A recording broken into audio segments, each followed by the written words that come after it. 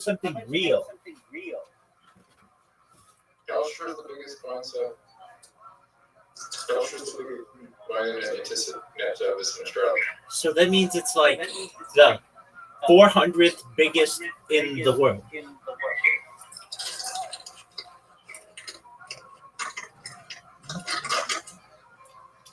Dude, AT&T. New York City.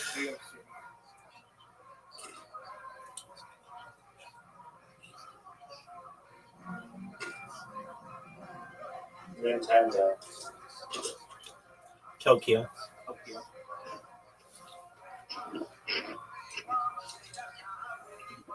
Sony. Tokyo.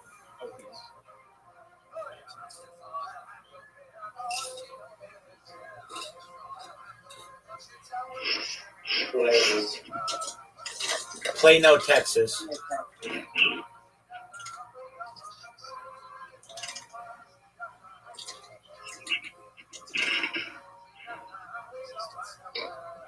Hamburg. London.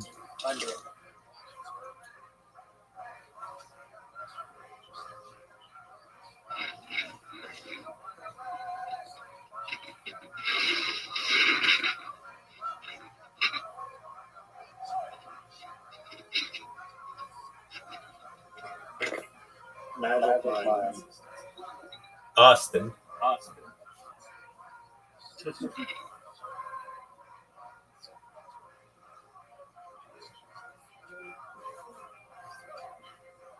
Where's Lay's? Yeah, Google it, dog.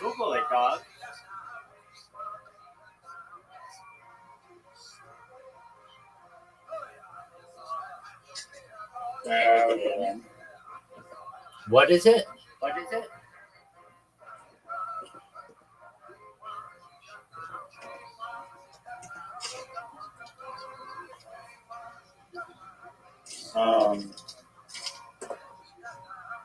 Wilson. Hold on. Hold on. Where's Lay's?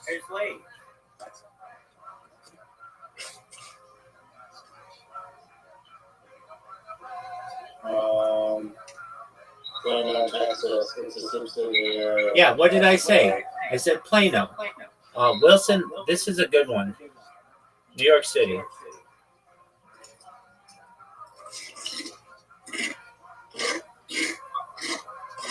Dude, don't you feel like you're in this motherfucker's mouth? Chicago.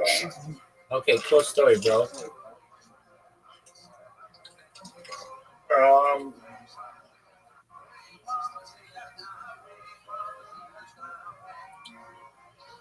Joint Swindler. No one's heard of that. Sydney. No, it's a South Australian exclusive company. Adelaide. Yeah. Zoot, are you ready to lose? Ray-Ban. Ray-Ban is...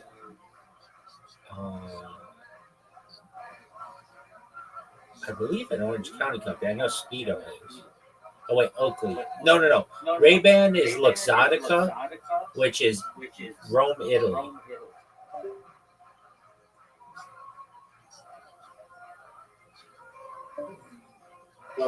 It's mine. Oh, okay. Fuck you.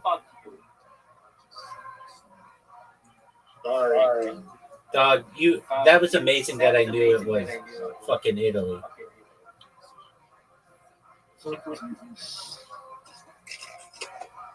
Gucci. Dude, these are gonna be difficult.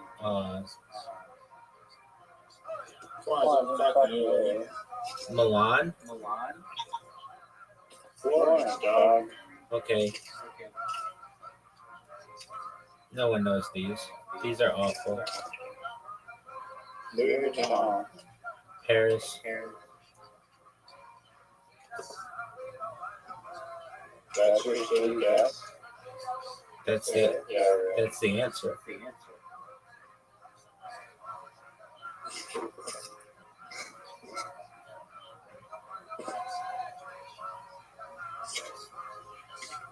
Chick-fil-A. This is a good one. Somewhere in the south, I want to say.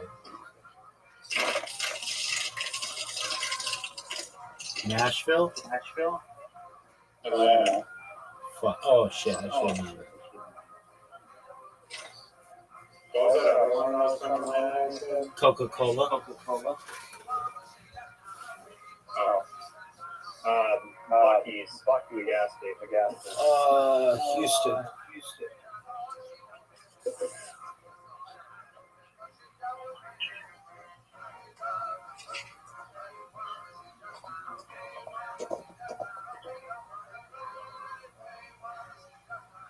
Lake Jackson, Texas. Look at it on a map. It's close to Houston.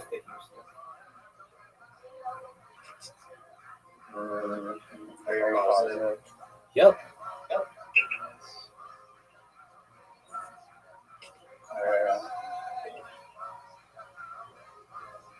Um,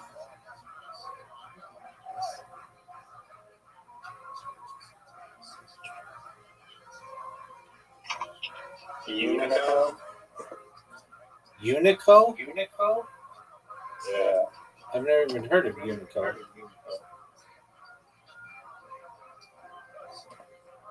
You don't know the tomato, the San Marzano tomato brand? No. What is that? They make San Marzano tomatoes. Okay.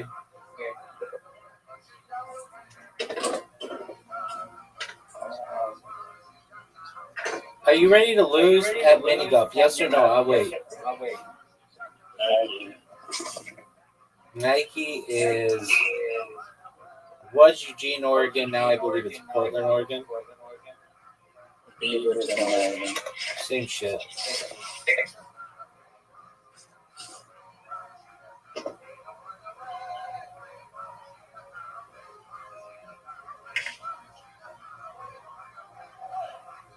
It is approximately. It's 7 miles, dude. Yeah, that's like years. I'm sure.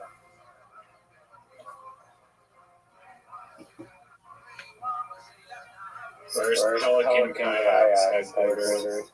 No one's heard of that. Where's Mellow Kayak headquarters? Dude, all of these kayak companies.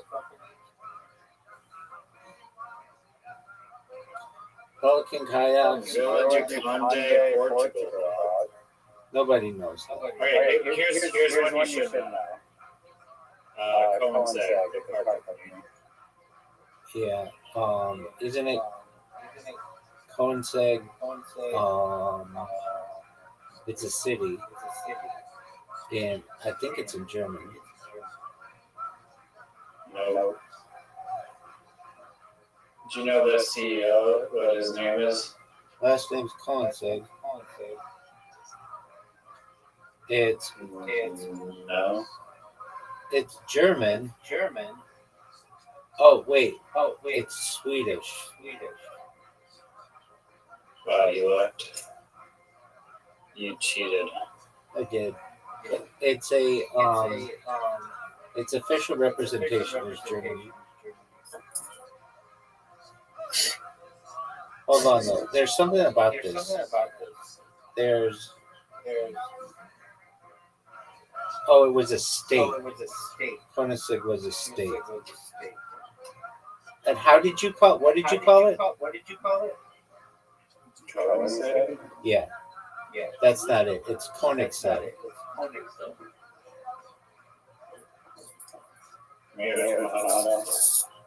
Okay. Are you ready?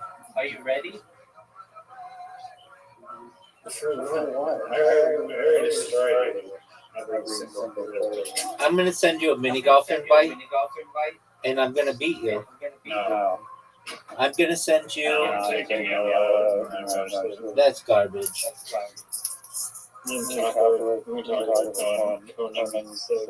No, we can talk about the fighter and the kid though.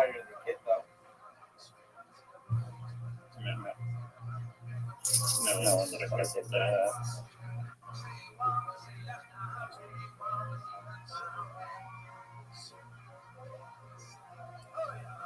You don't want to talk about the fighter and the kid? I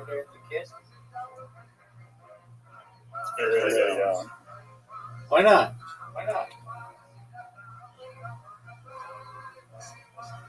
I just don't.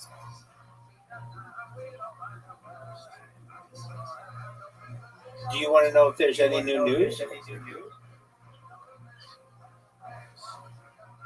No. Okay. Then we'll talk about Kill Tony. Actually, let me check the William Montgomery subreddit.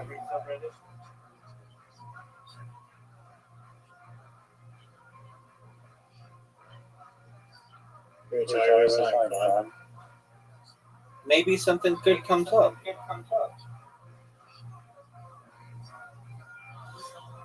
What's next? So, perfect way to end the show. Classic rookie mistake, thinking William is lying when he's not. William, thank you for all the time you have given to the podcast. If you like William, you need to make sure you're caught up on all of these wonderful shows. That's a lot of podcasts. Love you, William. At Mod, sorry, I have no clue why this posted 3 times. Multiple episodes of DTFH. Okay, the best thing I can say about William Montgomery show is that for a while it was my go-to podcast when I was hungover. There's something extra off-putting listening to dudes talk about jizz, cancel culture, and drinking when you feel like Beth. There was a softness to his and Casey's absurdity that felt restorative. Is that how you felt?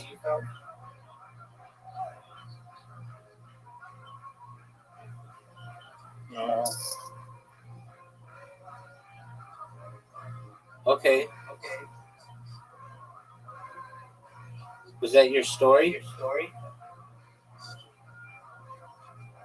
Yeah.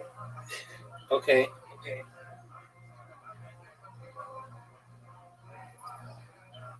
I mean, is that the end? Is that all you want to talk about? You want to talk more about William Montgomery? No. I'll talk about something we don't typically talk about. Okay, let's talk about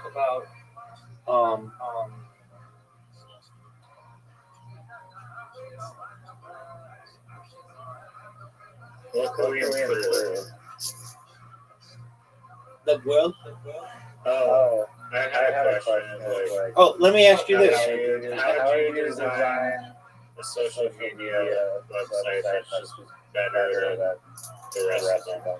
Excellent question. All right, to get rid of spam, you have to have it be like a Reddit system where you need karma to post. No, that's bullshit. Wait. Just when you start off, it's the best way.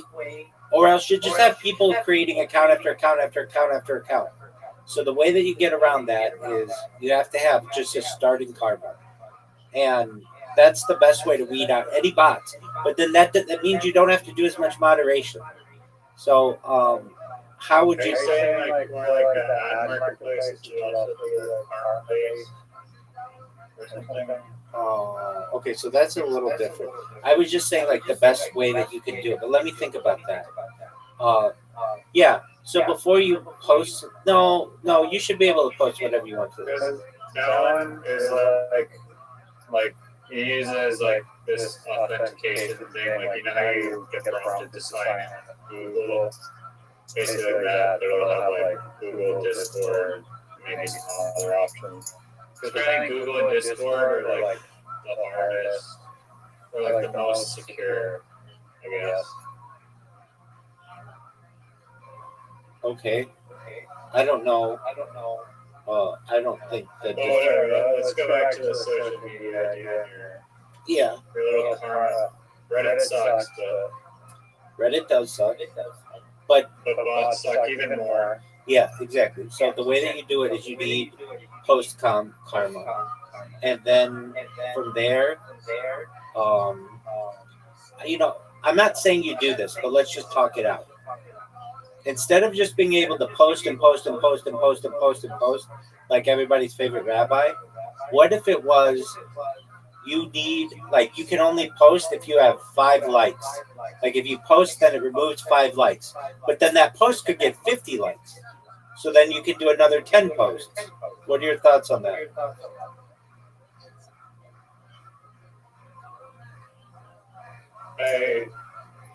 There's some stupid plane flying through the sky. Like you need like people like your post, and then you can post more, basically. Yeah. Isn't that kind of how it works already? No. Once you get enough karma, you can post 100,000 times if you want, if you don't get banned. What I'm saying is basically karma becomes a currency. And if you want to post, you just have to use your currency. You better have to like spend your currency. Yeah, but the thing is, hold on. But if the thing is, if people like your shit, then you might have a huge bank of karma, like 10,000. Then you could just post all the time.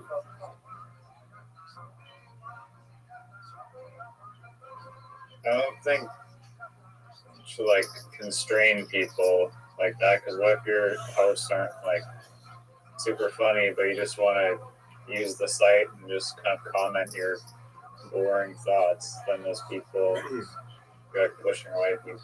I agree. I was just putting it out there. So you just have to have a certain karma threshold to be able to post. Once you have that, you can post as I much. think you should be able to just verify with your face or some biometric data and just prove that you're a real human, and then I don't like that system. I feel it's discriminatory, and I won't stand by it on my platform. because not everyone has like face verification. Not everyone has face verification. People with darker pigments are harder to identify, and many times the face capture, you have to move your head, and not everybody can do that. And not everybody has sufficient lighting to be able to do it. I mean, don't most people have daytime and outside? Yeah, I mean they do, but that doesn't mean they have connectivity there.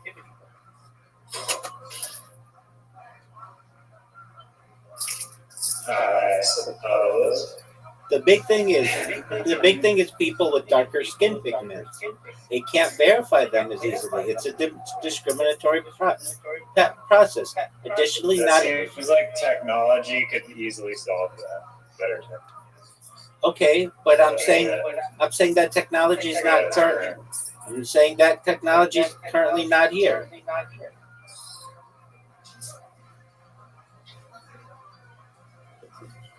Do you recognize what I'm saying?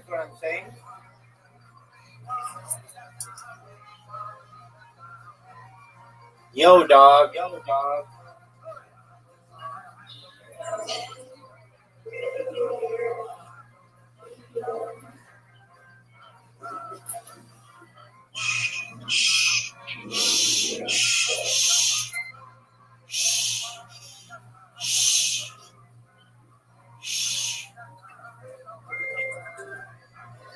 Yo, dog, I don't think Riser lives in an apartment. I think this asshole, I don't want to call him an asshole, but I think this person named Riser lives in an elevator.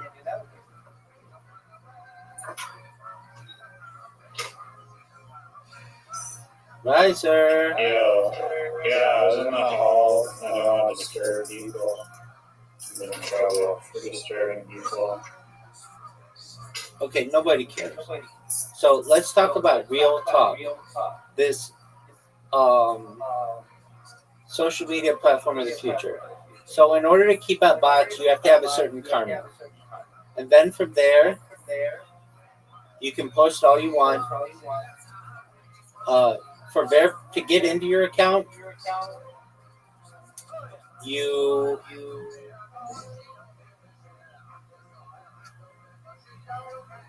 to log into your account. What do? You can use email. You could use phone, but you don't have to. You could use like a number code, like not a number code, but like a seed phrase that you could keep as a backup in case you completely got locked out. You can always go to your seed phrase, and if you can't go to your seed phrase, there are other ways to get in, like you have to identify people you know on the platform or posts that you have posted or something like that. Um, and you could do no locking people out of their accounts. right, and no suddenly just being like, or even if you lose your phone number, you can still recover your account. absolutely, You don't need a phone number to even sign up in the first place. Absolutely. Agreed. And you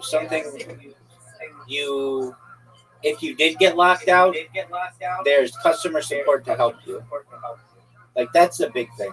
Individuals who will help you to get into your account. And another thing is if you it's not just connected to Gmail. Like you could log in with Gmail, but there are other ways to get in case you got locked out of your Gmail. Like if you get locked out of your Gmail account, that shouldn't lock you out of this social media platform. And then I don't know why they don't do this. They used to. You remember they'd be like, "What's your favorite color? What's your favorite kind of dog? What was your first pet's name?" They don't do that anymore. Yeah, I mean the security questions. I feel like you should be able to make up your own damn security questions instead of like typing from the list. Because and then I'll just. I mean, I guess there's slightly more data or whatever to store, but like I don't know. Sometimes I've run into the problem where like the security questions are like kind of just not memorable enough or whatever. It's like your high school best friend or whatever, and it's like high school was a long time ago. I signed up for this website 4 years ago. I had like 8 good friends in high school. I don't know which freaking name I go down. Right, I get that. It's like great. So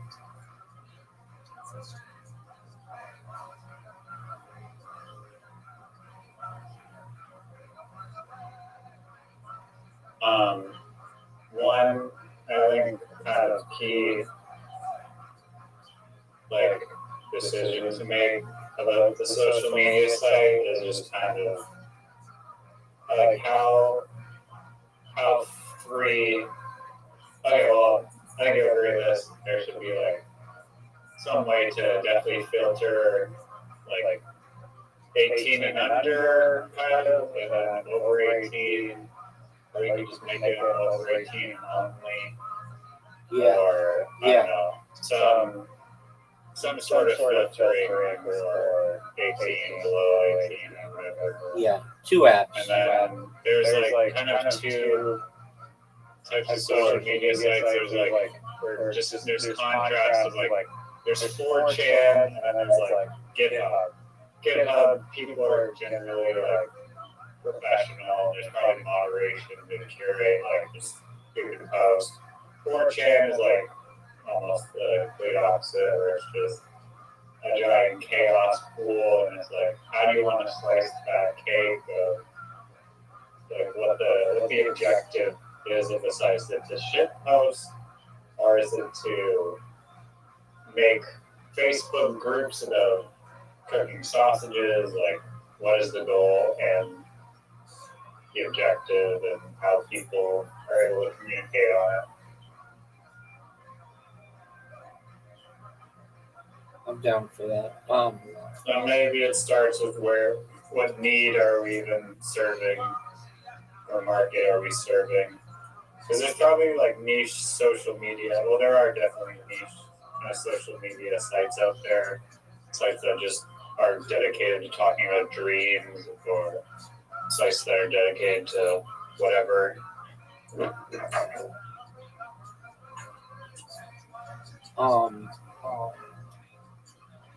But there's a difference, I guess, between a forum and a social media site.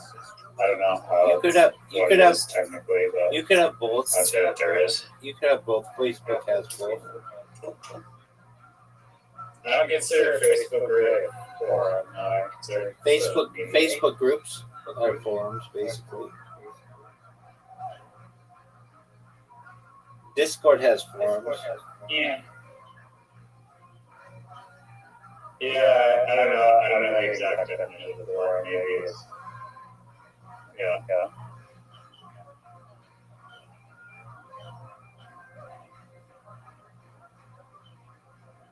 All right.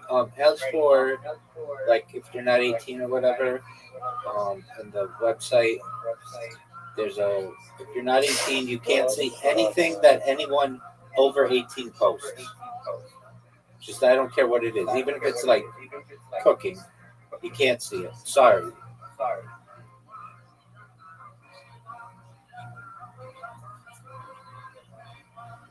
Wait, what? If you're not 18 years old, you can't see anything that anyone over 18 posts. I don't care what it is, even if it's just cooking. You can't.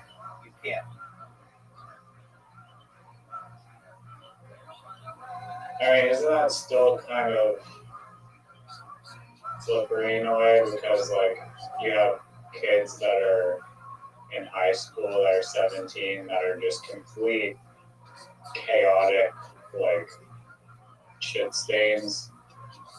And then those people are still able to talk to, like, whatever, a 9-year-old and just teach them all the swear words and bullshit. That's fine. Like, 16-year-old boys are just little devils. That's fine. Honestly, even worse than like adults in a lot of cases. That's fine. In the United States, at least you have to be 13. So 13 to 17 are their own realm, and then 18 and up.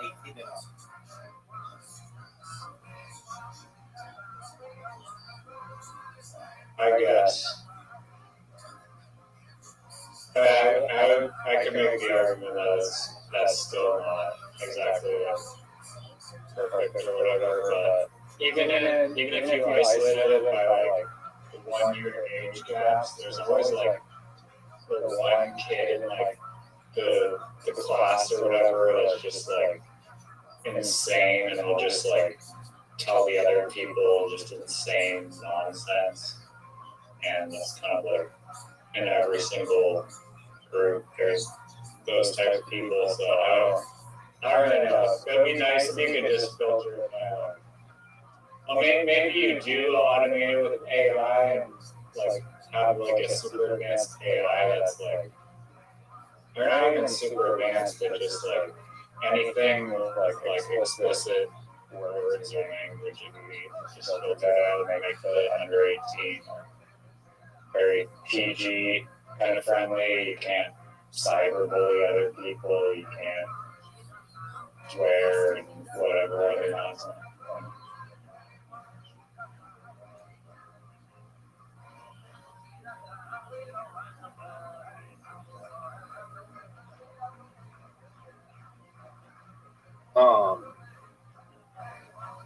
I don't know. I just think, at a certain point, I wouldn't fuck around with 14 to 17-year-olds. That's 4 years, and I shouldn't have to build a whole part of the app for that.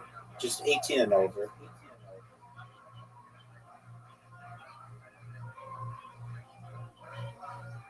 And the big issue is, how do you stop someone who's not 18 from getting on the website? And I feel that's on parents. Like, you have to click the little box that says, "Are you over 18?" Exactly, just like a porn site. Okay, fine. I'm fine with that, because then you're taking. No, then you're taking all the responsibility. I guess. I mean, every time I log in, or I didn't log in, but just go to a dispensary's website, and they're like, "Are you over the age of 18? Yes or no?" It's like, okay, like some 15-year-old kid is gonna care whether they're buying or being 18. Right. I agree.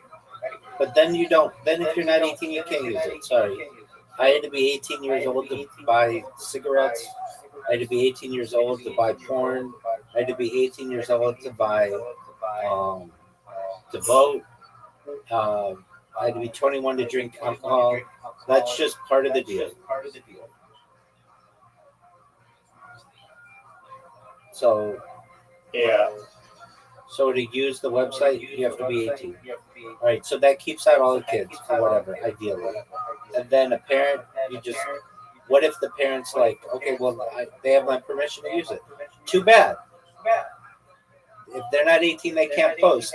And if somebody says that they're 18 but they're not, then, well, that becomes an issue. Because you don't want to ban them. We want to avoid banning people. So you just let them use the platform. So long as they say they're 18, then that's fine. So then, what do you do if someone posts, like, that's where you get into all kinds of bullshit, like revenge porn and all kinds of other shit. And that's hard to moderate. But the thing is, the platform should not be based on algorithm. It should be based chronologically on the shit that you like. And there can be an algorithm that like gives you new shit that you haven't seen before.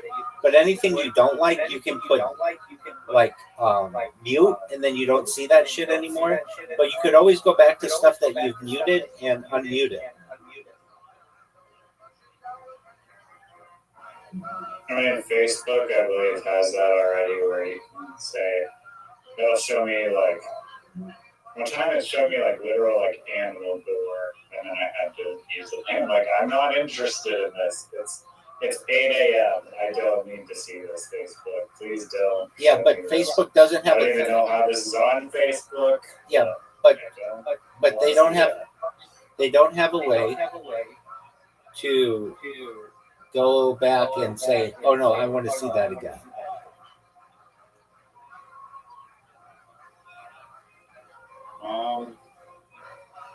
I don't know that for sure, but yeah, maybe there is a way. I don't know. I don't know enough. Okay, but it's not to do that, but it's not easy to find. So they should make it easy to find.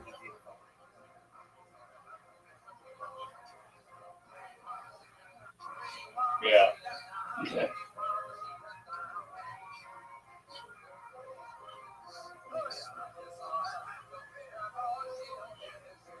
Okay, and then okay. So then what if you get it makes it a lot easier if you say everybody's 18. Just so much easier. Okay, then what?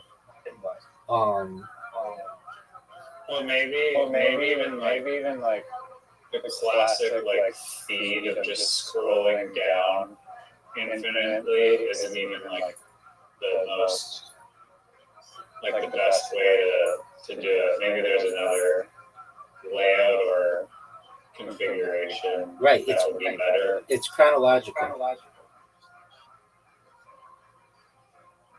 Like a timeline almost. That's what chronological means. Yeah.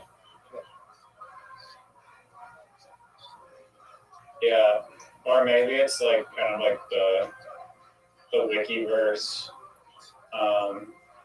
But I think, yeah, you might be able to organize it like really visually a lot more interestingly. Facebook would be like 3-dimensional, and you could like rotate around into like different like solar systems that are categories and things that are like related, and then.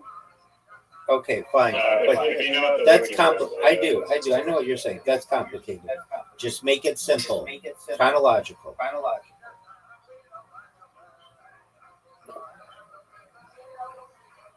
Okay. And then if you want to look at something specific, go to the specific subreddit or whatever you want to call it.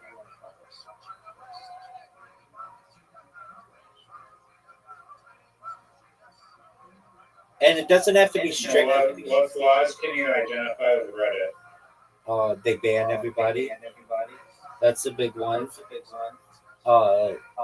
There's like a certain political leaning on its users. That's another one. It's an echo chamber. That's another one. They ban subreddits. That's another one. They ban self-promotion. No, they ban subreddits. Self-promotion to me is fine. You could easily just say, "Don't show me this," and it don't show me this. And then you could make a thing that says like, enough people say that whatever this person posted was self-promotion, show anyway, and then you could click it and say, yeah, I want to see it. Or you could say like, don't show me stuff that's self-promotion. And if enough people mark that as self-promotion, it won't show you that anymore. But what it will do is say like, there's something here if you want to see it, but you have to click it. It says it's self-promotion.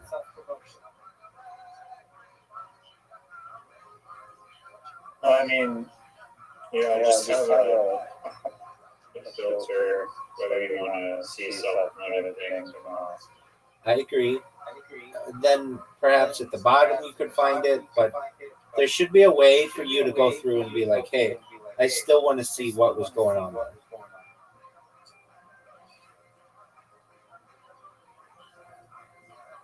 Yeah. Okay. And there's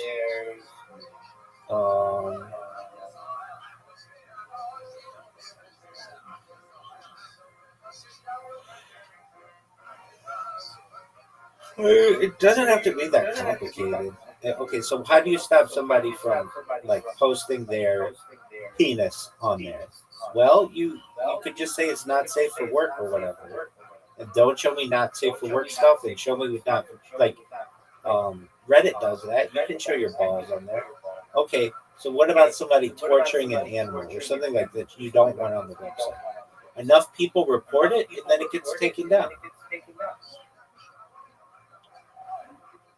But that doesn't mean that person has to lose their account, because it could be an AI video, or it could be a prank or whatever. It doesn't, like basically have to cause the person to have to lose all their work because just like a small group of people didn't like Unless it's the actually like against the law or something. No, because laws change. No, I disagree because laws change. Laws changed in the United States with just what was COVID and stuff. Laws change from what's legal in Britain to post in the United States. No, you can post whatever you want. So you can post CASF. Yes, and then if somebody thinks that it's bad, then the police can come to your house and arrest you.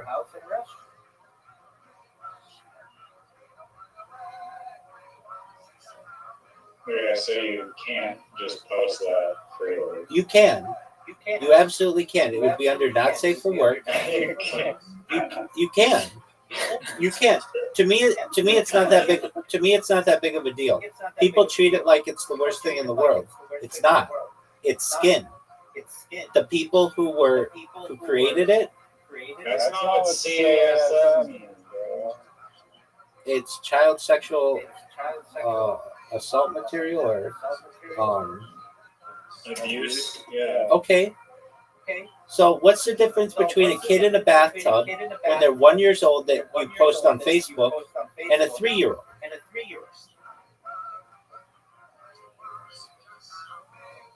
That's not CSAM. Dude, you don't even fucking know what it is. No, you don't even know what it is. No one knows what it is. It's an opinion. Can you show a picture of a naked baby on Facebook? Yes. At a certain point, the child gets old enough, and then you can't do it. But at a certain There are pictures of kids in the bathtub. I'm talking about adults with minors. Hold on. That to me shouldn't be illegal to take a picture of it. What is illegal is to abuse the child. And that's where the authorities should get in and get involved. But you want to take a picture of it? You should be able to take a picture of whatever you want. Whatever you want. The picture, see what happens is when you make the picture illegal, it no longer can be shown in court and it can't be shown to anyone else. And then what ends up happening is you have leverage against people because no one can view them. And I don't like that leverage being brought against people. If you have a picture of an adult abusing a child, that adult should go to jail. I'm all for that. But if you own a picture of it, I don't really care about that. Sure, I mean, you can frame someone and just ruin their life over images they didn't even. That's exactly right. Oh, yeah, exactly right. That's exactly right. And they can't defend themselves in court. That is a loophole that was basically used to get rid of a lot of people's enemies. And they could just say, if I didn't like you, Riser, I could just have the British Columbia police say that you have that on your hard drive and you can't defend yourself against it. Yeah, did you see the thing on Twitter and social media about the guy in Vancouver that got pulled over with police and basically wasn't like he didn't commit like a driving infraction or anything. He was driving along and police pulled him over and they were explaining to him how he was in a cafe and this psychiatrist had like declared him to be certified, and I believe that means like certified under like the Mental Health Act or something. And basically, it gave the police the rights to detain him and drag him to a mental health hospital for a psychiatric evaluation, and so people on social media are speculating this guy. In my opinion, I mean he had a previous like earlier inquiry with the mental health hospital or something before, and then I guess he was like released or whatever. But the guy, I don't think he was super stable, but people on the internet were saying like how he had basically like released this manifesto on all these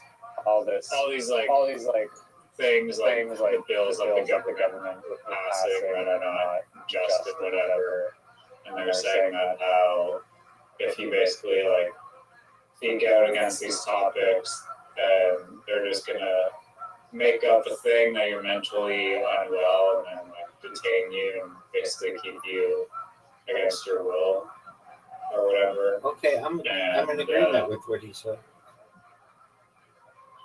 What? I'm in agreement with what he said. Yeah, no, this whole thing, and yeah. Anyways, back to social media. Okay, so I just think that if you own things with children, pictures,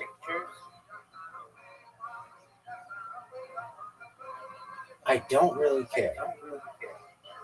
I don't think it's good, but I don't really care. And here's why. If anybody has National Geographic, those have pictures of naked children in them.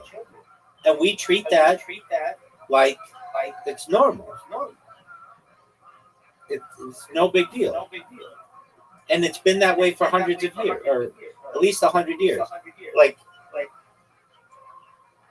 the library has National Geographic, and those have naked kids in it, and it's no big deal.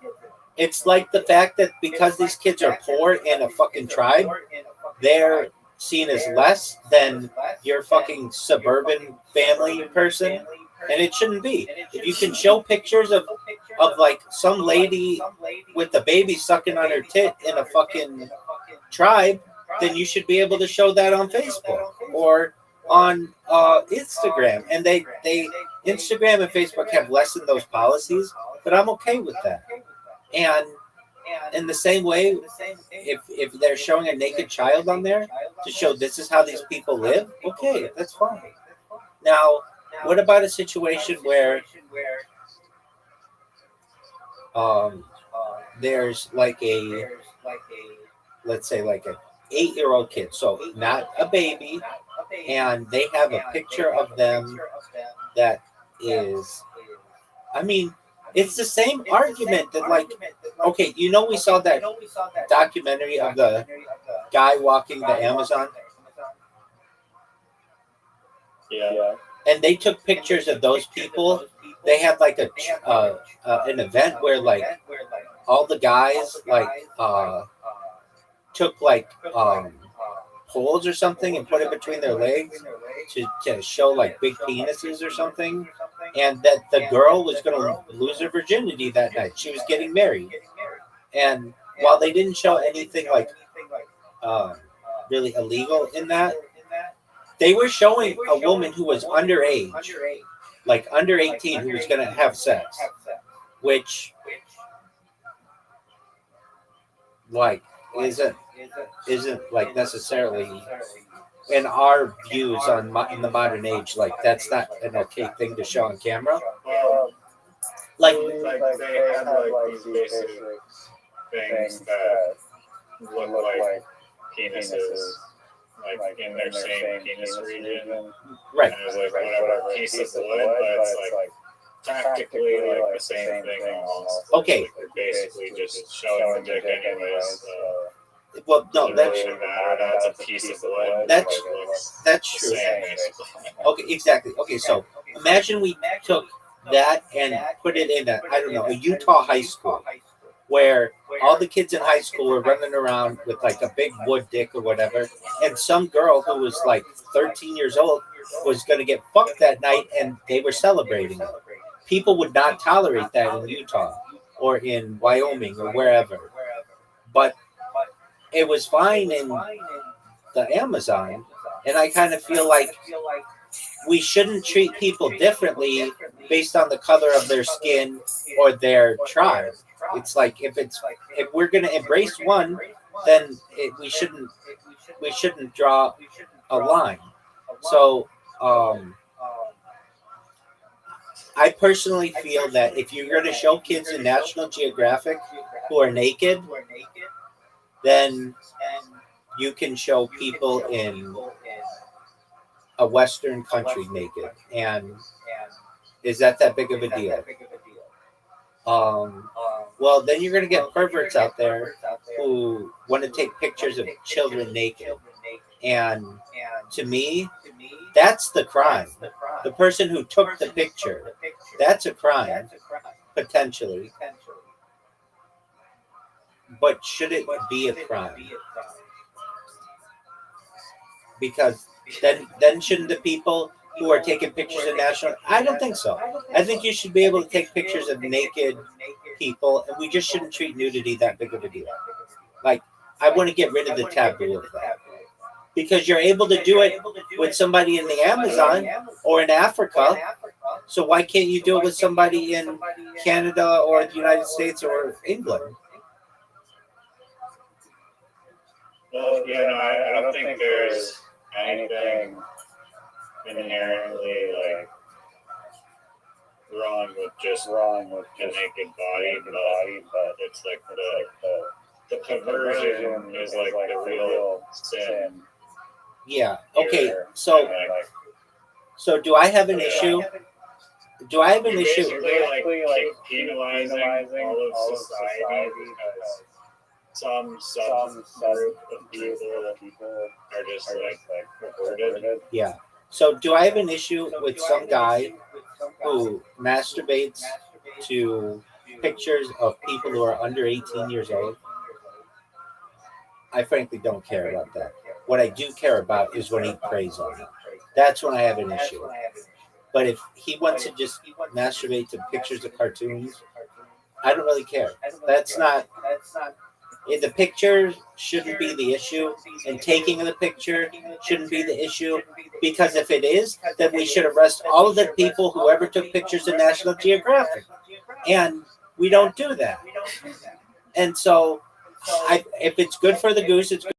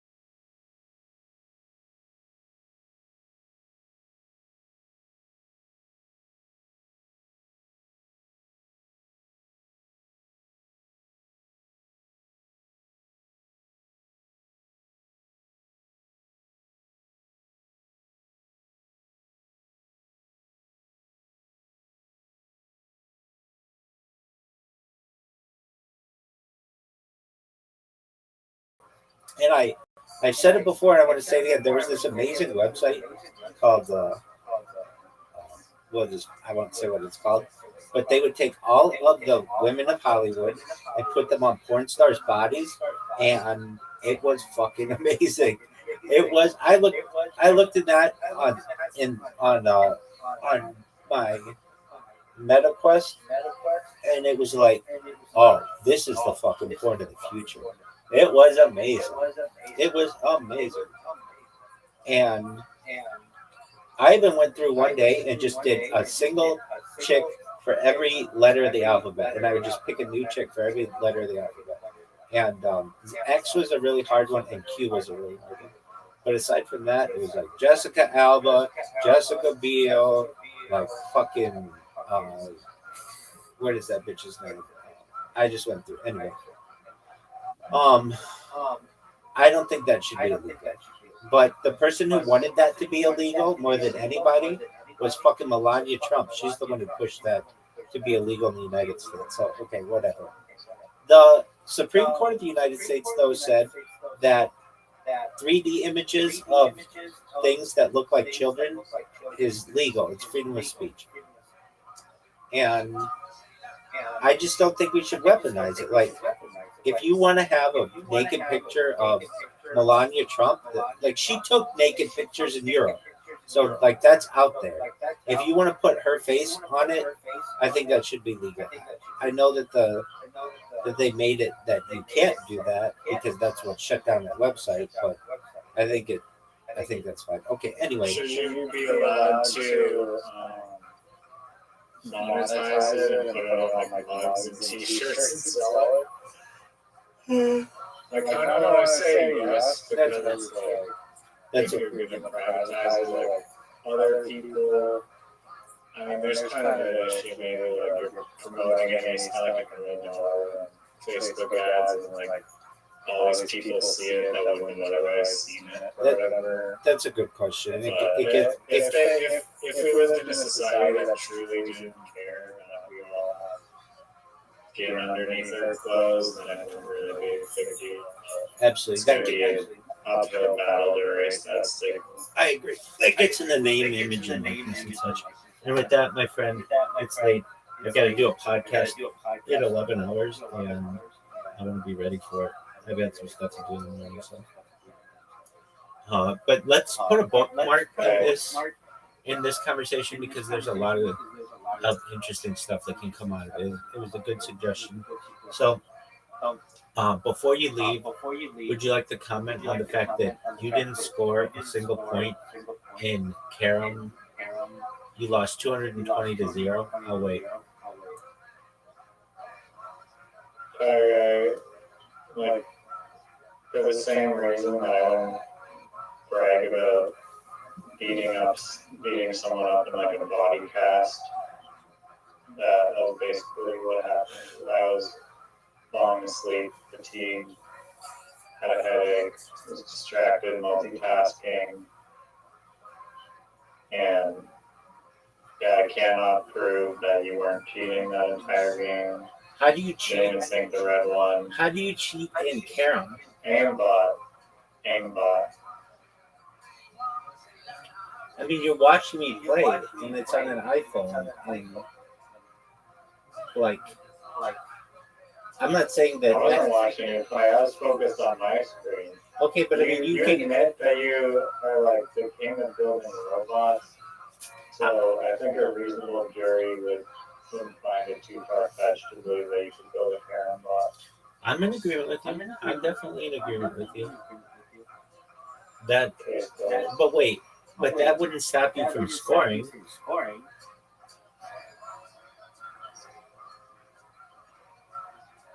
No, I got you. I was not even aware that we were playing a game. How were you not aware that? How were you not aware that? I was barely awake. Oh, okay, but yet you continued to talk with me for another 3 hours. You had to change the game mode to some foreign game mode that no one plays. It's not foreign, dog. It's in order to win. It to me is the most fair. Normally, I'm single black box. That's throwing me off. I will quote you, Riser. I will quote you. I will quote you. You said, I don't care about the black ones. You can hit the black ones in. I only focus on the white ones.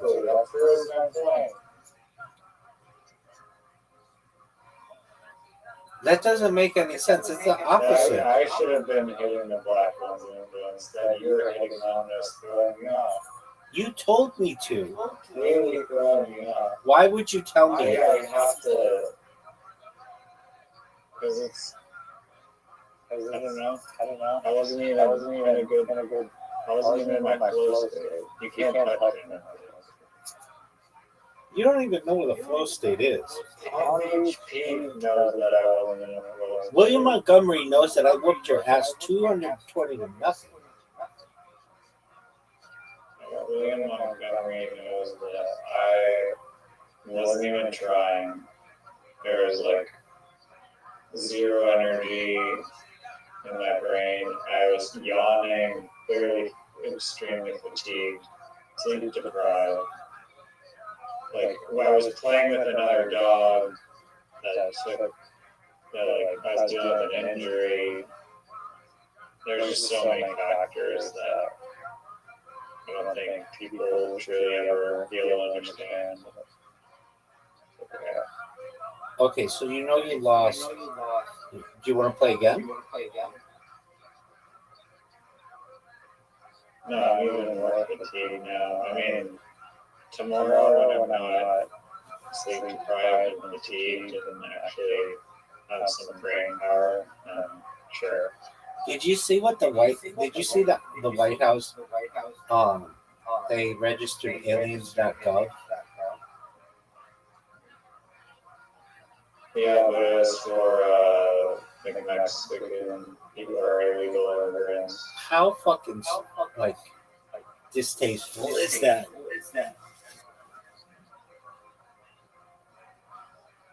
Yeah, I mean, probably it was a Trump thing. I mean, it's just means an illegal immigrant. I mean, I think it's kind of base to be called an alien. I think that we all are aliens, so I wouldn't really mind it. Okay, I just from as a ufologist, I can see how people, were disappointed that I wasn't just referring to extraterrestrials. I just think it was in bad taste all around. It pissed off the alien people and it pissed off the immigration people. And I, for one, just think it was not a. I just. It's like some database that you can search to like see how many people have been kicked out of the country. No, I don't even know what it was. But it was. It just was. It has a message on it. I didn't even go to it, but it was just like, if you think that like these people are like we kick like they worded it very much like um they live amongst us and they are seen though like people report them every day. Like they made it like very worded like it was aliens, but it was not. Or whatever. Like to me, it's not a funny joke. And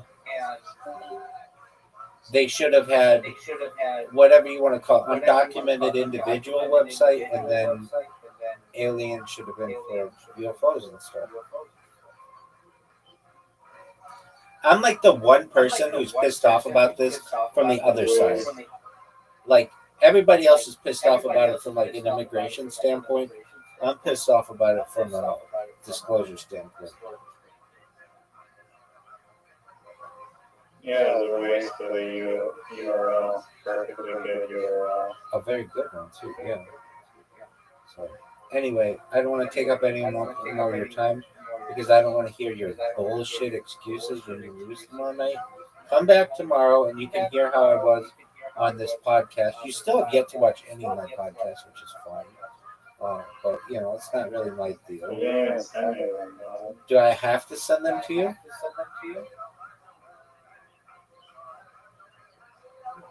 I mean, do you think I'm just going to be a little mad? I guess if they're on YouTube, then they have your full name. No, they're not. They're not because my shit gets taken my whole time.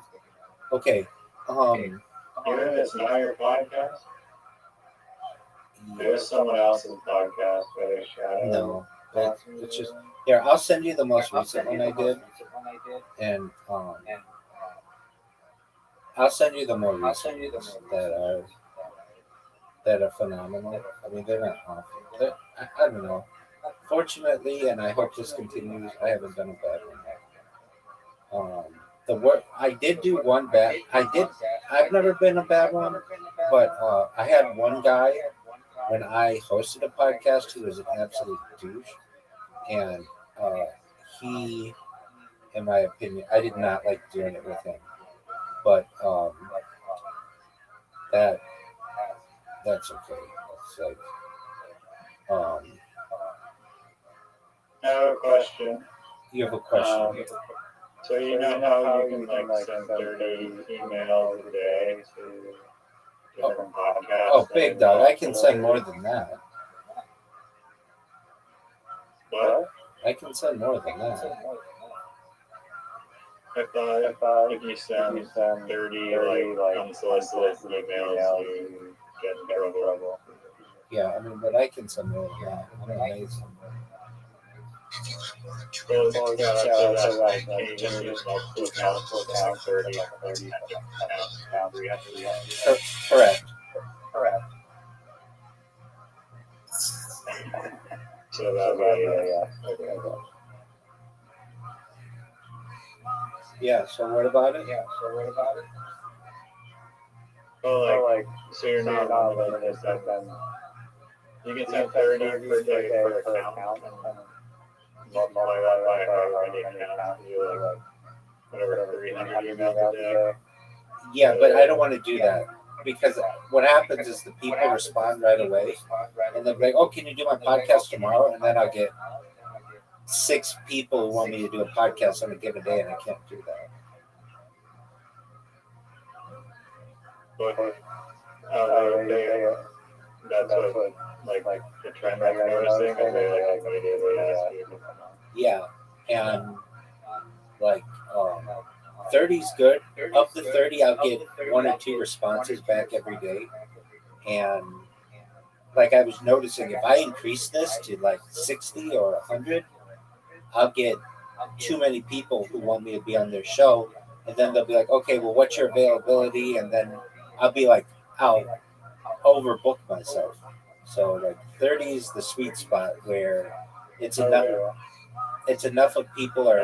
That's good. Then you can keep the demand going. Exactly. And then also perhaps maybe like the 20 that don't respond, you give it like a week or 2 weeks, more emails. That's exactly right. That's exactly right. And that's the plan, is to just keep following up with them, and if they say no, fine, no big deal. But if I put enough pressure on them, then there's a chance to say yes. And I can always. You're doing like UFO circuit basically. Like to start. Yeah, that one, the availability is more. I mean, I'm not saying that the AI one doesn't have a lot of opportunity too. It absolutely does. It absolutely does. But those ones, it's like even more of a gold mine too. Why did I do the alien one right off the bat? Just dip your toe in the water. Yeah, exactly. And like I felt like those people would be more understanding of what I do. And frankly, I have it's like it's one of my major passions. I love talking about future technology and panspermia and Bob Lazar and all that stuff. And so for the people who watch my shit, um, I said it on this podcast that I just sent you. I don't consider that kind of shit to be. Um, I don't consider it to be. I don't want to say. I don't consider aliens and stuff. They call it paranormal. I consider it to be science, and I don't understand why other people don't consider it to be science. It is science.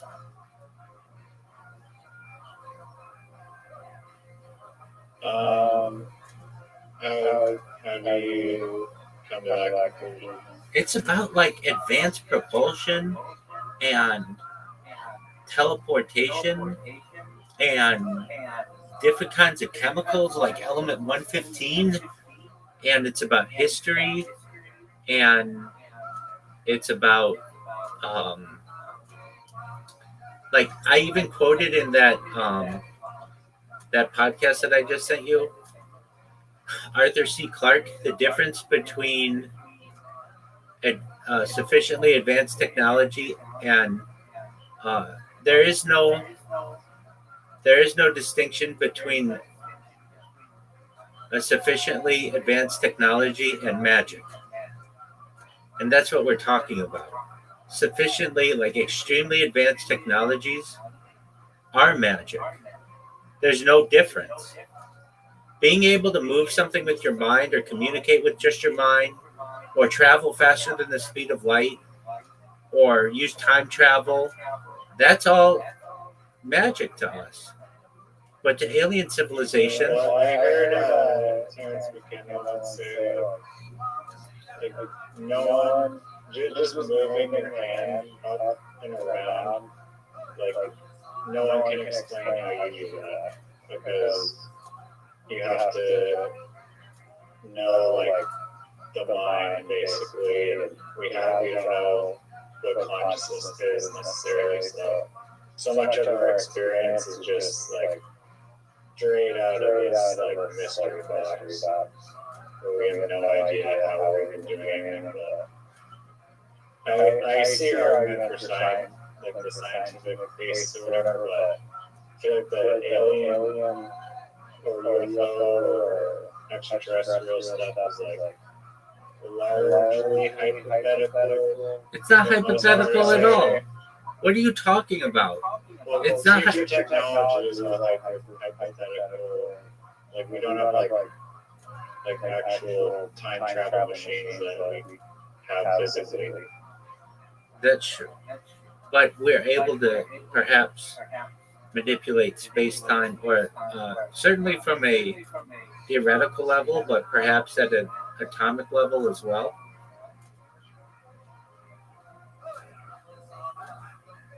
So how do we do it from a theoretical level? Like we think about like space time has to slow down.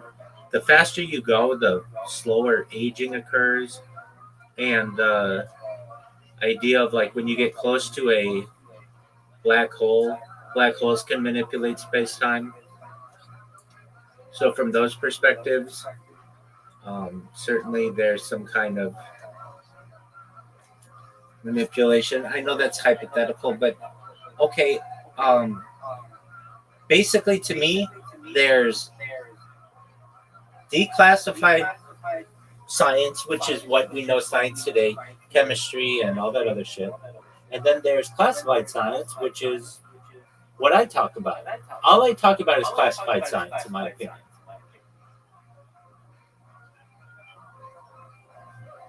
And if you're like, well, what evidence do we have of it? It was on the front page of the New York Times in 2017 with video.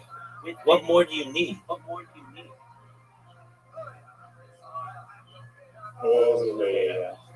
It's called the Tic Tac from 2004. The 2017 article talks about how there was an event off the coast of San Diego that was caught on a FLIR camera, and they have the FLIR camera, and basically they do an interview with different pilots who saw it, and that it was traveling at thousands of miles an hour faster than anything that we have, and making complete right turns, and it had no exhaust, and we couldn't explain what it was.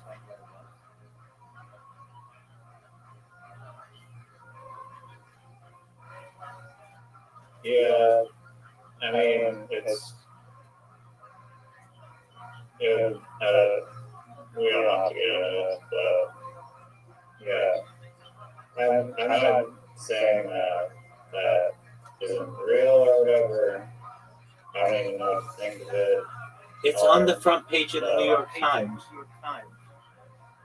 The president just declassified 11 videos of stuff that we can't explain, that the Department of Defense or Department of War can't explain.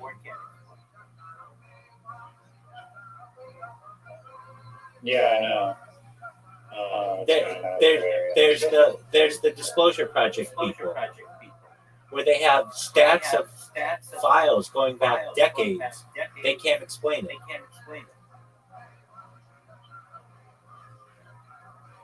Yeah, well, you can't explain it.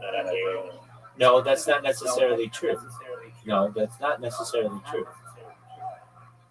But then there's evidence that we. What would it be besides aliens that you have these like crazy maneuvering objects that are just not adhering or any laws of physics? It could be another government. It could be a bug. You have to basically go through and ensure that all of those have been eliminated, but the government has eliminated all of those, and then the only answer is it's either supernatural or perhaps off-world.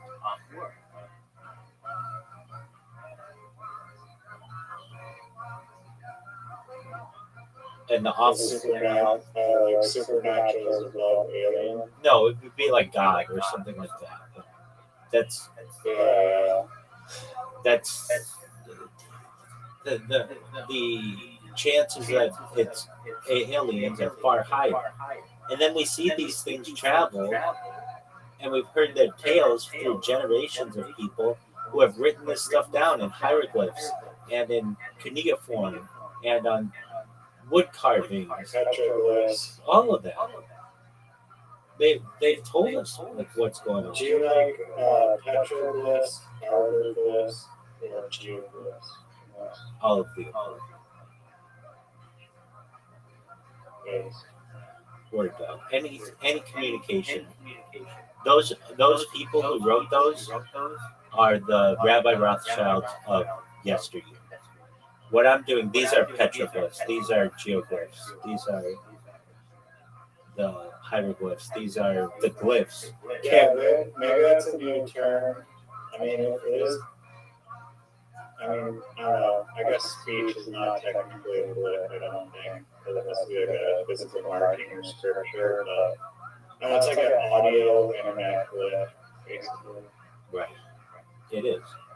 You expand the definition of a glyph. I agree. I consider it to be a character. Like there's a character that we see as an individual, but then it's like a character that we use in print or in speech.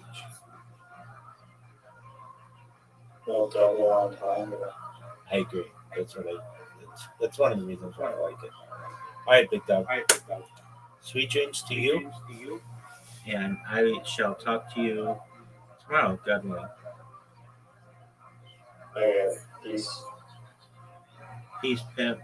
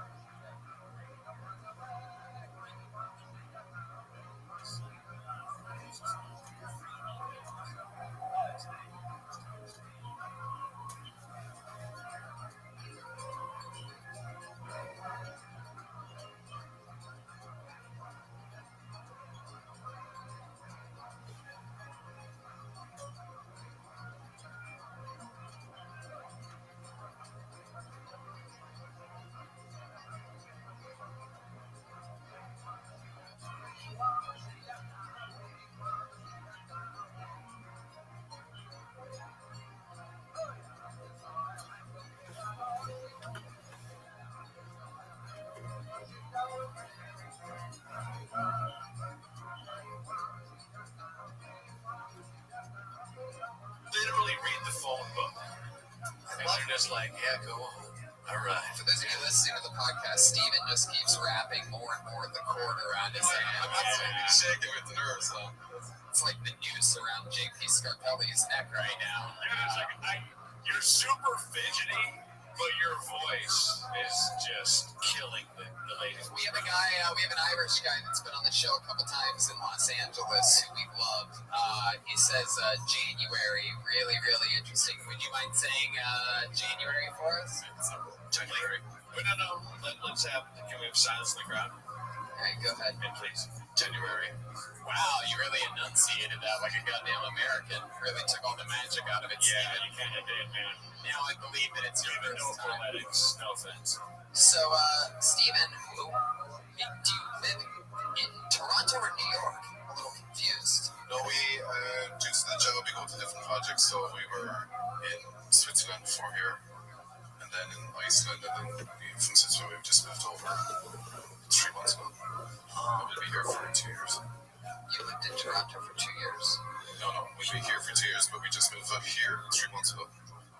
I don't fucking know. He's gonna say for 2 years. Hey, Tony. What that was, Yes, we've been here for 3 months. On Miami things, this ain't adding up. You wearing a wire? Huh? How long, Your voice? how long have you been married for? We'll be 3 years in January. Oh, there you go. That's how he really says it. All right. He didn't even notice he did it. It'll be 3 years in January. Hell yeah, you accidentally did it, motherfucker. Son of a pig. Steven, how do you keep things fresh in your relationship? Do you have any secrets? Do you have any secret Irish sex moves that you do? You ever give her the old Conor McGregor, the old left-right combo or something like that? The old top of the morning to you, the end of the rainbow, the Four-leaf clover, you slap her on the tits, grab a butt, come and ride? I've never even heard of that one before. Wow. Jeremiah. You have any We tricks? work together and, obviously live together, so we actually kind of try to go training in the mornings and do a bit of boxing, so we try to hit each other. Wait. What We get a chance to take out our frustrations on each other. So what do you do? We get up around 5 in the morning and there's a gym in the apartment and we just go down there and warm up, do a bit of boxing. You guys have sex in the gym? No, we just work out together and sometimes we do a bit of sparring so we can take out our frustration on each other. There's no sex. You really do? I'm married, there's no sex. Is that true? Well, that is an old but classic joke. Come on, give us an example. Tell the truth, Steven. When's the last time you've had sex with your wife? If you had to guess, just a ballpark, just a random ballpark number, date, perhaps days, weeks, months, anything you want to throw out there. Just give us the truth. What all I ask. Maybe she could tell us. By the way, what are you so afraid of? What's she gonna do? Keep not fucking you? We say a week ago. About a week ago. A week ago, I had sex with...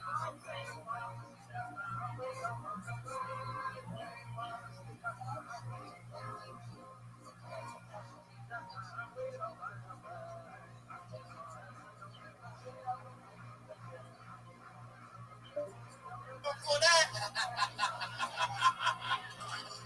You meant to say after that. It's okay. Damn, I don't know why you're starting a war with a mafioso, Matt I'm Brown. ready to die, man. That's some nice nights. Sorry, go on. Well, Steven, I'm going to tell you this. As far as first-timers on this show goes, definitely one of the most interesting, definitely one of my favorite sets ever. It's really like about confidence. Like you just stepped up and just like everyone's doing comedy. You're like, I'm gonna tell a short story.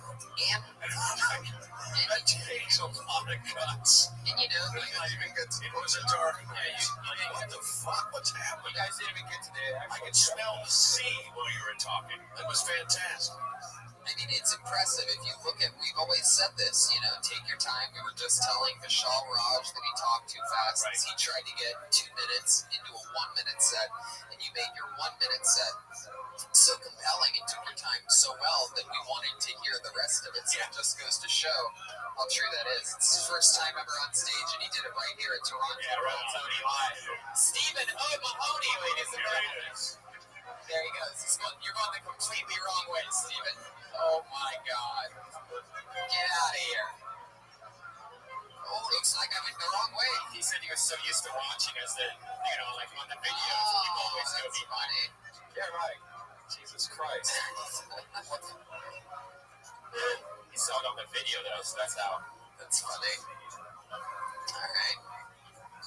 Okay. Man, I hope I'm getting this right. Rhonda Sharma?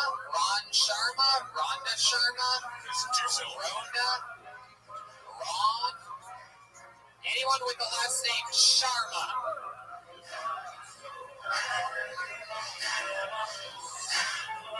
Sharma? Whoa, look at that. Is anybody in the lobby or outside? Do we yell for them? Sharma? Whoa, here we go. All right. Is that just somebody going to the restroom? It's somebody. Okay, well, it looks like we have our first ever Toronto blacklisted human being. There you go. I don't even know how that's possible in this venue. Where, are you Sharma? Oh, okay. Are you? What's your name? No. Don't worry about it. Oh, okay, there you go. Go back to your seat. Oh, okay, very good. From this town. I'm Ron Toronto. It's funny because you look exactly like your last name would be Sharma. It's very impressive. The racism. Just going back, that's not racism. It's just a racial joke. Even he is agreeing that he looks like his last name is Sharma. Okay, let's keep the fun train moving along. Make some noise for Robin Chan. Robin Chan. Robin Chan. There can only be one. I see movement. Here we go. From deep in the back, here we go. Come on, everybody, good and loud for Robin Chan. What up? So, I've been seeing a lot of white people doing that DNA ancestry test. You know the one where they find out if your ancestor got cream pie by a black dude, so now you're like 2% African. You'll never catch an Asian do that shit. Just be a waste of money. What am I gonna pay $200 spin a thing to find out that I'm just Chinese? Nobody was fucking us back then. Nobody was fucking us. White girls are just starting to fuck us. It's fucking 2018, man. And the ratio's not even like 50-50. It's more like 70-30. 70% like, ew. 30% like, fuck, I guess I'll suck a Chinese dick tonight. Not even enthusiastic and shit, you know what I'm saying? It's tough, y'all. Because, we don't got the best stereotypes going on for us, like shitty driver, small dicks. But personally, I don't mind it because, think about it, you set the bar low, you can only go up. Robin Chan. Hell yeah, Robin. You did it. And you did it all in the classic Canadian tuxedo. Very impressive. Yes. It's like you are fitting in well here. You born and raised in Toronto? Yes, sir. Heck yeah. Wow. Guys, that's turning Japanese. It's fucking man. Chinese, Christ. So Robin Chan, how long have you been doing stand-up comedy? This is my first time. First time ever? Fuck off. Pay off. Nice. Welcome. Cherry popping good times here. Well, great for the first time. Heck yeah, what's impressive, especially since I pulled a fortune out of the bucket. Who would have guessed? By the way, your lucky numbers are 7, 19, 23, 45, and 62, Robin. So this is your first time doing stand-up. How old are you? I just turned 30. 3,030. Wow. Nice. What do you guys have aged? Haven't aged a bit. What do you do for work, Robin? This could be a stereotype. I do social media for. By the way, I love that you started that with the classic evil Chinese giggle. That's just every fucking kung fu movie. What do you do for work? For your podcast listeners, he grew a Fu Manchu while he said that. So I do social media for a gun store. Wow. Okay. Social media for a gun store. How does that work exactly? Instagram, The end. You do that for It's not real, man. you do that for a living? Yes, I do. So a gun store pays you enough money to make a living in order to live by running their Instagram. Pretty sweet. How many people? That's great. How are you able to? How many followers does the Instagram have? Almost 8,000 right now. Okay. Yeah. Bad. So For a gun store in Canada, not bad. That's really not bad. That's pretty good. how long have you been doing this job? About 2 years. About 2 years. They pay you enough. In 2 years, you've been able to muster them 8,000 followers, and they pay you enough. I do YouTube too, man. You do their YouTube. Yeah, I do videos. Do you shoot the guns? Is it like reviews of the guns, or like what do you? No, like beauty shots. We do videos. We go shooting the guns. Wow. Yeah, we shoot the guns in Canada. Thank you. That's what I was asking. Did someone just say we shoot the guns? Like, is your crew here? What's happening? Man, what's the craziest gun you've ever shot before, Robin? Shut the fuck up. Hey, Robin's time. Like a 50 BMG rifle. I don't know. That's a big caliber. That's a big caliber. Yeah. What's the craziest thing you've ever shot? You can't really shoot much in Canada. Pumpkin? No, not really. I've gone ski shooting. You know, with the Yeah. you shoot the thing and you shoot it with the shotgun. Wow, you're a real man. Just because you murder people, dude. Ski shooting with kids' babies. What the Christ? Robin, what do you like to do for fun? You have any hobbies or anything like that? I breakdance. No, you That's what's up. don't. That's what's up. Well, Robin. I don't know if you've ever seen this show before, but when somebody tells me that they actually have a talent, when they actually answer and it's something that they can't do, I make them do it because it makes the crowd go fucking crazy. You guys want to see Robin chant breakdance?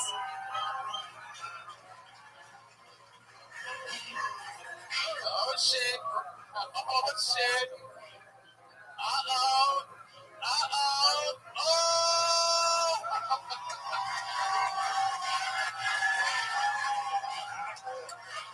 Actual skill. Wow! I Wow! believe that happened. Little fun fact for those of you following along this episode, JP Scarpelli just killed himself again. How did he do it twice? How did he do it twice?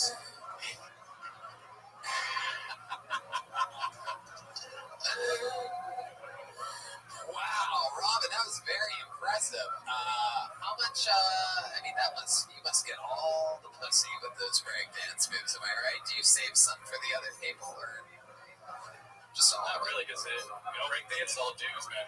Really? All dudes. Wow, you must get all the dudes. What you gotta do? Well, only time he sees Mox is when he breakdances. It's a better joke than what you give me credit for.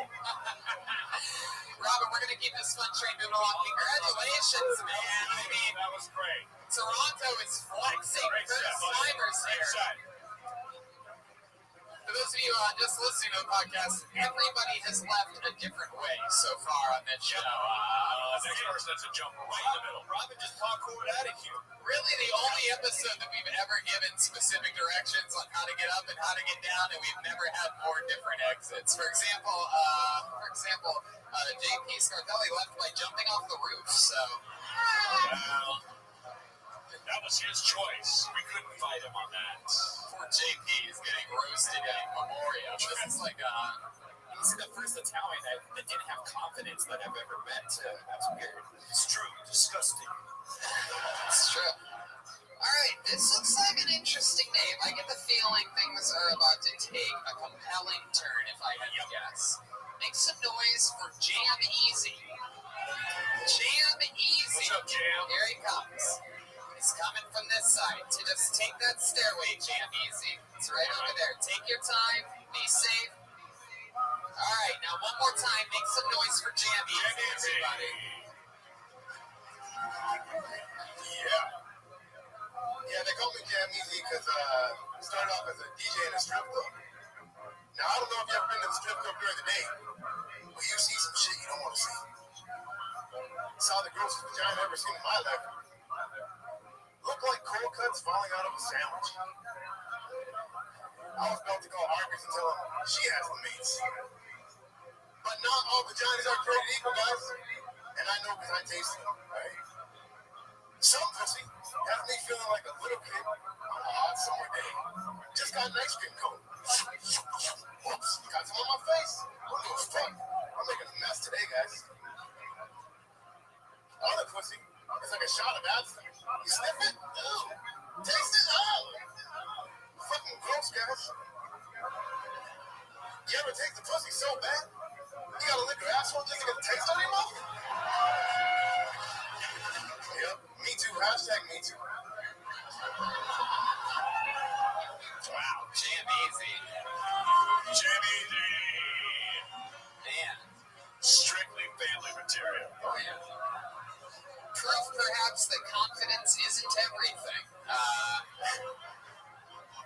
I feel like if this was a music video, come to the credits, it would say words and lyrics by Brian Rabbi. Yeah, what's up with your ghost right now? Is that true? Do you really eat girls' assholes now? I've passed by it, once or twice. Hell yeah. That's why. You ate shit for the first 57 seconds of that set, Jam Easy. I believe it. For those of you listening to the podcast, he is wearing the official Jam Easy shirt. It says Jam Easy on it. That's it? Team Jam Easy. Is that your slogan, this hand thing that I'm doing? Yeah, and I'm a little worried now because I heard it means white power. Yeah, that's the racist symbol. But it wasn't when I first did it, man, years ago. And now I'm a little fucked up. Yeah, you better I change. might have to turn around, but I have so many shirts with my name on it. Wow. Just know when you see the Jam Easy brand, it does not mean white power. Yeah. Hey, at least we're putting it out today, All right. All right, Jam Easy. Is it one word or is it Jam last name Easy? Jam Easy, yeah. Jam, you got it. Which one is it? Just Jam Easy. Those of you listening to the podcast, Jeremiah is now eating spaghetti and meatballs on stage. Well, he's got to every couple hours. If there's anybody that is ever committed to character in their goddamn lives, it is the one and only Jeremiah Watkins. It's Paul Mancino's secret family recipe. So, Jam, how long have you been on stand-up? Just a year. A year? Yeah. All right, well. Is it all about pussy? No, but I mean, I really like that. You ever taste the pussy so bad you gotta lick your asshole just to get taste in your mouth, right? No, it's a good thing. But I'm saying, is there any I have other topics, like what? Give me a topic. Yes. Rome wasn't built in a day. Holy shit. Fucking Italians always delay construction and shit. What the Oh hell? my God! All right, let's not go fishing for more Jam Easy's other material. I don't know. I wanted to get outside the pussy realm just for a second. I think Jam Easy's trying to stay inside the pussy realm. Do you have other pussy jokes? Yeah, lots of Don't ever do the Arby's one again. Yeah, that's a whole. Yeah, lunch meat Arby's. You don't want to go there. But the asshole thing wasn't the worst thing, but it's also like You should do a joke about your logo though. That's a perfect. I know, yeah. Perfect material, especially since you have it on you. Yeah. I know. Yeah. I would say, if I may pitch just one joke, this doesn't mean white power. This means tight flour. Thanks, guys. okie dokie. Wow. Man, GP Scarpelli wants to come be a guest on the show. So, Jam Easy, you talked a lot about getting pussy. You said that you've tasted all the pussies. You've said a lot. Honestly, answer the truth. When's the last time you got laid? I have a girl now. I get laid. I fuck my girl. You know what I mean? So this week. You named your head. You're all out there like that. You look like Super Mario. I fucked my girl. Hey. How long you doing this girlfriend? 3 years. That's my bad. 3 years you've had a girlfriend, and from last year you've been talking about eating all the pussies on stage. Yeah, like I have more like, I guess my inspiration for comedy is a lot of pussy stuff, you know what I mean? Because before I used to be a little bit of more, but then I had a girl for 3 years, so it's, different life now. Wow, what's your girlfriend's pussy like? It's good. Okay, that didn't get the laugh I thought it was going to. People are obviously genuinely interested in the answer to this question. It's cute. No, so it's good. It's good. Nice, warm, wet. Wow. All right, there you go.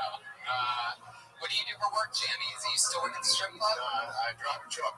Drive a truck. Where do you drive the truck? Just around Ontario. Pussy down, you know what I'm saying? Man. What does your girlfriend do? She works at a call center. At a call center. Yeah. Man. Now it's been 3 years for you, you're saying. Is your sex life good? Yeah, we're good. Yeah. When's the last time you had sex? Tuesday. Tuesday. What day is today? It's Friday. Friday at midnight. Tuesday and Friday. What'd you do? Was it morning, nighttime? Nighttime. Yeah. What happened? Did you light a candle or something like that? What's a classy white power guy like Jam Easy? Like White flower guy. I'm sticking with it. yeah. Did you write that pussy asshole joke before or after you started dating your current girlfriend? No, after. She knew me when I started doing comedy, so after. Everything after. It's a second bowl of spaghetti. He has grabbed some bread and he's dipping the bread in the spaghetti and sauce. It's a second dish. All right. Well, Jim Easy, what is the most disgusting thing that you've ever done in your life? Because you seem like a real scumbag. I mean, yeah, I talked about, eating ass, I guess, from Jamaican or something. I don't know. I think that might be the most. No, you know the answer. Yeah, it's not bad at all. Remember, Jam Easy, the rule on Kill Tony is honesty works the best. How did you get that name, Jam Easy? It just feels different. How did I get the name Jam Easy? When I used to DJ for Esther Goodman for some Toronto hip hop artists, and that's when I got the name Jam Easy. Most disgusting thing Most you've ever disgusting done. thing I ever done. I feel like, I think eating ass, I don't know. You're putting me on the spot, but I don't have anything off the top of my head that's more disgusting. I don't know, like disgusting as in with girls, or maybe like fucking 2 girls in the same day, you know what I mean? Not washing the dick in between, but is that like, that's not gross? All right, well, You know what I mean? That's not bad. It's not gross. No, it's disgusting, but it's not a bad contender for this category. Okay. All right, well, I mean, you ever eat something off the ground? Like, Like dropping food and get off the ground? Yeah, sure, man. I'm a pretty guy like that, for sure. That's what you mean? Definitely. Have you ever had an Italian man baby burn food into your mouth before? No, would you like to do it tonight? I would not do that. Come on, he's clean, dude. He's clean. I will not do that. I can't do that. I mean, audience, don't you want to Jam Easy to eat some? Just one little bite. Come on. I haven't stepped food in my mouth. Yeah, lay down. Come on, lay down on your back. The crowd's gonna go ballistic. Yo, Jam Easy. If you don't do this, you're gonna wake up tomorrow. It's gonna be the first thing you think about. You're gonna regret not doing it. Honestly, I won't regret it, and I wouldn't even mind getting food by everyone. I don't give a fuck. Like, I'm not gonna. I love that shit. Prove me. I would definitely rather get food that has food spit in my mouth. I'm not doing it. I think you're disrespecting his mother's Italian cooking. Yes, Britney Spears. Perfect timing. You sure? Yeah, I gotta stand my ground on this one. You know what I mean? I'm telling you, Jam Easy, you're gonna sell so many of those shirts if you let Jeremiah spit you. I'm good. All right, we gotta keep it along. There goes Jam Easy. Jam Easy. This is literally the most insane show in the world. How many of you want to see someone spit food? I thought he was gonna do it. And it just goes to show people want what they. Wow, look at the Canadians go crazy for a piece of bread. Wow, straight into the camera. There it goes. All right, enough bread tossing for the night. There we go. If you didn't get bread, you're out. Okay, another name. Keeping it going. Put your hands together for M. Borden. M. Borden. M. Borden. Here we go. One more time for M. Borden. What's going on, you beautiful motherfuckers? So do you know where I came from tonight? Does anybody know where Caledon is? Oh, okay, I got some of my homies down there. Yeah, we came down in like horse and buggy. Like we're living in the fucking country. There's nothing down there. Like I mean, I sit outside sometimes and I watch people go down the street and I learned something the other day. It's like people and their dogs are identical. If you don't look similar to your dog, you have the personality of it. So I'm watching this girl go down. She's like, not go down, but she's like, you know, doing her fucking thing. She's walking down the street, and she looked like she was on the music video for the Bee Gees. And I'm so sorry. I kind of know I'm bombing. I did some edibles, but fuck it. I know I don't look like a hippie, but I live that hippie trippy lifestyle. So, yeah, I think that's around a minute. I don't know. Yeah. Thanks, guys. Hey, Vinny from Bud, you don't be fucking with me tonight, because Mickey Blue Eyes ain't fucking around. You know that, right? Don't bring me into your fucking bomb. M. Borden, ladies and gentlemen. Hell yeah, M. Is that your name? Am I saying that right? No, I'm Michael. Michael Borden? Yeah. All right, fuck yeah. Wow. Oh God, it's surreal. If anybody else yells in the audience, people to their left and right are now allowed to open hand slap them across the face. So it's a new Kill Tony road rule. We don't have that shit at the Comedy Store because it's a classy fucking venue. It really is. You guys need to shape up. All right, I want to talk with the main character from the movie The Mask for a second. Not the Jim Carrey one, by the way, for those of you that got confused. Eric Stoltz. The opera? You look like an alien that got stuck in Woodstock. It's very impressive. You look like you were raised by a group of lesbians. And I'm not sure which one of Ruth's brothers you are from the Ozark, but I'm pretty sure it's the other one that the other guy wasn't. That's a callback. It's an electric callback. It's electric. He looks like Steve-O. He was a deadhead. Like, look at that. I can't picture. Yeah, you can sort of see it. Yeah. Okay, Michael. How long have you been on stand-up comedy? I did like one show in Second City, so this is a really fucking huge crowd. But yeah. Yeah. This is first time stand-up though, like second stand-up improv. Before this, I was a wannabe comedian, but like not many comedians can say they've done shit like Kill Tony. Is your car green? Yes, sir. You have a green car? A blue one, yeah. Soon. Close enough. What do you do for work? I'm a wedding and event planner. Wedding event. That's exactly what I saw when you walked on the stage. I was like, that's a wedding event planner. Wow. There's What kind of fucking white trash weddings are you? I fucking love it. That's who you want. You do not want J-Lo in that movie. You want this guy. I'm the best wedding planner, Michael Borden. I got married at a 7-Eleven. Hey man, you're gonna walk up the aisle to "She's Got the Looks That Kill" by Motley Crue. Make her feel special. Once you get up there, you're gonna want "Fuck Like a Beast" by Wasp. And your exit song be something like Bon Jovi. Yes, sir. Man, Michael, you look like you've done all the drugs. No heroin. No heroin? Good. No needles. Do you crack? You know, like everything that's fun. It doesn't really fuck you up later on. You're sweating like crazy. Are you wearing something right now? I'm wearing a fucking jacket, a sweater, and a t-shirt. Wow, he's on layers. Have you ever heard of that drug before? Took a fat dose of layers earlier. It's not that way. It gets fucking cold down here, so you know, have a very thick head wrap there. That's a thick bandana. It's actually for my sweat. Yeah. No, I believe you. Maybe just take your jacket off. How about that? I don't want to look good for you guys. I don't want to look like a fucking bum. You don't want to look like the bum. I already I feel like he looks cool, man. I don't know. I love it. He doesn't want to look like a bum from the neck down.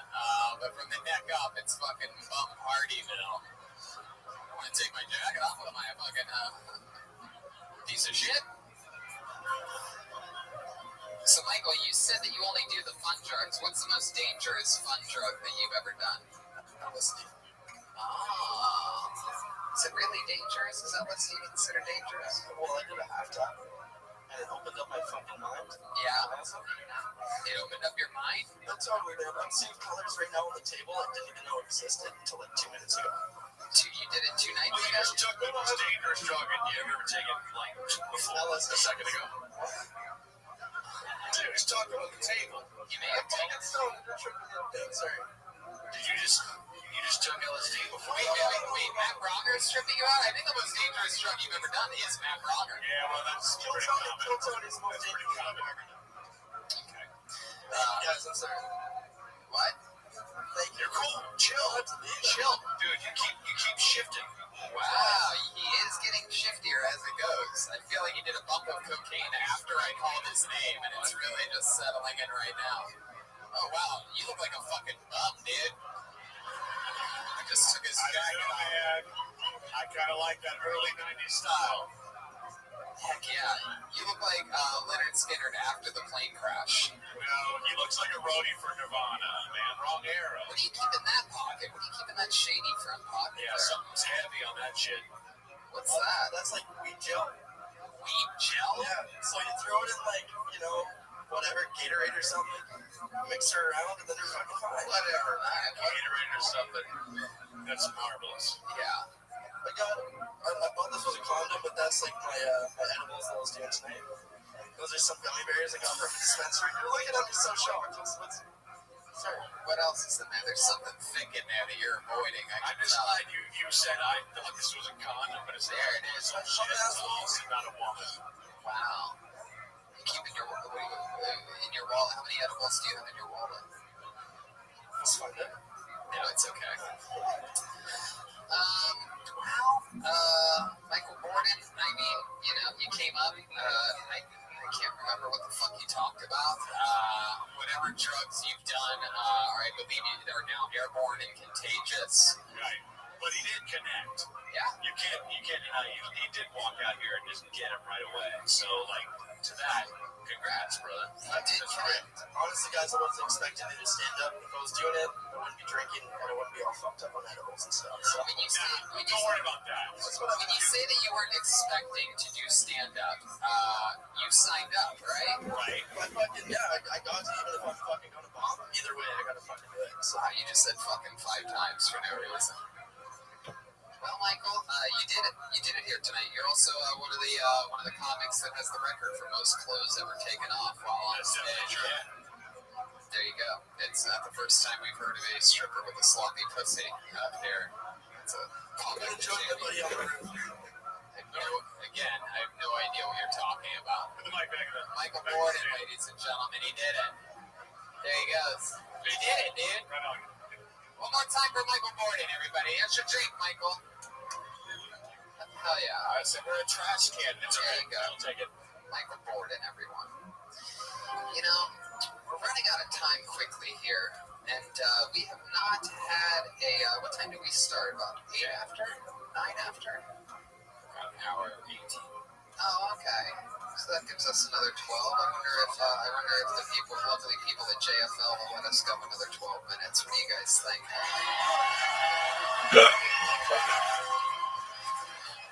I got a thumbs up from Michael Gordon. Let's do it. If Michael Gordon gives the thumbs up, I think that's a go. I feel like we're going to find out that guy never existed. This is going to be like the haunted, like ghost story. Michael Doran, why he died on his very grounds. Wow, look at that. There's Back in 1993, he was a roadie for Soundgarden. What are the odds of that? As you say, he was an ever hear it. For the first time ever, a blank sheet of paper pulled out of the Michael Grodin. That's just fucking freaky. Mark Korakianitis. Mark Korakianitis. Mark Korakianitis. Oh, good too. Here it comes. Here he comes, everybody. It's Mark Korakianitis.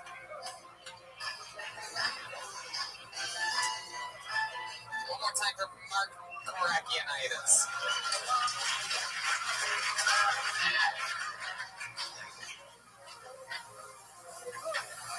I'm so fat, girls can blow me in the rain and stay dry.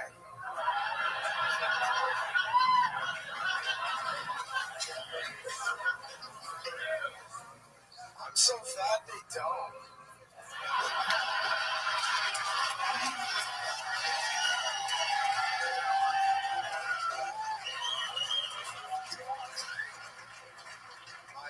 My dad died 2 years ago. It was the hardest year of my life. Had to clean the eavesdrops,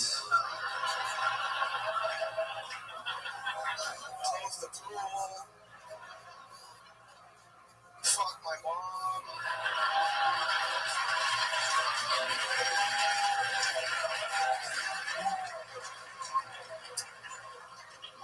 Just one time I wish my sister would strap on the dildo and take one for the team, but no.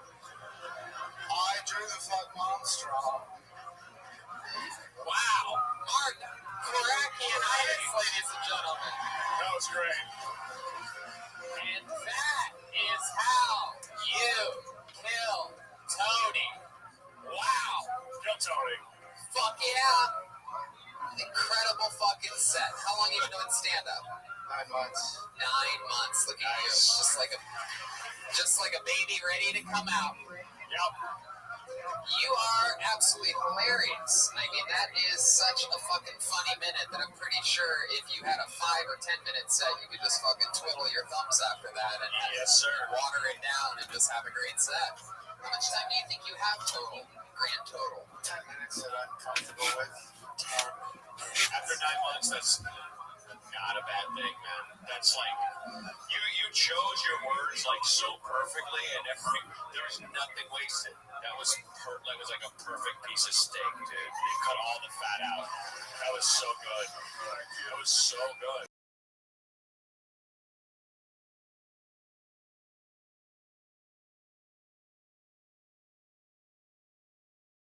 This room at midnight, I do believe tomorrow night. If you'd like, I'll throw you on for a 5-minute guest spot. Fuck yeah, dude. Is that cool? That's dope. And let's keep it moving along. There he goes. He did it. Mark Korakianitis. All right.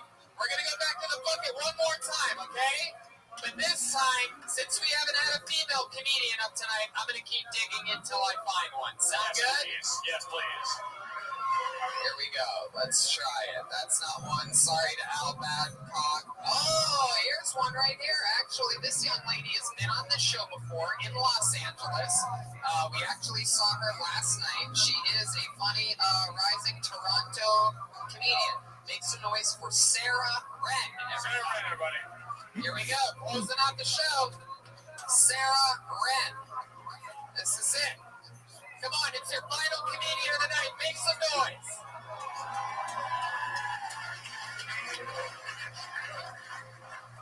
Hey everyone! Recently, my boss decided to celebrate National Box Day. It's a legit holiday in Canada. I looked it up. The history behind it. A daughter worked for her father, and she wanted to celebrate how hardworking like her dad is, and how her dad is such a great boss to her. So you guys are probably thinking the same thing I thought when I heard that. Obviously, they were fucking. But my boss comes in and goes, "It's National Boss Day!" Gets drunk, which leads to them stripping nude and then masturbating furiously in their office. I also work for myself. Thank you. I feel like now that thought I'd share my masturbation habits with you guys. Maybe I can share an opinion that isn't so popular. I cannot trust men to build houses because they think that 4 inches are 7 inches. Thank you. Sarah Red, everybody. Fuck yeah. You did it. I'm so out of breath, I'm really out of shape. Well, Mark Korakianitis did a fun job. I think he's a little bit more out of shape than you. Yeah. He floated to the stage. Let's not lean on the excuses too quickly here, Sarah. That was fun. This is your second time ever on this show. How long have you been on stand-up? 9 months now. Wow, 9 months, 9 months, maybe back to back because like twinsies or something like that. How's it been going for you? Good. I love it here in Toronto, and I've been touring, and I just came back from my second tour in the States, so it's been a lot of fun. Have you enjoyed the Toronto scene? Yes, I love it here. You get hit on by a lot of comedians? Yes. Yeah. What's that like? You ever give in to any of the temptations or anything like that? Once. Uh-oh. Was it with Mark Korakianitis? No. As long as it wasn't with JP Scarpelli. Hey, man, respect the dead. He has blue balls right now as well, but mostly because his heart stopped 25 minutes ago. Sarah, we have unfortunately gone long over time, so we're just going to end the interview portion right there. There she goes, Sarah Red, everybody. Thank you so much to the Royal Theater and JFL 42 for letting us go long. How about you make some noise one more time for the great and powerful Matt Brongers? This show is important. Thank you, guys. How loud can this place get for the great and powerful Jeremiah Watkins? Yes.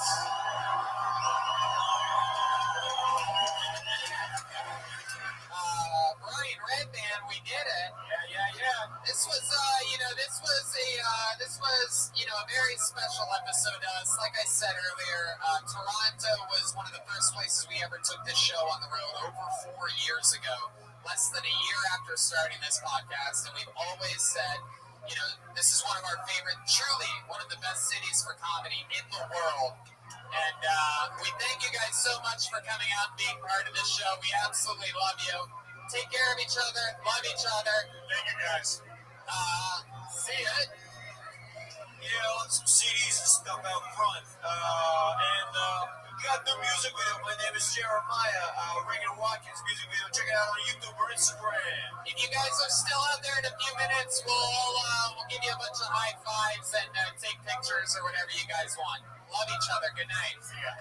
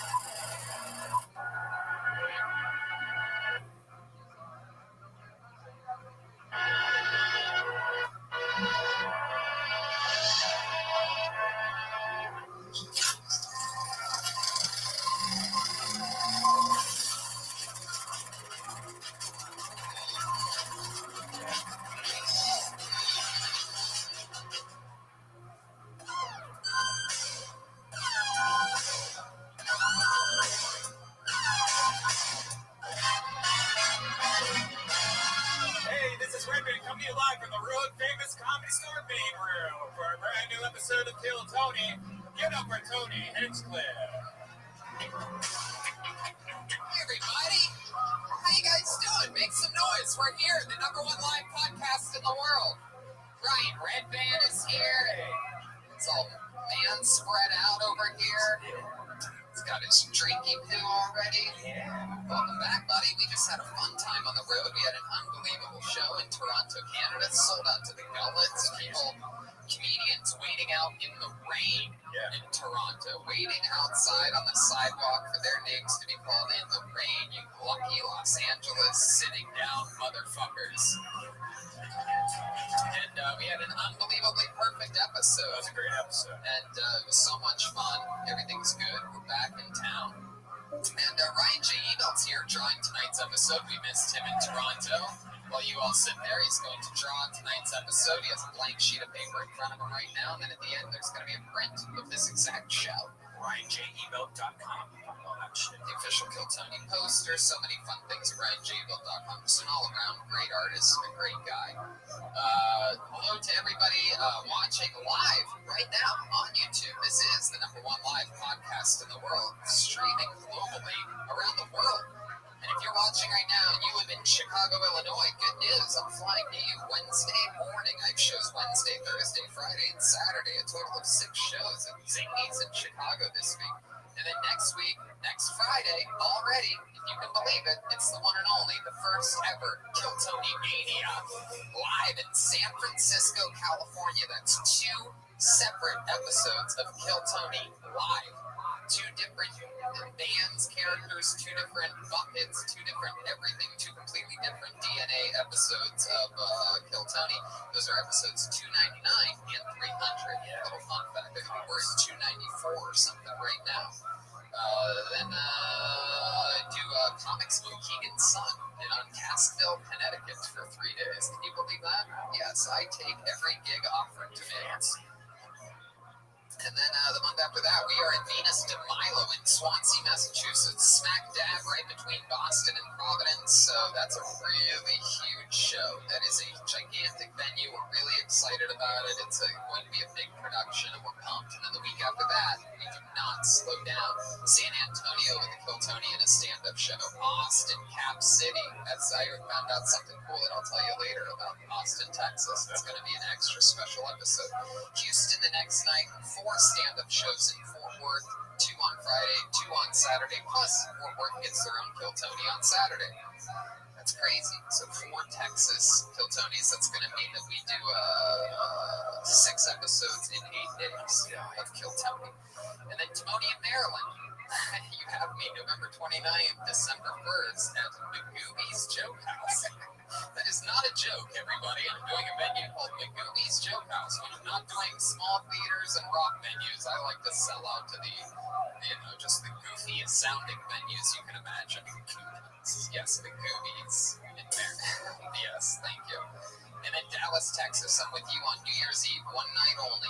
Dallas, me and you. Why not bring in the new year with one of the top young rising comedians in the world? Who's that? Hello, silence. Fun things are happening, like our boys Reagan and Watkins have a brand new music video out. You can check it out at ReaganandWatkins.com, the new hit song. My name is Jeremiah. There's a big music video right there, and features cameos from the Great Red Band and myself, and a lot of your other Kill Tony favorites. It's a very fun thing. Aphrodite's in that video. Yes, she is. There she is, everybody. The legend Aphrodite. It was really smart for Jeremiah and Pat to use all those Kill Tony characters in that music video. You know what's not smart?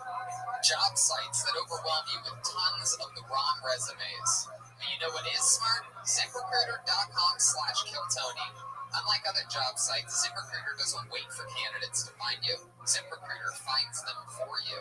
Its powerful matching technology scans thousands of resumes, identifies people with the right skills, education, and experience for your job, and actively invites them to apply. So you can be a qualified candidate fast. No more sorting through the wrong resumes. No more waiting for the right candidates to apply.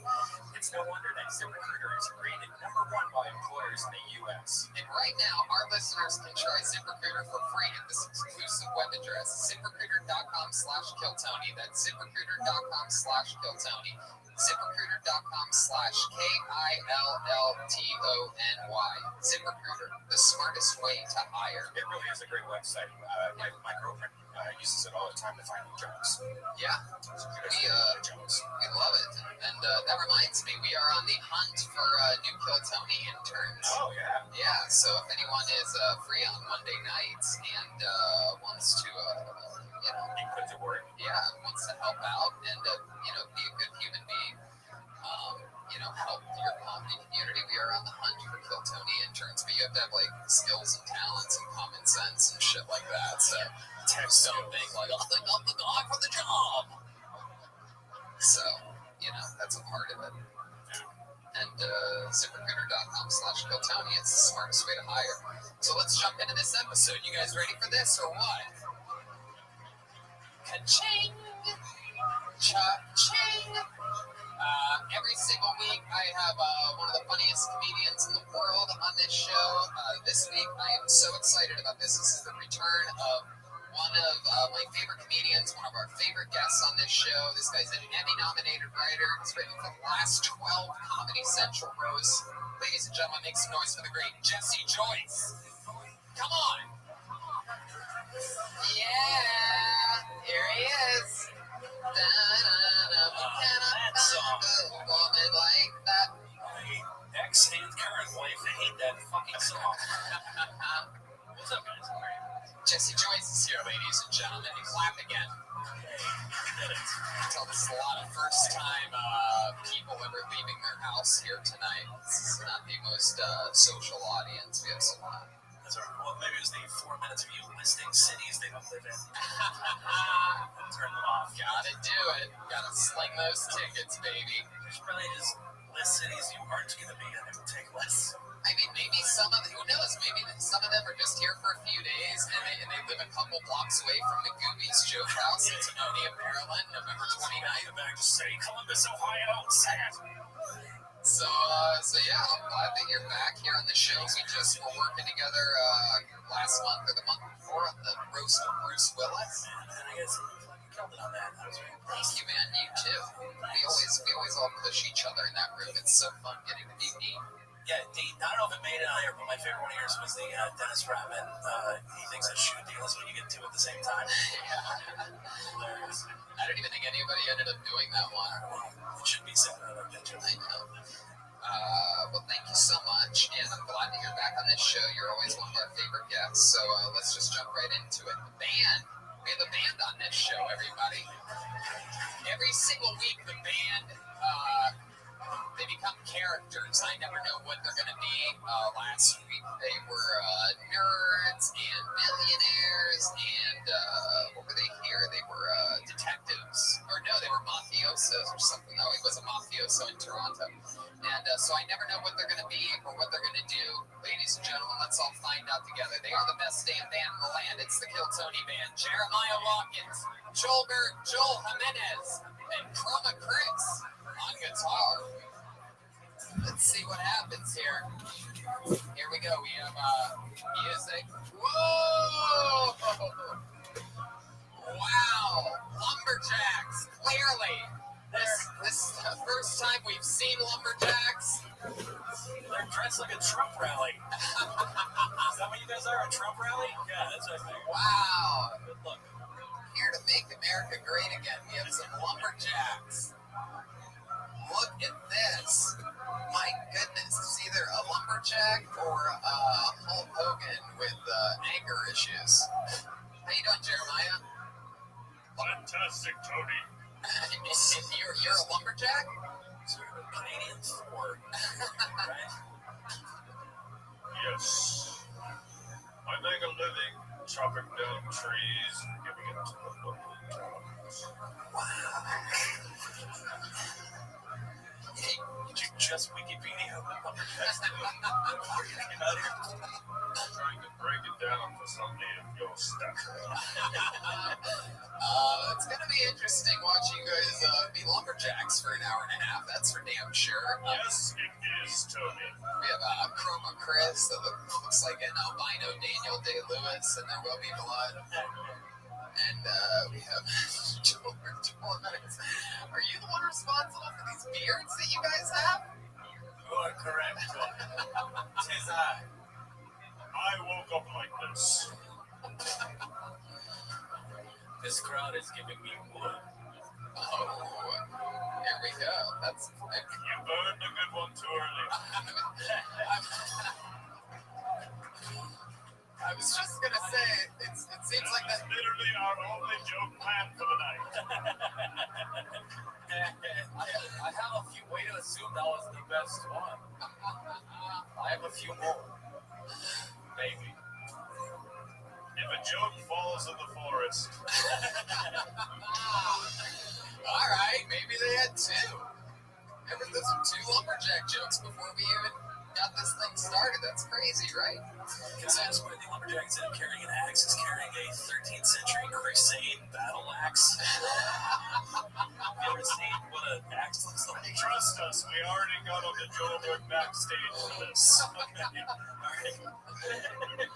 Joelberg, was it you? Is that what you think lumberjacks got down the streets with? Should have seen them before we fixed it. It's a double-sided. Like this, and they're like, are we knights or lumberjacks? And Joelberg's like, you're hurting my feelings. I'm like, it's real life, Joel. Wow, I fucking love it. It's just so weird. You can tell that it must be true.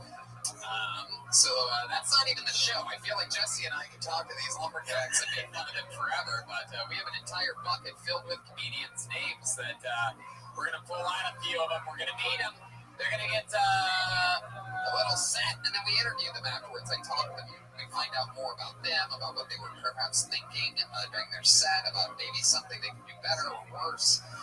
You get 60 seconds if your name gets pulled out of the bucket. You know your 60 seconds is up when you hear the sound of a kitten. That means wrap it up then, or else you're going to bring out the angry West Hollywood bear. So just, you hear the kitty, just wrap it up then. You guys ready to start this thing? This is it. It's Kill Tony live from the Comedy Store on the Sunset Strip. Here we go. We got lumberjacks, Jesse Joyce, Brian Redman, Ryan J. already drawing hard with the pencil flying across that his little man. Oh, I wonder where that pencil came from. That is true. It's made of wood. I appreciate this a little more. Okay, I pulled the name out of the bucket. Your first comedian getting an uninterrupted 60 seconds tonight goes by the name of Nikki Fuchs. Nikki Fuchs. Here we go.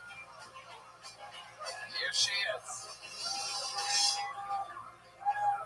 Do you guys think it's weird that I pay a therapist to act like my dead mom? I mean, she does just lay there week after week. So I am that girl who hangs all of her family photos in her bedroom and on her bedroom wall so that when we finally go to have sex, we'll both be reminded of my traumatic childhood.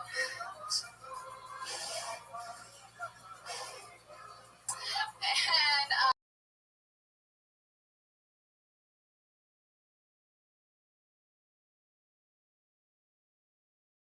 goddamn advice, right? Instead of lift, it would be uplift. That's it. Okay. I love your closer. That's it? Like a question. I only plan 3 one-liners. That's a minute, by the way, if you're wondering. Oh, wow. I went through it real Time fast. flies when you're, I guess, you were having fun. A little nervous. Jeremiah the Lumberjack. It looks like I gave her a haircut for my ass. The horse of truth is out of the stable. So, Nikki, this is your first time on the show, right? Yeah. Awesome. How long have you been on stand-up? 4 years. 4 years. Yeah. 4 years. Yeah. 4 years. 4 of them. 4 straight years. In a row. Yeah. So like 12 months Yeah. times 4. How many trees is that? How many times have you gone on stage in those 4 years? Would you say? A lot. A lot. Like all 6. Okay, Brian. All here in Los Angeles? No. I'm not from Los Angeles. Where are you from? Baltimore. Baltimore, Maryland. You mean sort of like Philly? you're in Maryland? Yeah. The Goobies? Yeah. November 20th. You like performed at the Goobies? No. I think she means she's from Baltimore. Ball. Baltimore. Looks like Joburg's still warming up a bit. Slit your throat with that accent. Looks like we're dealing with Coldberg as of right now. It's not quite warmed up yet. 9 more to go. So, that's right. If he has 10 bad jokes in a row, he has to get an official Kill Tony tattoo on stage. Yeah, that's the deal. I'm not getting the name Tony on my body. All right. Well, I'll count that as the second one in a row. I guess I am. So, Nikki, what are you doing in Los Angeles? I had a job interview today. You're just visiting? You had a job interview? Who's the job interview for? I'm a scientist. You are? Wow. And I am a lumberjack.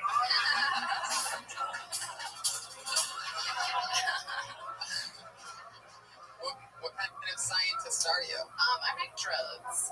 Really? Mhm. Oh, okay. Yeah. I guess the Family Feud is calling or something like that. That seems interesting. It seems like we should talk about that. Oh yeah, I should definitely. Yeah, I do have a few one-liners about science. Yeah. Yeah, like what? Can you give us I have a good one. What did the male scientist say to the female scientist? I make more money than you.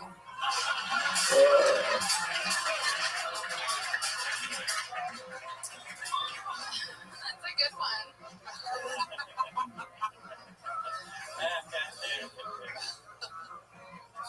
Actually, yeah, he said nothing. He just interrupted her. Wow, you got some angry ladies back there excited. But I would use my version of that joke. That was pretty funny. Yeah. Yeah. So what kind of jokes are you making? So right now I make biologicals. It's a type of like monoclonal antibody. Is that anything like Hortons.com? No. That's like if you have cancer. Or like, it's like if you have cancer, or like autoimmune disorders, or like asthma. So you seem like you have like tattoos, and you have that haircut.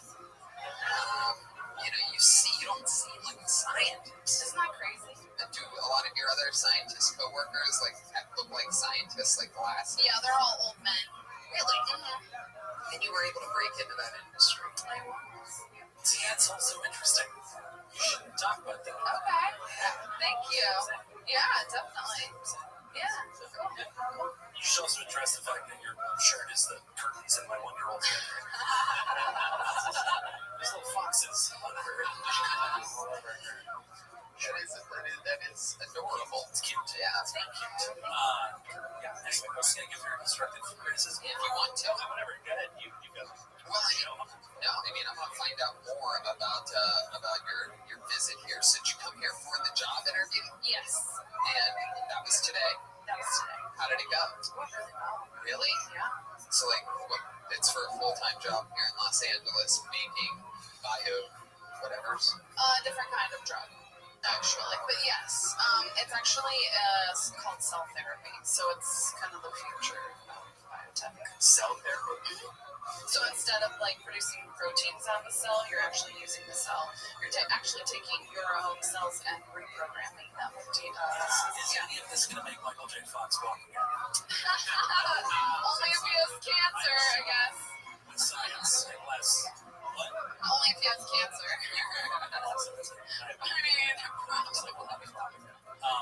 Is there any progress into cancer for real though? This is huge because basically what they're doing is for people who have certain types of blood cancer, they're getting your own T cells, which is an immune cell, and they're taking them out. Yeah, definitely.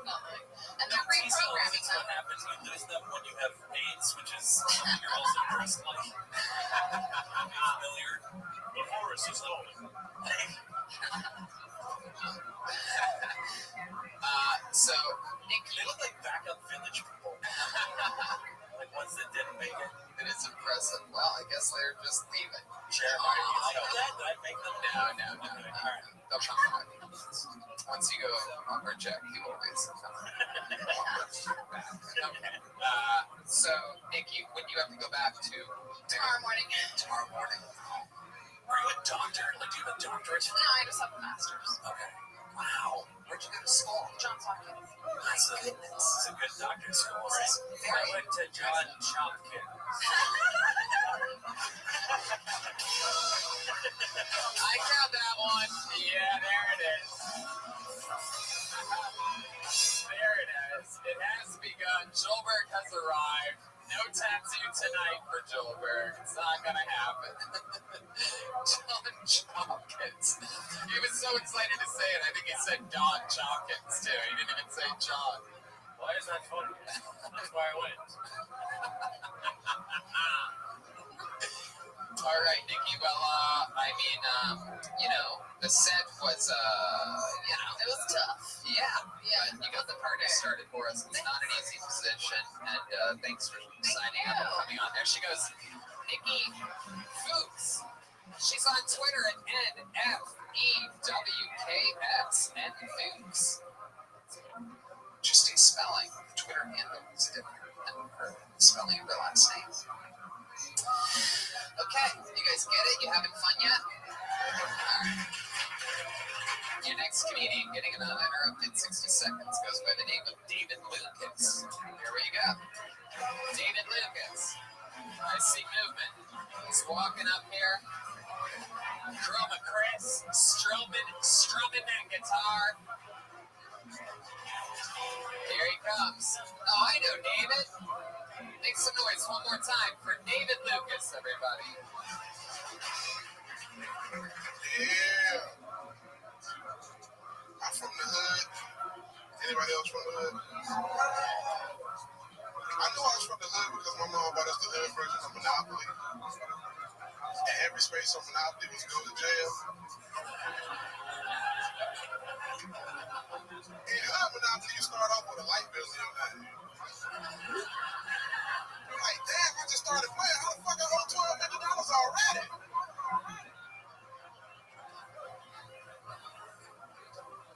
You can't buy shit in hood Monopoly. You can only rent. You know what I'm saying?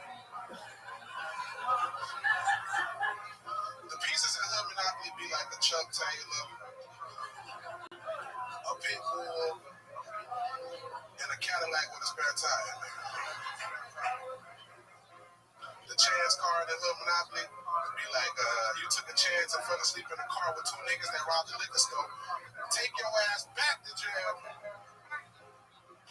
All right, man, thank y'all. Oh, yeah. David Lucas. Man, Beautiful. what's up, man? Fucking great joke. Good Monopoly. Hood Monopoly. I was gonna say, it might be a thing where you can do where you, at the end, you say they still have the shoe, but it's hanging from a telephone pole. You know what I mean? There you go. That's the pieces. But they don't do that no more. When the last time you went to the hood? No, I saw one in Detroit. We were What just does it look like the last time I was in the hood? Very frequently, sir. You look like you serve papers. You might have gave the niggas some court papers or some shit. No, I've seen The Wire. They fucking hang shoes, right? No? That's what white people do. They watch a whole bunch of black television. Y'all get a kick out of that shit. You probably got like a black fetish. oh shit, David taking shots at the guests over here. My God, Yeah, relax. fucking tag. I have a Yeah. fucking I just gotta do it. What the fuck do I know? All right, go ahead. Do it your way then. Do your joke. Good Monopoly's fun. That's a fucking fun. It's a great joke. Yeah, appreciate I like it. the joke. Yeah. That's fun. Did you write that recently? I wrote that joke maybe like 3 years ago. I just started back touching on it. Heck yeah, that's fun. Added the little, Yep. you can only rent in hood Monopoly like 3 weeks ago. So I'm like, let me bring it back out. What would the community chest be? Just don't fuck with chess. It's not even I don't know shit chest. about no chess. There's probably Fucking perfect. There's probably like a tag that like all the streets are Martin Luther King Jr. Boulevard, like the whole right. Like, yes. I like this joke. I want to help it. Nah, I like it, bro. All right. It sounds like an actual game. Maybe it's made by the. Yeah, like you should fucking sell this game. Yeah. It's made by sell this fucking thing. Why not? It's the game made by Parker Brothers. There you go. Schulberg's still here. Fuck it. I'm trying to get that one out for about a minute and a half, but you beat me to it. There you go. You know, trademarking on the Kill Tony show tonight, man. I love it. So, how's life going? How long have you been on stand-up? Started when I was a teenager, so like 9 years.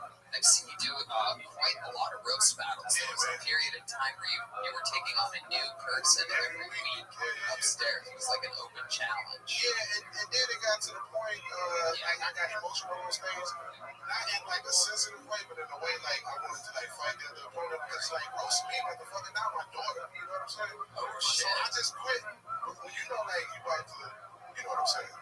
I do not have a daughter. I have no idea what you're talking about. You just stop while you're ahead before you do something that you regret. Right.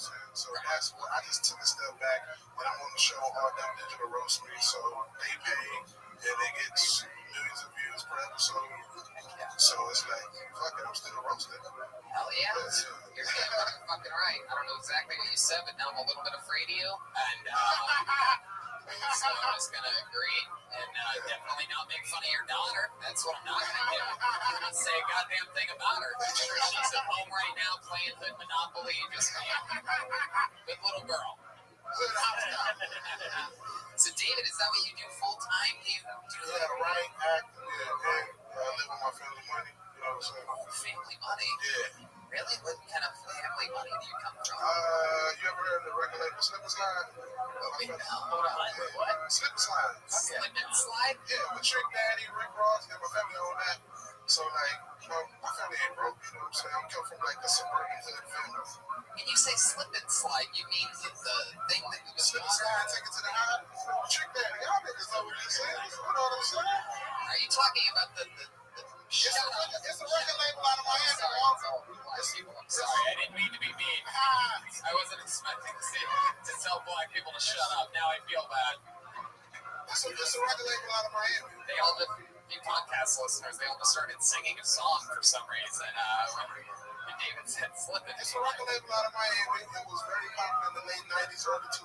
You're talking about Slip and Slide. Slip and Slide. The funky Slip and Slide. It's a record label, but it's Not the game. that's the thing. Like I just learned this also, but like I'm just saying, I think of our assumption was like maybe I don't know, maybe his whole fucking life he's obsessed with children's games and toys and things. Yeah.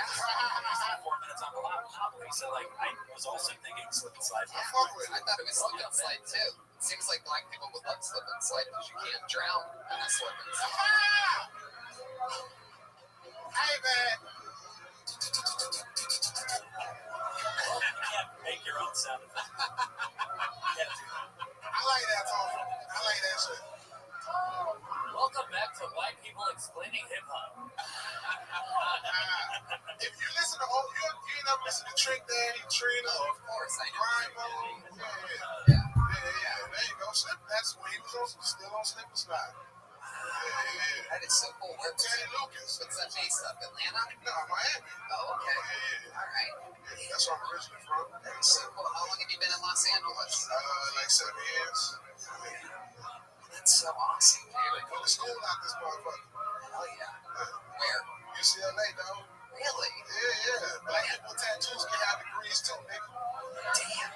I mean, I am though. These people that we've had so far do not look like what they are. You know what I mean? Like I always tell people, I don't know what the fuck education look like. I don't know what education look like. Education don't have a face. It's true. Education don't have a face. You know what I'm saying? It's true. I went to private school my whole life. I went to high school. Well, you're bougie. Yeah. Give me fried chicken, fried and avocado oil. You know what I'm saying? Oh my god. I don't know how to relate to it. Well, David, I mean, fucking perfect interview. Such an interesting background and life that you have now, and congrats on a killer minute. I love that. I cannot believe that you nailed it. There he is, David Lucas. Follow him on Twitter, all one word, David Lucas Funny. Instagram, David Lucas Funny. Exactly how it sounds, all one word, David Lucas. is funny. Yeah. I love what's going on over here. There's a little we got a little touch of the Apollo in this room tonight. One little section. That's what I'll call you. That's what I'm going to call you guys. The Apollo 13 over there. Oh man, that was terrific. God bless you. That's a great joke. I've been smoking less pot before Kill Tony's lately, and I realize I'm funnier when I smoke a little bit less pot. Okay, this looks like a new name. Let's see what happens here. You guys ready to meet another human being? All right, make some noise for Julian Aguilar. Julian Aguilar. There we go. We're back in that lucky corner again. Lucky corner. That corner, because it is the longest walk to the stage, always has some people. One more time, everybody, for Julian Aguilar. What's up, fuckers?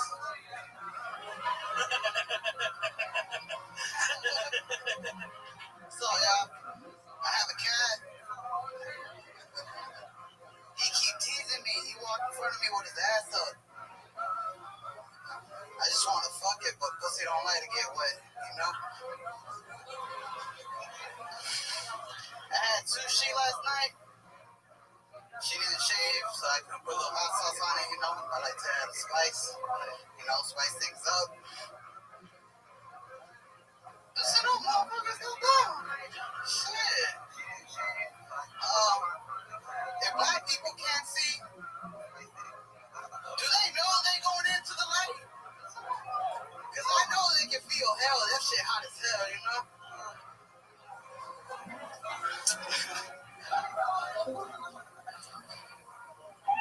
Okay.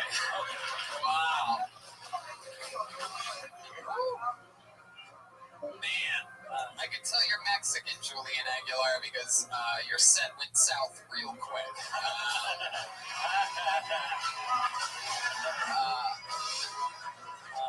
Started off guns a-blazing with one of my favorite openers ever. He could not follow gravity.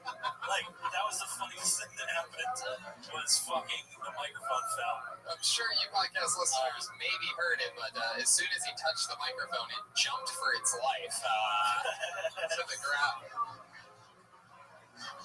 And just after you dropped the microphone? Fuckers. What's up? Yeah. Drop the microphone. What's up, fuckers? That was my favorite combination. Yeah. Like the sheer fucking confidence that you had to call us all fuckers. A millisecond after you fumbled the microphone out of your hand. I had to save myself. And then you launched straight into bestiality and lost the rest of the round. That's how I do it. Why do you want to fuck your cat? Julian, this is interesting. Why do you sound like that? Why do you sound like you're from the hood? Why do you sound like Floyd Mayweather decided to kidnap one of Oscar De La Hoya's children? Like, what's going on exactly? I do stay in Compton. I stay in Compton, man. So you stay in Compton. I don't know. That is the answer. You staying in Compton is why. That's that. Yeah. Fuck yeah. I got a new black friend, too, so that's how you tell You have a new black friend. Yeah. There's the Apollo 13. My favorite's the one just shaking her head right there. It's the most beautiful thing. Just fuck. How old are you? I don't want to say. I like to keep people guessing, you know? But I'm old enough. You're 21. This isn't to catch a predator. I can tell it's how old you are. I don't understand. I'm just guessing. Anyway. My goodness. And are you Mexican? You're wearing a Brazil hoodie, but not buying it. I'm white. I was born here in America, so. Oh, your parents are illegal. I get it. Yeah. After Trump got elected, Mexicans started wearing Brazil stuff.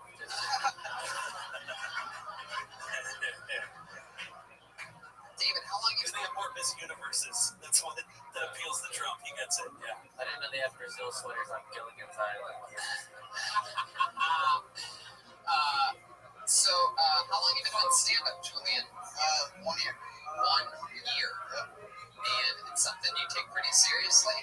I've been coming here. I've actually been coming here for the whole year. Just got one. Here on Downtown, you've been coming here for a whole year, and you finally just got pulled out of the Ohio. It's so cool. Well, congratulations. Congratulations. Thank you. So, Julian, you look like a little kid. What do you do for work? I'm not working right now. No?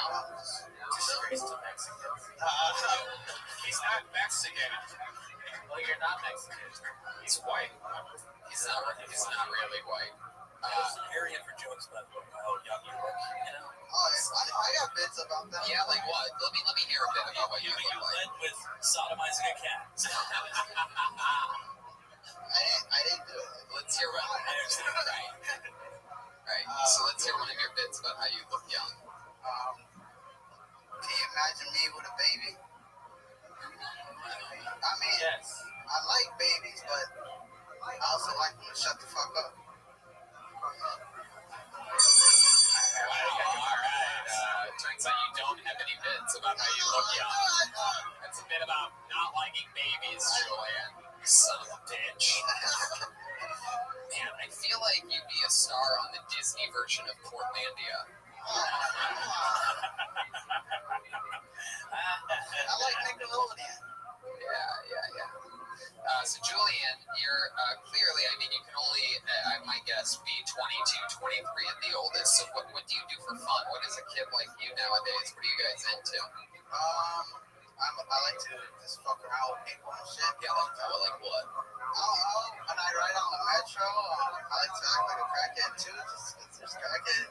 Yeah, like what do you do to act like a crackhead? No, you want me to act? Yeah. I want you to act like a fucking crackhead. No. Yes. No. What are you, shy? You're in the comedy store. No.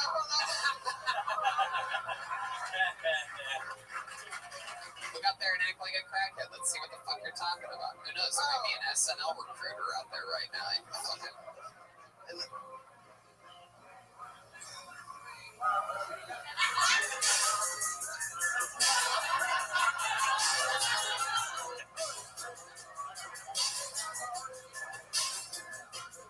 Alright, wow. You just look like ice is after you. Man.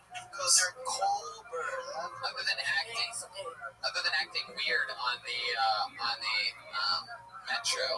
Is that what they call the metro in Compton, or do they call it a young metro? That was just for the Apollo 13. I knew you white people wouldn't get it.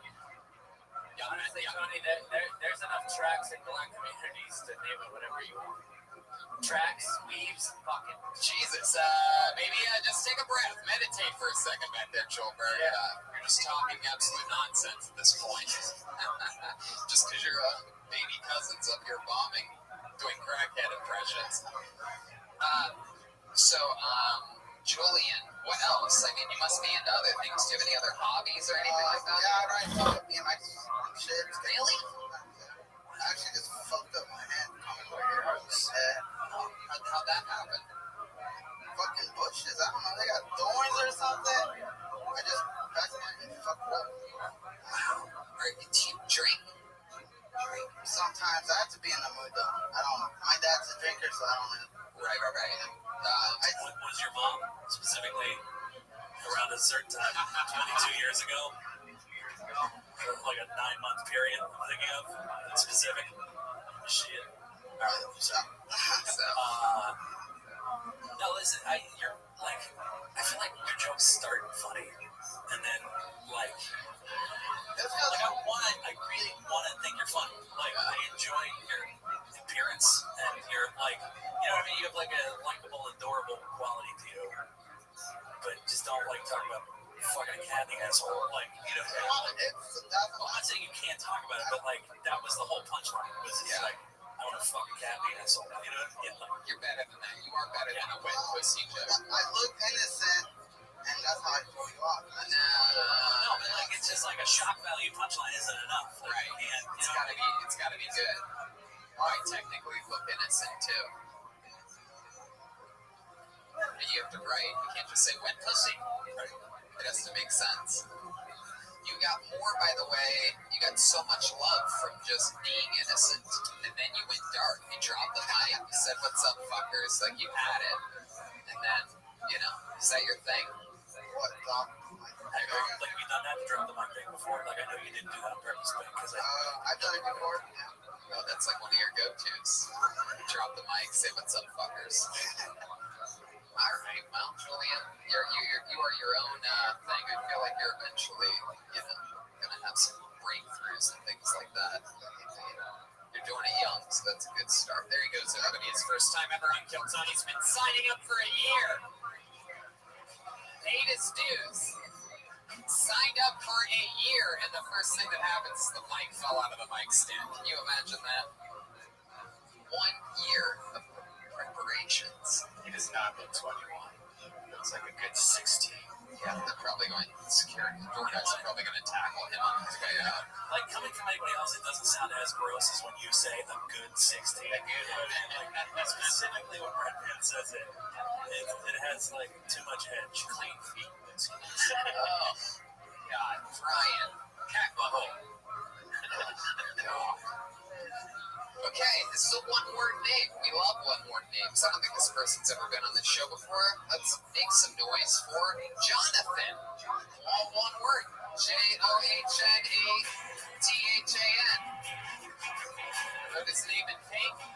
No? All right. Jonathan has been blacklisted. Sure. There you go. On to the next one. And it is Bill Banger. Bill Banger.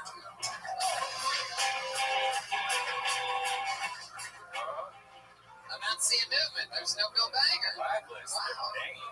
Jeez, oh man. My God.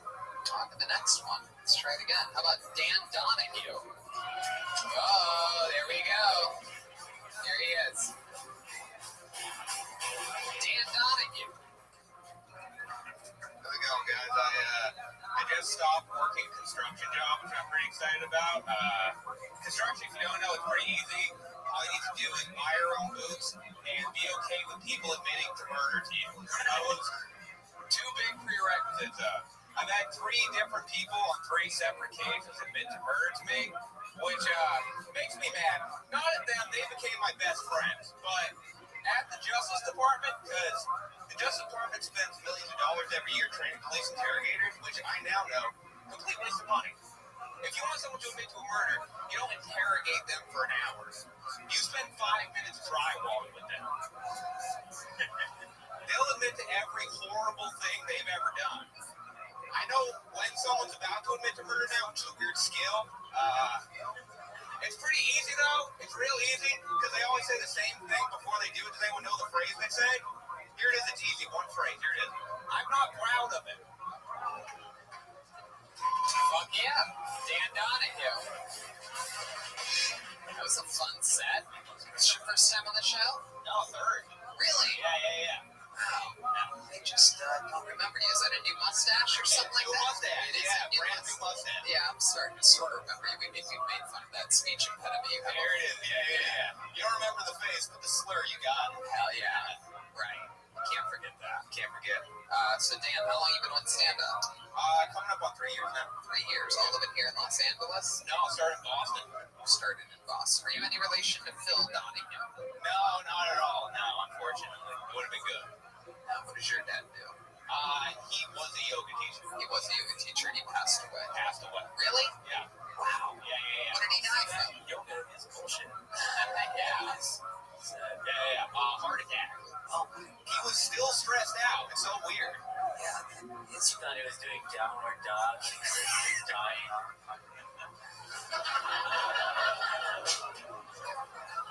The joke is, think about doing downward dog and got hit by a UPS truck. Not to do the physical. No, it's not going to make it any better. There's something wrong with Joelberg. I think he's having like mini strokes. Sometimes he's dialed in. Sometimes he's just shoehorning something. Thought he was downward dog. Like, I mean, there's even. All right. It's so bad that it's hunting you right now. Okay. So, Dan, how long ago did your dad die? About 3-4 months ago. 3 or 4 months ago. That must have been hard for you, huh? Yeah, it was tough. Yeah. Yeah, and now your mom's all alone. Yeah, well, they were divorced before, so Oh, okay. Yeah. Oh, okay. Does she have a boyfriend or anything like that? Husband, yeah. Oh, is she remarried? Oh, yeah. How long ago did they divorce? They divorced around like 12. Okay. Yeah. Right. So like 50 years ago. About 50 years ago, yeah. Right. I am 72. He just said that he knows 3 people who've killed someone, and you're fucking trying to get the divorce. Oh, yeah. It's so funny because in my head right now, I'm like, how do I make this a fit? Like, I can't do it. Yeah, it's terrible. Don't just answer the questions honestly. I got you. So, is that true that you've had people admit to you that they've killed? Yeah. Really? Yeah. Well, not all when I was working construction, but I have like 3 different times I was working. Did you go to the police or anything? Nah, you just let that shit slide, baby. Wow, that's a very interesting approach. Yeah. Hell yeah. You know, you gotta talk to them all day, and it passes the time. You know. Nice. Wow, I didn't realize. You usually follow up with what they say. Seem to be very comfortable in that situation. Honestly, like, by the third one, I'm just like, yeah, you gotta do what you gotta do. Jeez, that's pretty funny. That should be part of the joke. You know that? Yeah. You know, hang out with these people like have it work. No, thank God, no. No, I've never had to. One of the guys though, I worked like right next to him for like the whole day, and like he admitted to that like the first 10 minutes of working with him. Yeah. Were these all like murders, like, like he planned them, or was it, like That one, I mean, it's gang related. The first one, yeah. But, wow? gotta do what you gotta do. I guess so. Damn. So is that mean you're still doing construction? No, now I work as a physical therapy aide. I feel like you're still wearing the hard hat from the construction job while doing physical therapy. Am I right? Oh, yeah. What kind of physical therapy do you do to people? So I'm just like assisting a physical therapist. So basically, it's like lifting people out of wheelchairs and stuff, like all that sort of thing. Yeah. Is that fun? If lifting people out of wheelchairs, it's rad, yeah. But I mean, like, is is it like rewarding? Do you feel like you're helping people? Oh, sure. Yeah, it's the first time I've ever done where I actually like feel good going into it. Yeah. Do you ever talk about your speech impediment on stage? I talk about being in special ed, but it's kind of like, a little bit, but no, not directly. They did have you in special ed. Yeah, oh yeah. Is it just a speech impediment? So wait, so you wore a helmet from grade school through like 3 months ago? No, it was really, they just kept the helmet. It was nice, yeah. So is it just a speech impediment, or dyslexia and dysgraphia. So like it's dysgraphia? Like my handwriting looks terrible. Basically, it's nothing crazy. Yeah, bad handwriting. Yeah. I thought dysgraphia was the name of one of the ladies in the Apollo video. Hell yeah, still got it.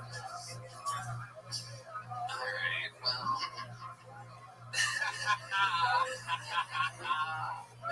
So Dan, have you ever, you have a girlfriend? Yeah. Oh really? Yeah. How long have you been with her? A few months now. Hell yeah, right after your dad died. Yeah. One door closes, another one opens. There you go, baby. So what does she do? She's an assistant to a lawyer. Assistant to a lawyer? Yeah. You guys Must be very interested in a couple of unsolved murders that you seem strangely familiar with. Yeah, we don't mention those around here. Yeah, this guy's like a walking serial. Yeah, an assistant to a physical therapist. Assistant to a lawyer. Assistant to a lawyer. We're so close to success. Oh yeah. So far. Well, that's fun. What is she? What do you think she sees in you? Just and everything but the voice, pretty much. I think. Yeah.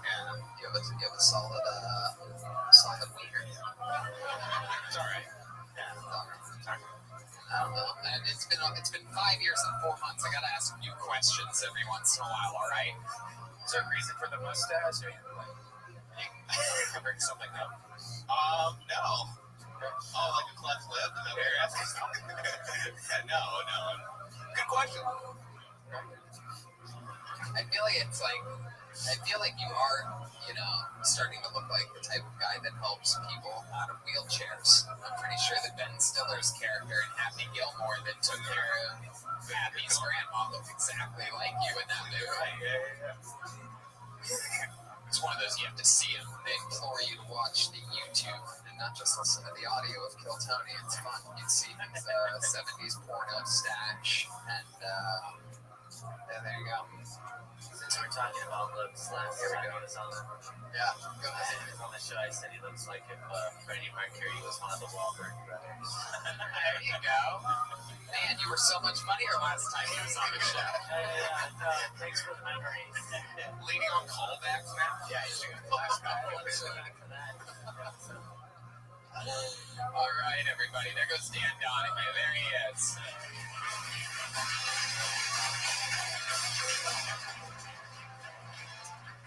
There he goes, Dan Donahue. Wow. It's fun. I don't think we've ever had anybody admit to being a confessional. It's kind of fucked up. I mean, if somebody told me about murder, not just like working at Kinko's or something, I'd probably tell somebody about that. Yeah. And then the second time it happened, you go like, I really should Definitely need to do it. Wow, this is how I find out Red Band's a fucking rat. Yeah. So, of course. Okay. I believe I've seen this name once or twice at least. Make some noise for Josh Fromer, everyone. Josh Fromer. Lucky corner again. The lucky corner. Here he comes. From deep, far, far away.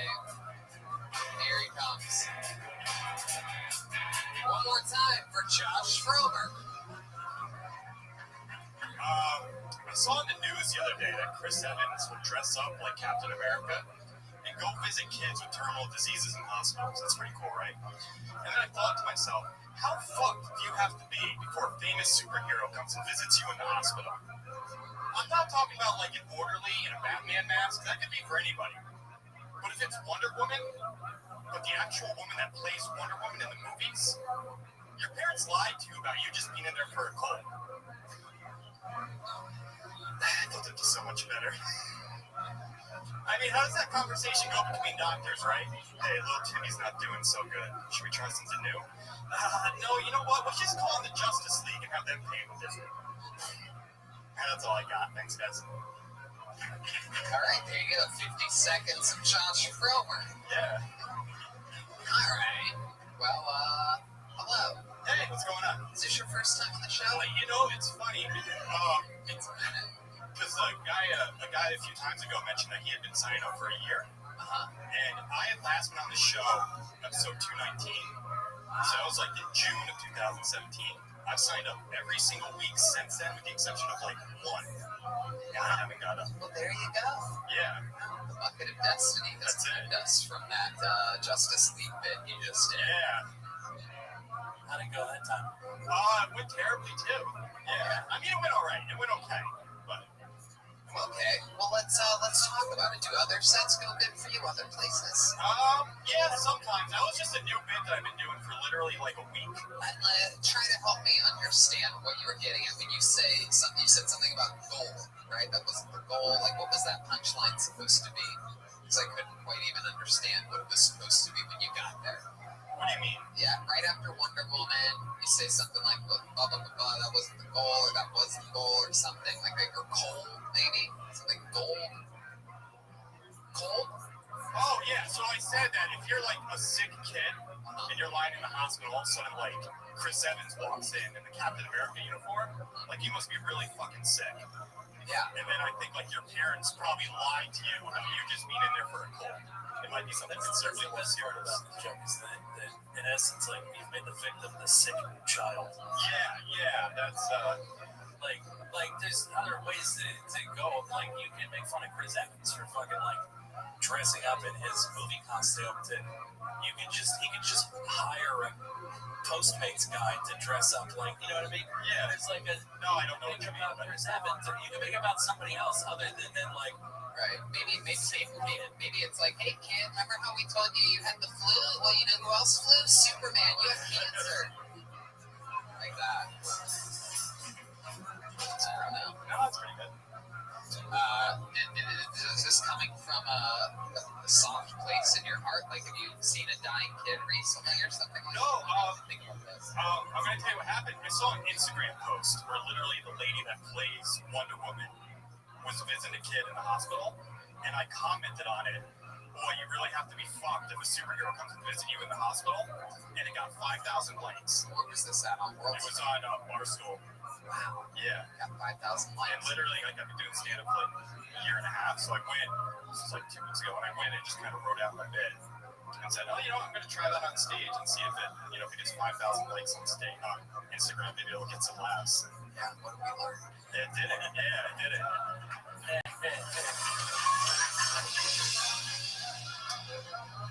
What do you do for a living, Josh? I'm actually unemployed right now.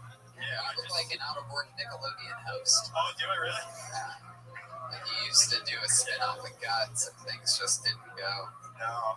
You look like if Kermit the Frog became human. What was the last job that you had? I worked as a photographer for an automotive advertising company, and I fucking hated it. My boss was a huge dick, so I just left. When you say your boss was a huge dick, like what would he make you do? Oh, he was one of those people where he admitted to me one day, Josh, I know I give you 60 killed someone. Yeah, I heard it. Oh, no, he did. Yeah. Sometimes you gotta do what you have to do, No, he said, I know I give you 16 hours worth of work to do in an 8-hour day, but you are a little bit behind. And so that was like his whole thing. He was always bitching at me that I was falling behind, but he acknowledged that he's giving me too much work. Then he's fired you. I quit. Yeah. Oh, did you quit in like a cool way or anything? No, I just sent him a text message, and I was just like, hey, I'm gonna leave my equipment right here, and I'm going home. Wow. That's all I did, yeah. What did he say? He was just like, oh, are you serious? Are you really serious? And I said, yeah, this is the work phone, so I'm leaving this here too. And I just like, yeah, it's like a Dilbert cartoon. Yeah. It's really impressive, Josh. Yeah. So how have you been surviving? How long ago has it been since you quit? That was like 2 months ago. What I did is I had another car back home in New York, and I sold that for a good chunk of money, so I was living off that money. What kind of car was it? I had a Corvette. Yeah, I had a pretty new Corvette, yeah. Wow, Yeah. that you had from photographing for an ad agency? No, I got it years ago. I got that car when I was like 25 years old. I got it. It was pretty much brand new when I bought it. It was mint condition, had like 5,000 miles How on were it. you able to get a brand new Corvette when you were 25? So yeah, my dad had a Corvette that he never drove, and he was like, "Hey, this car means a lot to me. I want you to have it. I can't drive it. You couldn't get out of it." So I then took it. I sold that, and then I sold my own car, and I went and bought this one. Was your dad pissed off? No. I told my dad I was thinking about it, and he's like, I'm gonna feel bad. He's like, don't. Your car's sick. Do it. Yeah. So I did it. Yeah. Your dad says sick. Yeah. He's like, so annoying, I'm dying soon. So. Yeah. Is your dad still alive? Yeah, yes. Yeah. Him and your mom still together? Yep. You have a girlfriend? I do. How Yeah. long have you been with her? We've been together since April. Since April. And are you close to running out of money? No. It's kind of cool because I was living down here in West Hollywood. I had an apartment literally just down the street from here. I left that. I gave up the lease on that, and I just moved in with her in Pasadena. And I'm very lucky. She hasn't. I'm like, hey, do I owe you rent? Is there anything I can do? She's like, no, it's all good. No, she just wants that sweet fucking Dilbert. Yeah, exactly. She wants to waking up next this every morning. This payment enough. It's basically. Yeah, what does she do? She works for a studio. Yeah, I don't want to say which one. But it was funny because she actually took me to work today. Yeah, showed me her office, and I got to hang out and play video games and eat food while she was working. Kid to work there. Yeah, exactly. Wow. Yeah. My God, what do you think she's getting out of this? I mean, I've never seen a girl treat a guy with such unimposing shoulders with so much respect. Yeah, neither am I. For those of you listening to the podcast, he has the shoulders of an infant Tyrannosaurus Rex. Yeah, there's no backpack in the world that he can do. He can't do it. He sold the Corvette because the seatbelt didn't fit. Oh my God, I just keep picturing him trying to put on a backpack and it keeps sliding all the way down to the ground. got that the fanny pack. Josh, you literally have no shoulders. Yeah, I'm a skinny guy. It was funny No, because no, I'm a skinny guy. But you don't have fucking shoulders, dude. No, You don't have shoulders. no, I don't. You wash your hair with head and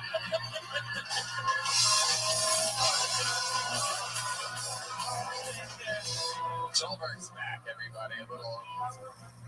He is back on his throne, taking a heavy breath of relief for you podcast listeners. We thought you'd never be back, Joel. Have you noticed this before? we were yeah, I'm gonna give you the cold upper arm parts. Did you know you don't have shoulders? Is this a new discovery for you right now? No, I've been brutally aware for my entire life, 34 years. Yeah. It's always been that way. Yeah. People are like, man, you don't really have any shoulders, Josh. Yeah. Like, what happened? Did someone super strong once give you a massage and just fucked you up? No, it's They just rubbed them all the way, fucking chiseled them down. I can't explain it. It's hard for you every time you put on a scarf and just Slides right off. here. Yeah. My God, Yeah. that is incredible. I'm a freak. I don't know. If he was a pirate, he would have just a little canary sitting on him. I mean, I've been aware of it my whole life. But I don't think until this point anybody articulated to me that. No, let me tell you right now, the standout thing about you, I mean, definitely in the history of Kiltony's smallest shoulders, we've never Wow, seen that's anything great. like That's great. Yeah. I just feel like I got the world on my.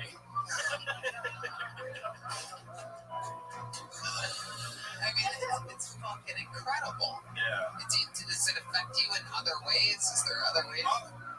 Shoulders, like just having arms connected to your neck, like that? No, but I dislocated the shoulder for what where it would be on most people. Yes, I haven't been able to locate your shoulder.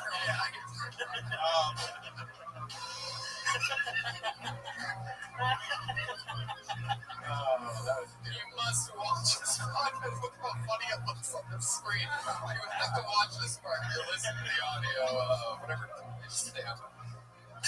Oh my God.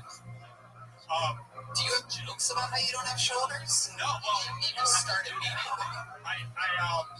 So I dislocated the shoulder. I dislocated 5 times, but 2 times are kind of funny. One was playing video games. I got mad and I threw the controller down and popped my shoulder out. What the fuck? Yeah.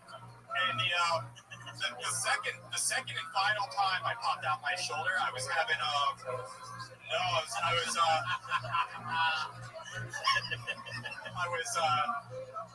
I was having relations with a girl I just met.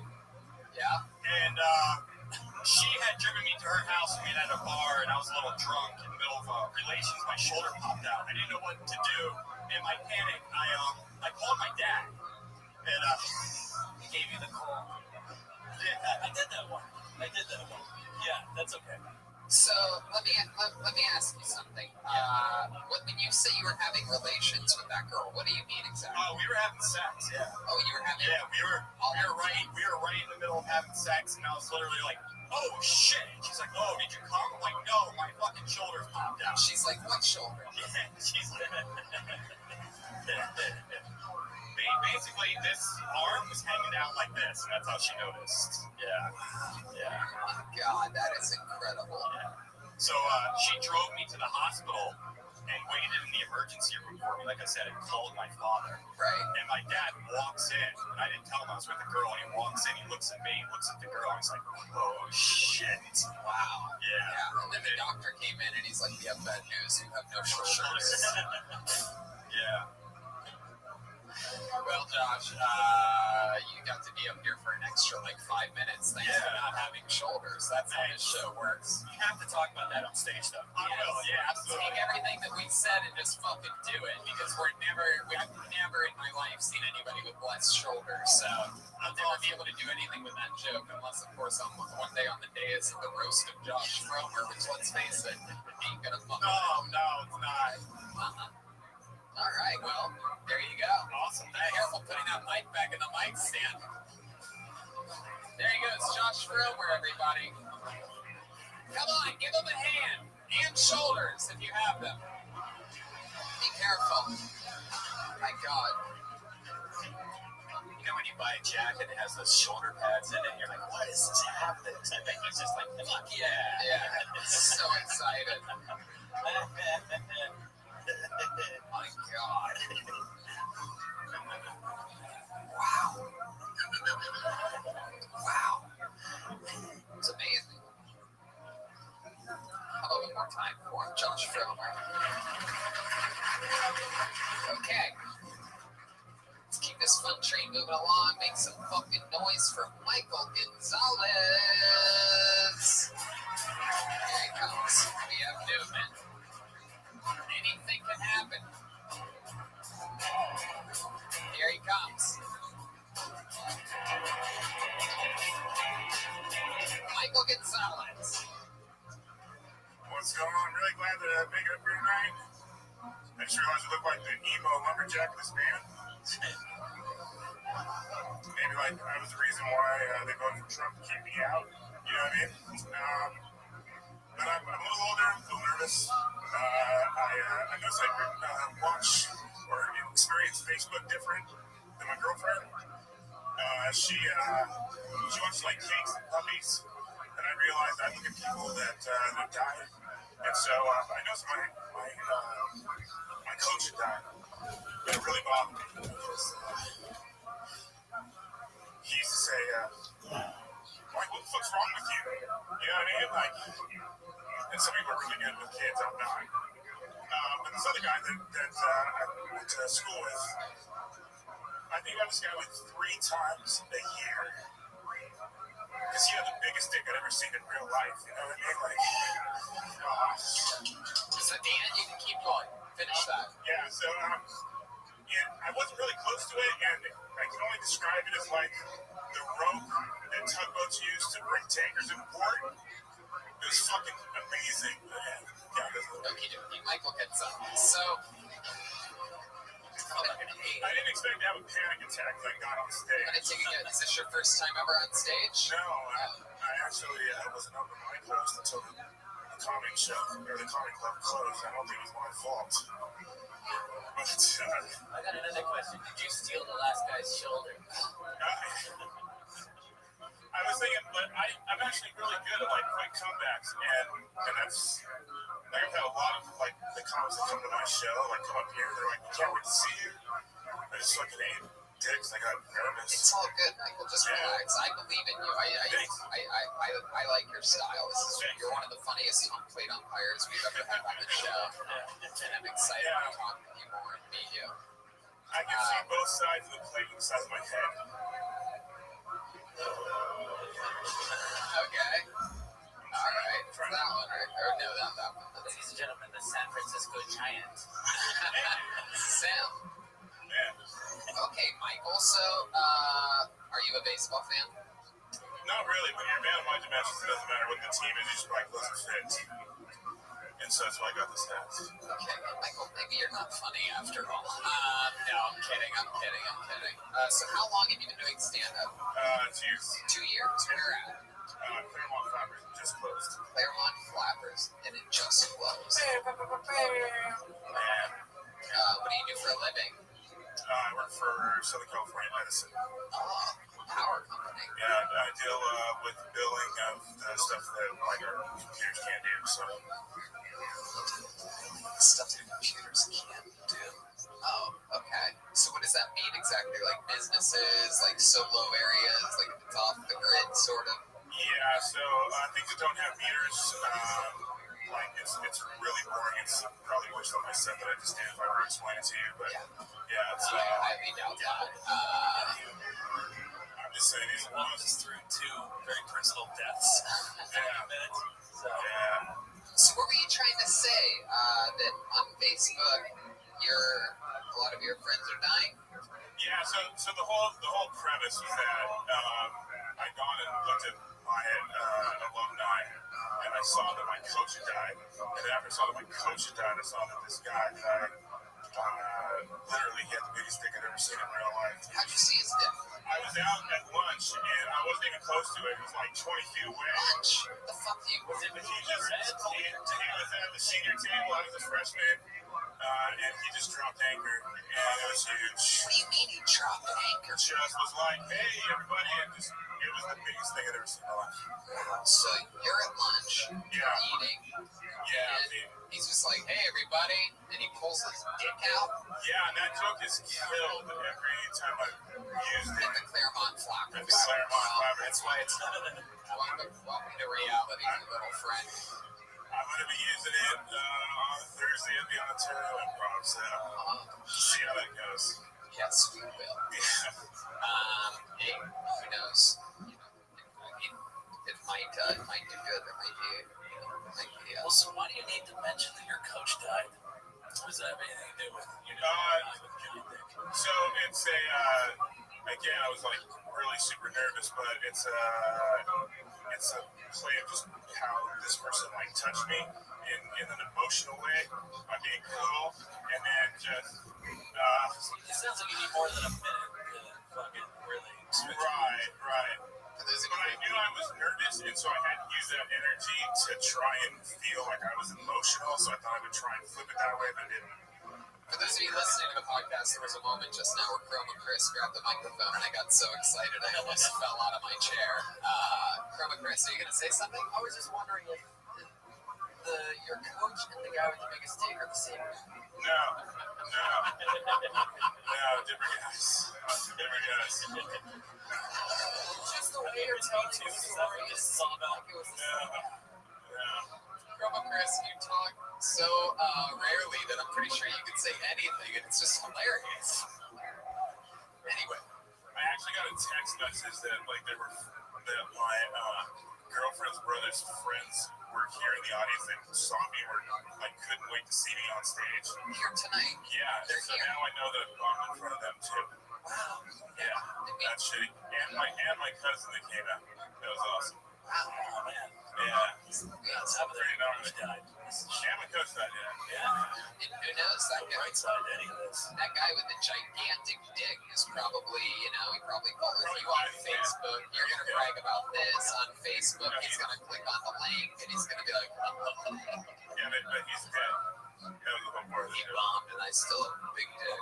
No, he died. Oh, he's dead. That was the part. Everyone in that set is dead. Oh, that's right. Everyone he mentioned That was the dead person. yeah. And then he thought he could fucking dig himself out of that in 10 remaining seconds. How did the big dick guy die? Did he accidentally hang himself? I have no idea. I found out literally like a few weeks ago. Until I went to the. Fuck. Wow. I think I'm at like 6 now. That's close. Michael, you're a big man. What do you attribute a lot of that size that you have to, a lot of that mass with some of your secrets? What is it? Ice cream at night? High fat diet, low exercise. Pretty much that's all it is. Last time you exercised, what was that, you think? I think I ran here to the stage. That was it. Oh. Yeah. And the red man died. Yeah. I think I got like maybe 1,200 steps so far today. So that's good. Man. Are you afraid about, perhaps, the inevitable? Oh, I'm dying? Yeah. Oh, yeah. And the thing is that my fiance is 17 years younger than me. Oh. Yeah, and so I told her, I'm like, listen, like, I will not be in your golden years, so just... Wow, okay, so let's talk about this for a second. Yeah. You're getting married to a young lady who is 17 years younger than you. How old are you, Michael? 42. 42 minus 17. Thank you. Yeah. 25. 25. Yeah, it doesn't look like that. It's just wrong point. How long have you been dating her? 2.5 years. 2.5 years. Yeah. Man, so you started dating her when she was 22. Yeah, against my better judgment. Why do you say that? She was too young for me. I kept saying, you're way too young for me. Yeah. And so she kept asking me to marry her over and over and over again. I'm like, it's not going to happen. She's Latino as well? No, white girl. Really? Yeah. A white girl wanted to marry you. For some god-awful reason, yeah. Why do you think it is? No idea. Oh, look at that. Definitely. I heard a white girl was in danger. From a Mexican lumberjack, yeah. Wow. What did she do? She works in the medical field. She, when I met her, she was a head scribe in the ER department, so has her head on her shoulders, but for whatever reason. That's like the opposite of the last comedian. There's a guy who's up here with a terrible just that head, not on any shoulders. Yeah, you're like, what is his girlfriend, like, seeing him, it's like, not a shoulder to cry on. I gotta say that. Oh, there you go. That's even. It's funny. Even when you're funny, it doesn't get a laugh. There's something. So you have a very interesting dynamic. Yeah. It's an unlaughable delivery. Apparently. Have you ever thought about just going on a diet though, and losing weight? Like, you could outlive your girlfriend if you took care of yourself. Yeah, probably. But it takes a lot of work. How's it going for you? Great. I've lost 40 pounds in 4 months. Doing well, yeah. Keto. Yeah, keto. It's It's just eating a bunch of meat. Yeah, I just eat meat and cheese and drink. I tried to tell her that, but she eats this like stinky ass cheese that is god awful. Like it's horrible. I can eat what she eats. It's terrible. Jesus, you hate cheese. Is that what you're like saying cheese. right now? I don't really like cheese. What the fuck is wrong with you? Yeah. What the fuck is wrong with you? I don't like sour cream either. Wow. It's impressive. You're just rattling off all the Chipotle ingredients from the back to the. Alright. How do you feel about guacamole? Love it. I'm really good at it. Okay, Michael. Well, we wish you the best of luck. Take care of yourself. Thank you. There he goes, Michael Gonzalez. We're getting through it. We're flying through this episode. Every week on this show, we have a regular. He writes and performs a brand new minute every single episode. We just took him to Michigan with us, where he did Lansing, Grand Rapids, and Detroit. And anyway, he's back. Ladies and gentlemen, he's here for us again. The great Malcolm Hatchett, everybody, with a brand new minute. ¿Cómo estás? Okay, Spanish people live here. I gave a homeless man $20 to buy drugs for me because he knew a guy. I sleep in the car, so I watch a lot of TV.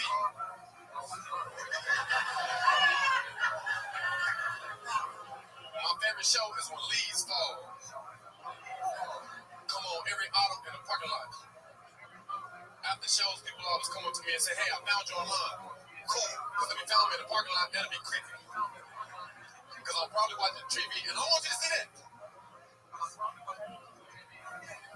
I like a police car because they let me know their occupation, police. Just like taxis, which all cars let me know their occupation. You know, nurse, Instagram, homeless man, student. This guy is a thief, and the car can vouch.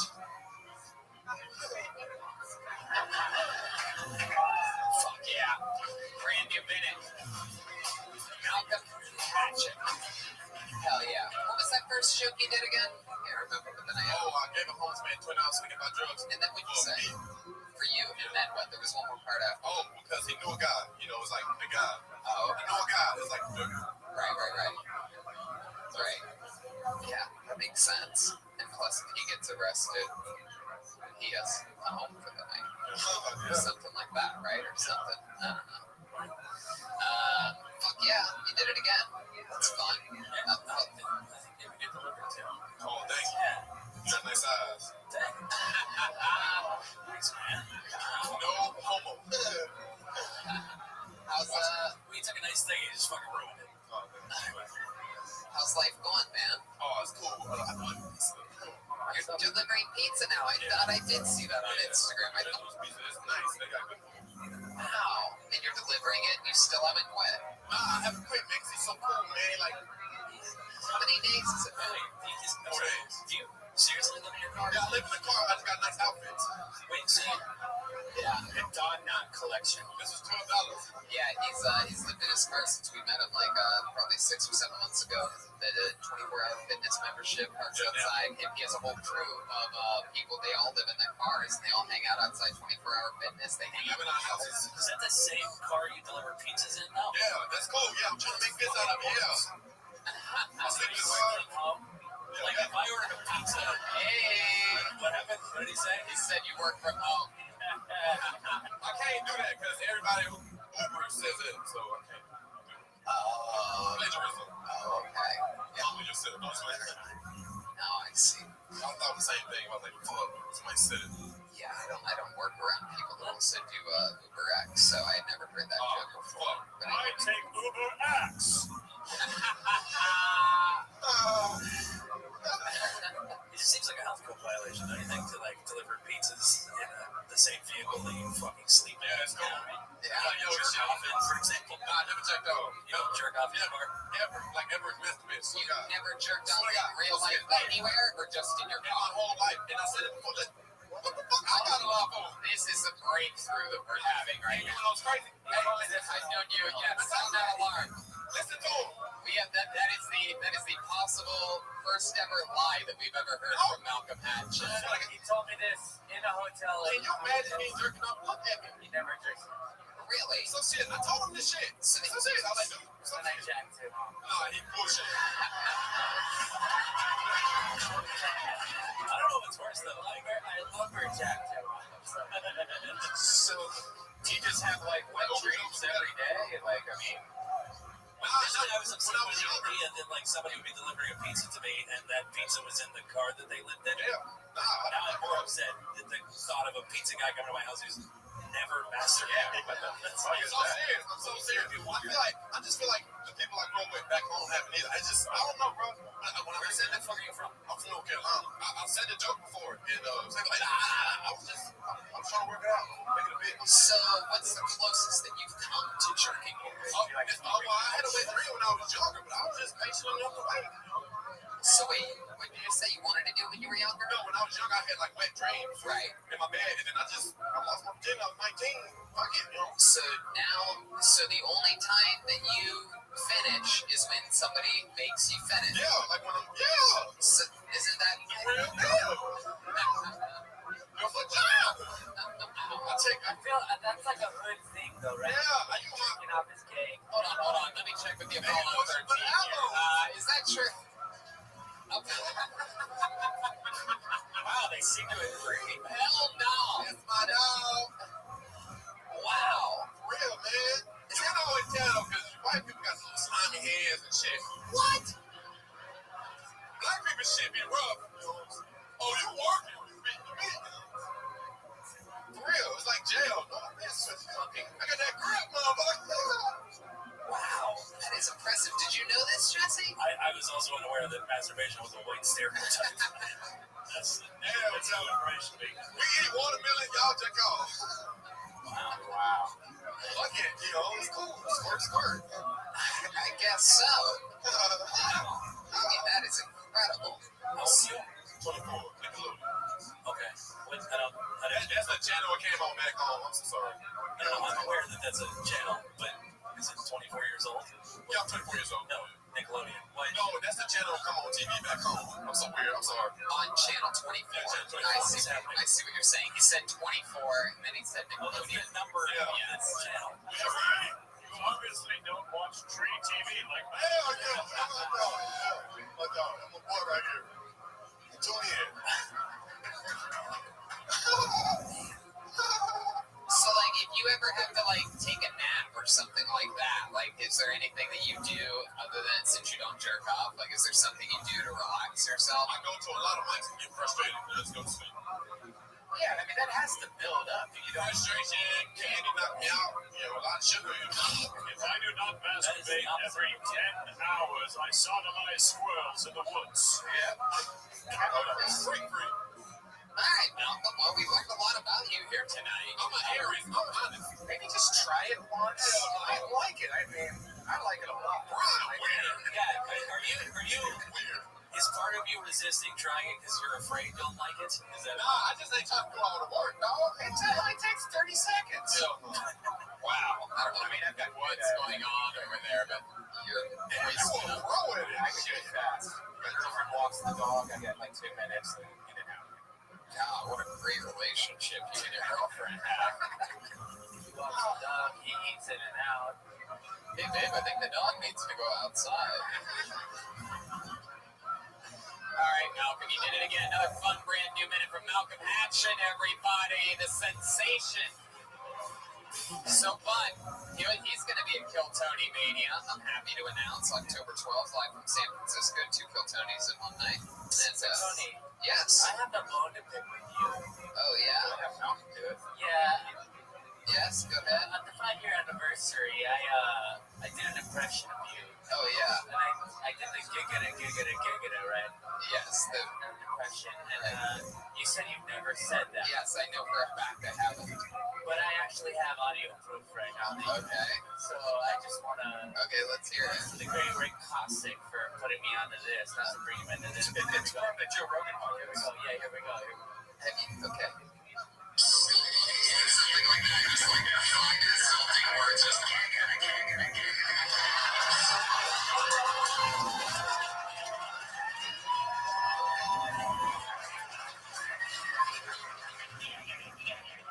All right, fuck you guys. I guess I did that. Is that something you do a lot? Like, Joe, or did you hear him do that before? I mean, that's a different gig than what you were doing, but I gotcha. That's not the It's the exact same. No. He was saying that. What's the one that you said that I did? Giggita. That's not true. Yeah, it was more like fast. Okay, we're splitting hairs here. I feel vindicated. All right. Yes, thank you. I'm glad. Look for it on Instagram tomorrow. Yeah, no, that's not something that I do that often. Else you would have heard me do that before. Yeah, but it's just weird that you did that noise. So I definitely heard that. You're right. I watch a lot of YouTube. That is definitely a deep cut. I'm giving an example of some type of like, I think what's the dialogue there, UFC or something like that, or wrestling or something. Yeah, a bunch of jokes in a row. That would have been right. Yeah. That makes sense. Golden pony sounds like when he gallops up to my house. Like, giggita. Okay. Anyway. Shit. Okay, Joel. What do you guys want to do? Go back to the bucket one more time, huh? Or do you want to see the last guy come out here and masturbate? Yeah! This goes nuts. Gaggada. Okay. Here we go. This looks like a new name for sure. Make some noise for Hakeem. A couch. Hakeem. A gooch. Hakeem. A couch. Hakeem. Blacklisted. The fuck is that? Really? No Hakeem couch. Seems like someone that would be here. I want to do my Lion King voice thing too.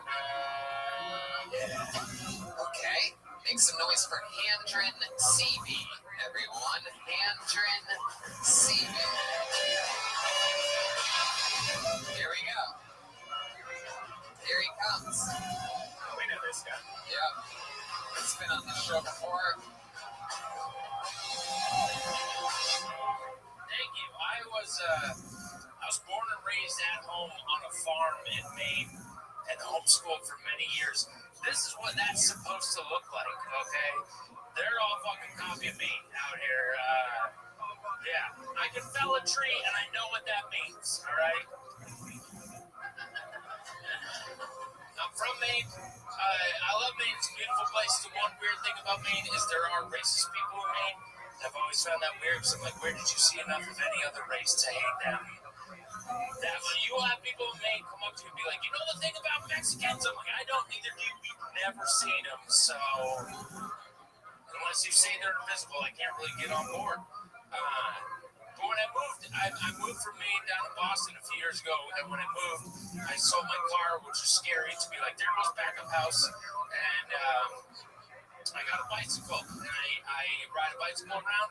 I wear a helmet, maybe a light at night if I'm not too high to forget it. But I really feel bad for those people who wear a lot of lights and shit, because I think how dumb do you feel when you still get hit? You're just laying, blinking on the ground. There you go. Hands didn't see me.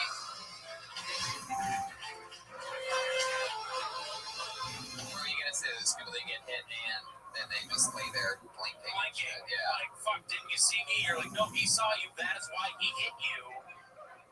Fuck yeah. 10 points for this Firefly. What's up? All right, there you go. Very comfortable, Andrew. So that was fun. I mean, you talked about real shit, where you're from. I like the, you can't be racist if you don't know what they're. I've never seen. Right. I have 4 favorite races. It goes Latino, black people, Asians, white people. I only put white people last because they've wronged me more. And I think that's all the races. I do not like this man. Yeah, wait, can you say it one more time? What's the 4 races? Latino's number 1. Because I work, Joel. Yes, keep naming. Black people are saying, because as I've gone out into the world, black people are the only people who talk to me. Like, out in the wild. Hold on a second. Let me check in with the Apollo 13 on this one. Did you guys talk to this guy? Hell, what Aphrodite? Come on, I know you're your own little queen bee. I'm asking my new friends over here. Let me tell you why. I said that once, and I got off stage, and a black woman came up to me, and she goes, "I talked to you," and I was like, "Yeah, what is that?" And she goes, "You look like you've been hurt," and I was like, "I'll take that." And see, yeah, I do, right? And in my mind, I think black people like to talk to me. I think in reality, they see me, they go, "He's never met a black person before. We're gonna go say hi before he ends up on the other team."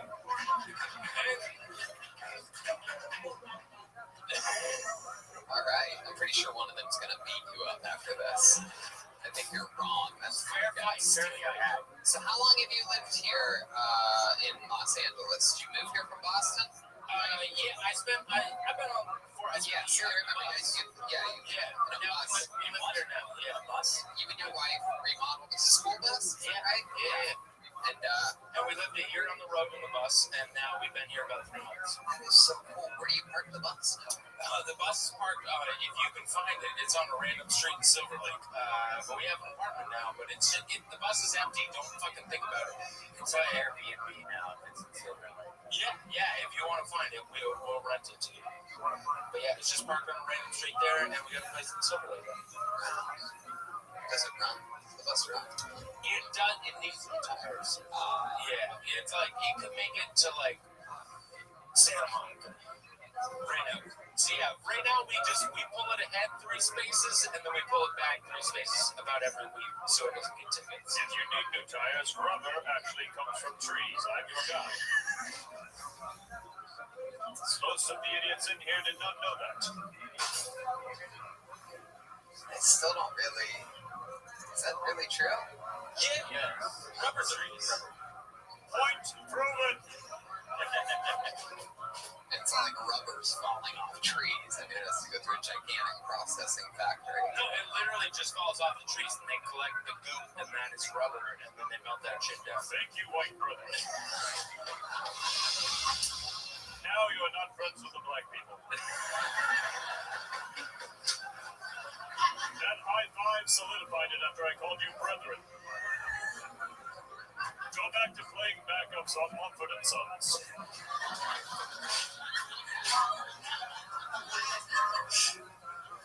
You want to see a magic trick?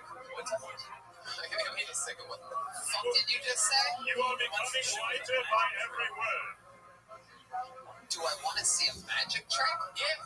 Sure. How fucking uncomfortable are you with silence? Like there was like 2 seconds where nobody said anything, and then you were just like, "Oh yeah, magic trick." Yeah, I do want to see a magic trick. Apollo 13, you guys want to see a magic trick? Fuck yeah.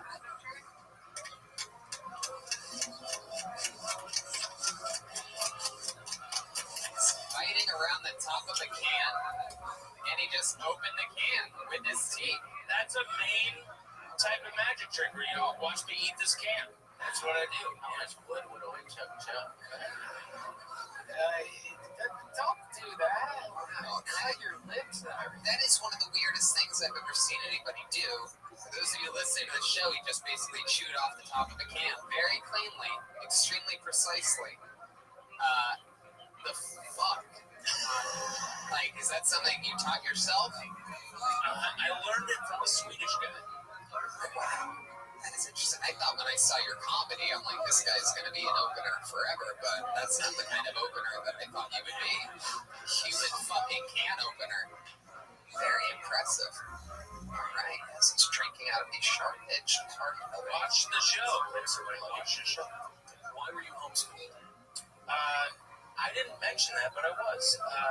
Thank you. Actually, you did, but it would be fucking awesome if I just nailed it.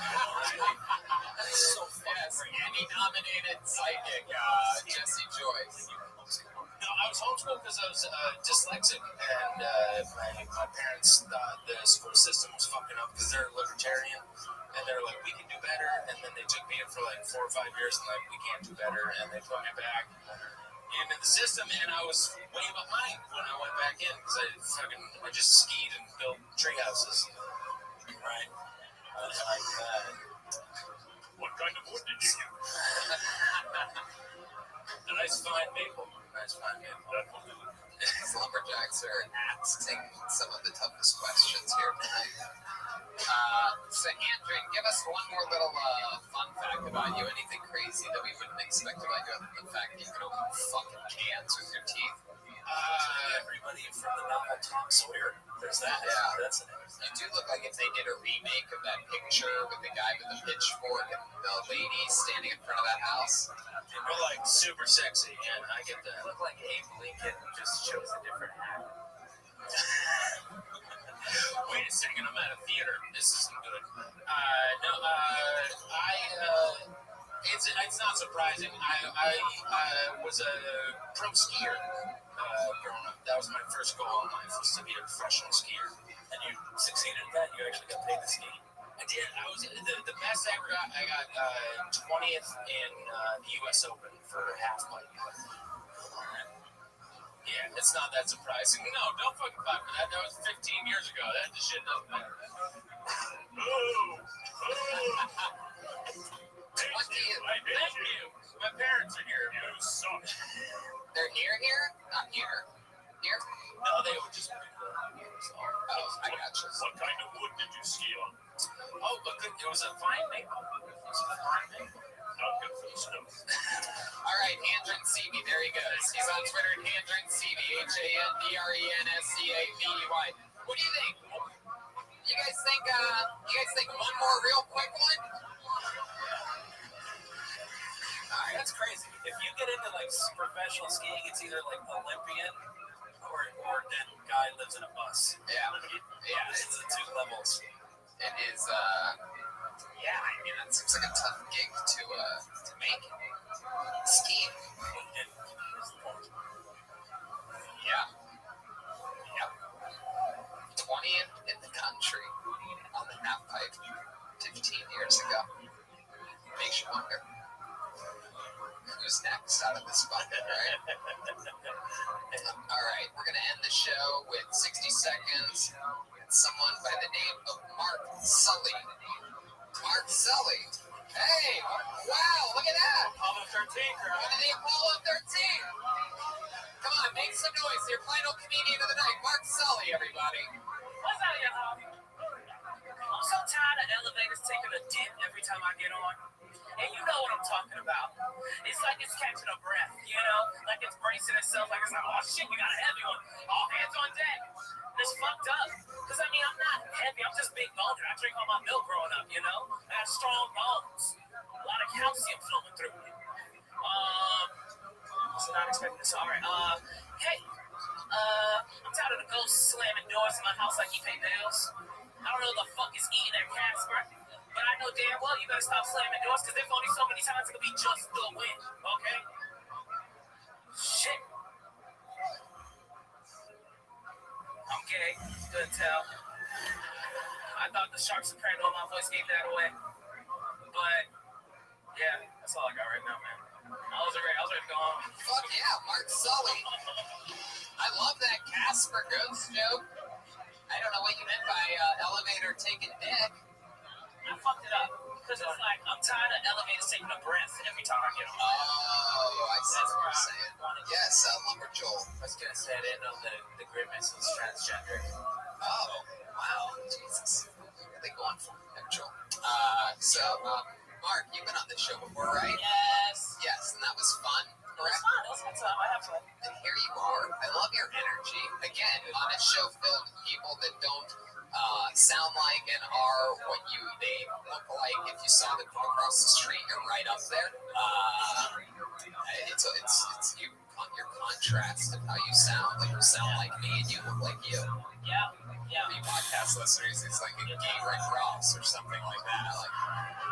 Like when a dick goes in his butt, he's like, oh. You're like, we abreast. If I ain't ready, sure. Hell yeah. You got some of that gay back music. You like Malcolm? You like Malcolm? Nobody laughs at my gay Rick Ross joke. All right, love you guys.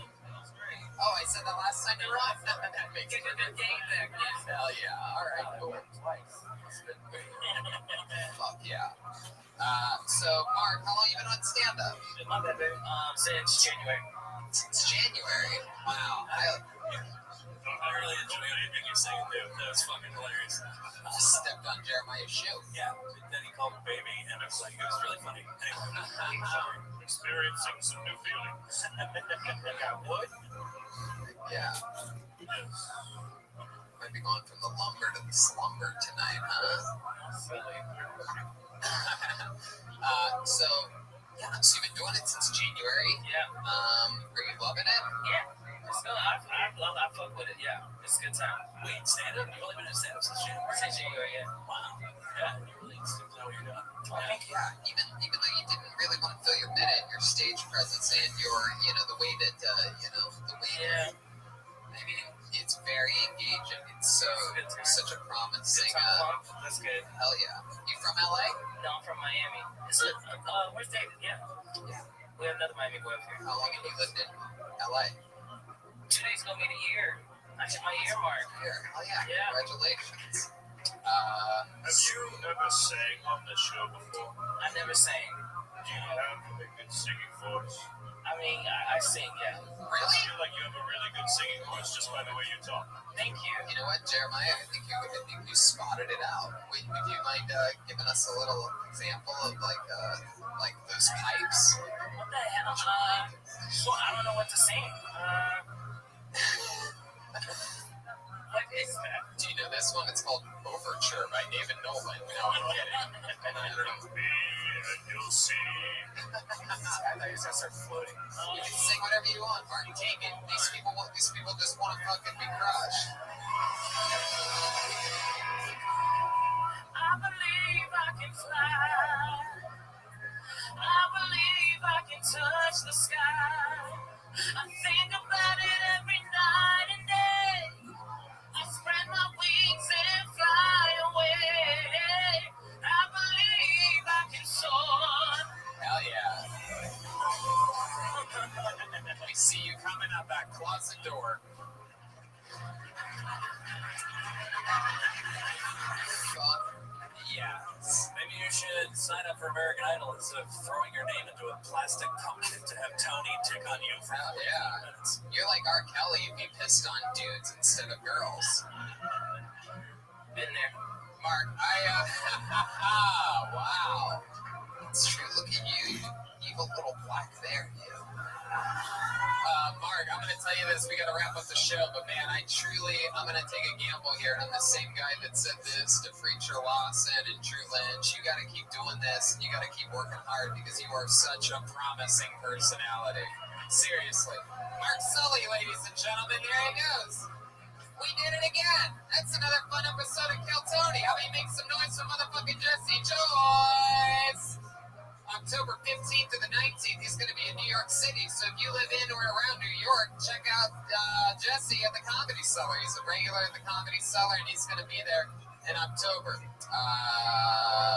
Wow, look at that amazing drawing from Ryan J. Ebelt. It's a tree. There's Wonders. Jesse, me, Redman, the Lumberjacks. How the fuck do you do that? Ryan J. Ebelt is an absolute freak. Make sure you go to RyanJEbelt.com and check out that drawing. And tonight, Kill Tony Mania is only 2 weeks away. And then Venus de Milo in a month. That's a big one. And Texas in November. So make sure you get motherfucking tickets. And ZipRecruiter.com. We absolutely love you. If you're looking to hire people for absolutely anything, you can try it right now for free at ZipRecruiter.com/KillTony. That's ZipRecruiter.com/KillTony. ZipRecruiter is rated #1 by employers in the U.S. Yeah, without a doubt. And it doesn't depend on candidates finding you. It finds them for you. Jeremiah Watkins has a brand new music video out at ReaganAndWatkins.com. A new episode of Jeremiah Wonders, one of my favorite podcasts to listen to, where he brings out the true goof in some of his guests and also really good interviews, too. Really compelling. It's fun, just like this show. Well, you know, I feel like it gets better and more comfortable every week. So make sure you go check out Jeremiah Wonders. Thank you. Brad Williams is the guest this week on Jeremiah Wonders. Lee Syatt will be next week from the Church of What's Happening Now. And thank you to everybody who came out in Toronto. That show was amazing. Chroma Chris, ladies and gentlemen. How about that, huh? Chroma Chris, you want to say anything? Yeah, you just follow me on the Instagrams. I got some shows coming up. There you go. How about you make some noise one more time for Joel Jimenez, huh? Still got a shirt coming. I love you guys. Thank you. Live audience, thank you so much. We got Kill Tony shirts in the lobby also, so check that out. Heck yeah. Thank you so much for coming out, everybody. Have a great night. See you guys.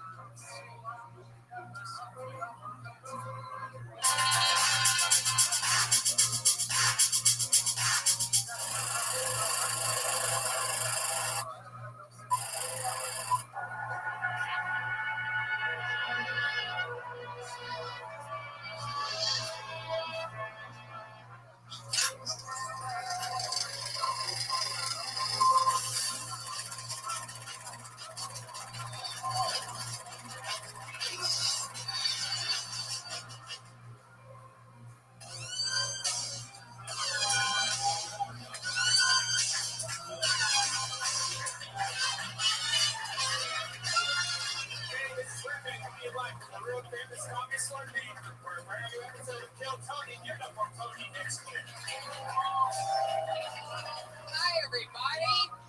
Make some noise. You're the #1 live podcast in the world. Ryan Redband is here. Fuck yeah. And the great Ryan J. Ebelt is here drawing tonight's episode. Singers too. There's a little sloppy mess. Here we are. Hey, look, it's Josh Martin, everybody. The great and powerful Josh Martin, dressed up like a real grown football player today. How adorable is that? Hello to the thousands and thousands of people watching live on YouTube right now. Good day to you. And wherever you are around the world, it's important to remember that Kill Tony travels all around the road too. We've been having a lot of fucking fun lately. And this Friday, we're about to have a lot more fun. There's still just a few tickets available for the first ever. The second show only, though. Second show only, right? The first one sold out. First show sold out. The second show only. Tickets still available for the first ever Kill Tony Mania, ladies and gentlemen. It's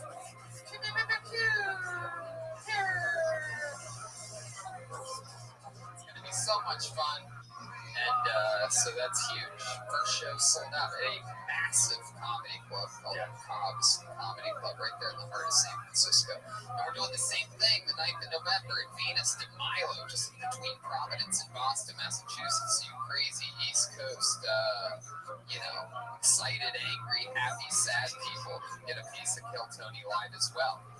And then we're doing it in San Antonio, Austin, Houston, and Fort Worth, November 13th through the 18th. Those are stand-up shows that I'm doing as well with all your favorite Kill Tony characters on those stand-up shows. So that's exciting stuff.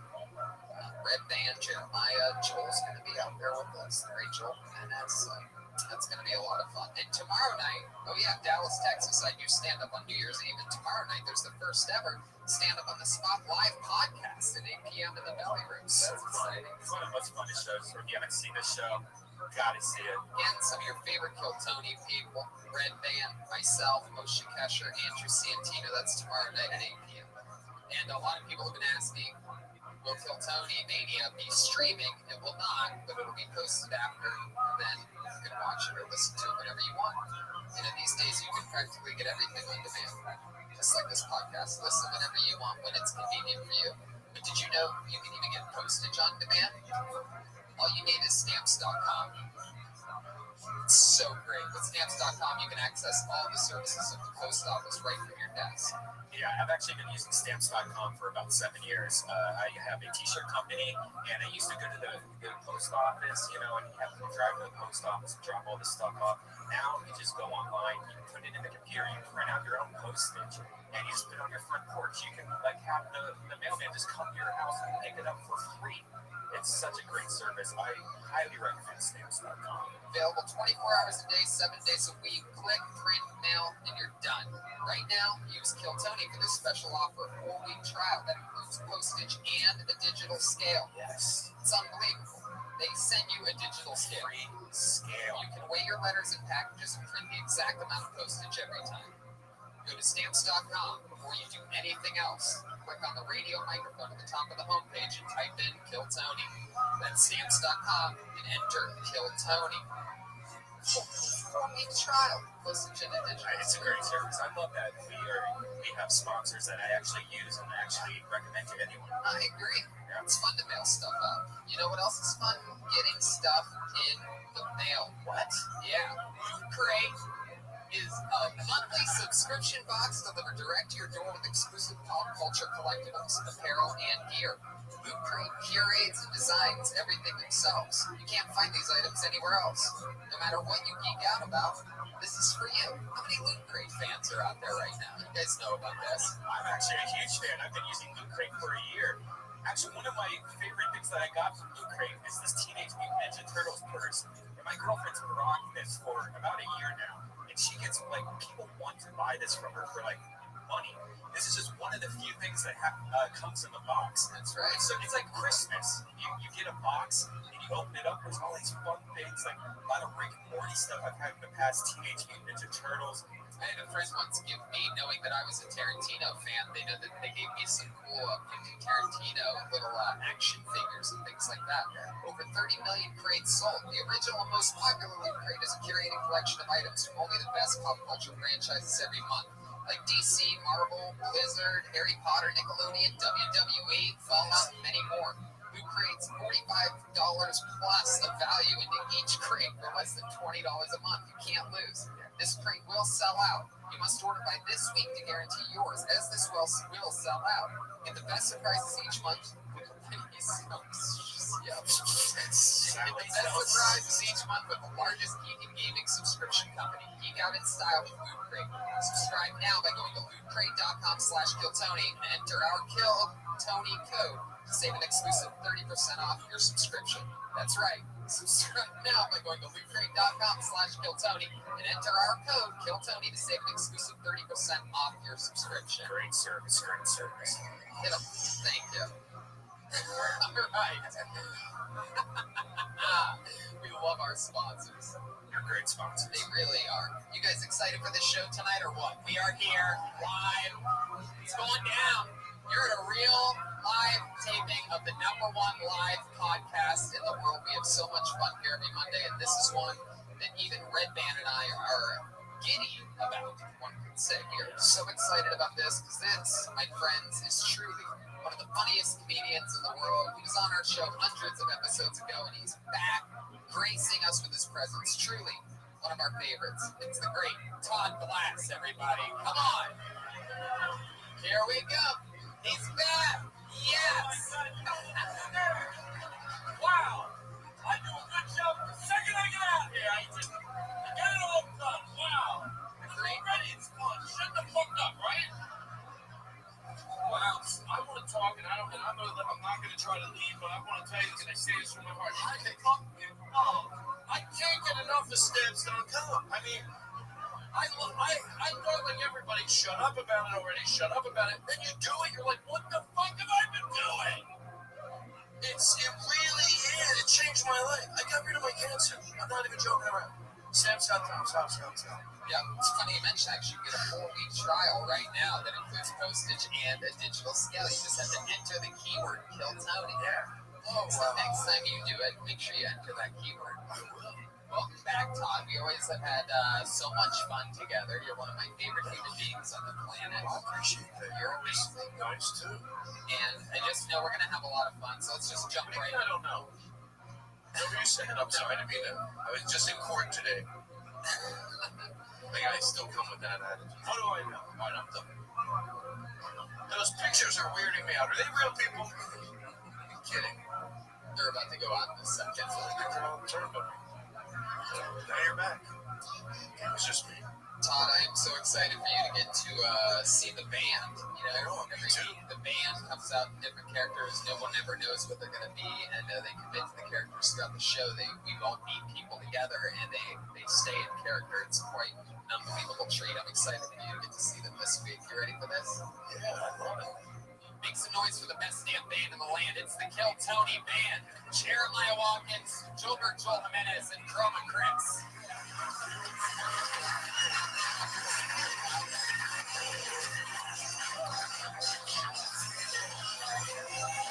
Whoa! Here they are. It seems like with the music and with they are in Scrubs. Wow, Bandage Race.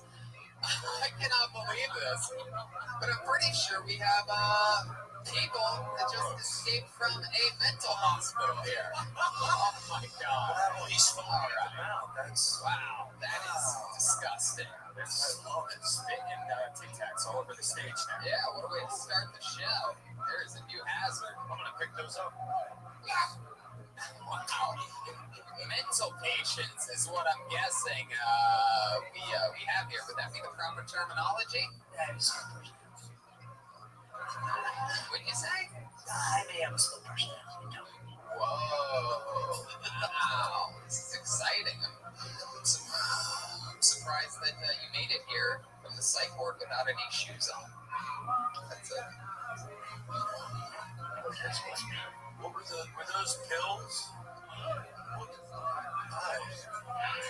How you doing? I'm doing all right. I'm excited to hear you play.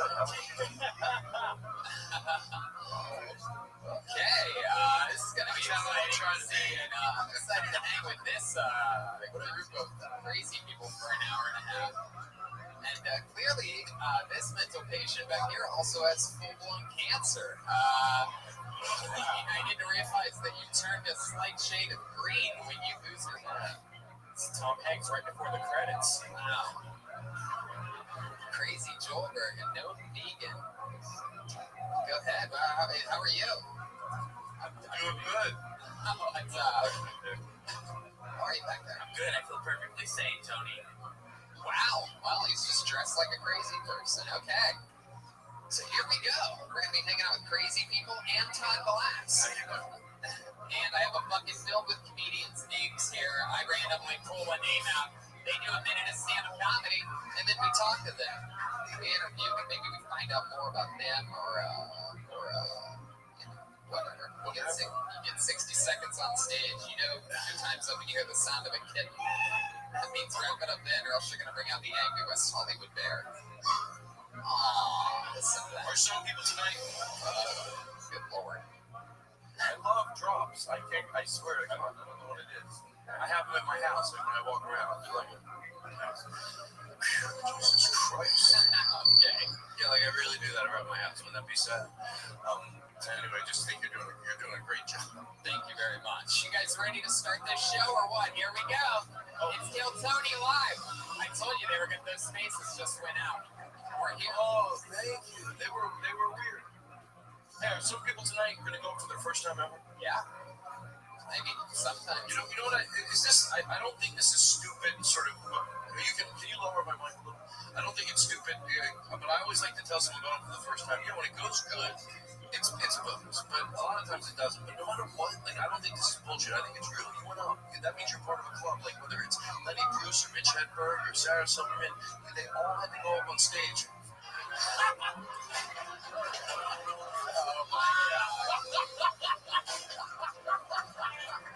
Oh my God. This place is chaos already. Wow. Oh my God. That's embarrassing. You guys ready to start this shit or what? Here we go. I'm gonna pull person name. I think this guy knows how to play. The wrong way, Jeremiah. He's so crazy. So crazy. He's doing physical gags on a live podcast. But people can imagine. He's got his mouth up to the wrong part. For you imaginers out there. All right, I pulled a name out of the bucket. Your first comedian getting an uninterrupted 60 seconds tonight goes by the name of Christy Belich. Perhaps Belich? Christy Belich? Belich? Oh, slow this down. Stop it. Hey, man. Christy Belich, everybody. One more time. Come on. I've been thinking about running for Congress lately. I figured why not in this world? I've been thinking about my platform. Figure it would be fuck the cops. But not like fuck up the cops and break their windows, but make prostitution federally legal across the board. And have a band of lusty prostitutes form a non-profit organization that literally goes out and fucks the cops into submission on their way to work every single morning. Be like, yo, Desiree, you want some dental care? You want a pension just like them? All you gotta do, honey child, is dope Officer Smith's nuts in the morning. That's it. Get him happy, get him pacified. I'd be like, why'd I shoot a black man in the face of arms and pinky toes? And female cops are not forgotten in my scenario. Those batons have length and girth. Everybody's good to go in my world of cop fucking. Hey.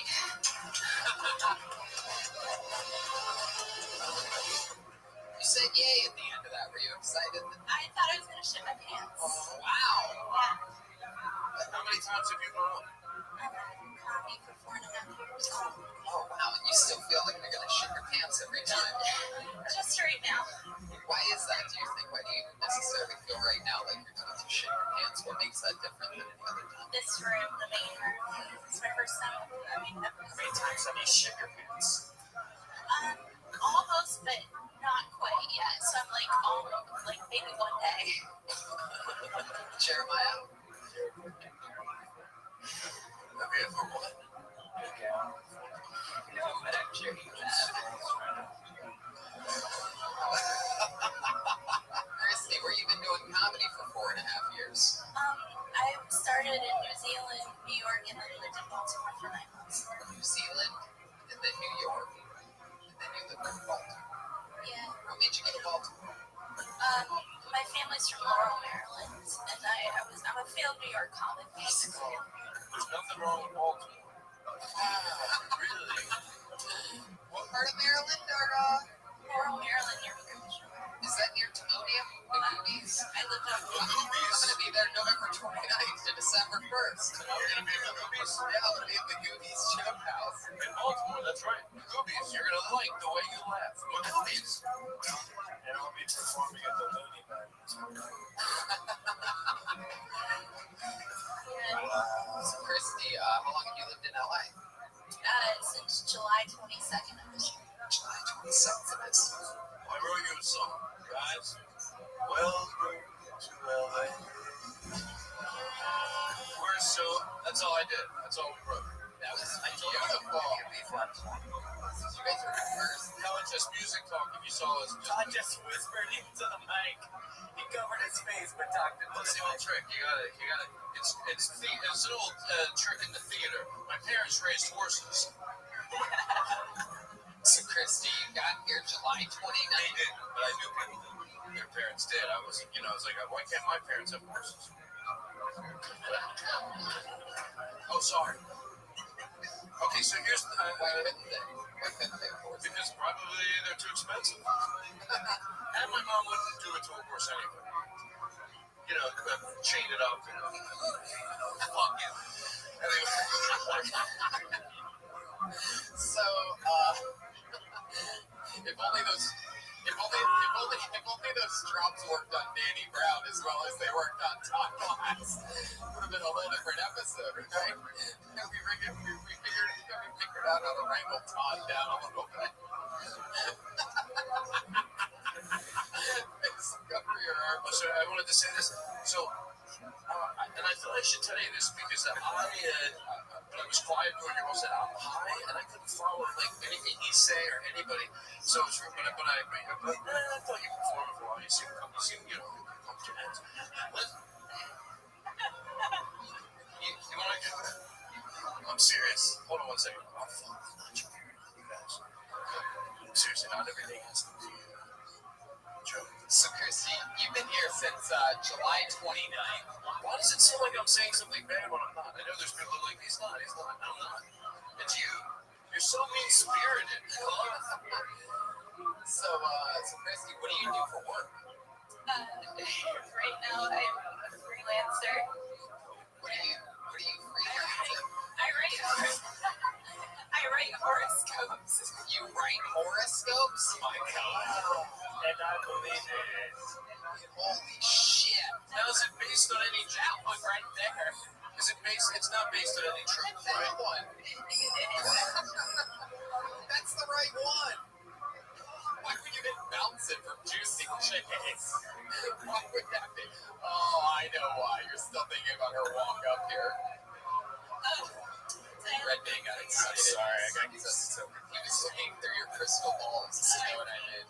Horoscope. Noob joke, all right. So, can you do me a favor? Can you tell us what you think our horoscope is here on Kill Tony? What do you think the future of this podcast is? You give it a guess. Well, today's the new moon in Libra, and Venus is square Mars as Mars leaves. It's that one. Why are you winning? That one. It's so, I'm literally like, it's so. Save that one for Jeremiah. That's his ringtone. So far, she's 10 times crazier than the psychos that broke out of the mental hospital. Actually, she's really smart because she's making money off that bullshit. I don't know who she is. She said a freelance horoscope. I'm pretty sure we're all freelance horoscope, right?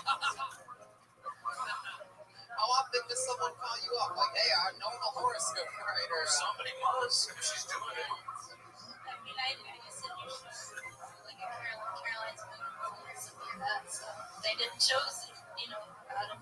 Does a horoscope person, do they like read poems and things like that? No, you're gonna be so mean. I also started out as a scientist too, so How'd you fuck that up? Good question. I knew I'd be called up today because I started comedy after trying to kill myself. So I think that this kind of, Wow, I love this. This is a fun little. I love it. I love this honesty. I love this. I love what's happening right now.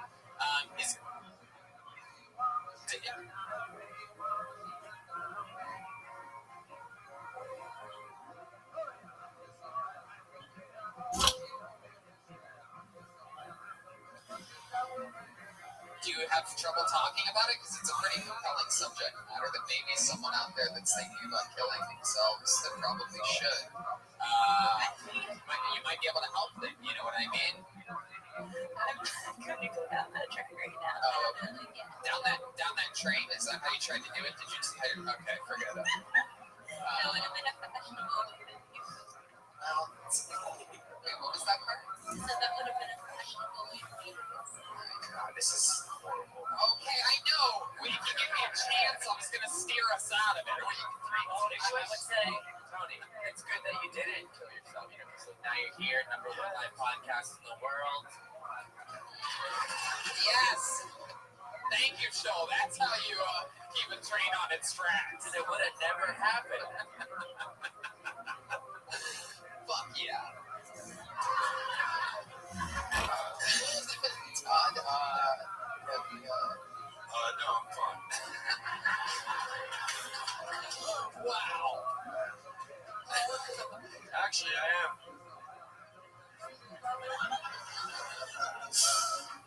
Why'd you kill yourself? Well, I was going to get a big laugh. And that was probably, was that back in Baltimore or was that in New York? It was in New York. Right. And you know what? I absolutely agree with what Joel said. This is, you know, getting pulled out of this bucket isn't easy. I talked to some dude working last night at the Hollywood Improv, a door guy there. He told me, and I know this to be true, because I remember he told me 2 months ago that he's been signing up for 2 months and he didn't get up. And then last night I saw him, he's like, dude, it's been 4 months. I've been signing up and I haven't gotten up. So you are indeed very lucky. It seems like things are turning into a positive where you're in LA, which is a much more peaceful, zen place than New York City. So, Really good cleavage. oh my god. Oh my god. I mean, true. Even for you. I mean, you know how many girls want that? Even for you to drop that right then. After all that. We're trying to make a nice little descent. And then you gotta tell her she has nice cleavage. Oh, I didn't know that's what he said. I don't hear Christy talking about your cleavage right now. Anyway, we're rub them together. Oh my god. What is going on? We heard it the first time, Jeremy. Well, we've got this show started off with a bang, ladies and gentlemen. Christy Bellich, everyone. Thank you so much. Hell yeah. As a handshake. Follow her on Twitter at Christy Bellich. I mean, if that isn't proof that the bucket isn't rigged, I don't know what is. You know, if I was gonna start the show with those kinds of talks. You said talks. What? Oh my lord. Did you take a boner pill before the show or something? I went to Chill the water. shorthands.com. Drink water. By the way, don't kill Drum roll, yourself. please. Hey, I like that. Thank you. Wow, this is exciting. We met this guy on this show for the first time 2 weeks ago. He's fucking awesome. I fell in love with him immediately. I think he's one of the ways of the true future. Maybe I'm crazy. Maybe I'm right. It is the Comedy Stylings' second ever appearance of William Montgomery. Wow. I'm excited about this.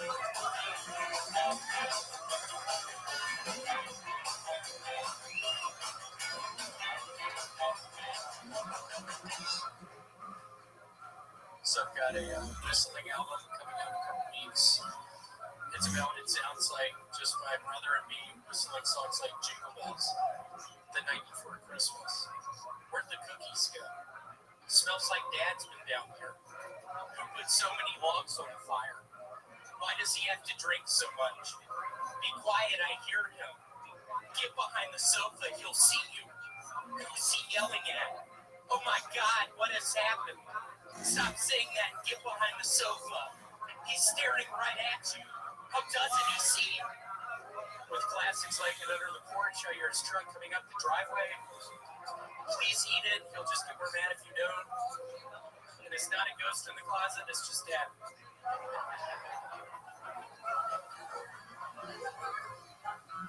So I'm pretty sure I have lupus.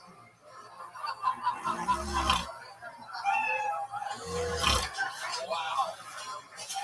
Wow.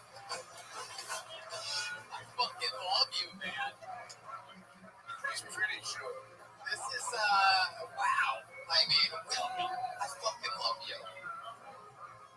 Thank you, Teddy. That's very nice of you. It is. It is very nice of you. I'm your number one fan. It's very nice of you.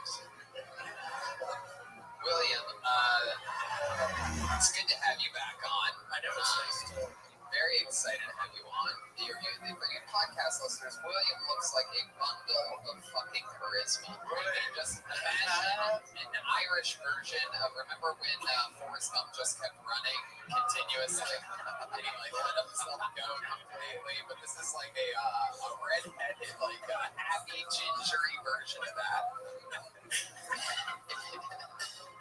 I actually had a Uncle Tommy who was in Forrest Gump. Your uncle was in Forrest Gump? He was Lieutenant Dan. No way. Like what? No, I'm kidding. So we had him on the Ice House. Yeah. Where I went to the Ice House with Jeremiah. We learned a lot about him. One thing we learned that he's fucking a liar, and everything he says it's a lie. Well, but you keep on forgetting, and every time you're like, no, really? And then you go, wait, what am I doing? What? I fucking love it. Whatever it is, I love it. You can lie to me all fucking day as long as it makes me laugh, buddy. Look at you. Where are you from? From Memphis, Tennessee. I believe that part. Has he lied yet? I grew up in.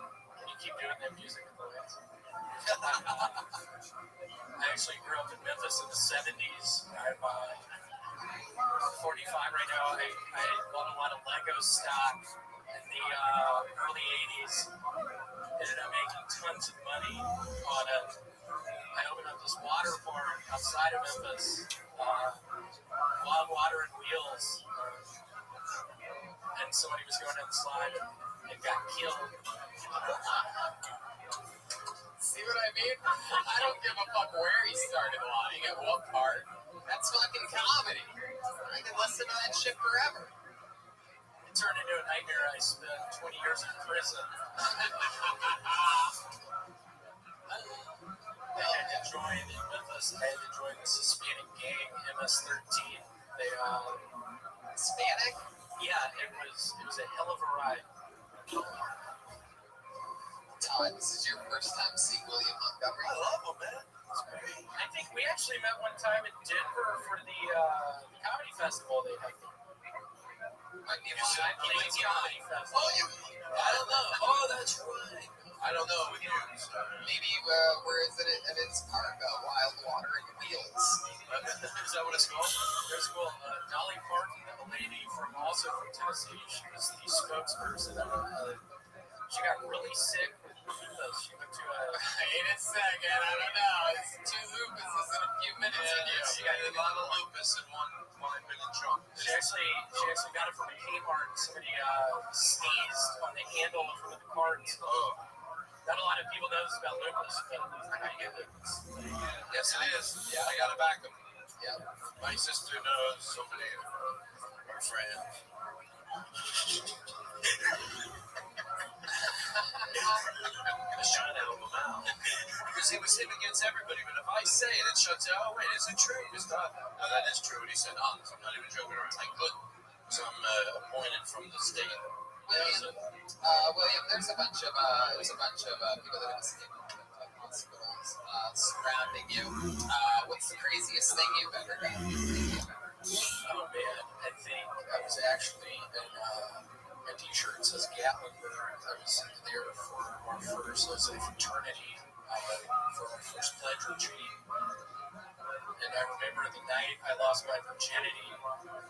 I was down in the room. It was like maybe 25 minutes into it. It would just skip. There was like something wrong with the DVD, so it just kept on playing the movie 7, and I just tenderly put my arm around this young lady, and she led me upstairs, and I didn't tell her I had herpes. It turned into a big nightmare, big lawsuit. My dad's a big doctor back in Memphis, and she knew I came from a bunch of money. So what's the craziest thing you've ever done? Give someone herpes? All right. I put on a strap on and jumped in a well. That's how I ended up with this cat. Still warming up. 1 for 10 back there. Iceberg. Full ice right now. You can tell because he's a shade of blue for some reason. All right, William. Well, I love your style, man. I think you can absolutely do no wrong. I could listen to you lie forever.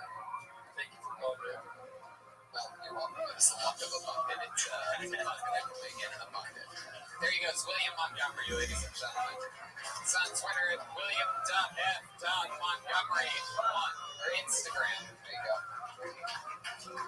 Hell yeah. All right. So, there we go. You guys get it? You understand the show? How it works? Yeah. Well, I think I'm going to start a management company right now. And I'm going to start booking people from your show. Oh, I love this. Yep, I'm going to open up online. I'm going to have all the high-tech stuff. We're going to have videotapes of all our clients to send around. How many comedians want Todd Glass to be your manager here tonight, huh? You said you do it. We're going to be a management team. A lot of people see representation. Sure.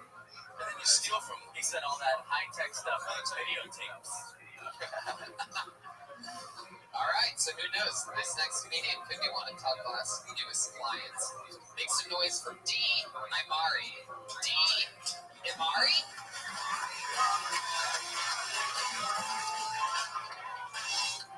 Hi, it's Dre DRE. Sorry if my handwriting was bad. So I'm in my 30s, and dating in your 30s is a lot different than dating in your 20s. Like, you're a lot more aware of the vibes that I give off to men.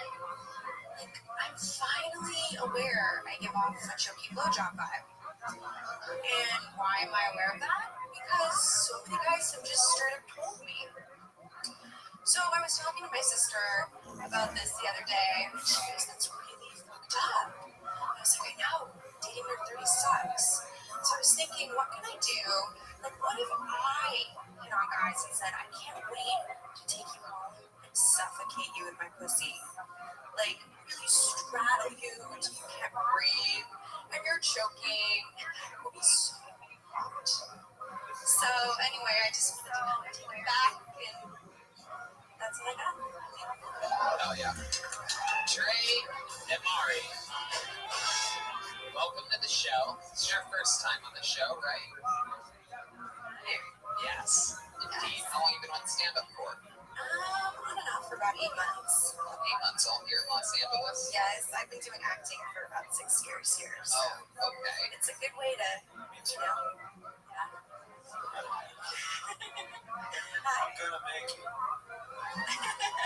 Yes, you are.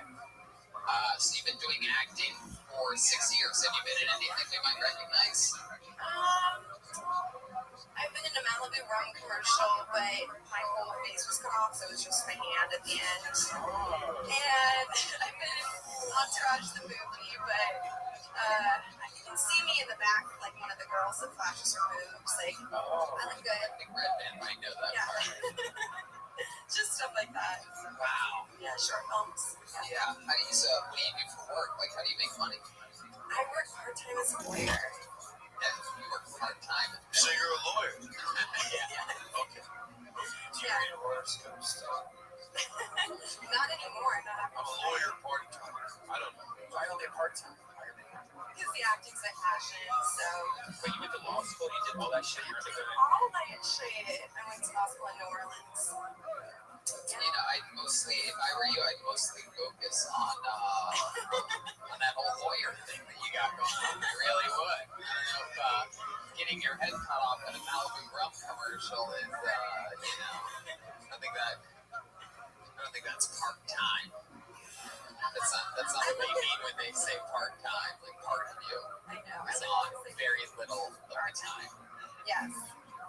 So I'm court appointed, so I deal with criminals and I'm in court all day long when I go to work, just a couple times a week. Your phone never ring and you're like, this must be that audition I went on the other day. And someone's like, oh, we need the lawyer. It's like screaming meth at it playing or Do you have an HFA? I'm trying to make it work. yes, I do have an FHA. Wow. I know. And I've been method acting for years there. Like I wear my hair pulled back, like glasses. That would be so real. If you were a lawyer, but this is still, you had to carry all your stuff in this, would that be embarrassing? I mean, you had a suit on, you're going to the court for some reason. Somebody like paid you to carry it up on you, so you have to walk in. Your Honor, I'm here to Just an idea. Short movie, write it down. Worst courtroom incident you've ever seen or been part of in one of your cases? What's that one? Is there a clear cut case on that? Someone ever yelled their own objections or things like that? Oh yeah, all the time. Like I always tell my clients, don't talk to the judge if you have a question. Ask me first quietly before you scream at the judge. It usually helps our case. Yeah. So, I see like more things like people get arrested in court all the time, like thrown down by the bailiffs. Do judges lose a lot, or seems like they was? No, they're pretty calm for the most part. Dre, what made you want to start doing stand-up? What was the exact moment where you're like, you know what, I think I can do this? Yes, I made a commitment to myself last year when I was like, my acting wasn't taking off. So that's forced me to do stand-up. So I have fun on stage. Yeah, I'm another struggling actor in LA. Are you always that dirty? I mean, so it's something that you do your whole... Yeah, just like talking to anyone. Honestly, I'm very open. All right. Well, extra dirty. Talk about what you want to talk about. That's what everybody does. Right? How often do you do this? How often do you go on stage? Stand up, I do stand up at least once a week. I try and squeeze it in. I was doing a lot more. I was just getting exhausted going to work, acting, stand up and stuff. I mean, it doesn't sound like it's that exhausting at all. Like, it seems like your schedule's pretty fucking clear. My schedule's pretty clear. I don't know how exhausting it can really be doing stand up when you're a part-time lawyer and have fun with it. All right. Have fun. This is a big show. I see what you tried to do there. You feel that energy? This is one of those times, I'll be honest with you. This is one of those times where I'm being nice. What everybody in this room wants is they want me to tell you.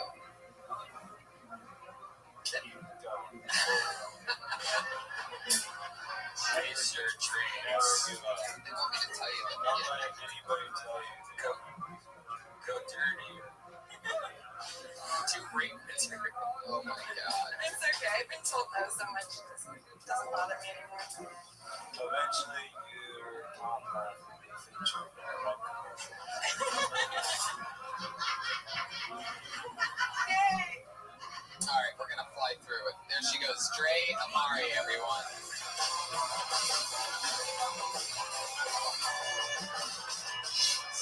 Sometimes this book is amazing.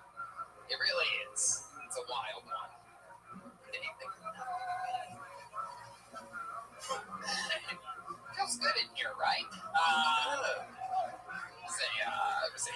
Feels great. Right. Let's see what could possibly happen next on this special suicide-friendly episode of Kill Tony.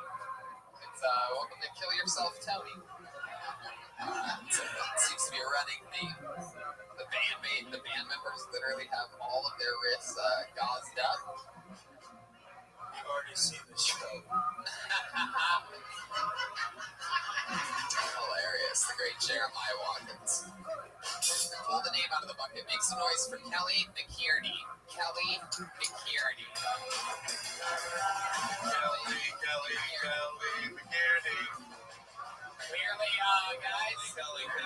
I believe she already killed herself. Blacklisted. Kelly McKierney. Ladies and gentlemen, tonight. Your next comedian goes by the name of Julian T. Julian T.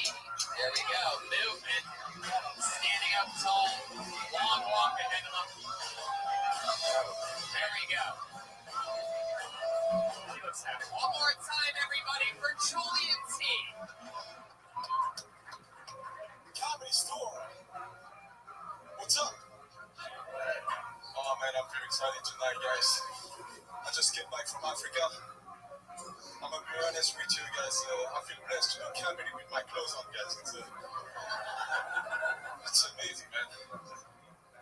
Tonight I'm gonna do something that a lot of black men don't do that often in America. I'm going to talk about my father.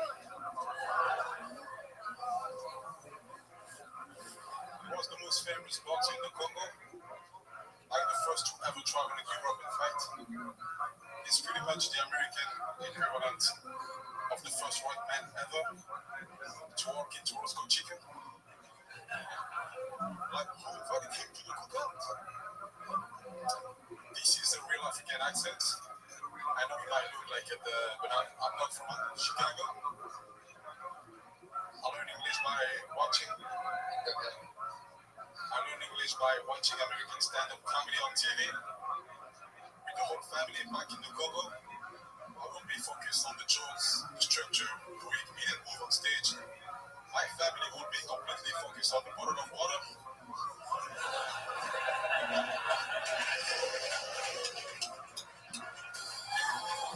Yeah. Is that it? Is there more? They be like, is he gonna drink that water? What's going on? Can you please drink that water, man? Yeah, you didn't even need that part. I love it. Julian Z. Fuck yeah. Oh, yeah. It was beautiful. Is this your first time on the show? Second time. Heck yeah. And what did we find out about you last time? Where are you from again? So I was born in Belgium. My roots are from the Congo in Africa. How long have you been doing it? Almost 2 years. Because it took me a long process, because at first I had to learn English. I always wanted to do stand-up comedy. Can you perform in the Congo if you wanted to? In French, absolutely. They speak French then? We speak French and Lingala. How does Lingala go? Like, what does that sound like? Can you give us an example of what that sounds like? What's that mean? Oh, they got you good. He got you good. I know what that means. You know too. But really though, like, what does that mean? Oh, how you doing, Tony? Can you say, welcome to another episode of Kill Tony? Hello, on similar na episode 1 ya Tony. That's cool. Everybody here speaking Italian. Can you say gugada, gugada, gugada? Son of a bitch. How long ago were you? I can't believe it. That's 2 in a row that he's cold for. 2 in a row. How long ago were you on the show? Was it like a month or so ago? I was actually on the show during the 5th anniversary. Oh, good episode to be on. Joe Rogan. Yes. I mean, no, you, but Joe Rogan. Well, they look pretty similar. So how's life been since the 5-year that was in June? What's this? Yeah, tell us more. What makes you so blessed? Because I have big health. I'm healthy. I have a job. No, seriously. What's your job? I'm a driver. Oh, nice. So I can support myself, I can pay my rent. Uber extra black or? No, minimum black. Okay. Uber X. Right. What kind of car? Prius. Oh, very nice. Just always in my way. Yes. Just always. What kind of car do you have?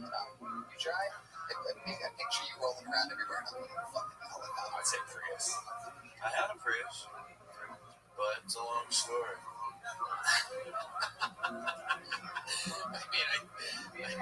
I let Jeremiah my car and he crashed it. But he said he's mad. Yeah. Yeah. What color's your Prius? You ever get pulled over in LA? Actually once, not too long. Yeah, what happened? So I was actually picking up one of my passengers and I was kind of blocking the traffic. But the cop was he was cool. Yeah. I was to say I'm working, so please get away. Well, that's fun. You have a girlfriend or Seems like you're pretty connected. I am. I'm pretty connected. Yeah, I have a girlfriend. That's what I asked you if you had a girlfriend. You could have said no, and that I'm pretty connected, and it would have been the same thing. How long have you been with your girlfriend? 3 years. 3 years. So where's she at? Here? Yeah, we live together. Oh, that's great. ask you a question about your girlfriend. Is she seeing anybody? Like 4 girls every day. Do you fuck that shit? Wow. You said that the fuck? Oh. Well, that could be 3 in a row. Yeah, it's 3 in a row. Holy shit. I liked it, that's all. And it's just so absurd. So funny. If Joel tries jokes and doesn't flip the switch to full Joelberg power for 10 jokes in a row, he gets a tattoo on his face of the Kill Tony logo on stage. Yeah, So right his forehead. no thing on with smack dab between his eyes. It's already been agreed on. So funny, man. Yeah, for sure. You get to do a lot of spots around town. When you and your girlfriend hang out, what do you guys like to do? What do you guys do for fun? I love salsa. Salsa? Salsa music. Yes. Indeed. What's that salsa music? Wow. Yeah, so you guys go dancing? Yeah, absolutely. Really? Salsa in Spanish.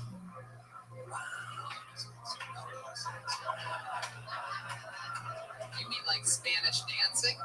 Language and dancing. Salsa. Dance. Dirty dancing. Dirty dance. What is a dirty dancing song? That would be hilarious.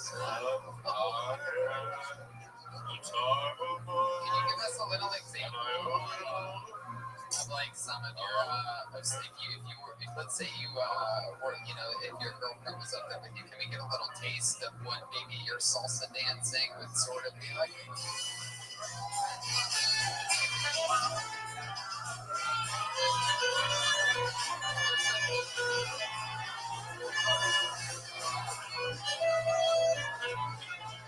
Hell yeah. What are you saying there? But then he dances like a white guy? Oh, maybe it's a influenced by his girlfriend. This is salsa. That was awesome. That salsa dancing was awesome. All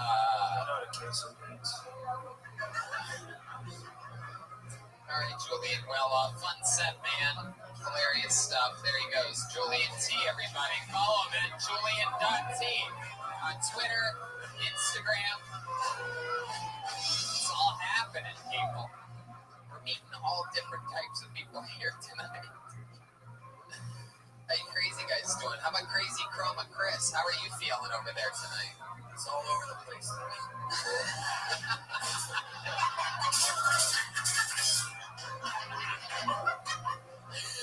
Wow.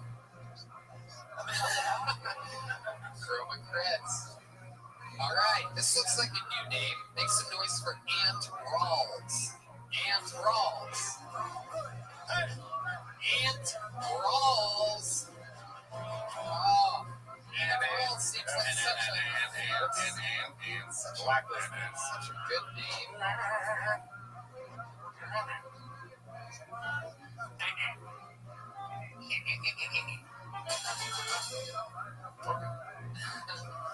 Okay, let's see if this person's here. Patrick Bautista. Patrick Bautista. Here we go. Patrick.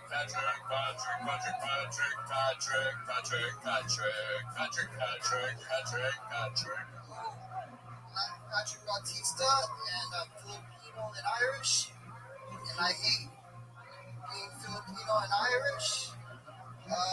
No one accepts me. You don't look Irish. You don't sip of the green beer now. Everybody wants to be Irish.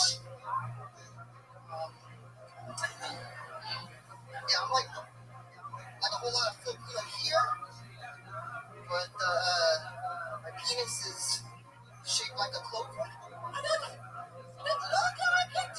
It look like it.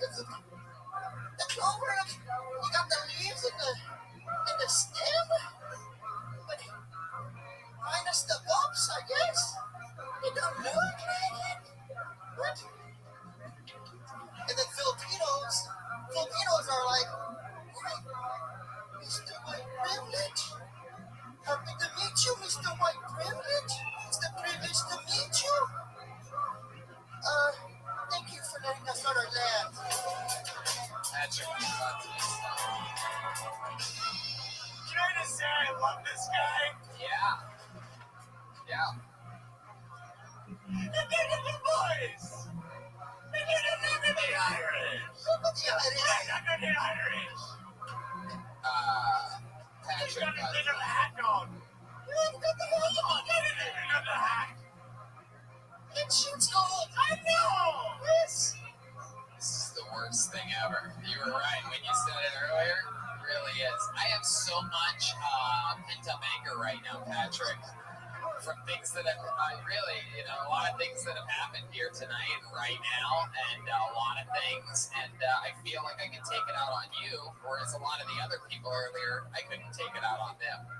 I think the audience would have felt bad if I was mean to them, so I'm going to be mean to you instead, okay?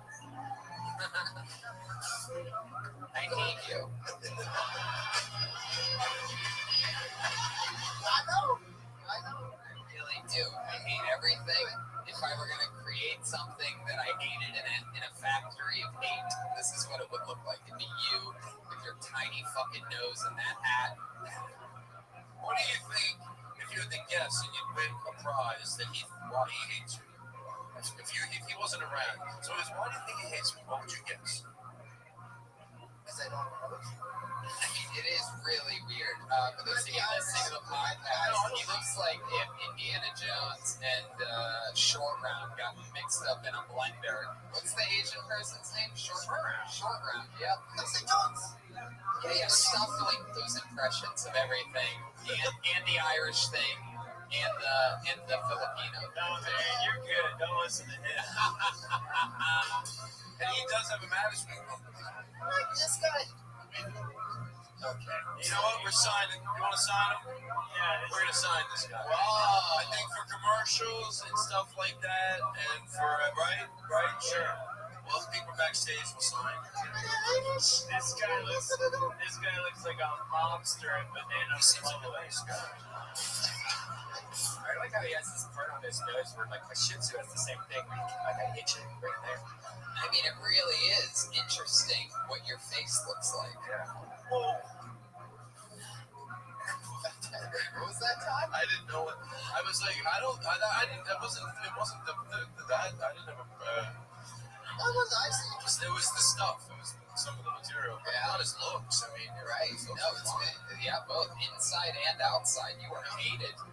Your mind, your look, really everything. You put a fedora on top. That's just the fucking cherry on top of a hateful, hated person. Yes.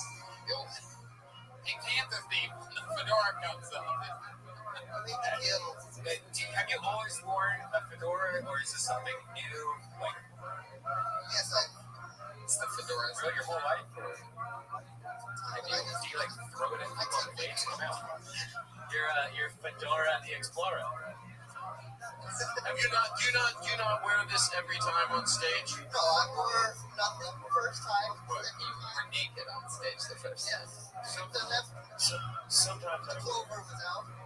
And then the second time I wore a half hat. maybe you should. Here's some good. Maybe be like, because look, you never know. You see someone stand up and then they go, oh my god, the first 2 years I did this, and then 5 years later you're like, they really grew into something. So maybe you should do that if you really fucking love stand up. Just I always hear the word authentic. Like be authentic instead of trying to maybe think of a thing. Just try to be authentic. What makes you laugh? I know he's hate on me. What do you mean always? How many times has this happened in your dreams? 3 times. You always just don't 3 times you've been up here? That's my third. Wow. You never would have guessed that. Do you remember this? I don't. But you look like You have all the likability of the memory eraser from Men in Black. It's one flash. You look like a detective who's trying to find his nose. With all due respect, Oh, there it is. So, Danny, you can't just give it up like that. But I say that with all due respect. You just heard, by the way, it's Danny listening to the podcast. Danny Lucas. Make some noise for me. Danny Lucas! Watching from high above. Danny Lucas! And Doing a great job up there. Lights, blackouts, I love it. It adds a when he does the lighting switch for Joelberg, it basically makes it official that it's a Joelberg. You have to wait for the audience to like scream and shit. You don't make it. We don't count that one. It's the Whoa! Look at that. Whoa! From keto to veto. My goodness, Red Man. Just because you look like a home plate umpire doesn't mean you have to act like one. You're out of here. You're out of here. You're out of here. Get out of here right now. That's right. Okie dokie. So, Patrick, tell us something interesting about You didn't enjoy that thing we just did? no, it was great. Sure. Brilliant. Didn't seem like you did. It was, I mean, like, Adult Swim, but really, like, if they were here right now, they would just sign you guys to a 15-minute super deal. Anyway, what's something likable about you? Get us to like you more. Help us. Fucking like anything about you. I'm a big hugger. Okay. No, we said like you. I know. Well, hold on. Oh, Jesus. Patrick, really think hard about it. No, I don't want anything to Help us. No, please. Oh, dear God. You know, like, hug, ladies. A fucking hug, ladies and gentlemen. A hug. There we go. Patrick, answer the fucking question that I just asked you. Something likable about you. I told you about my Navy situation. Like, after the Navy, 4 years I made it through and kicked out. Crazy person. Are you okay? I'm just trying to find out more about the guest. Okay, thank you. Very good. A lot of physical act-outs again from Jeremiah. Must have forgot. Well, thanks for your service. Not tonight, but all the other times. I mean, what part of the Navy were you? Were you like one of the test like things when they would shoot you with You're not gonna believe this. Kevlar on or something? You're not gonna believe this, but I was a jet mechanic. Really? Yeah, but You're right. I don't believe it. I don't believe it. Did you do stand up on sinking ships? It's just like working on a car. It's really easy. All right, Patrick. I still don't like anything about you. Maybe next time. Maybe the fourth time's a charm. Jeremiah? Oh, okay. Well, when I see you put the microphone up to your mouth, I just assume that you have something that you want to say, right? I know. It's so unpredictable. It's crazy. Okay. Well. All right. You know, he wants you to like him. So he's got to be the right type of a guy. Shit on me more or No. Now you fucked it up. I was trying to help you out. Because I You listen to your sets when you record your sets, like iPhone voice recorder. Everyone should always record their sets. 100% do it. Seriously. Stop doing it! Tough love. Charlie Pride did to throw a symbol at his head. I saw a movie Whiplash. So Tony, will you like me if I record my shit? No, this is going to be an ongoing storyline with you, Patrick. I still don't like you. Maybe the fourth time. Who knows? Maybe the bucket will do you justice. You seem like a lucky guy. You've gotten pulled out 3 times. A lot of people are dying to get pulled out of the bucket, so we're going to keep going. Maybe next time. Can I give you a suggestion real quick? I never ended up doing this, but when I moved to LA, I won't say who it was, but they owned the comedy club. And this is true. And no, it's there's 3 or 4 comedy clubs, so it doesn't necessarily say that. You still want it. But I was so like, I wanted them to like me, the owner of this place. So I had a fantasy. I never did it. That I would flatten their tire, and then I'd show up. Oh, what do you do? Like, I don't even know. So maybe. That's a good idea. Maybe I should have never said it. I'm on it. All right, thank you. There he goes, Patrick Bautista. He's on Twitter at anything138. Come on, let me hear some music. Hey now, come on. Yeah, come on. Hey, yeah. Yeah, you guys having fun out there? It's a wild Yes. show. Yeah, it's a weird one. Clearly, none of this has been rehearsed or produced. This is probably one of the most live shows we've ever done. We rehearse for 6 hours every beat of this show before you guys got here. I'm having a lot of fun over here. No, I know. Look at this. You guys.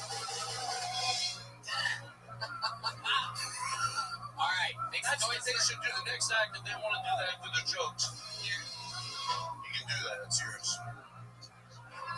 If you guys want to do that, it might work. Joel, is that true? Do you do that for anybody that moves their hand like that? Yeah.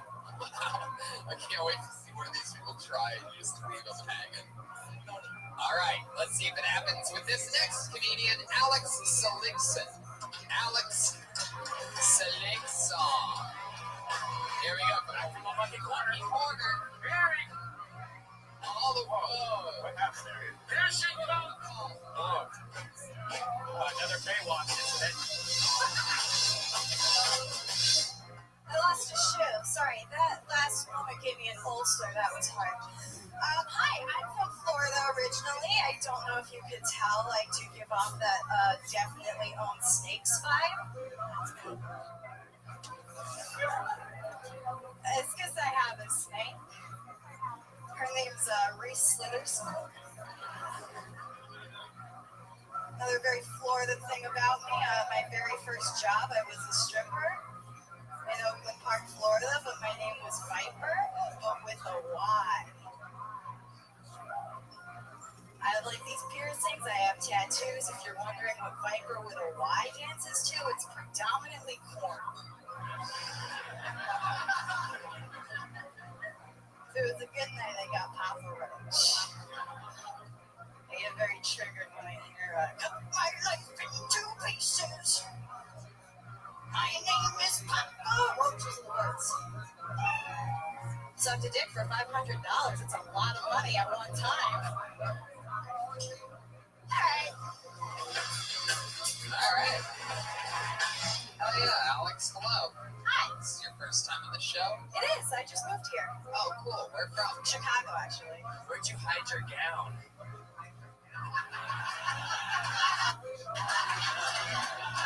I've been looking for a place to hide it successfully. I'm just. Oh, like the magic trick where you pull it out like in the... Oh, cool. All right. Back to you in the studio, Tony. Thank you. And we are back with Alex Seligson. I think that was like a pussy gown joke, right? I have no idea what he was saying. So, what were you saying that you did in that joke? You said you were at a strip club? I was a stripper. You were a stripper? I was a stripper, yeah. Wow. No? You're not going to give us anything? No, I want Were you stripping paint off houses? Like, I don't really...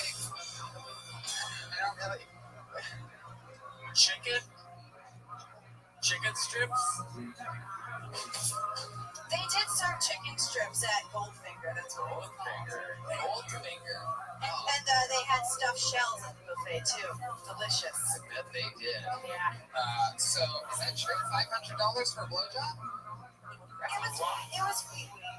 It was cute. It was what? Fleet Week, like where the Navy comes in, I've never... and they're wearing all white in the strip club. The Navy comes in and they're wearing all white, and they go to the strip club and get lap dances and think they're not going to get bled on it.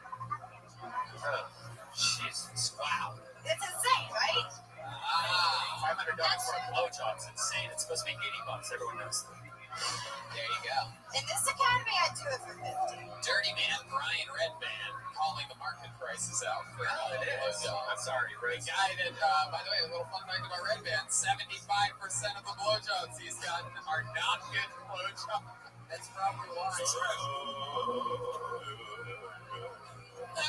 I don't know if you do that later. Oh, God. When did you put that on? I like that. No. Okay. Was that racist? All right.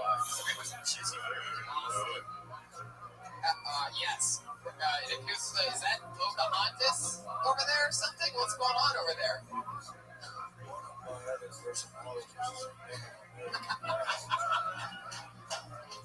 Maybe like any other day but Columbus Day. Alex, Yes, let's listen to the stripper. Please. Todd, what did you think about her look thing? Yes. Don't freak me out. Throw the Todd immediately, Redman. Why you gotta? What did I do? What do you expect? I don't know.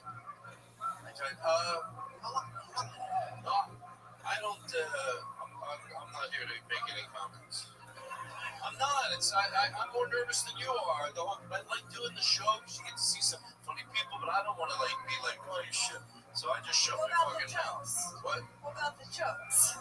That's the part I'm talking about. I don't sit. No, I mean that I don't sit. You what? You're like from school. You're like you want to start a fight. Exactly. Oh my God, Jerry Springer, like, yeah, no, I didn't even say that. I said I don't want to let go. Just to be hanging out. how long have you lived in Los Angeles? I just signed the lease yesterday. Wow. Oh my goodness. With which strip club? After all that, You're right? at 1099 there. You're independent. You don't really have to sign much of anything. Okay, Alex, when people try to be funny, answer the question almost never works. It never works. I'm trying to, So you just moved from Chicago. You just signed a lease. What are you going to do for work? Are you still working on your savings from that $500 day job? Yeah, it still has some in the bank. I'll probably walk dogs. It's a lot of money. he's going to think that this question isn't genuine, but it is. Do you like Chicago thick pizza? Sometimes, like from where? I don't know. Exactly. I've never been I there. love Lou's. Lou's is good. The other one's not so much. I just spent the entire week in Chicago. I just got back yesterday. It's a hell of a town.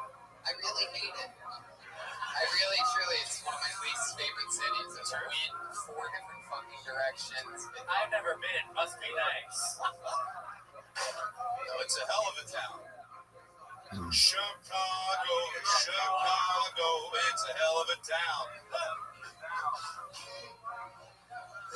Holy fucking shit. Chicago! It's not really pizza. That's correct. Jane Stick, it's more like lasagna. Sorry. So, Alex, you're going to walk dogs. This lease that you signed, is it expensive? What are you paying a month? I never ask anybody that directly, but I'm an ask. Can I guess? In blowjobs. Oh. From sucking dongs to Yeah, walking how many do you dogs. think a month I gotta do? Well, I'm asking the questions now. So, how much is your fucking rent? I mean, what is it? I don't know. Is there like. You told me not to answer the question, so I'm not gonna answer the question. You just told me not to answer the Told question. you not to answer. You said if I want to be funny, don't answer the question. No, that's not what I said. I said, oh my God. There must be like an energy vortex on this stage right now. Just something siphoning it down into the depths of hell. No, what I said was you shouldn't try to be funny. You should be honest during the question and answer part. You're doing like a lot of jokes. I'd be like, how much is your rent? You would be like, how many blowjobs do you think it is? Because it's none of your business how much I pay. Oh, okay, that's a fair answer. There's a couple broke people that moved in for you on that one. But, I was just curious what your new lease is for. I would expect it being pretty low. Nobody really gives a fuck anyway. I've been doing this show for 5 years and 4 months, so I like to mix in a different question every once in a while. And it's the first time I've asked it. Friday's going to be 300 episodes. You could have been the first person to not only get that question, but answer it, but you chickened out like a coward in the end. That's why I think you're going to be walking dogs forever. Yeah, I'm sorry. I'm telling you, I don't know what's in my veins tonight. It's a weird, there's a lot of people. Ice, evil, negative energy. Wow, the crazy guy just went insane for a second. Look at that. Okie dokie. Alex, any fun hobbies or anything any special skills that you have, any talents or anything like that? What's that one? What did I miss there? My cockroach. This is our last resort. Yes. I like to read. Isn't that so boring? Yeah. Yes. Yes. Yes. I love that fucking answer. Man. Fucking great, man. Yes. Yes. What is happening? Yes, I'm so happy. What is some hobby? Something fun that we got read. I fucking read. So good. There she goes. goes. Alex Sellingston, everybody. There she fucking goes. There she goes. Paying rent. Who knows how much? Tony, you know what's funny? Out of all the questions that you asked, that was, sometimes I'm like, oh, that one I was actually curious, like, just to learn the lay of the land. Like, So funny, the band dresses like psych ward patients. The episode that I lose my mind in, like, so everybody's so in sync. It's incredible. It's so fun. I mean, truly. Ichabod's bucket of destiny is swirling around us. Okay, let's go to one of our favorite human beings in the world. We have a regular on this show. He writes and performs a brand new minute every single week. You know what he's gonna do? It's normal. This might be the episode. Make some noise for the great and powerful Malcolm Hatchet, everybody.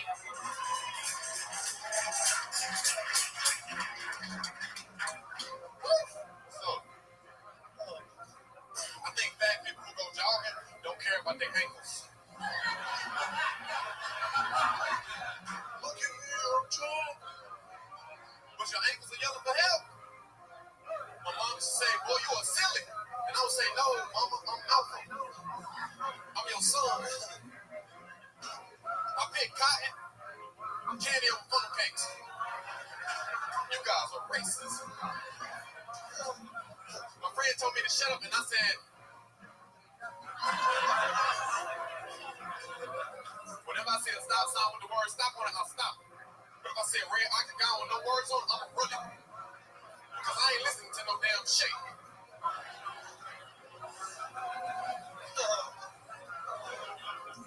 I was driving and I seen flashing lights and I was like, oh, that's just the acid kicking in. We are safe. Then it's not the police. There it is. Fucking amazing. Built for it. A goddamn machine. Came out guns a-blazing doing fucking 13 jokes in 60 seconds. Unbelievable. You are the man. Great Malcolm Hatchet. You know, with that type of style, it's so cool because you can throw those around anywhere in a big crazy set and figure out the right place for those and all the jokes you've heard before and that you have and all your material. I love your style because, you know, it's sort of like an interesting one-liner type of, you know, rapid fire fucking delivery that I don't, you know, with your type of likability and the way that you get into those jokes, it's so fun. Todd Glass. And I always ask the same question because I'm curious every time, just how long you've been doing it. December 11th, 4 years. Cool. You're funny, man. And he's been in LA, what now? Yeah, I like tomorrow. Where are you from? Did you say where? Oh, you didn't. North Carolina. You like it really? Is that where Charlie Goodnights is? Yeah, hell yeah. Yeah. I like that. I like that street it was on. Yeah. I didn't really do any. I don't. You know, that's all I did. But it was great. Oklahoma City. That's it. Probably lame. I don't like Raleigh. Yeah, what's the same nice? No kidding. Get it once you say you're not from there. Sorry, I love you, Malcolm. Life is good. Anything crazy happened since last week? Nah, but 2 weeks ago, my friend Dustin introduced me to Ray Romano and Alan. Wow. Yeah. Were they nice? Yeah, it was real nice. They just talking about, you know, coming up and he said, look, it was just dope to be in that room with this hero college. You still working at your job? Or? Yeah, I'm still there, man. What? Where at? Where do you make pizza? Sherman Oaks, man, a place called Padrino's Pizza. You're making pizzas? Nah, hell no. You're delivering. What do you do? I deliver and I tell jokes. What's the average tip you get when you deliver a pizza? Well, if I'm funny, maybe like $10, $15. So I always try to go to the door and just like, hey, I got the pizza. Shit. Hey, give me a tip. Give me so cool, man. Man, what's your schedule like working that job? Well, he pretty much gives me my own schedule, but like the weekends I work like all day. Like from like open and close. And it's like fast. It's like How many hours? What do you mean when you say open and close? Like, from like 11 hours. wow. Yeah. I'm a hustler. I bought these shoes today. Look. Wow. America shoes. That's cool. I like Pizza Man. The guy, he found me at the 7-Eleven buying candy. And the comic came in. We started talking. He's like, you do comedy? I was like, yeah. And I went to the car. He was not going to win on it. Come back. All right. a job. He was like, I don't want the job to control your life. So I'm like, shit, let me get a full-time schedule then, man. Because I ain't never heard nobody say this. He knew you from the podcast, though, right? Nah, he knew Tony? I thought the guy knew you from Till Tony. Who? This guy? Yeah. Oh, no, not that guy. Nah. Oh, that means I don't listen to you. All right. Joel is sick. Well, how did he want you to promote his pizza? Oh, because he fucked on Instagram. Like pretty much like bringing, like you can have it on shows on Mondays, like bringing here and stuff. He just wanted people to know about it because it was like doing a grand opening. So he didn't know you before? Nah, he didn't know me. Never mind. Yeah, he didn't know me at all. He didn't know you at all, but he asked you to promote his pizza. Because I was in the store talking to a comic at the 7-Eleven. We was talking about comedy. And then I let, I dressed dumb, so it's like, this dude looks funny. That's what he thought. He told me that when he hired me for real, though. And he followed me on Instagram. Yeah, he's like, oh, so he's like promoted, like just help him out. He's probably smart because you were probably being like you are now. Yeah. And he's pretty good. I gotta fucking hire this. Yeah. He's such a good, friendly, and that's what but then he's dead now, right? He's alive. Anything crazy happen on any of those deliveries? Does it ever turn into like a porno or anything like that? Oh man, but it's like cool, man.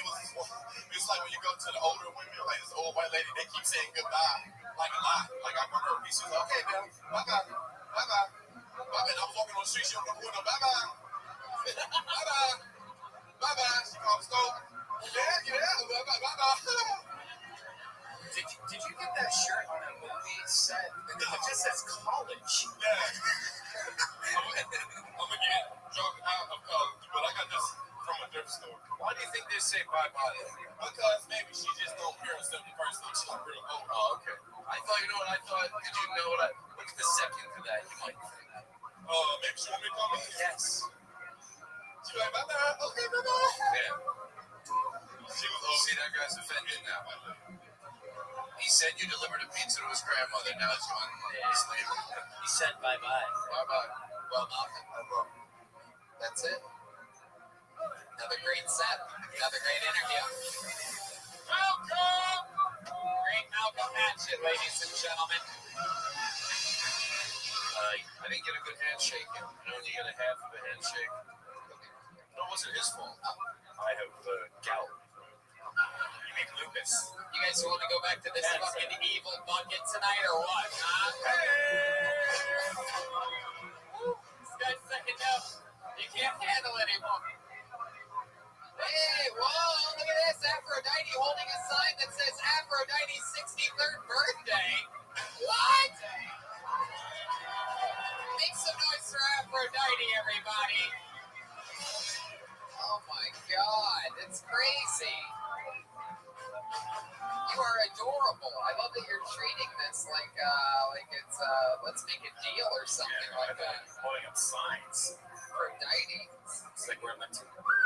So palpability in the air tonight. You can feel it. It really is. Morning America. What's up?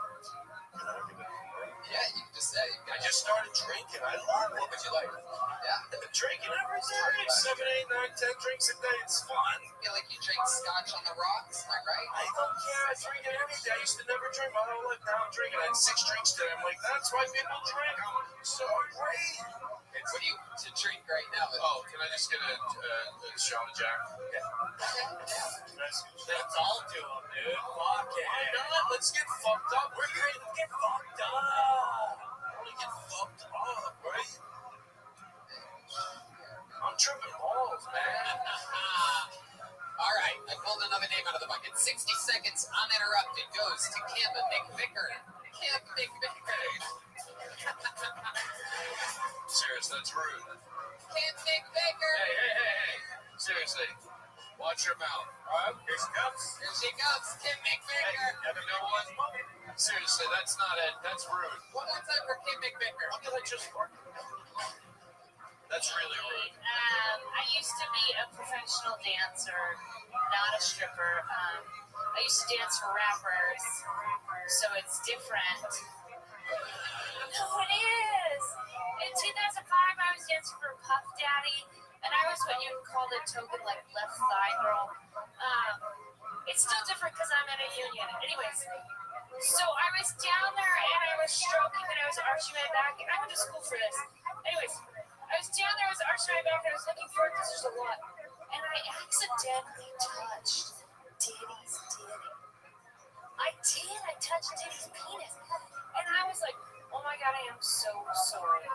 And Diddy was like, no, that's what I want more of. I want more dick grabbing, and more sex.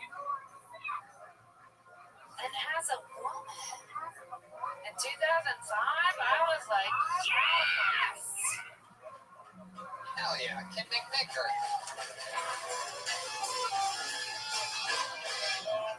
I feel like that's a true story, right? Yeah.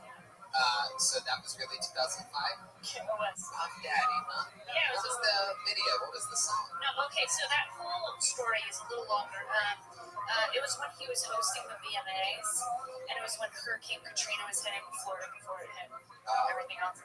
And we got trapped in the venue with like Diddy. Who else was there? It was a weird week. I got trapped with Diddy. I got trapped with MC Hammer and Snoop Dogg. Wow. Did you guys make trap music while you were there? I wish. Yeah. I'm winded from wanting to do it. So you guys got trapped in how long were you trapped in there for? The VMAs happened the day after that hurricane hit, and so we got trapped in the day before because it was like tech. So they like kept us in the dome just to be safe, but we were being paid in there, so it was like overtime for us. So we were cool. How long were you trapped in there for? I don't know, like 16 hours. 16 hours. Hell yeah. That's just number. Did you sleep in there? No, we went to our hotels eventually. They let us until. How long have you been doing stand-up? 3 years. 3 years. All time? Yeah. All here in LA?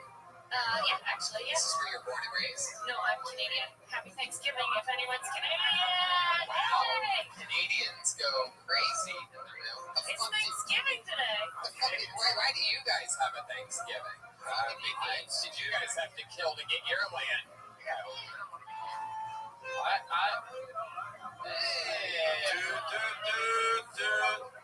I thought she was from Wintersville. Oh God, Hey, that's number 7. I guess I'm getting sad. Hey, real quick, how much do you pay for rent? Good question.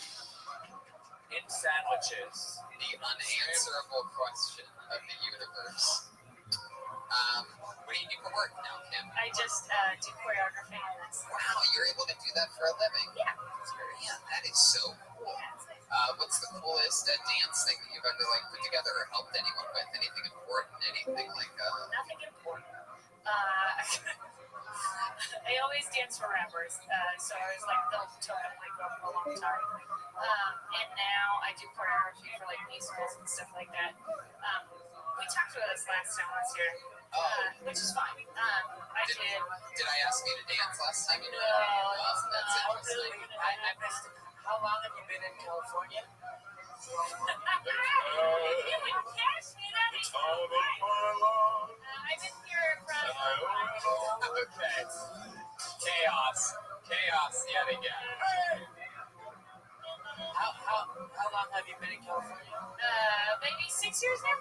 You know there's a sun here, right? Damn it, we're actually up to 8 right now. No. I'm looking for great tattoo artists to be on here. Out of line! He had to still give him a rim shot for it because he's professional. He didn't want to do that because I got him real good. You do have pretty, sort of, I see why Joel's making jokes. You sort of have a pale like Arctic type of look. Maybe it's the Canadian, but I noticed that your arms are pretty tan. You go outside a lot? Fishing. Don't go outside that much. She's Diddy's spray tan. I really don't. And that's about it. I'm just saying. Dance is an inside sport. When you do go outside, what do you like to do? When I do, if I go outside, I'll go for a hike, and I mostly do inside stuff. Inside stuff. What SPF do you use? You don't. Oh, that's 35, bad. and I don't. Yeah. Man, so when you do go outside, you go for hikes, what else do you like to do? It's good you don't go outside. The sun, fuck, you're done. I'm 28. You look great. And I went out in the sun a lot. Yeah. It's true. You It's ever, not good for you. you ever go for like a bicycle ride or anything like I that? own a bicycle. Yeah, I do Do bicycle. you like Reese's Pieces? You don't? Are we doing an ET? I don't know what's happening.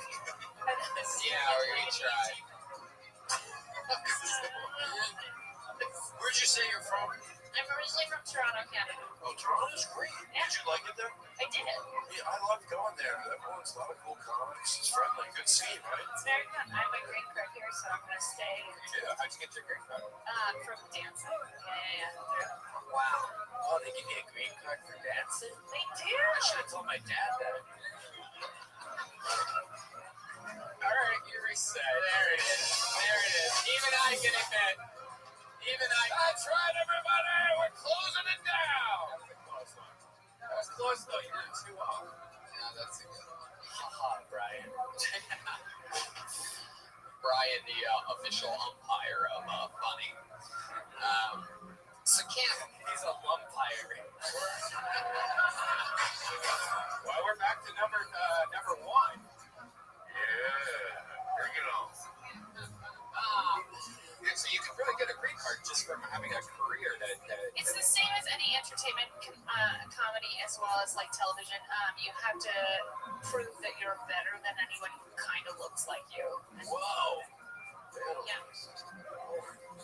Do you have like a special dance move or anything like that? I really don't. I'm surprised that I got as far as I did. You ever salsa dance? I wish. He was good though. Can't even do that. Oh, well, that was fancy to me. He did great. Yeah. So who did you say you were better looking than Well, I don't do white that. That's just like what the casting people have to do. I started out touring for Savion Glover. I don't know if you know that. He's the tap dancer. Yes, famous tap dancer, Yeah. Sesame Street. I love him. Yeah, that's where I started in that world. Put that in your bio. Or, sorry, I'm into That's Sesame Street. I was almost in the Guinness Book of World Records for tap dancing. You were? Almost. I missed it like a fraction of the thing. Never went back and tried to beat it. How long did you tap dance for? I still do. No, I'm saying like for your Guinness World Record. But it had to do with speed. Oh, It was like how many sounds you can get per second or something. how many times was that? I missed it for like 2 sounds in a millisecond or something stupid. 2 seconds. Yeah, and then I could do like a trick that only like 6 people in the world could do. What's that trick? It's called a double wing. What do you do on it? Can you show It's us? a wing, And, but you do 2 at the same time. I can't do the things. You won't hear anything. I'll just look like I'm jumping in the air like okay. Well, there you go. Hey, Kim McVicker, ladies. thanks, guys.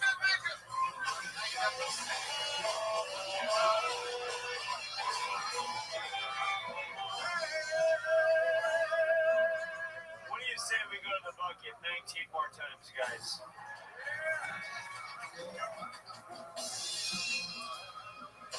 All right, First I was afraid.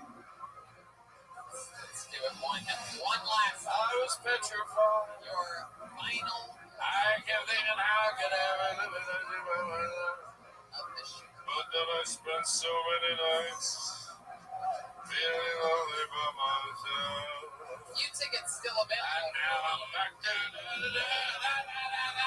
Come on, you know it. Da-da-da-da-da.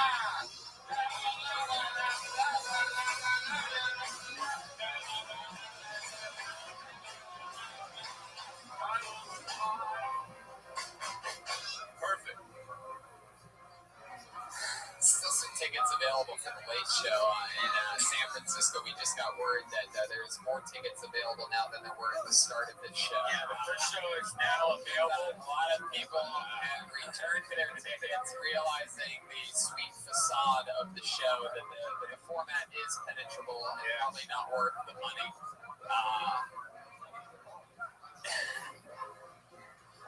So really digging around in that, it seems like there's some bonus activity going. If you want to pull out the finals, I can't joke anymore. You can't joke about anything anymore.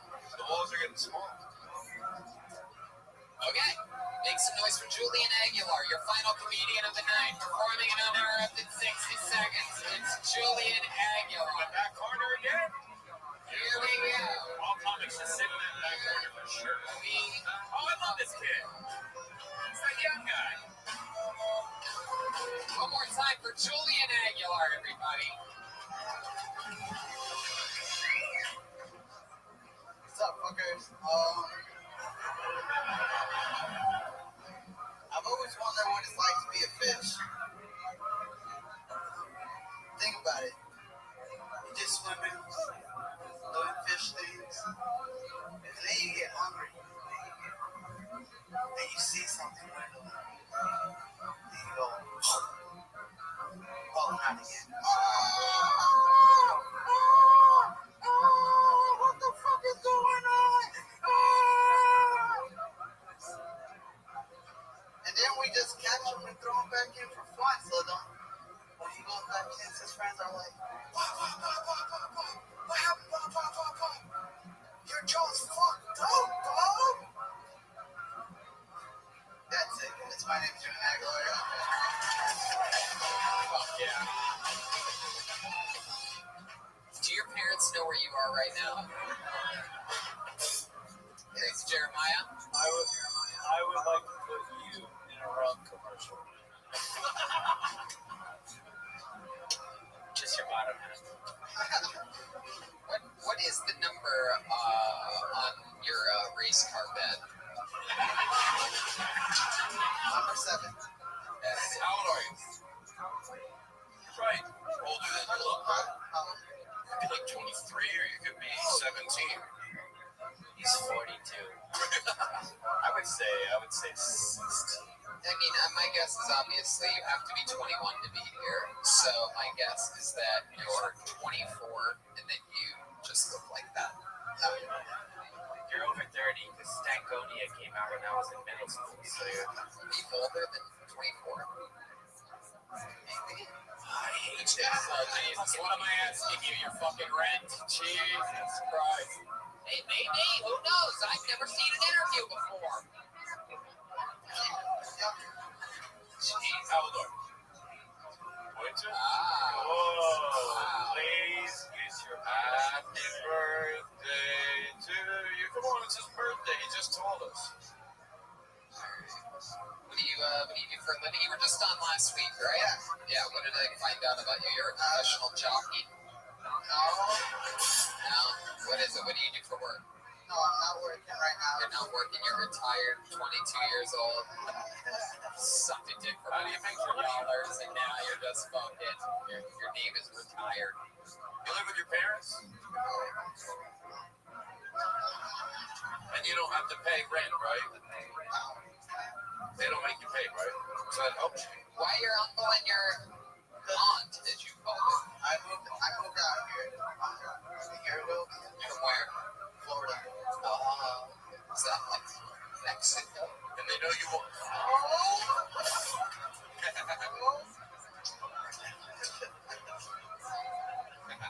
And they know you do stand up, right? No. Oh, they don't? Oh, I thought they were trying to help you out. I thought they're cool. They're horrible. So, what does your uncle and aunt do? Like, what are they like? My aunt just says that my uncle works on doors. He works on doors. Wow. Is he Jim Morrison? What does he do for doors? I don't know. He like welds them if they're like, or like if it's fucked up. So like metal doors, not regular doors. He's a welder, man. Does he put them on? That sounds more. Well, you should say welder. That's like if someone goes, "What do you do?" I play with knobs, and then someone goes, "You're a pilot." Stop saying you play with knobs. Same thing. I'm a welder.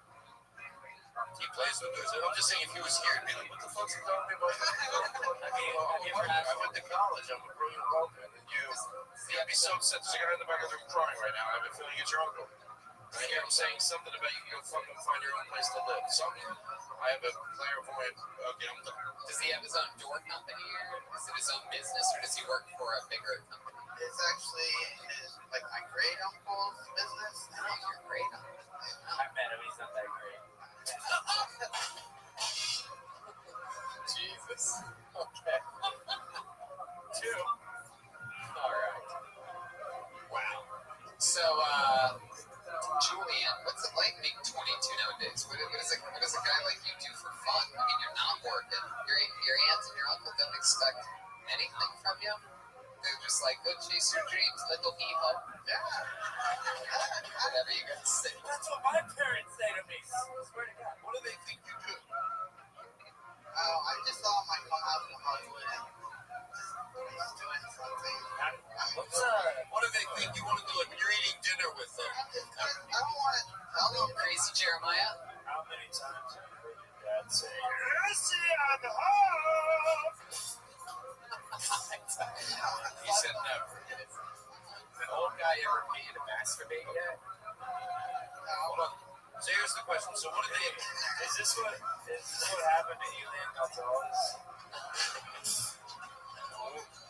So when you're sitting at the dinner table... I'm crazy. It could be. Maybe he is. Maybe he He is. might be. Now I thought he was faking it, but now I'm starting to think the three of them aren't.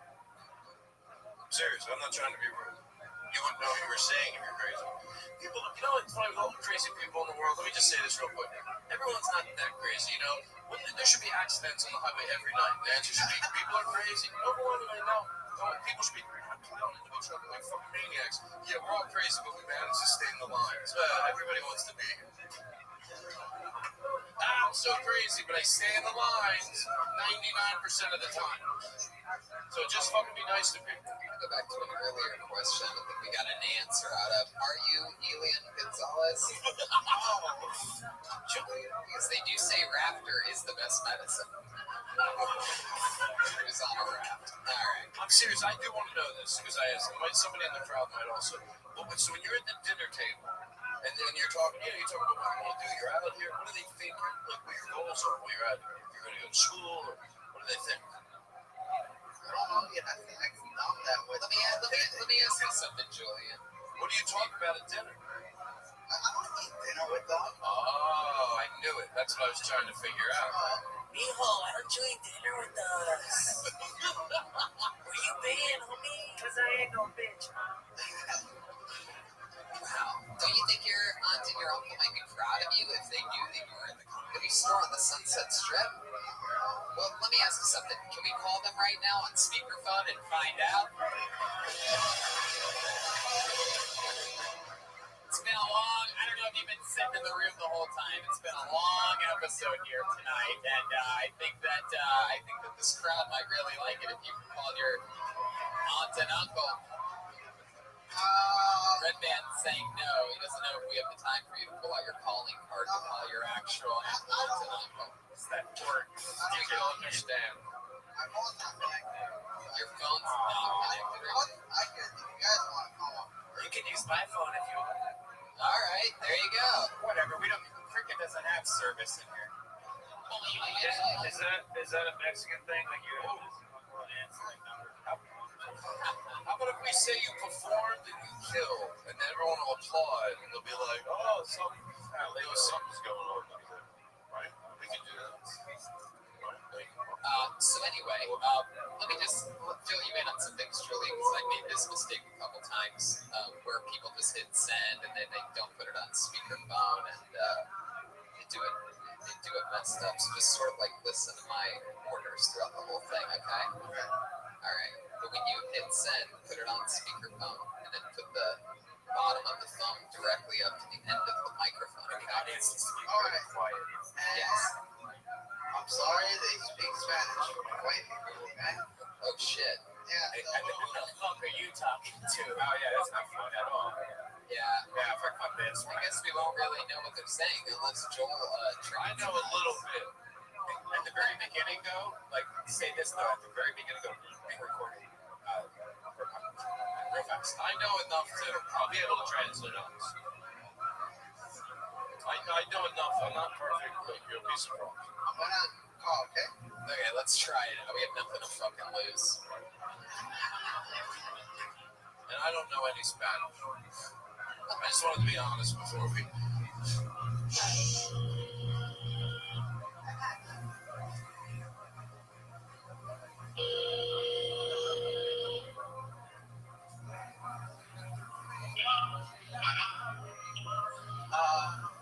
being recorded. Hi. Abuelito. Hey. I'm at the coffee store on Sunset Boulevard on Kyoto. He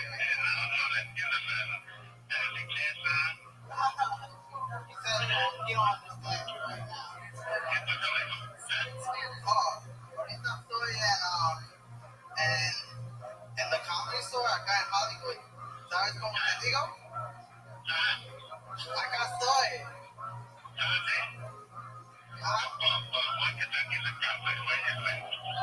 Tell them you performed. Tell them you just did a show. Tell them that you did good. Lie to them. Okay. Tell them you did a show.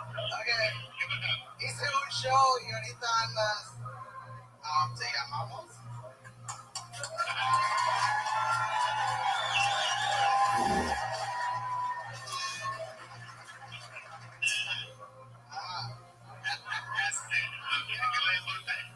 No, it's okay. He said, he's like, you want me to come pick you up? Ask him if he's proud of you for performing at the Comedy Store, the #1 comedy club in the world. Dicen que qué piensas. Dicen que piensas. Joel knows how to speak Spanish. Let him ask him. Hola. ¿Quieres saber si tú estás, si le apoyas a su comedia? Aquí está en un cuarto grande con muchas personas. Aquí está. Queremos saber si tú le apoyas a su comedia. He said he wants to hear your comedy first. There you go. Tell him farewell. Tell him you love him or whatever you guys say. No te llamo, okay? I love you, bye. Oh yeah, there you go. I love it. What a great wholesome finish all the way through. It fucking worked. Call your parents. It worked. It fucking worked. There was a part of the show where somebody said they read. And it worked. That was awesome. How do you feel now, Julian? Now you have something to talk about at dinner tomorrow. That's my only goal. Yeah, exactly. That's gonna be interesting tomorrow. You guys are going to be laughing over a bowl of chorizo. I'll tell you now with the hurry, right? I'll tell you that's not with the hurry. My sister, she came that far. My brother, I thought everything was alright. And who says this show isn't just for white males 18 to 25? I've never even heard that before. That's crazy. 18 to 35. All right, there he goes. Julian Aguilar, ladies and gentlemen.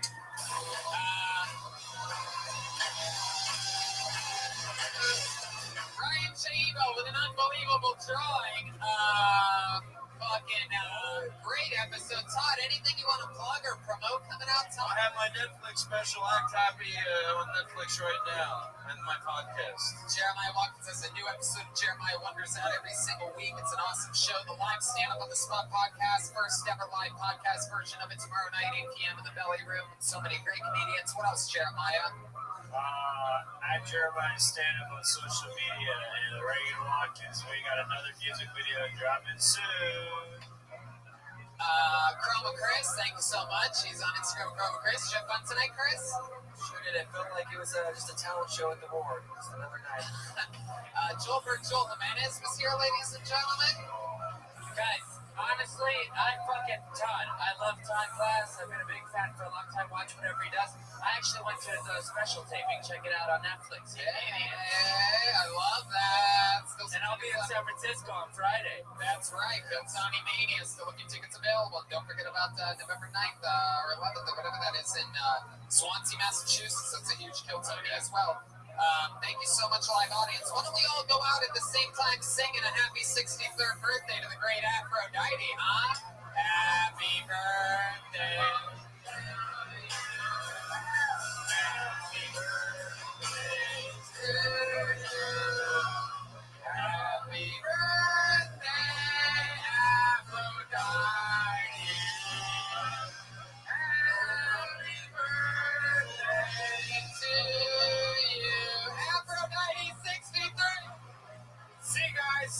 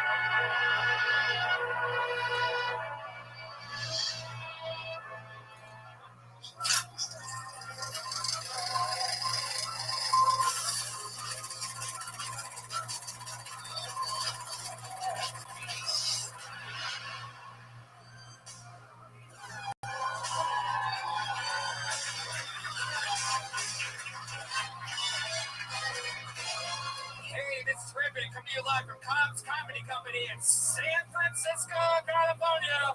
For Kill Tony Mania! San Francisco, make some fucking noise! Can you guys hear us up there in the balcony? What? I think that's a yes. I hope it's a yes. What the fuck is up, everybody? Welcome, we're back! How exciting is this shit? Oh, I like this extra large table. Brian Redband's here, everybody! I don't know where his lights went, but the great and powerful Ryan J. Hey, look at that! That's perfect! Leave it like that! There's Ryan J. Just leave it and put those lights that are on those pictures over him. Over there. And unplug all the bulbs on all the other fucking things. Like we should have done an hour and a half ago. Fuck yeah! Red Band, how exciting is this? We're back. Fuck yeah. I love the energy in this room right now. The air conditioning is blasting. The sound is pretty much horrible. Pretty much as bad as it gets. They said, hey, how many of you have been to a Kill Tony live before? Then you know that we've had a few amazing shows at the famous Punchline across the city. And, hey, they're all owned by the same people, so I can literally make fun of this club. Sorry, you fucked up. Shouldn't have the same owners for both your comedy clubs, San Francisco. Yeah, these are running, and we're running sound, for those of you listening to the podcast, into a gigantic, there's 400 people in this room, believe it or not. Make some fucking noise for that. 400 people, and they are listening to this show through 4 3x5 shoeboxes. Yeah, it was a clearance on at Circuit City, I heard about. I'm talking into a tin can connected to a fucking string right now. Yeah. For the first time ever in podcast history. But this is, indeed, the first ever Kill Tony Mania.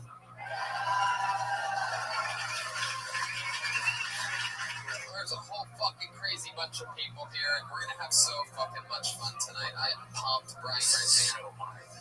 I get anxious for shows like this. You know what helps me out? CBD.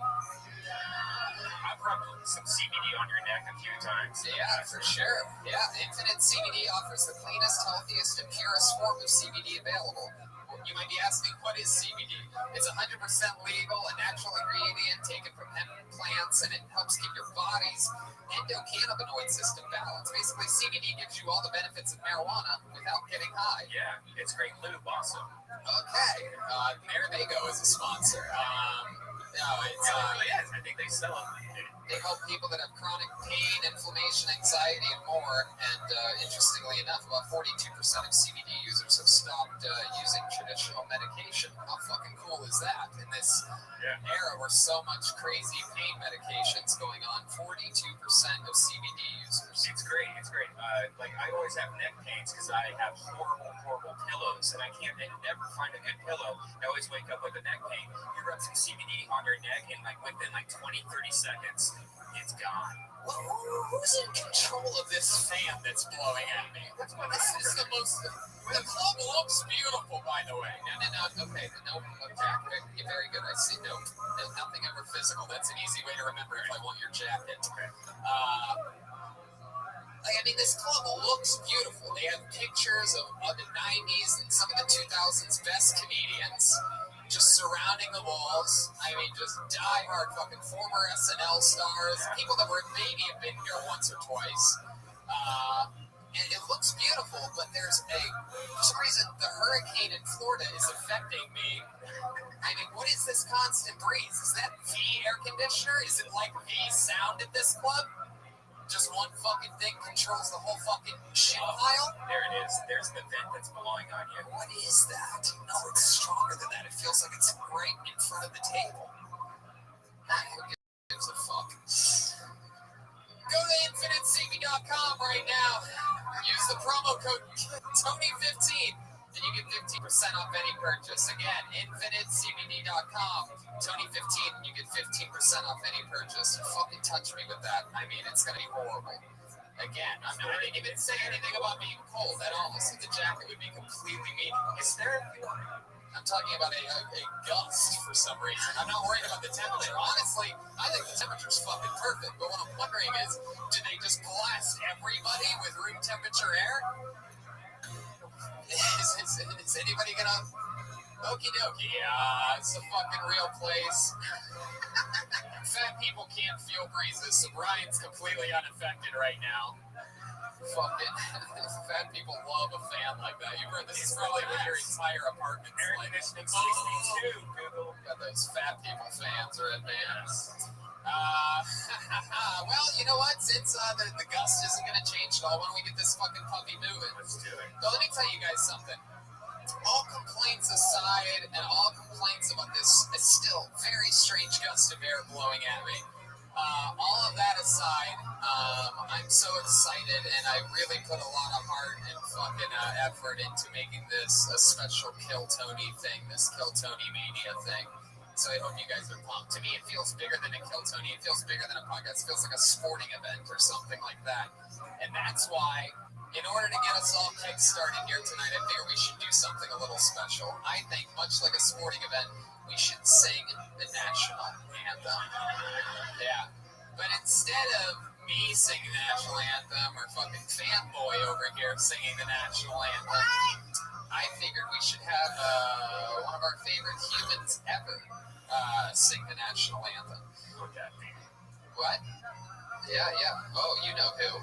I brought her up here with me today, all the way from Los Angeles, California. Ladies and gentlemen, I present to you Kill Tony Icon. Last time she was here, she got a fucking standing ovation, closing out the punchline. Ladies and gentlemen, I present to you the one and only, here for your national anthem, Aphrodite!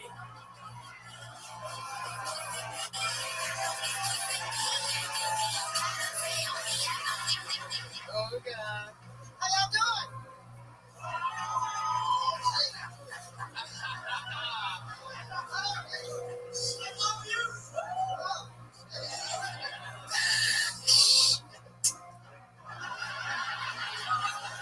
Ladies and gentlemen, I present to you the great and powerful Aphrodite. All right, here we go.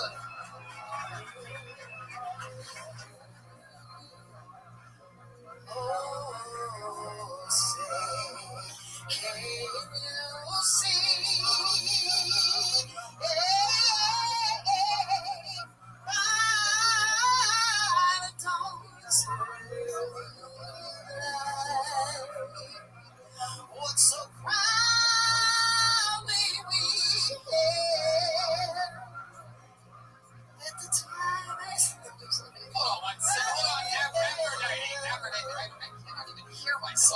out here. Aphrodite, hold on, one second. Hold that spot. What is this Colin Kaepernick bullshit that's happening in the audience? It's the vocal for your national anthem. It's Aphrodite, everybody. Aphrodite, hit that fucking shit. See by the dawn's early light, was so proudly we hailed at the twilight's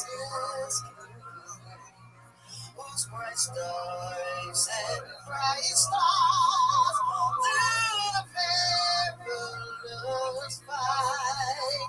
Oh, the ramparts we walked was so gallantly sweet. And the Rockies break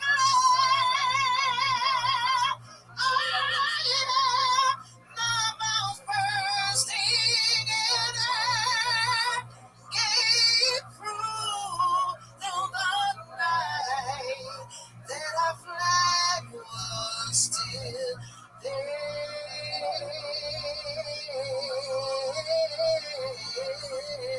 Oh,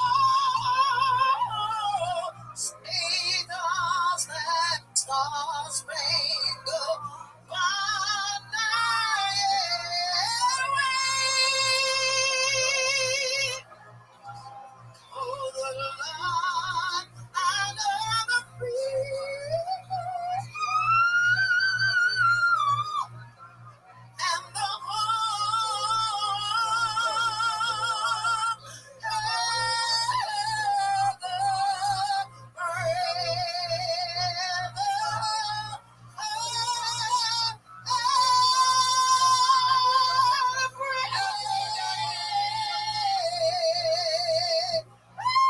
Wow! Thank you. The great and powerful Aphrodite, ladies and gentlemen. And with no more hesitation, I now give to you the best damn band in the land. It is. Every single episode, they commit to different characters, and I never know what they're going to be. They've spent the last 15 minutes getting ready up in the separate green room from us. Make some noise, ladies and gentlemen, for the Kill Tony band. Jeremiah Watkins, Joel Berg, Joel Jimenez, and Chroma Critz.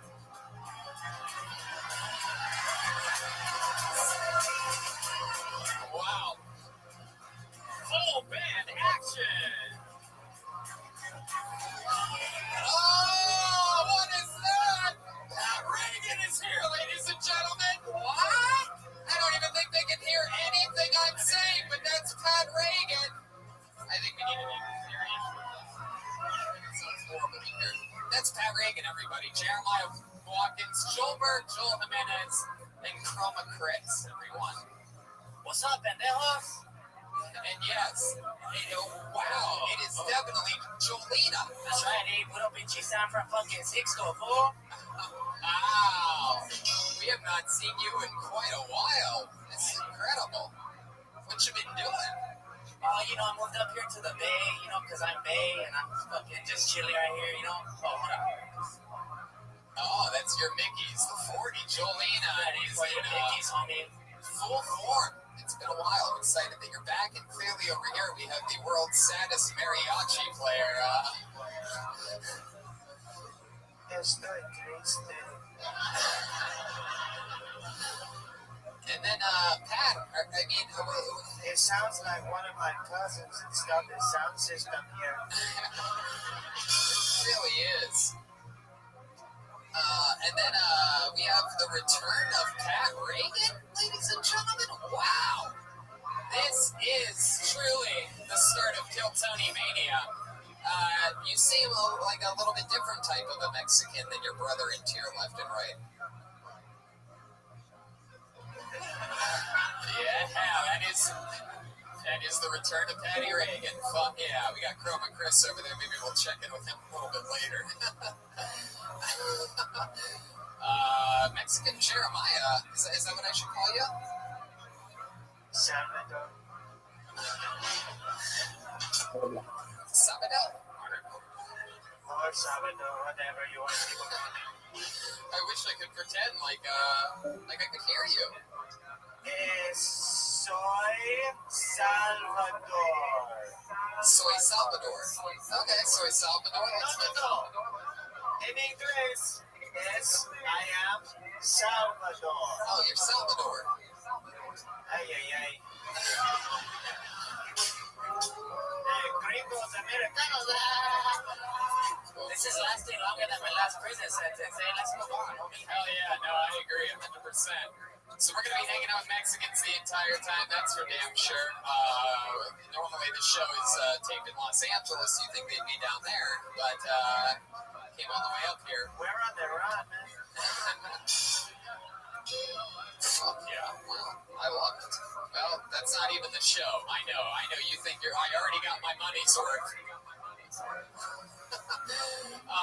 We have an entire bucket that your local San Francisco comedian signed up for the chance to get 1 minute on this stage.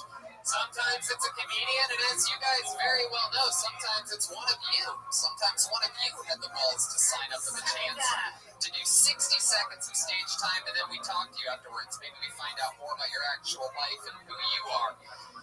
If I pull your name out of the bucket, you get 60 seconds on stage. You know your time's up when you hear the sound of a liberal pussy. That means wrap it up then, or else you're going to bring out the angry Castro District Bear. Yeah, you get it. I get it. My sound doesn't work when the soundboard's playing. I finally just caught it. So it's like one or the other. We just turned off the monitors earlier. They should be turned back on, so you just can't hear ourselves. Can you hear us in the back? Everything I've been saying. Every time I complain about the sound, can you hear me? Yeah. That's people in the front middle, though. They can hear my actual fucking voice from where they're sitting. You people in the balcony, can you hear me even when I was complaining? Perfect. That's great. That's all I needed to hear. The last time I asked you guys that, your timing was off. So let's fucking do it. You guys ready to start this shit? It is the official beginning of Kill Tony Mania, live in San Francisco. Okay, let's fucking do this shit then, shall we? I'm pumped about this. Your first comedian going up tonight, getting an uninterrupted 60 seconds, goes by the name of Landon Claiborne. Landon Claiborne. There he is.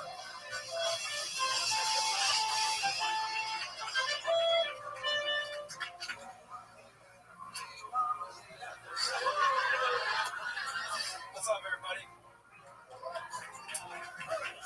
I'm not crazy about it when people who are differently able than me are better at me at sports. Like, I saw this little story about this kid with one arm who played baseball, and it's pretty amazing. He plays the catcher position, and he catches the ball, throws it up in the air, ditches his mitt to the ground, catches it back on the down drop, throws it to the pitcher, puts his mitt back on, and he's ready to go in less than 5 seconds. I got 2 arms, and I suck at baseball. I don't even think I've ever put a mitt on with one hand. I've already got like 1,000 reasons to not get out of the bed in the morning. And then I see this kid doing way better than me.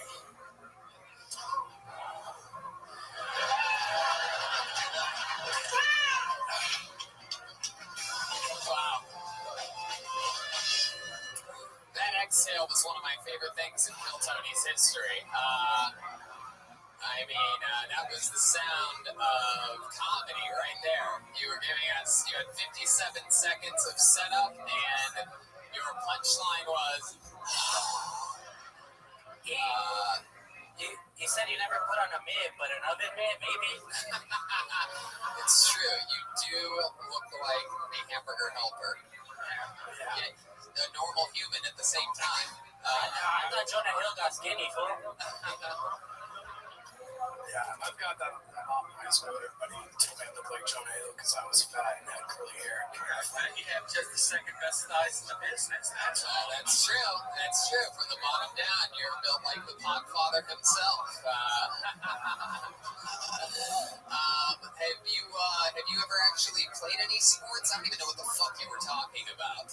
Really, a lot of baseball talk, but you really struck out up here tonight. It was pretty impressive. Hey, good job. We have a strike 3 sound effect. Have you ever done stand-up before? This is my second time. Second time ever. Hell yeah. My hands were like shaking when I signed up earlier. Say that again. My hands were like shaking when I signed up. You don't seem like a nervous guy whatsoever. That's diabetes, fool. Your hand is shaking because you were nervous or just the blood pressure? Have you got that checked recently? Like, have you done any of that medical stuff? Have you done any medical stuff? Yeah, I'm fine. You're fine? Is that it? No, I'm not really trying to lose weight. What are you doing? I'm just curious. My friend Brian Redman here has been on keto for how long now? 5 months. And how much weight have you lost? 40 pounds. 40 pounds. Oh my god. 40 pounds. Pretty amazing, man. That's awesome. By the way, fun fact, 40 pounds is basically 1/3 of me. It's like that is like if you one of those magic trick boxes where they split the person into three. Yeah, that's 1/3. That's a lot of weight. Yeah, it's 40 pounds of sugar. Yeah, that's what. I've also lost 40 pounds. Really? Wow. Like Team MacBook Pros or what? Man. No, it's like. How did you lose 40 pounds? What did you cut out? Miscarriage. Shoulder. It's warming up. Uh-oh. Wow, he's already tapped in. So yeah, you're a bigger boy. For those of you listening to the podcast, how old are you? 27. Whoa. Okay. How old do I look? Do you really want me to answer that? Let me ask you that. Do you really want me to answer that, you fucking 37-year-old motherfucker? Yeah. What'd you say, 26? 27. Oh, Wow. My face looks like the surface of a basketball. It's really fun. No, that one didn't work. What would you have said? None of your, I would have said 37. I think none of your sports jokes work because you look like you don't even like watch sports. Like some schlubby guys say like. I play sports. Wait, what? I play sports. What have you played? What sports? Competitive hot dog eating? What sports? No, I played football and tennis. Tennis? At the same time? I didn't say I was good at tennis. Yeah, there's a tennis court to the food court, huh? This is fucking incredible. Now all the racket you cause is in the kitchen. Did you say you play football? That's right.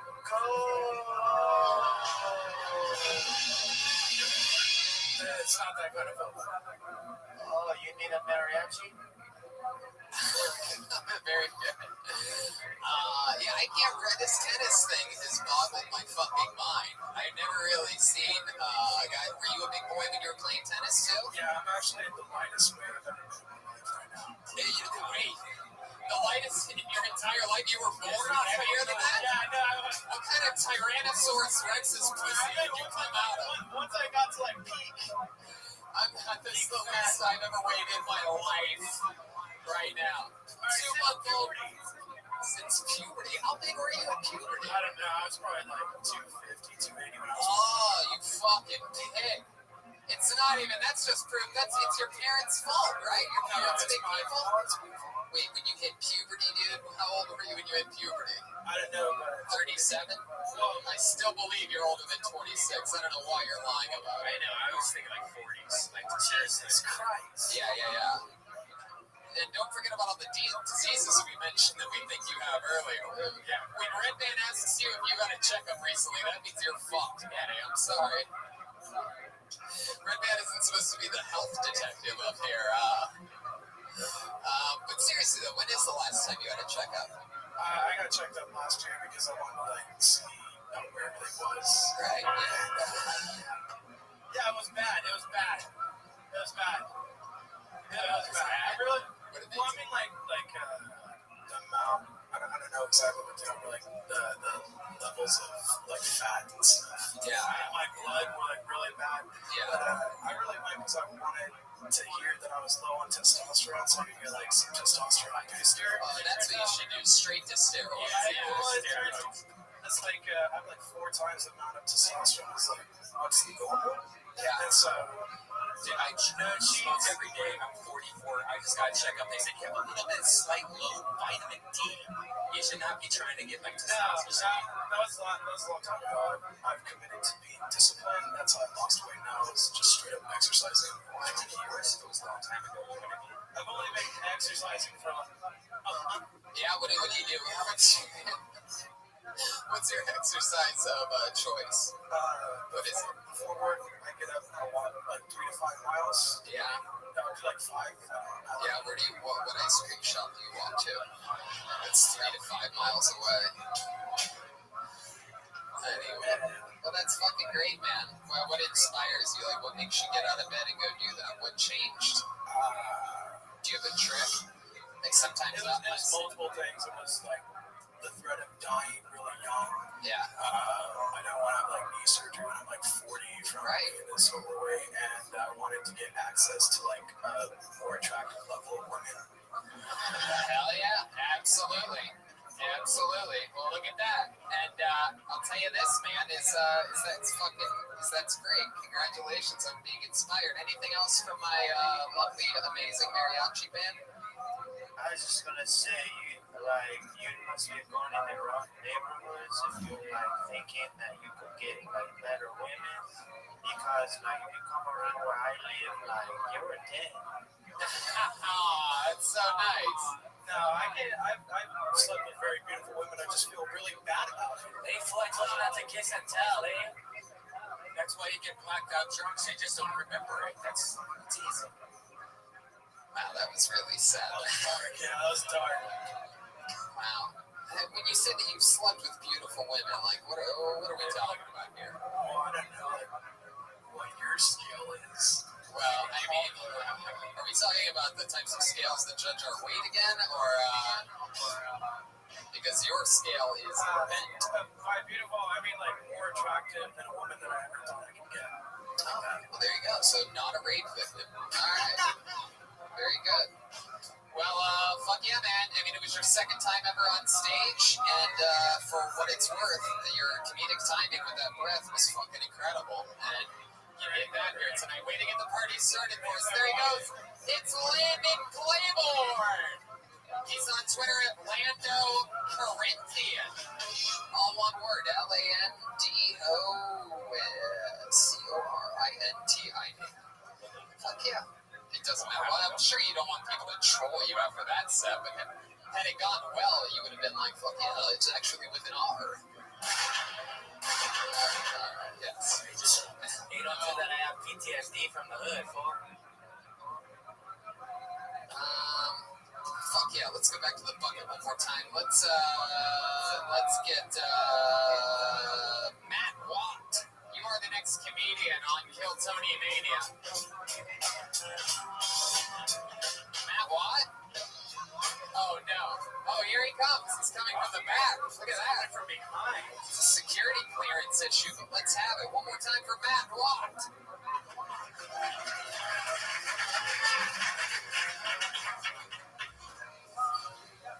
So, any Robin Williams fans in here?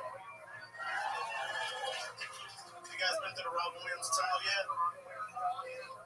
They say in order for your wish to come true, you have to hold your breath and wrap your belt around your neck. And then once you get to the light at the end of the tunnel, there'll be a genie there to grant your wish. Yeah, big music fan, like hip-hop. You guys like T.I.? Any T.I. fans in here? But T.I. just dropped a new album. It's pretty cool. Have you guys heard that song Mediocre from T.I.? It's basically saying how he doesn't want a mediocre bitch. But have you seen his wife?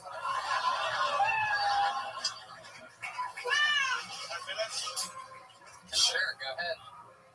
Yeah, his wife is a very mediocre bitch. If she was in a contest of mediocre bitches, she'd place third. Hilarious. That is true. Fuck yeah. Matt Watt.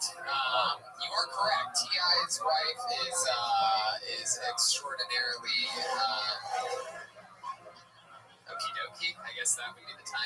right there. She is really like, it's always shocking when you see, yes, okie dokie. Is everything okay? She's a goat. The goat is a compliment, Brian. That means the greatest of all time nowadays. There you go. Sure, just keep hitting buttons. Fuck yeah. Such just. What does she look like? I've never seen a picture of her. It's just, the more I think about it, the more maybe I don't want T.I. being tagged in the video of this thing. So, he actually, anyway. Hey, I don't know about TI, but I do have a UTI. Oh, Jolena, you are a dirty girl. Oh. I get down. How'd you get... Oh, man. So, Matt, Jeremiah, or I mean, Salvador?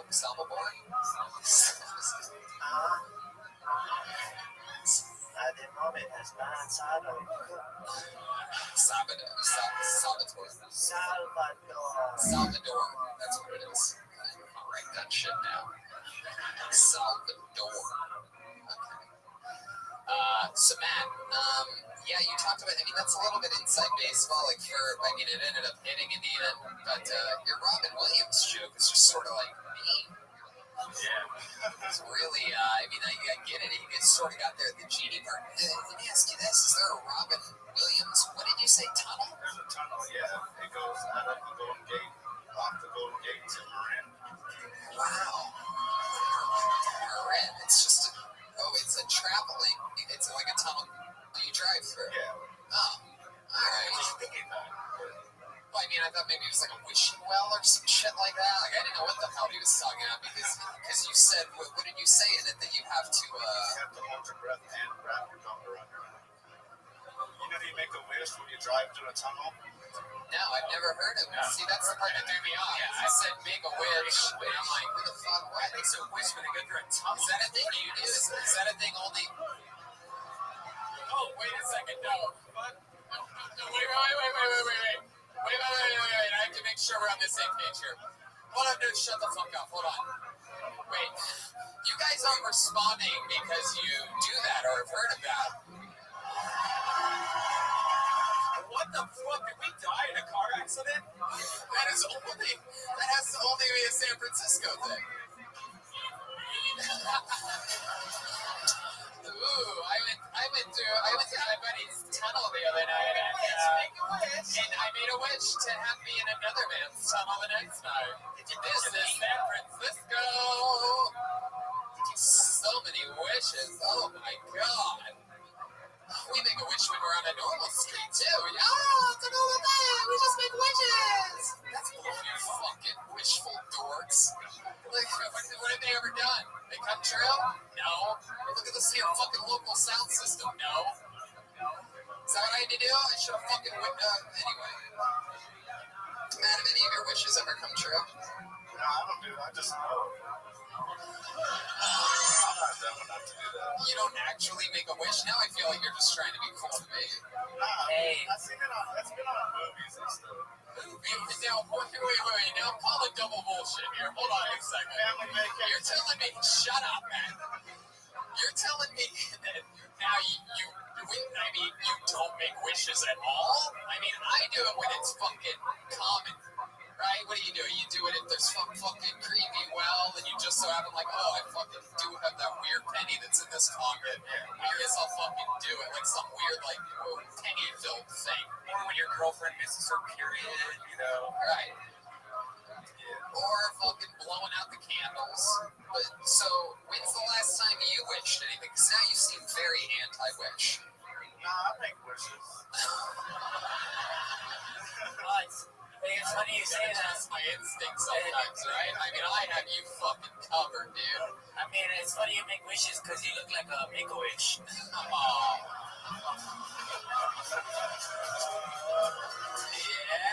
look at that.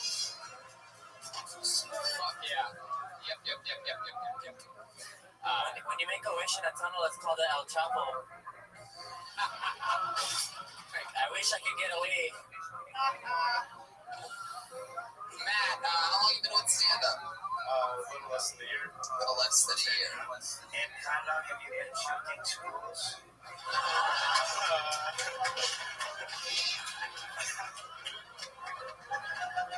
Tres años, cuatro. I kill it a lot. There you go. What do you do for work, Matt? I'm a glazer and You're wait. Glazer? A glazer? yeah. What is that? What are you glazing? Small windows that go in buildings, like big skyscraper buildings. My cousin said there's a lot of glazers. Do you not hear another voice, Matt? Just all right. Did I miss it? I was gonna reset to you. It's okay. The podcast listeners are going to love it. Oh, that's beautiful.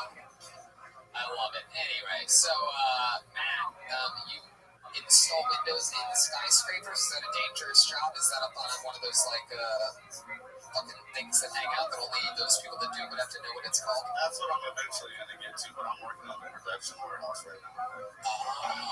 So you're trying to work your way up to a dangerous job. Yes. Oh yeah. I also work here at Cars. Really? Yeah. Wow. What do you? Let me guess. You work on the sound system? No. Someone has been fucking glazing the speakers with dog shit on them. So, Matt, you single? You have a girlfriend that looks just like you? Single. I feel like you do. I feel like you hook up with chicks that look just like you. Like not like hair and facial hair, but like I feel like I can picture you with chicks with those same like glasses and tiny eyes, but like the lenses are big, so your eyes look normal. You know what I mean? How some people have tiny eyes and just have glasses to offset it. And you're like, oh, they have normal eyes. And then one day they take them off and they're just tiny little balls. You're like, whoa, you look creepy without your fucking glasses. That's you, right? Here, look out there and take off your glasses.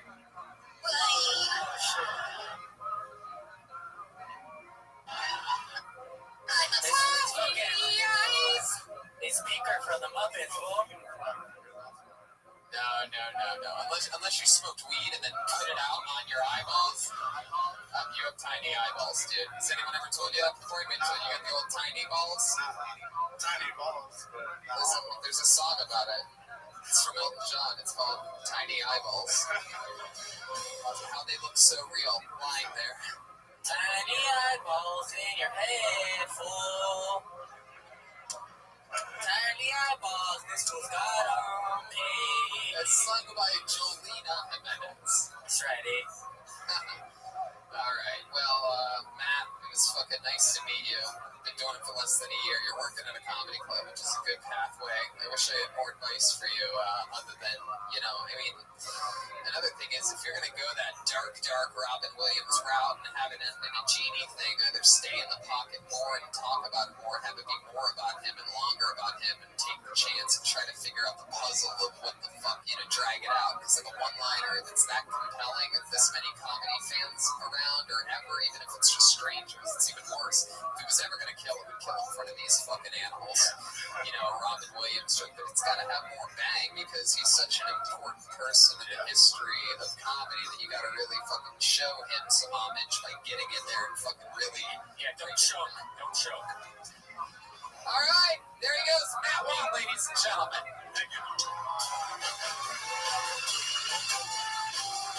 How about a special treat, San Francisco? You guys like special treats?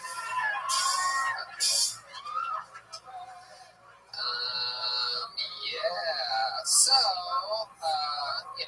this show's been happening for 5 years and 4 months, and we've had a lot of fun over the years, and we have developed, by having a regular ship on this show, we have developed quite a cult.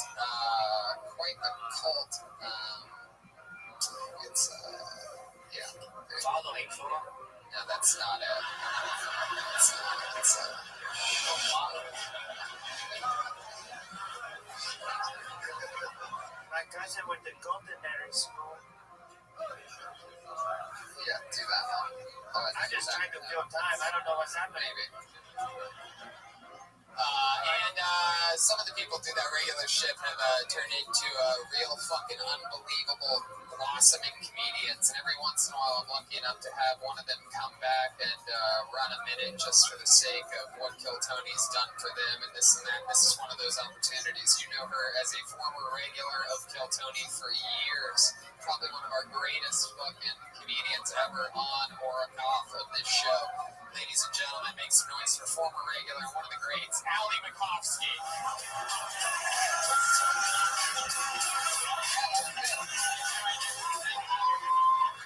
Hi. It's good to be here. Man, I just want to let you guys know I've had a crush on this guy for 4 years and some big things have happened lately. There's this guy, Bobby. I've loved him forever. A little thing you need to know about Bobby, he does not like me at all. At all. But one night he hit me at 10 p.m. on a Tuesday. I didn't even know how he had my phone number. He texts me, he says, "What's good?" And I was like, nothing. So I rush home and I start shaving everything. Mostly my toes. Why are they so hairy? Why do we have so much hair on our toes? Like we have hair as humans to protect ourselves. You know, like this is a helmet. I've never stubbed my toe and been like, oh, thank God I didn't shave. Same goes with butt stuff. So I'm done shaving. I leave the bush because it's a power move, and I start driving over to meet up with Bobby. And on the way over, I'm doing a bunch of Kegels. Kegels is like P90X for your pussy. But it doesn't work. I've never done Kegels, had sex, then gotten a high five like nice work down there. Okay, thanks. Fuck yeah, Ali Makovsky. We've interviewed you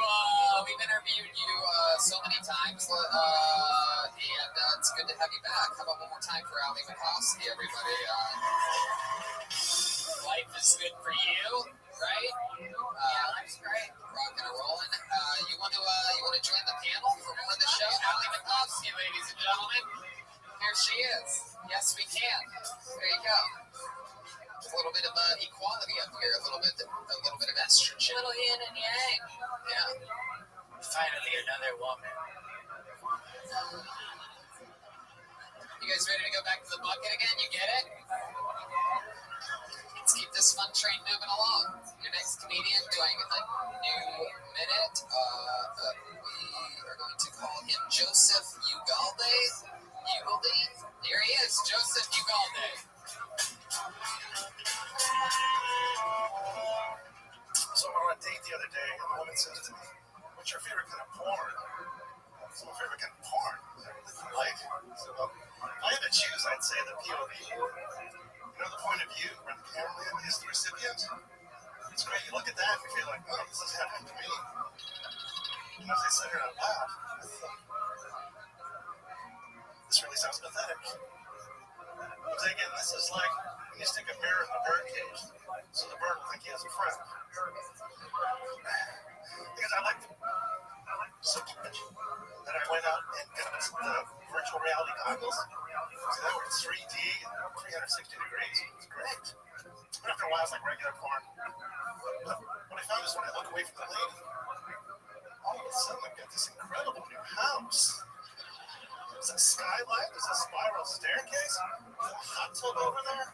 I'm thinking, that's a San Franciscan. That's the real pornography right there. Wow. Fuck yeah. Joseph Ugalde. You've been on this show before, right? 3 times in a row. Yeah. 3 times in a row, all in San Francisco, right? Yep. Fuck yeah, look at that. And you said that you did VR porn? I didn't perform in it, but I tried the goggles. Yeah. Actually, you know what? This came because Redman, the first time I was on, Redman asked me what my favorite kind of porn was, and this whole joke. Yeah, it ends up being asked a lot. Now, where were you when you watched this VR, clearly, obviously, a gay porn that you watched? Somebody had some of the goggles, and I tried them on, and I was like, okay, or whatever. When you say somebody, you mean like your boyfriend? Right. No, I actually prefer the ladies. Really? Yeah. Man, that was so convincing. Thank God. Hey, there's talking. Yeah, no, I know, but Hey, oh! oh, look at you guys, a little upset because I made your little we don't make wishes while going through a tunnel joke. Oh, San Francisco, did that hurt you? Make a wish. Let's make a wish. Yeah, oh, we're going through a tunnel. Put your feet up. Oh, I just hope everybody can be as green as our city is one day. I hope the rest of the world knows that news report that came out the other day, but we're doing our part. I hope that made my wishes that they all find out. Jesus. Yeah, no, I'm a little bit, I seem a little bit gay, but you seem much gayer than me. It's really what I'm getting at. Like, and I wouldn't have taken it so hard if you didn't want to ooh and ah so hard. Speaking of ooh and ahhing hard, have you ever hooked up with a man? No, never. Are you married? No, never married. Right. You have a girlfriend? Not exactly. Not exactly, because she has a penis. Right? But you don't want to admit, but it's okay. Maybe you just ignore the penis, even when it's in your mouth. You're like, I don't know where it went. I don't see it. Not gay if I don't see it. Like that. I barely want to see my own penis, believe me. Yeah, same. The last couple of times you've been on, did you do as well as you did tonight? First time was just so. Second time was pretty solid. I thought this was decent. Yeah. You've been doing stand-up a lot?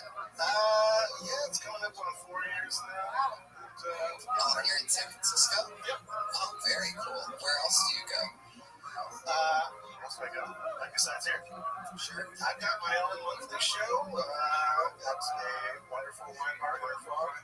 Did you say wine bar? Yes, it's a wine bar where lots of ladies hang out. Lots of ladies at the wine bar. Just hanging out with the ladies. Just hanging out with the females with vaginas. Just drinking wine with feminine ladies, women parts. And it's also in a closet. Who said that? Chris said that. Oh, shit. Wow. Chroma motherfucking Chris is in the house. Wow. So, Joseph, the wine bar. Is that what you drink? You prefer wine over other cocktails? Yeah, I actually gave up beer about a year ago. Is it white wine or red wine?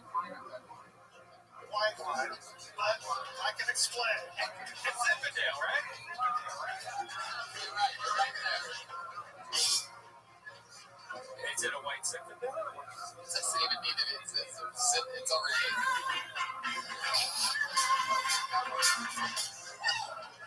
I mean, this is incredible. You would be the first person to come out of the closet on stage live on a live podcast if you want to do it. I think. You look like Mexican Dracula, fool. Maybe you need to come out of the coffin. Mexican Dracula that not only will suck your blood, but also swallow it.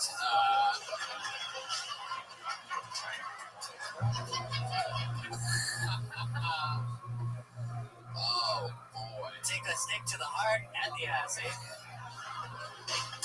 Oh,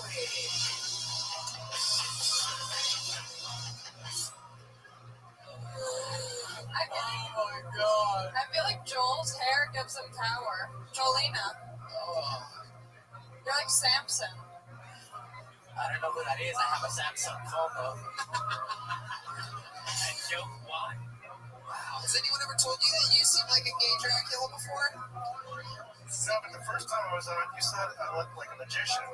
So That's it? No, I said something in addition to magician. I wouldn't have just said you look like a magician. you said I look like a magician who rides a scooter. So Well, that's exactly what he's talking about. Yeah, you see the difference? Magician who rides a scooter. Do you see how that's important? 4 years in comedy, you've left that fucking part out? I've never told anybody else that, by the way. Hundreds of thousands of people, at least, I've met in my lifetime. I've never been like, oh, magician on a scooter. So, Can I see what I was talking about with you? completely strange to me. Yeah. It seems like you'd be like on a bird while actual pigeons are falling out of your sleeve. What kind of mode of transportation do you own? Yes, what color is your Prius? He turns into a bat, fool. He turns into a bat at the stroke of midnight. That's right.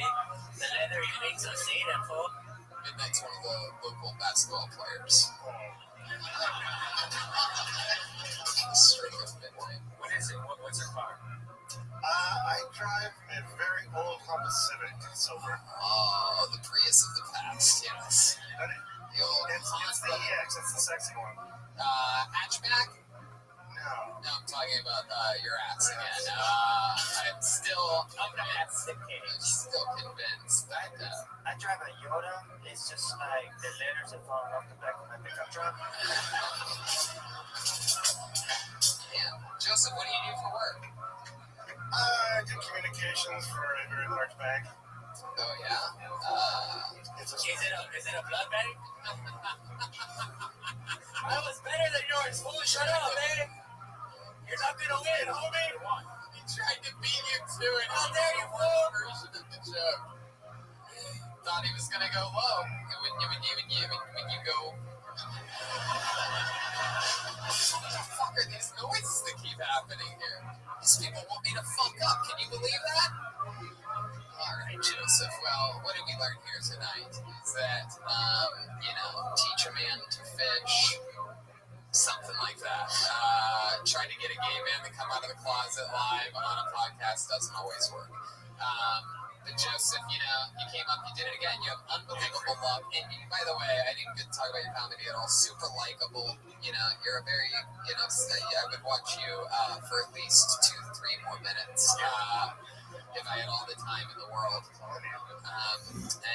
Thank you so much for coming up, man. That was a good set. You're Lemurio, San Francisco zone. Joseph Ugalde. Like that part right there. You're telling me you guys could hear me on that part while the band was playing? Right, yeah, not that part. Like I can feel when it goes up.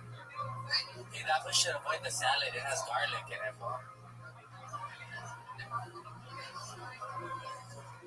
I'm Transylvanian. It's all flying. We're getting through it, huh? Back to the bucket we go. Make some noise for Denny Dolan. Denny Dolan. Here we go. Denny Dolan? Maybe that's him. That's got to be on the red hat there. That's my guess. Taking his time. He's got a steady pace going. Hell yeah. He's got it. Oh, yeah. One more time for Denny Dolan, everybody.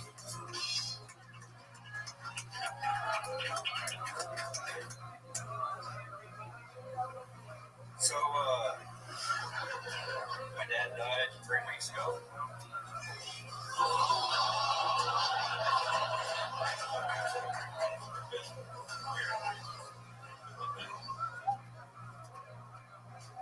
I probably should be sadder, but it's the first time he's ever kept a promise.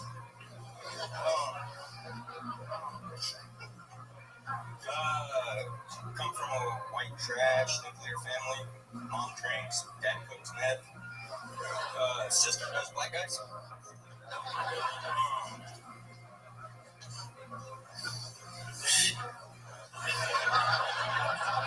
Anyone ever fake a headache to get out of masturbating?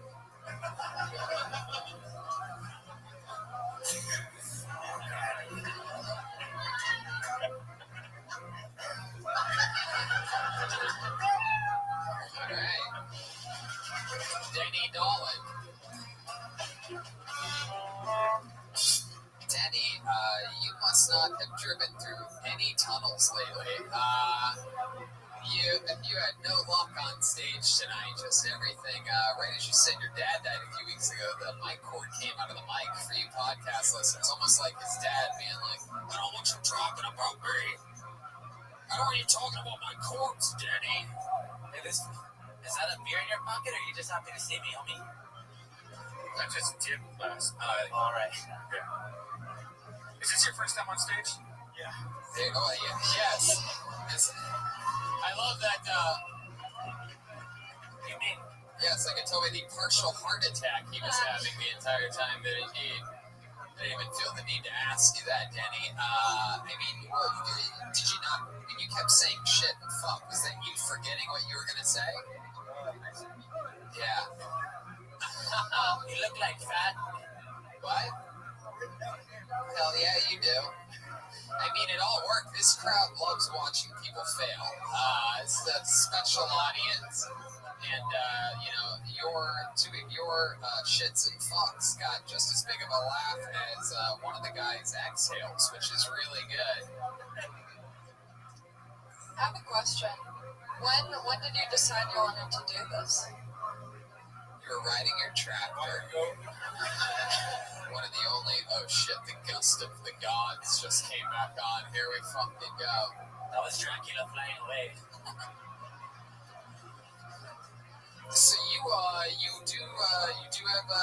chew tobacco. I believe you about the white trash family thing. What do you do for work? Lineman for the phone company, like the actual telephone, like the landline. A lineman, the phone company has a football team? He works for the landline. His dad works for the flatline. Oh, wow. Good Lord. Yes, I mean, yes, your dad is dead. No matter how good you get at building telephone lines, you will never be able to call him again.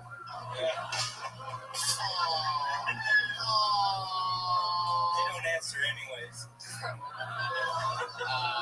So you and your dad weren't close at all? What do you mean, sort of like how gay the last guy was, or sort of like,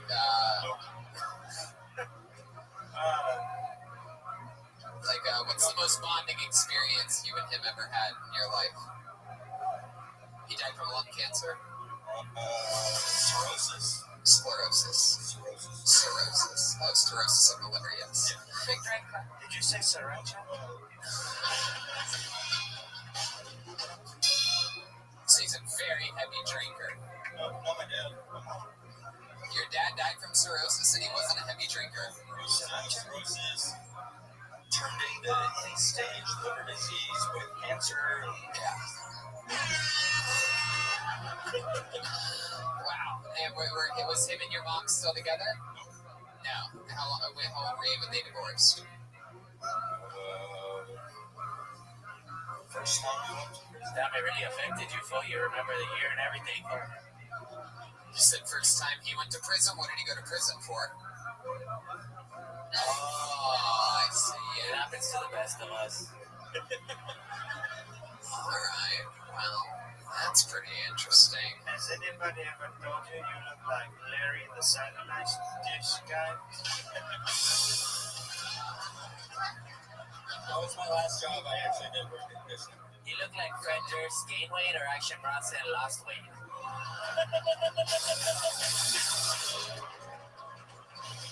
Yeah. You said your last job was working for the Dish Network? Why'd they fire you? You kept eating off of all of them? You quit. Well, he could dish it, but he couldn't take it. You quit. So you're like, fuck you guys and your satellites. I'm going to work for the goddamn telephone landline company. Hey, wait more. Up next, and if they don't treat me right, I'm going to work on the fucking railroad. And if they don't treat me right, I'm going to go work by the local newspaper. What'd you say? They still have those?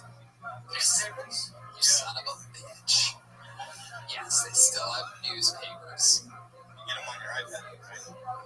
Man, Where's this Apple store? I think the ghost of your dad is talking through you right now. He wants you to fail, it appears. Patty Reagan. Hey, this fool looks like he ate a baseball pitcher. The baseball picture? It's me, Chico Patty Reagan. Hey.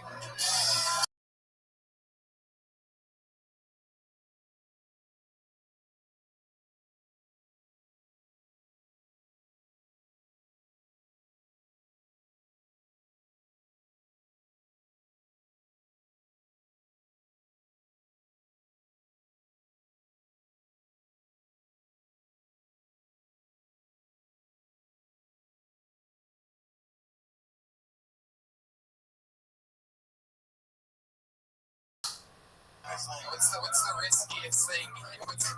What's the riskiest thing that you do? When's the last time you were this nervous or excited or felt like you were doing something good or wrong or anything? Any emotions whatsoever other than just laying fucking sad telephone line and This is the scariest stuff for me. Really? second anything you've ever next thing that you've done that was Don't say seconds around this boy. You are perfectly round. My bad, eh? Kind of hard. Yeah, for those of you listening to the podcast, he looks like what Louis C.K. probably looks like right now. Like in his luxurious basement of some kind. You seem very comfortable, though. You seem like have you ever performed anything before? A eulogy.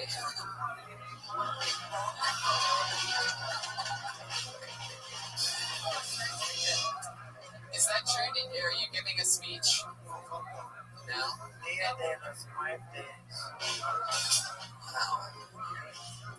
So you're not going to speak at your dad's funeral? You said it's next week? Yeah. And then he died. He hasn't gotten cremated yet?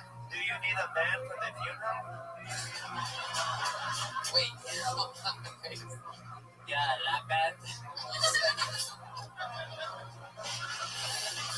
So you said that your dad died 3 weeks ago, right?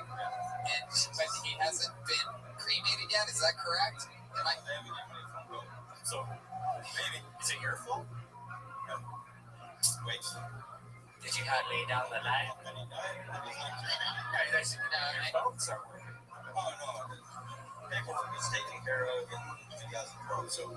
Wow, just to think that your dad's corpse is just above ground rotting right now. It's really...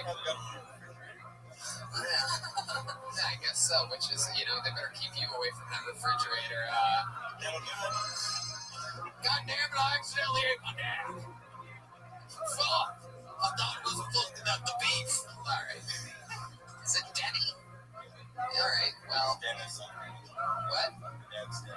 Are you in the restaurant as you were? Oh, so you're a junior. Wow, I would have taken you for more of a Carl's Jr., not really but I'm also not surprised that your name is, that both you and your dad are both Denny's. But you guys don't have Denny's up here? Oh, you do? Alright, fuck you, I guess so. Boo, thank you, sir. Feels like they don't have Denny's now. Next time you go to a tunnel, wish for a Denny's. Then you'll get it. Grand slam. All right, Denny. Well, congrats on your first time ever on stage. Give him a big hand. Come on. Hell yeah. There you go. Take one of those. Don't kill yourself. Denny Dolan, everybody. Denny Dolan? Come on. It's his first time ever on stage. All right.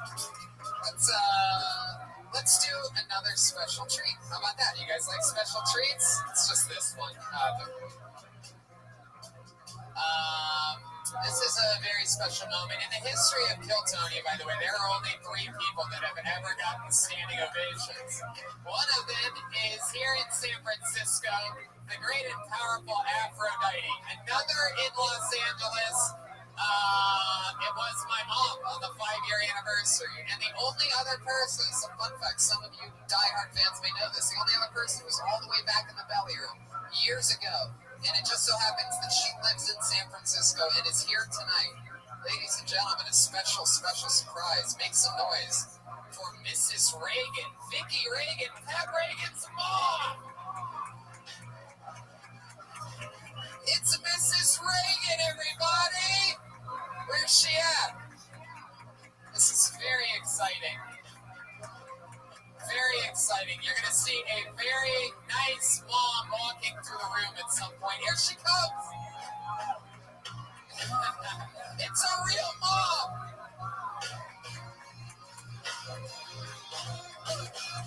Make some noise one more time for Mrs. Patty Reagan, Vicki Reagan.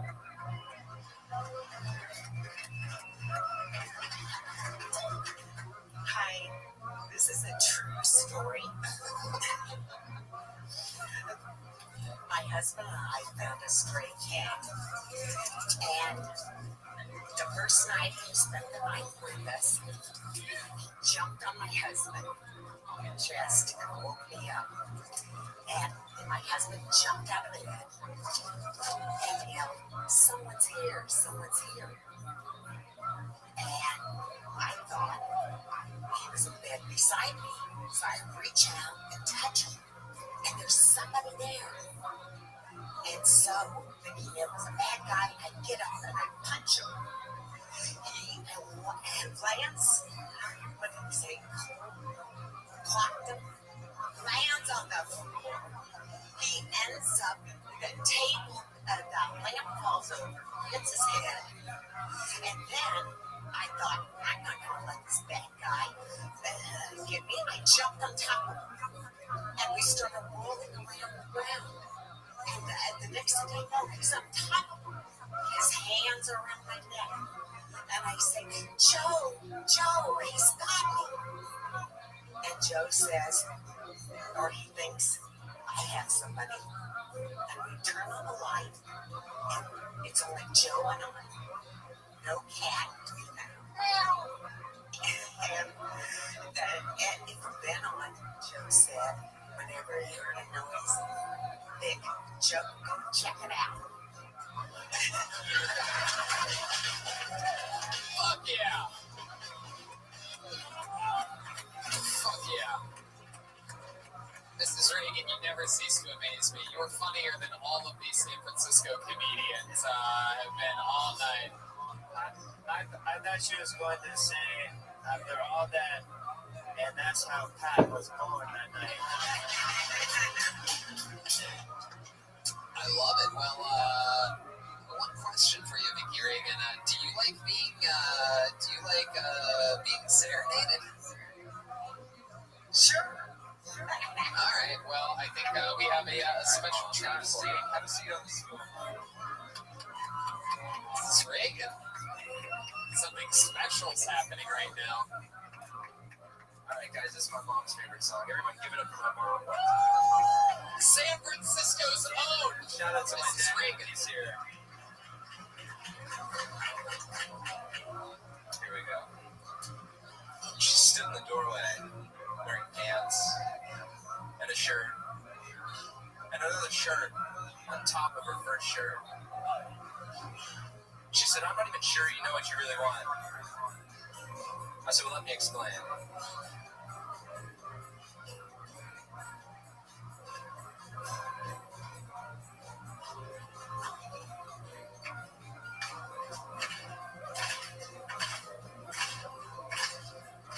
I just want a girl to love me like my mama. I just want a girl without any drama. I just want a girl to love me like my mama. I just want a girl without any drama.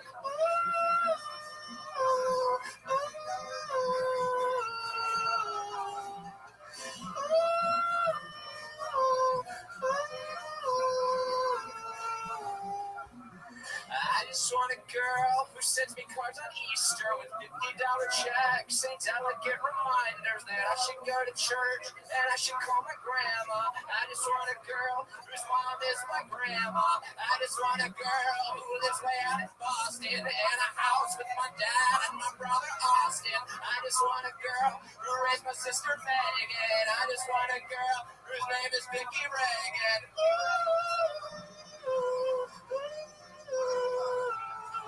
That's my mom's name, everybody.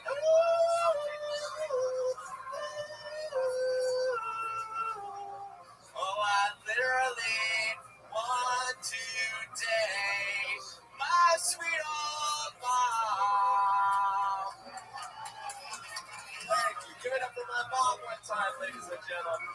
One more time for Vicky Reagan, everybody. Come on. That's a real San Francisco mother right there. Thanks for joining us, Mrs. Reagan. You did it. You fucking killed again. There she goes. One more time for the great Vicky Reagan, everybody.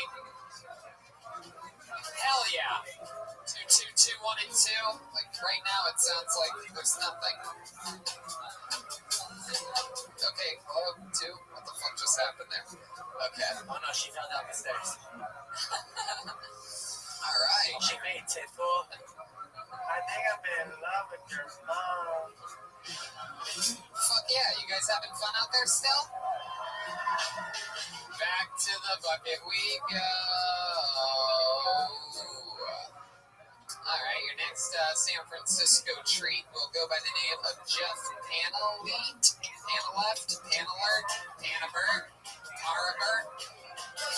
Here he is. San Fran, make some noise one more time for Jeff Panabert. Panamaker. You ever shit yourself in front of 400 people? Me neither. That's...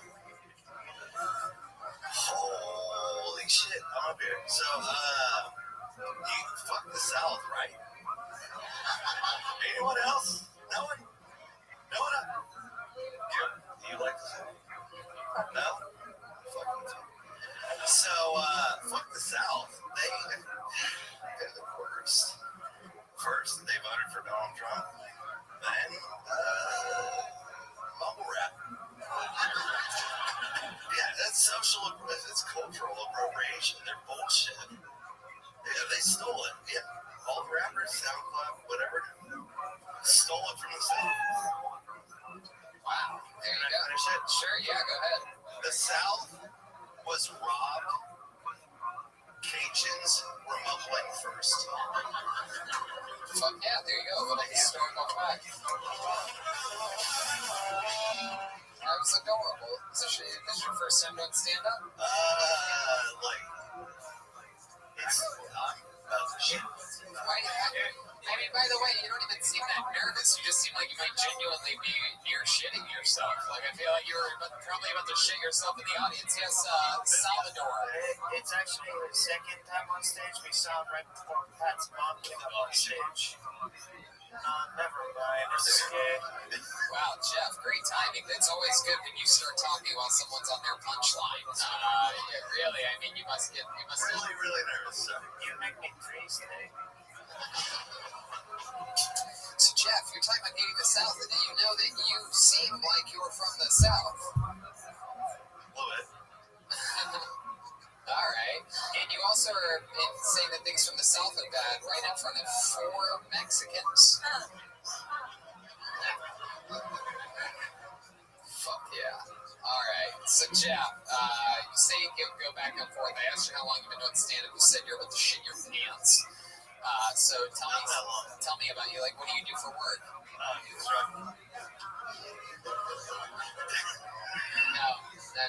We don't need the fart noises. Don't make any sense right now. That's just not a thing. Oh, I get it, because he said he's going to shit his pants. Yeah, no, I've been stand-up 6 months back and forth.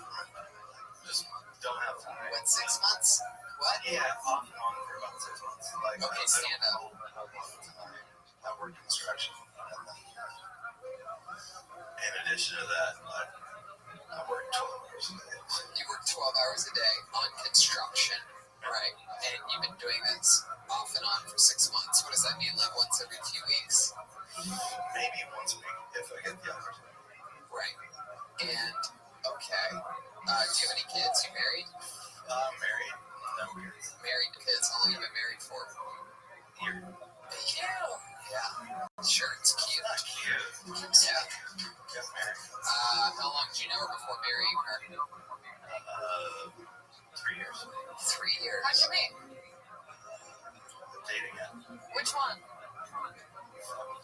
FarmersOnly.com. FuckTheSouth.com. I think it was okay. Catabonly.com. What does your wife do? None of these working anymore. Hello. I feel like something happened. It's like my mic is not working, or like the laughs are not coming through. I don't know what happened. It's good. It's a special Mexican microphone. It's definitely working. How is this guy making me not funny? Hey, wait a second. Did that mustache just fall off? Like I said, I've been hiding right now. Jeff, I didn't hear your answer. What does your wife do for work? She's a producer for a the purchaser of what, a lot of groceries for your fat ass? No, I'm kidding. It's not that fat. You're just really set up. Yeah, fat mania. That's what's happening. I say you're fat. He looks like, he does stuff. He has like a Lowe's card.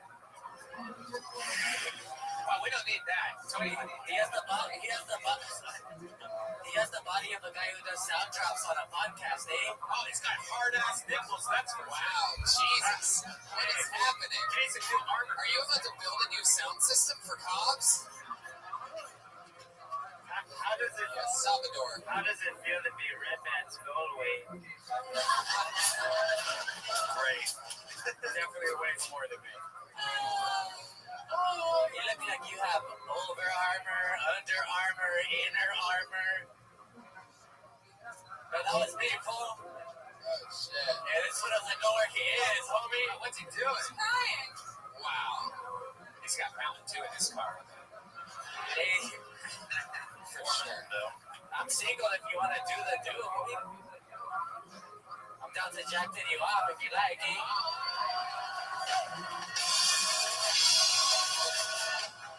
The crowd goes crazy. Are you gonna let Jolina? Yeah. He looks like he's been jackknighting it off before. What are some other tough guy things that you do, Jeff? Like you work in construction, you play Scrabble a lot? No. Yeah. Okay. So what are other tough guy things that you do? Work out, do construction. What kind of workouts do you do? Running. Running. Hell yeah. From what, child support? I'm not your husband. Wow, yeah, look at that fucking gut when he laughs. Oh yeah, now you suck it in. I just watched you suck it in. You saw me look down and go, look at that, and you literally I fucking watched you. You have big areolas for a man. Wow. Stretching. Yeah. Not only are you sleeveless, you are also jokeless. Wow. But it's amazing. He's still wearing a wig, so. Shut up, fool. You ain't shit, homie. You look like fucking Derry the cable guy. I don't know, whatever, eh? Gary the stable guy. I don't know. All kinds of shit people are laughing at. Shut up, man. Oh, hilarious. Well, you ain't gonna win. All right. The drums are the only thing you're not. Hey, you don't want to mess with her. One time she pissed in my tubas and players too. Yeah, you definitely don't want to mess with Jolena. She will fucking, literally rip your fucking cock off. This foot is not funny, fool. So, I mean, what makes you want to do this? I'm terrified of everything else. Comedy is the one thing that I can relate with friends, family, everything else. Wait. When do they laugh at you? Like when you take a shirt off at the pool or things like that? Like, what is it? Once I looked like you, and then I took my shirt off, I looked like a guy. So. Once you looked like me, and then damn, looked like a guy. Wow, hey, how did you make that change? Did you just drive through tunnels and wish it to be true?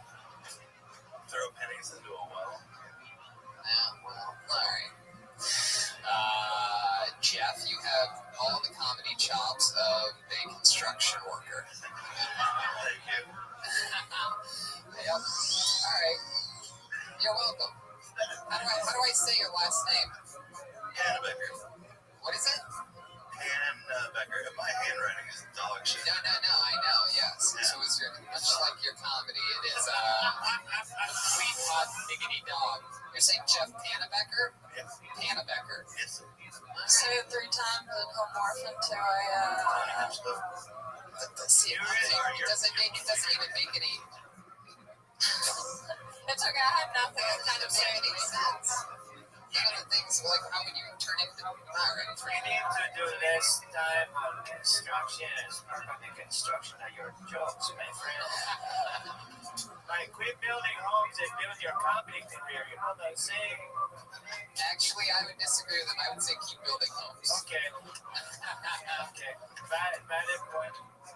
Hey, but you did it. I would say don't fall back on that pussy fucking love to shit my pants. It's like you signed up for it, man. These people want to see you either go for it or fucking just show weakness. And we've seen it a couple times tonight. People not being able to catch the breath, and people saying, "Oh shit, fuck." You know what I mean? You don't need to fall back on those safety nets. So there you go. There's a little piece of advice for you. Oh shit. Here it is. The don't kill yourself handshake. Don't you kill yourself. Thank you. Jeff Hanna Becker, ladies and gentlemen. It's a guy with, a bigger guy with a beard and a hat on who seems like, he seems like he'd be funny. Right? He really does. He looks the part. He seems the part. He really does. And it just always doesn't, pan out that way. But some people that look the part and sound the part are funny. In fact, some people that look almost exactly like that. Ladies and gentlemen, we met this guy a few weeks ago on Kill Tony, and he took us by storm. I absolutely fell in love with this motherfucker. Then on Monday, he got pulled out of the bucket for the second ever time in his life. And I liked him so much, I brought him all the fucking way to San Francisco with us. Make some noise for the one and the only. There he is, William Montgomery.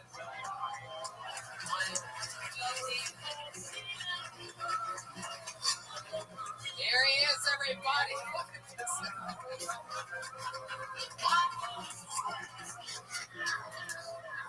I obviously got the recessive gene, but the interesting thing is both my parents are black. I just discovered Viagra doesn't protect you against AIDS. What the fuck am I gonna do?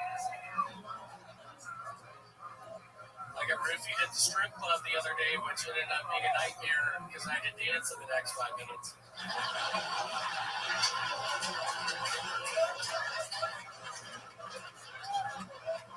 I'm white with black stripes. That is the racist zebra.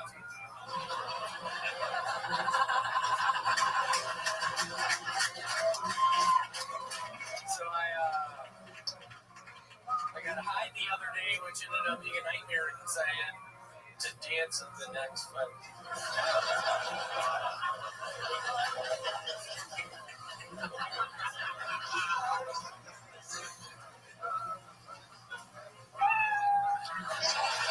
Fucking unbelievable.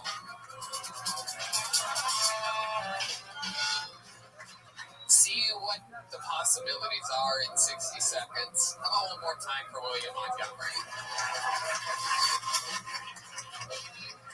Not a lot of people knows about me, but I sold a drug called Stacker 2. There's a diet pill. I sold it in the mid-90s. I know Stacker 2 because I'm a wrestling fan. They used to have that on during pro wrestling back in the day. It was like a big thing. Yeah, go ahead. It's really cool. I don't know if y'all done Stacker 2s recently. But I was doing them the other night. It had been like a 5-day bender of just being away, going into Arby's.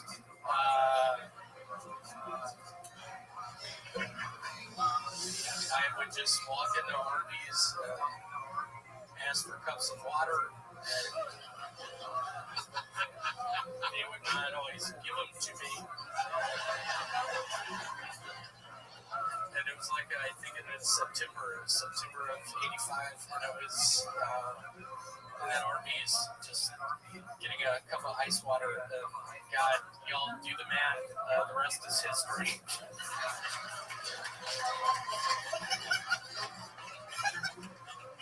Wow. I mean, you can just keep going if you want to, really. You just want to ramble. I mean, But at the time, my aunt was living up in Maine. She refused to get on airplanes, so we got her a cab to the West Coast. It was like $3,000.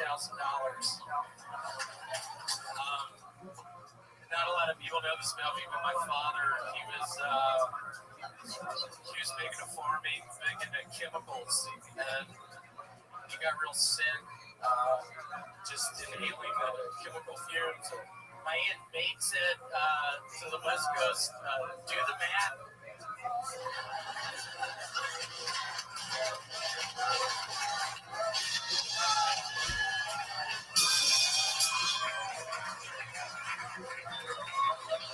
Oh, fuck. Okay. Hey, William, is that a lock visor?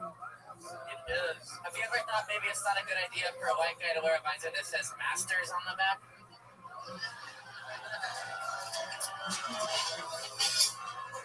Funny story of mid-90s. I bet it is, eh? Now with some relatives, maybe my aunt, maybe my uncle, maybe a couple cousins, whatever. We're hanging out.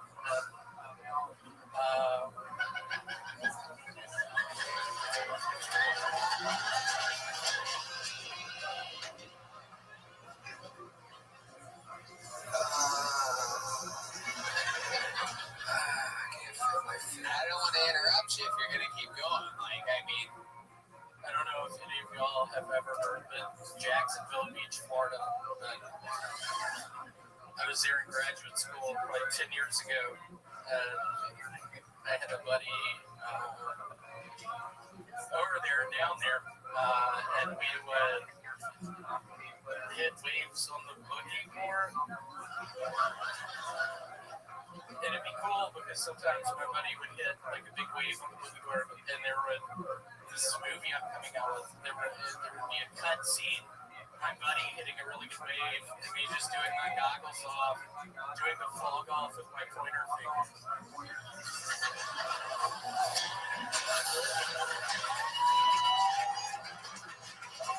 I mean,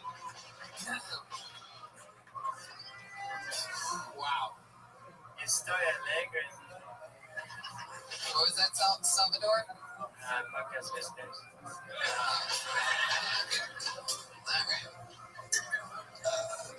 Okay. I guess it's a new habit we can just start doing where I just don't know what's going on. Maybe I can respond to it, or also, you can just repeat it once. It's in Espanol, so you won't understand. Okay.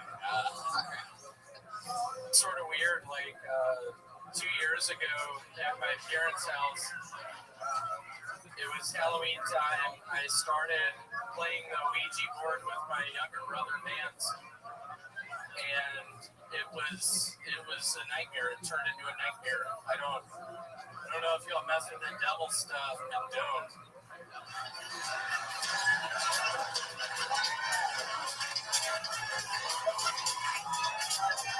I don't think, William, I'm going to be honest with you. I don't think I've ever loved anything in the world quite as much as I love you.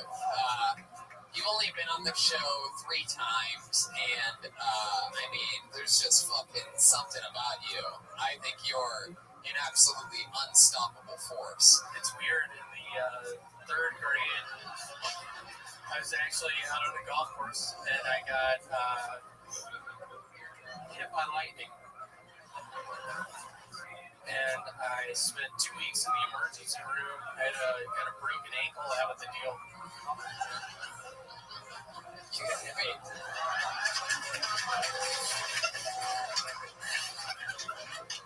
I'm going to follow up on that one, actually. You broke your ankle from a lightning bolt strike? It was pretty much, I don't know if you're familiar with volts and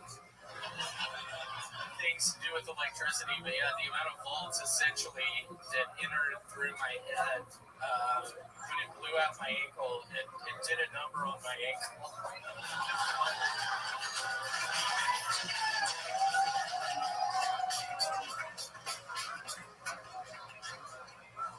Oh my God.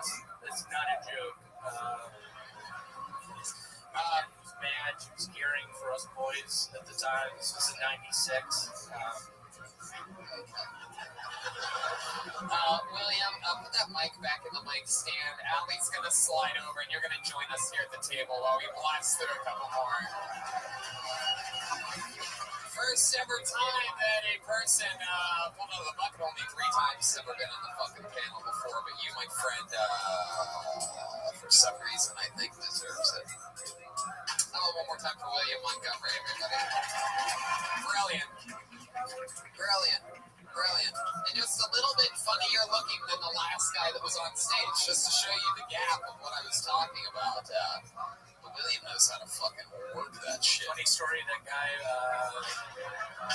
we worked together at a Captain D's seafood restaurant a couple years ago, around the time of Hurricane Katrina. And like it got real nasty, let's just say, when we were evacuating the store. It was. What did you do at the seafood restaurant? What was your job in particularly? I specifically would go around, go to the napkin containers. I would fill up the napkin containers with napkins. I would every now and again go to the ice machine and see that there wasn't enough ice, but I would be too afraid to tell someone. Oh, yeah. And I mean, around Hurricane Katrina time, it was. I pulled another name out of the bucket. Make some noise for, I have no idea what your last name is, so if your first name's Eric and you scribbled some dumb shit after that, then congratulations. Eric Ramos, Eric Rons, Eric Amos. Here he comes. Oh no, no. Definitely not you. Poor Eric. Oh wow, here he comes. Eric, bad handwriting. Pena. Yeah, what the fuck is that? Howell. Sign it like a check. Oh, okay. What's your last name? Eric Jones, everybody. Wow. Incredible. Second timer was with you at Punchline, actually. Anyways, so start the timer, Tony. So San Francisco, PCs on the sidewalk, right? And small dogs, and then tech sales guys were in Patagonia, vets downtown. But enough about that. And what conversations you have in the Lyft or the Uber. Let's talk about me and my dating life at 39 years old. It's different versus like 25. First date goes a little bit like this. First date, if it goes well, they say, Eric, you're charismatic, you're funny. Second date is, there's a wedding in town. I'd like you to come. We don't. Third date is, give me my fucking baby. Anyways, I don't juggle. We get some music going on, or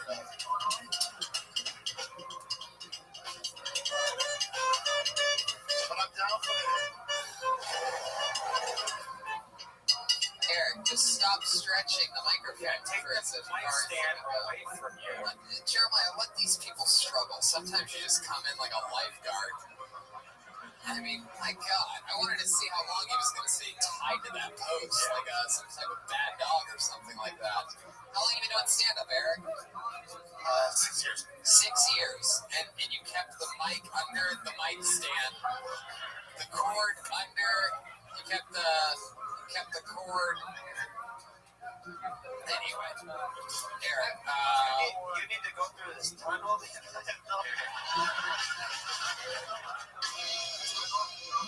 Hey, Eric, are you more of a Speed 2 or Jumanji kind of guy? Answer the question. Jumanji. Do you mean that? I can't tell if William Montgomery is really funny or just on the spectrum. Oh, wow. Jesus, wow. Really, Hey, Eric, if you were to get a disease, which would you be worse to get, lupus or Legionnaires? William, are you reading those off of a piece of paper? I read these earlier.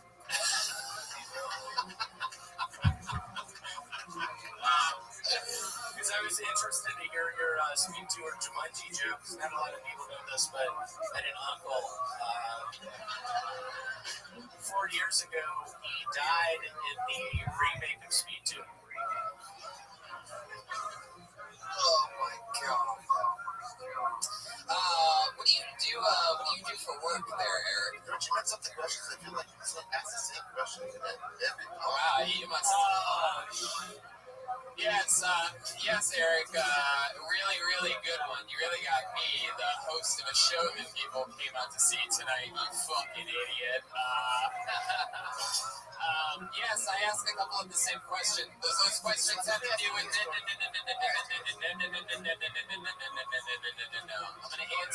gonna answer your question, Eric. Shut up.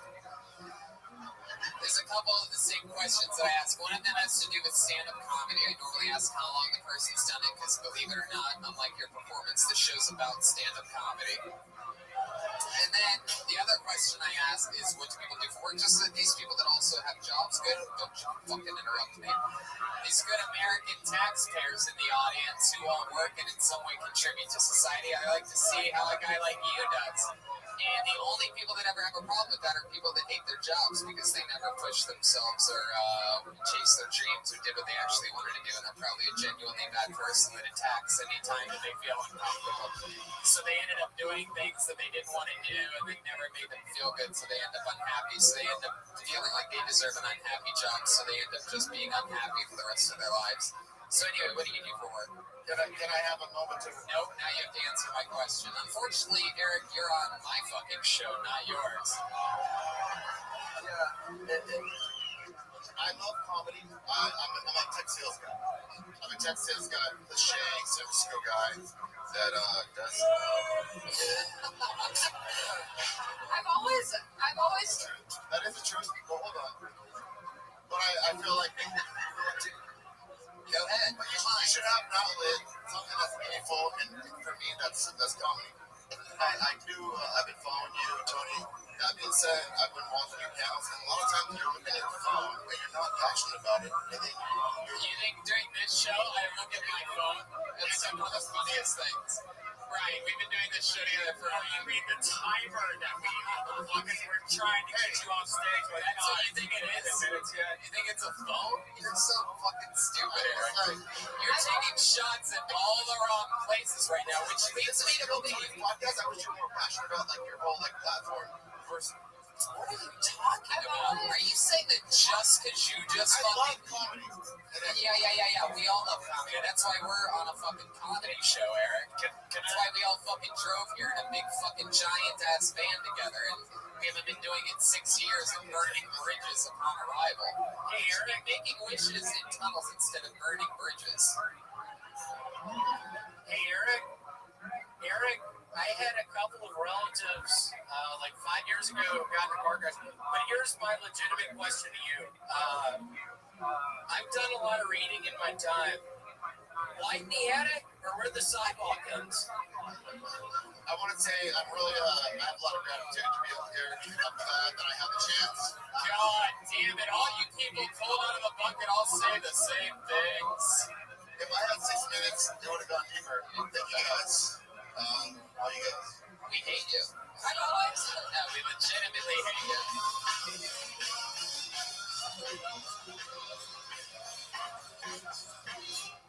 Small dick energy.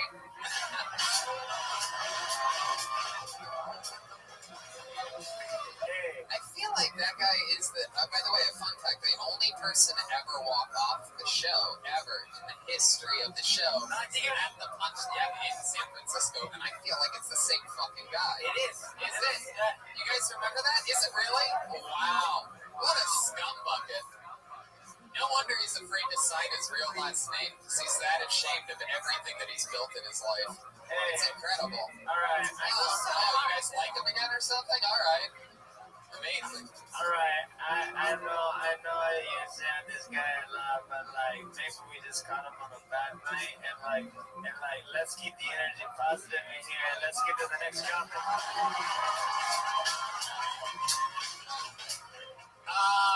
We're running out of time for episode 1. We're running out of time for episode 1. What do you guys think? Go back to the bucket one more time.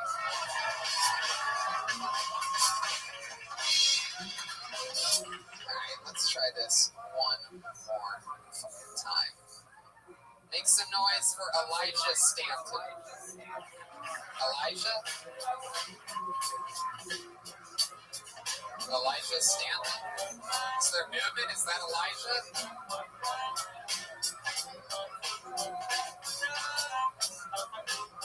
Is that Elijah? Is he coming from up there? It's up there?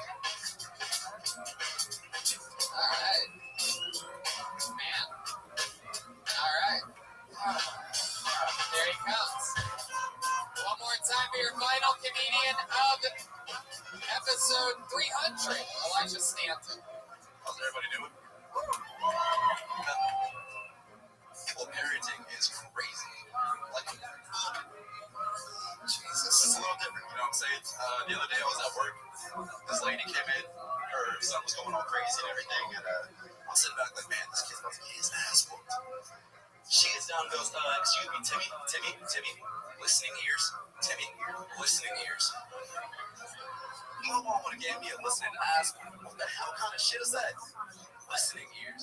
But I swear it doesn't stop there, because the first time that I hung out with one of my white friends, he said to his mom to shut the fuck up. He didn't duck, flinch, move, nothing. If I had a dream and asked my mom to please quiet down, I would wake up to an ass whooping. Like, I'm just saying, like, one time my mom, she told me that she wanted me to vacuum, right? So I'm just doing what I'm supposed to do. I'm gonna vacuum. You know, she got a phone call. I got my ass whooped just from that while she was on the phone. Fuck yeah, Elijah Stanton. Barely caught any of your set. I was here staring at my phone the whole time. You should be pretty good to me. You should be more passionate, fool. So, I'll even on stand up. What do you do for work? That's another joke. That's actually my first time doing this. Get the fuck out.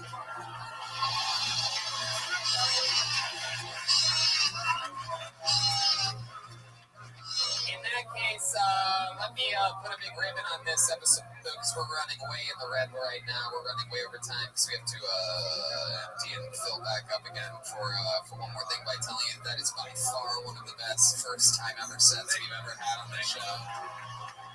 I can tell that you put a lot of heart and soul into it. You came out strong as fuck. You didn't show any weakness. You didn't use any pussyfoot excuses. You didn't say, oof, ah, shit, fuck. Oh, I'm gonna poop my fucking pants. You didn't say, oh, this is my first time, bear with me. You came out and you delivered like a guy that's really been doing it for 6 years. Thank you. And the guy that was doing it for 6 years seemed like a guy who was his first ever time tonight. So, that just goes to show you that, you have a very special thing. William Montgomery? If you were to get a disease, which would be worse to get, lupus or Legionnaires? I am going to force you to answer the question on that one. But seriously, you're more of a Speed 2 or Jumanji kind of guy. The question, do you have what's seriously written down on that? All right, we're going to end this thing. Make some noise, first timer. He's something special right there. That's Elijah Stanton. He's Stanton 27. ESTANTON 27. One more time for that guy. Come on. Ladies and gentlemen, believe it or not, that was episode 300 of Kill Tony.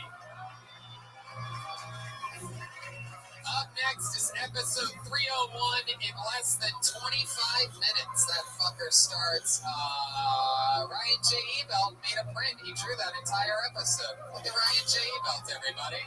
Just like in our Hollywood episodes, he's here in the flesh. Look at that bad mamma jam right there. How about you make some noise again for Vicky Reagan, everybody? Allie McCoskey, William Montgomery, Jeremiah Watkins. Patty Reagan was a special treat tonight. Aphrodite, the great Aphrodite's national anthem. Chroma Chris, how'd you feel about tonight's episode? I Betsy can't believe it's over. How about one more time for the great and powerful Joel Burr?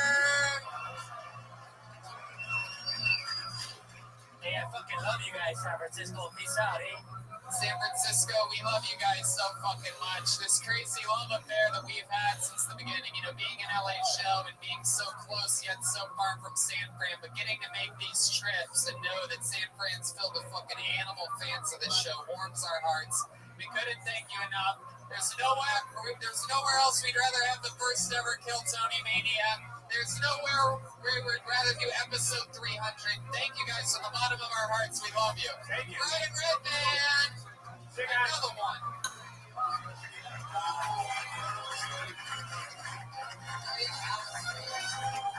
Yeah, come on over, guys.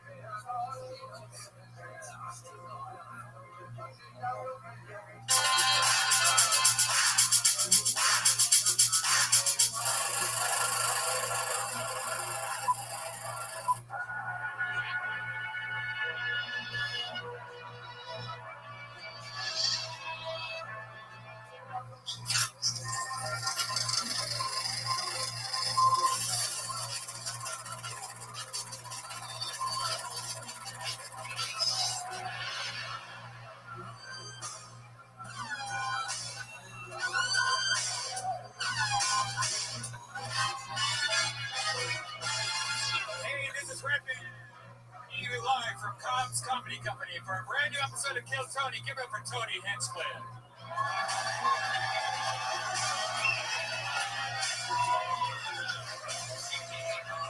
San Francisco, you can do better than that. Make some fucking noise. This is it.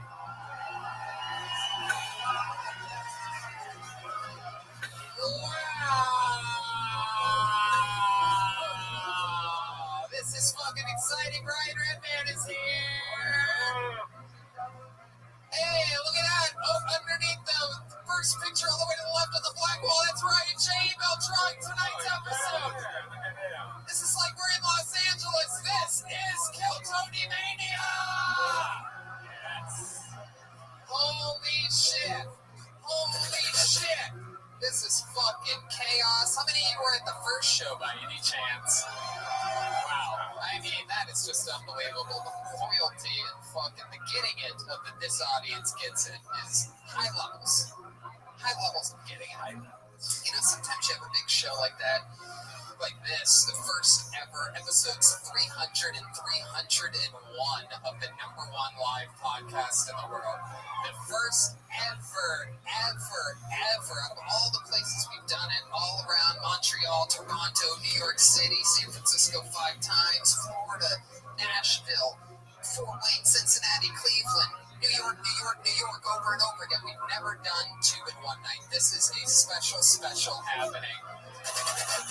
And to be honest with you, I'm glad that a lot of you were at the first show, because then you'll get to really appreciate the fact of exactly how many surprises and how much fun stuff we have planned for you through the entire night. You know, a big show like this, a lot of people get anxious, they get uncomfortable. You know what helps me? CBD, without a doubt. You might be wondering, what is CBD? Well, let me tell you, it's 100% legal, natural ingredient taken from hemp plants, and it helps keep your body's endocannabinoid system balanced. Basically, CBD gives you all the benefits of marijuana without getting high. Chronic pain, inflammation, anxiety, and more. And about 42% of CBD users have stopped using traditional medication. Can you guys believe that? How fucking cool is that? This day and age where so many places people are affected by all these crazy pain pills. I don't know, or taking pills for like a neck pain or a back pain, just rub some CBD on your neck. It's great.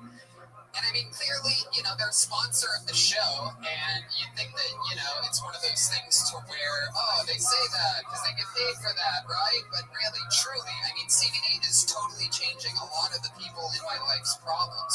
My wife has scoliosis. You can't tell that she has it because it's one of those sideways scolioses that doesn't come out. You can't really, don't say you, lady, all right? My wife is fucking so much hotter than you, so why don't you shut up?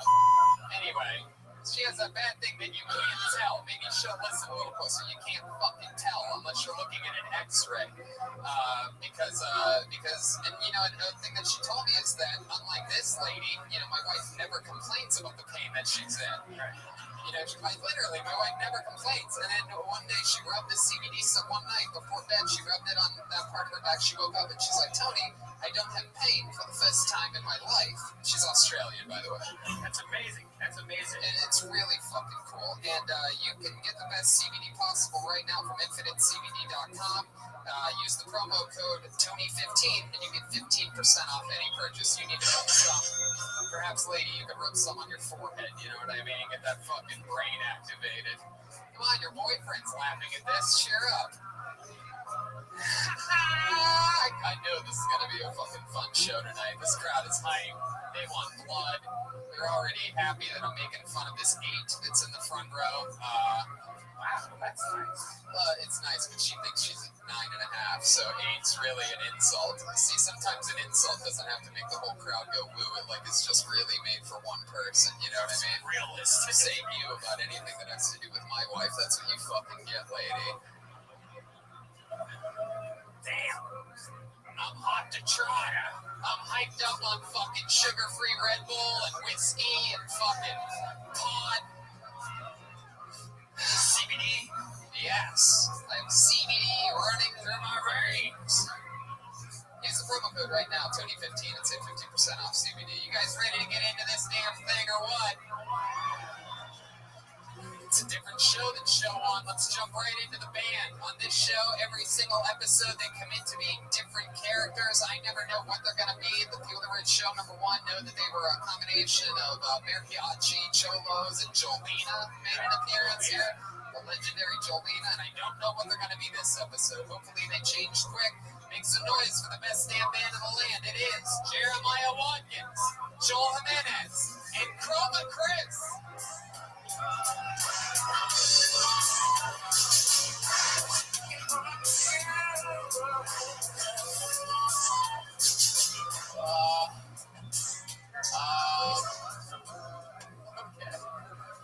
I'm going to be honest with you. I really, truly don't know what you guys are supposed to be.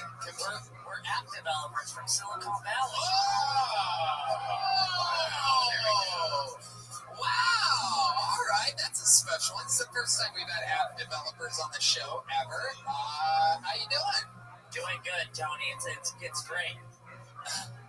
You live here in San Francisco? I work here in San Francisco. I live in Oakland.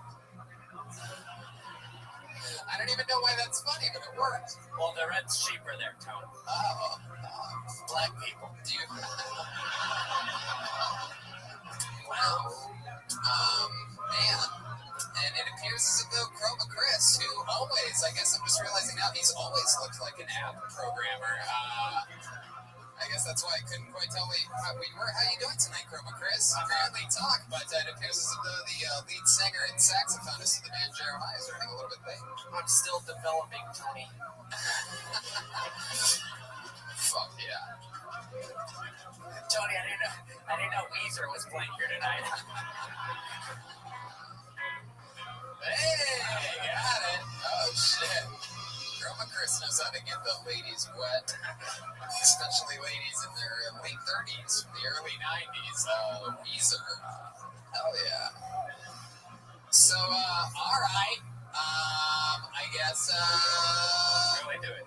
all right, let's just jump right into it, right? I have a bucket filled with comedians' names. This is crazy. Many more people signed up for show number 2 than show number 1. Oh.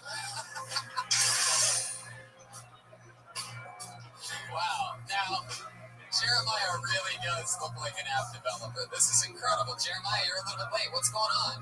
I just had a meeting with Steve Jobs from After the Grave. Absolute communication. Oh, man. Wow. You seem like you have a style. You know any apps that you can tell us that you've developed with your specialties or anything? Yep, Uber. I can locate any boobs in the 300-foot radius from me, and then I can request a pickup. See, let me just let you guys in on something. For example, like right then, since I don't know what characters they're going to be, when I do say something like, have you developed any apps lately or anything like that, like that's a hard question. And that's incredible, Uber.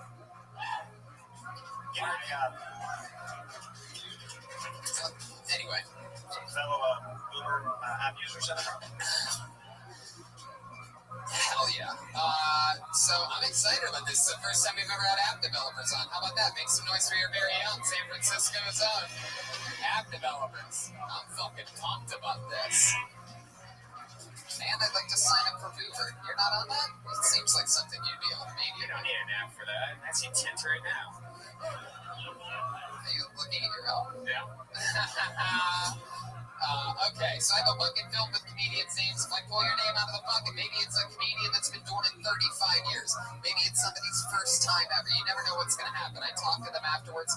You know your set is up. Your 60 seconds that you get uninterrupted when you hear the sound of a literal pussy. That means wrap it up then, or else you're going to bring out the Castro District Bear. Wow. This is a very special San Francisco episode. You guys ready to start this ship or what? To the bucket we go! San Francisco!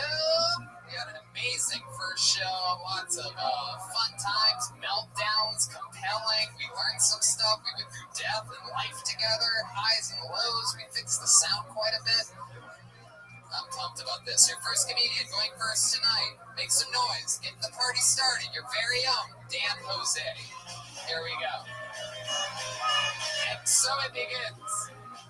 Episode 301 of Kill Tony. Here he comes. He's excited. Waving his hand. One more time for Dan Jose.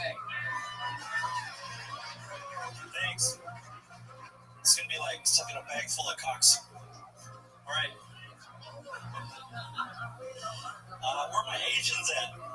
My people. Okay, now where are my Filipinos at? 408 in the house? All right. Fuck the 415. Just kidding. Hey, I got a joke for you, app developers. 1001.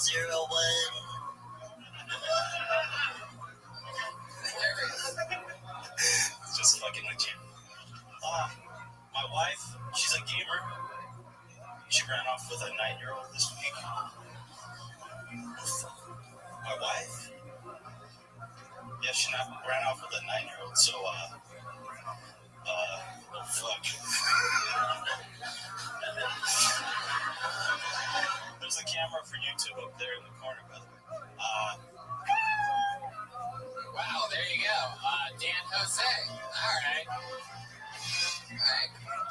It looks like you think it went better than it did. Giving off that vibe that you're pretty happy with tonight's performance. I'm not. It's one of the first comedy sets in which I've really just seen somebody come out and just really take a census. Where are my Caucasians at? How about my Asians? Latinos? All right, my job here is done. Thank you. Hell yeah. Dan Jose. From San Jose. Wow. Okay. Very good. Like everything is about where you're from and area codes and shit. Again, still, you really are sort of a weird dude. How old are you? I'm actually 43. You're actually 43. Yes. I know. What do you think you look like? A lot younger. I saw a couple friends at outside. I know they recognized me from 10 years ago. You think you look so. Man, you have the same problem as this lady does right here in the front row. You thought it was done. Ew. Scoliosis. Ew. This is all night, baby. We got a lot of show left. I am so lazy. And still, again, your boyfriend seems to be having fun. So when he stops laughing, maybe I'll slow down a little bit, but he keeps cracking up. I don't think he likes you that much. Dan, I'm just kidding, sweetheart, by the way. I love you. All right, just relax. Uncross your arms. Have fun. Relax. So, Dan, how long have you been doing stand-up? Uber alert. Oh, shit. Dan, how long have you been doing stand-up? This is first time, long time. Hey, wait, you said first time and then you said long time. What does that mean? That's his real name. There you go, long time listener, first time stand-up comedian. Fuck yes. Well, there you go. It's your first time. One piece of advice that I would give is don't come up and first say this is going to suck a bag of dicks or whatever you said, because we believed you, and then you proceeded. I mean, at least a bag of dicks, like someone's having fun, right? Did you see how he did like the karate, like the air kicks? Yeah, like what was that? It's like you think you won a prize or something like that? Wait, let me guess. Which ones are your people? The Latinos, the Asians, the Caucasians? The people in San Jose? I'm working for you too. What you have? 415-512. Who's with me, everybody? All right. Who loves America and oxygen and water? All right. Fishing birds for work all day. Did I ask you what you do for work? Okay, there you go. I'm a counselor at high school. See? Now I like you. What do you mean? You're like a guidance counselor? Or just like a therapy kind of counselor. Oh, Tony, I just got an alert. You're fired. Yeah, pedophile jokes, huh?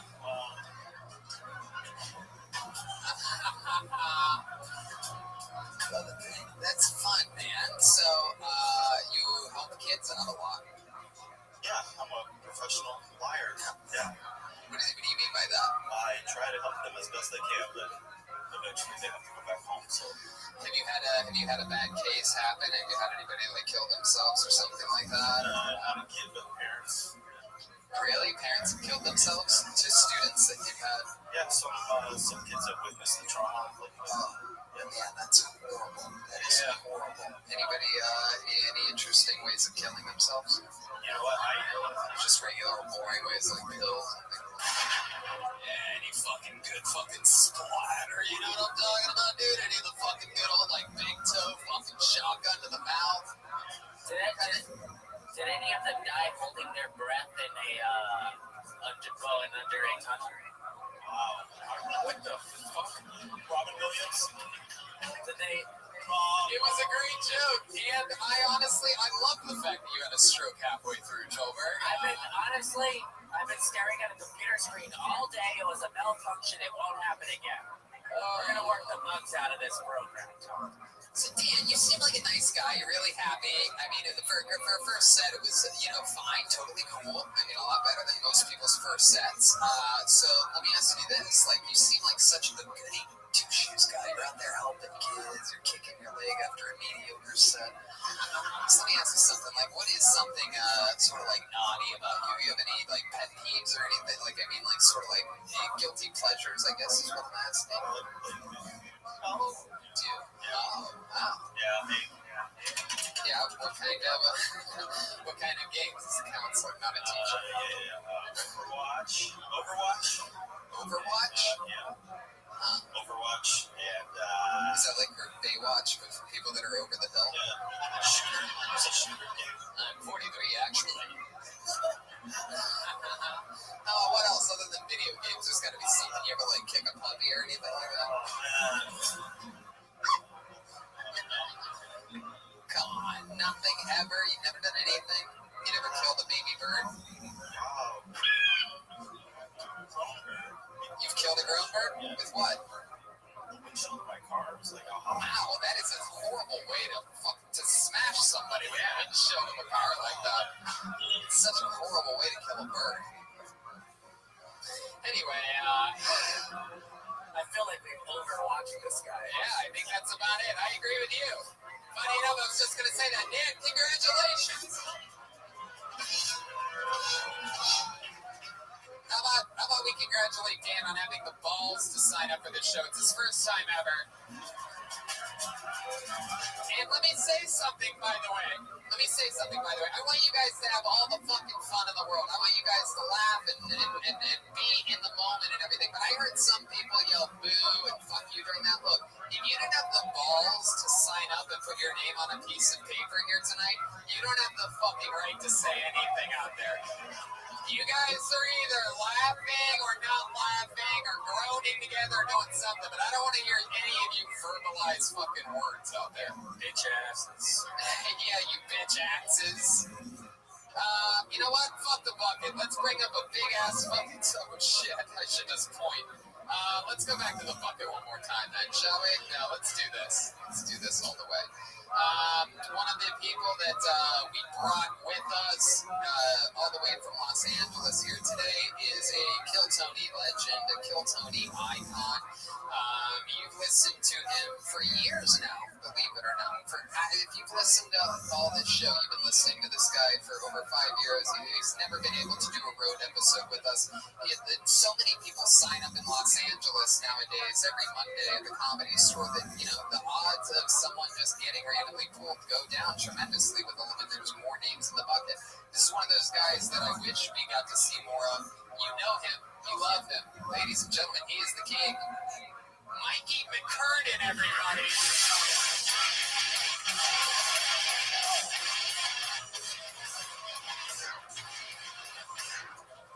Thank you. San Francisco, what's up?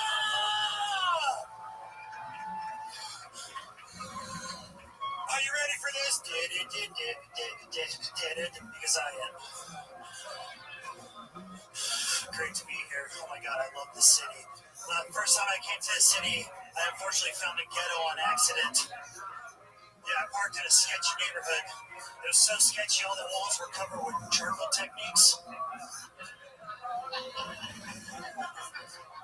Yeah, I was like, I better Van Gogh. Art.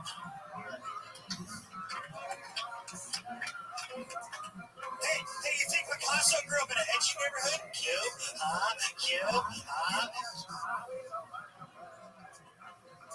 I was just voted intellectual's least favorite comedian on the dark web. Thank you. I was interviewed, like, what's your stand-up comedy like? And I was honest. Sounds like my love making. I got tiny bits. Fuck yeah. The king of the boo-ha, Mikey McKernan. Mikey, let's not waste any time. How about you just come join panel for the rest of the show, huh? Yeah. Boo. Love it. That fast. Back to the bucket we go. You guys ready for this shit? Mikey McKernan is here. So if anybody gets to say boo, it's him. Good job. Thank you. Yes, great set, by the way. Thank you, that was fun. Didn't even really get a chance to tell you. This appears as though it might be, I hope I'm not wrong about this, and it's just a worldly name. And this might be the first female pulled out of the bucket here tonight, it appears. Make some noise for Kayla Keller. Kayla Keller? Hey, here she comes from back there. It's Kayla Keller. Fuck yeah, you guys. It's a vagina on the stage. Yeah, I went to Planned Parenthood recently. It's a Planned Parenthood in the city. It's very classy. It shares a parking lot with a Burger King. Like all classy places do. There's a billboard someone spent tens of dollars to put up. It says if you park in the Burger King parking lot, you go to Planned Parenthood, we're going to tow your car. I was there getting an IUD put in. They're responsible. Went to the Burger King afterwards, letting that shit marinate. Letting the coppers soak in. You know what, Virginia, give that shit in the honey mustard sauce. The free honey mustard, don't pay 50 cents. Fuck that shit. You're an adult. Don't do it. A girl walks in, she's like, what happened to my car? And he's like, we towed it. She's like, yeah, well, I was next door getting shit. And the one's like, you should have bought a fucking hamburger. Because in this town, it doesn't matter how expensive it is, you cannot gentrify a Burger King or whole life in abortion. They don't want to hear about yours. I want to believe it's just a pro-life tow company. Just a dude with a Folgers single pack and an awkward mustache. Crucifix hanging from the rear view like $500. Should have kept that baby, bitch. Wow, all right. Okay. First of all, I actually have a good, that's the sound of the abortion that happened. Yes, they whipped it out of the woman. That's how they get it. Indiana Jones. Yeah, exactly. So, Kayla, that was fun. I love the should have bought a fucking burger pitch. Like, that's just great. I would say move that up and save the sauce thing for a different thing. I don't think you need all that. So I'm sort of wondering, logistically, it's like a lot of jumping around. I wanted to get to that. Like, I knew you were going to end up getting at a towing joke or something like that. So it's like the sauce and all that. Plus, I don't know how do you get free sauce? Yeah, how do you get free sauce? I just love the free honey mustard. It's close to my heart. Yeah, but how do you do it? If you order and then afterwards you go, by the way, I need honey mustard, they're not going to refund you up. Oh, you go to it. You got to do it. I mean, come on. White privilege. All right.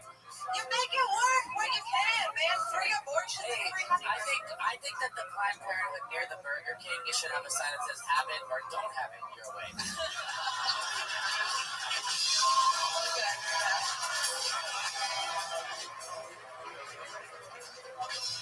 He has arrived, ladies and gentlemen. Joelberg is definitely on the drums right now. Drinking the water without letting the bottle touch his lips for some reason. And stopping the symbol with his feet. How many abortions have you had? Wow. 0. That's what the IUD is for. Right. You can do that or have a baby in you. Yeah, Brian thinks that abortions cry and come out with whips, so he doesn't really understand what's happening. He did. Whoa, I don't know what that means. Okay, Kayla, don't be mean. Don't be mean. I'm so sorry. No, it's okay. So Kayla, you've been doing stand-up for a while? A year and a half. Yeah. And this is your first time on Kill Tell Me. It's my second. I was at Punch. Oh, you call it Punch instead of Punchline. Because some things are just so fucking hard. I like that. It's too much. Just one more fucking, too many letters. sound of your mouth. But I like Punch is also a style of abortion. My mom doesn't. Oh, yeah. It's perfect. Wow. Joelberg is on fire. That's why you gotta go for the punchline. Wow. So is the Burger King good next to the abortion clinic? You're ever afraid that you're eating a fucking little baby? I feel like that's where chip like the Quarter pounder. Yeah. A Little Mac? Yeah. That's a different place altogether. It's a whole different establishment. Fuck yeah. That's a good point, though. I thought, the whole bit was a good point that you done there.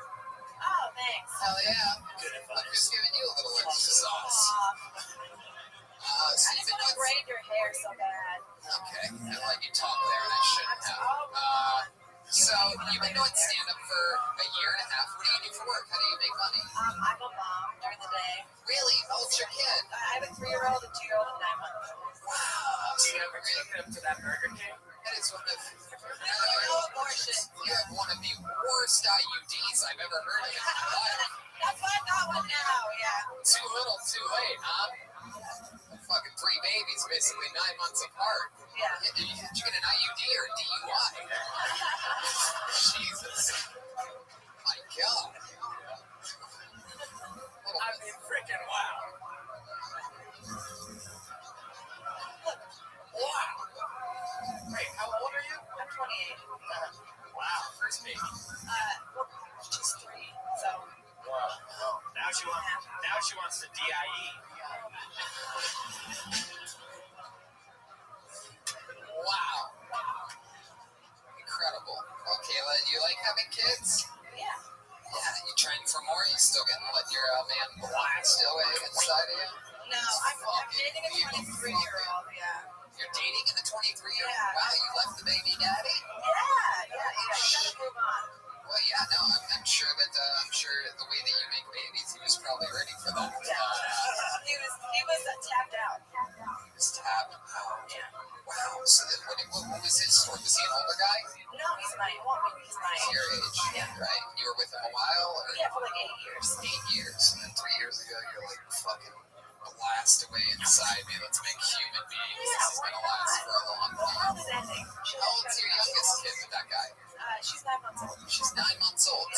ago did you leave him?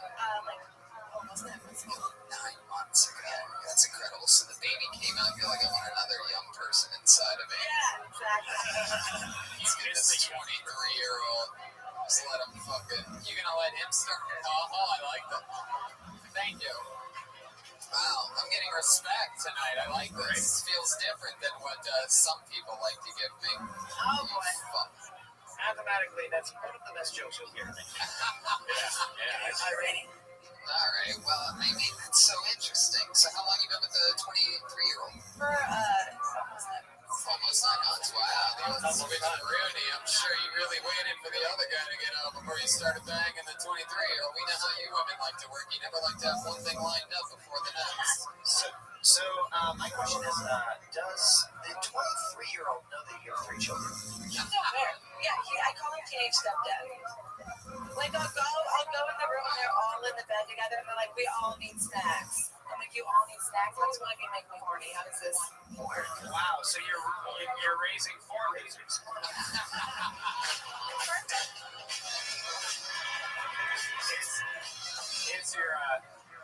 Is your new guy successful? Is he rich? Or He's a comedian. Oh, wow.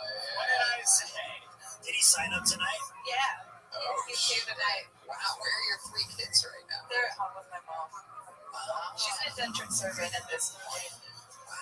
Dude, if you're in here, get a vasectomy tonight. Tie your balls. I feel like this chick just wraps her legs around you when it's time. She's like, stick in me. We got a lot of fucking to get there. It was so nice to meet you. Thank you so much for coming on. There she goes. Kayla Keller.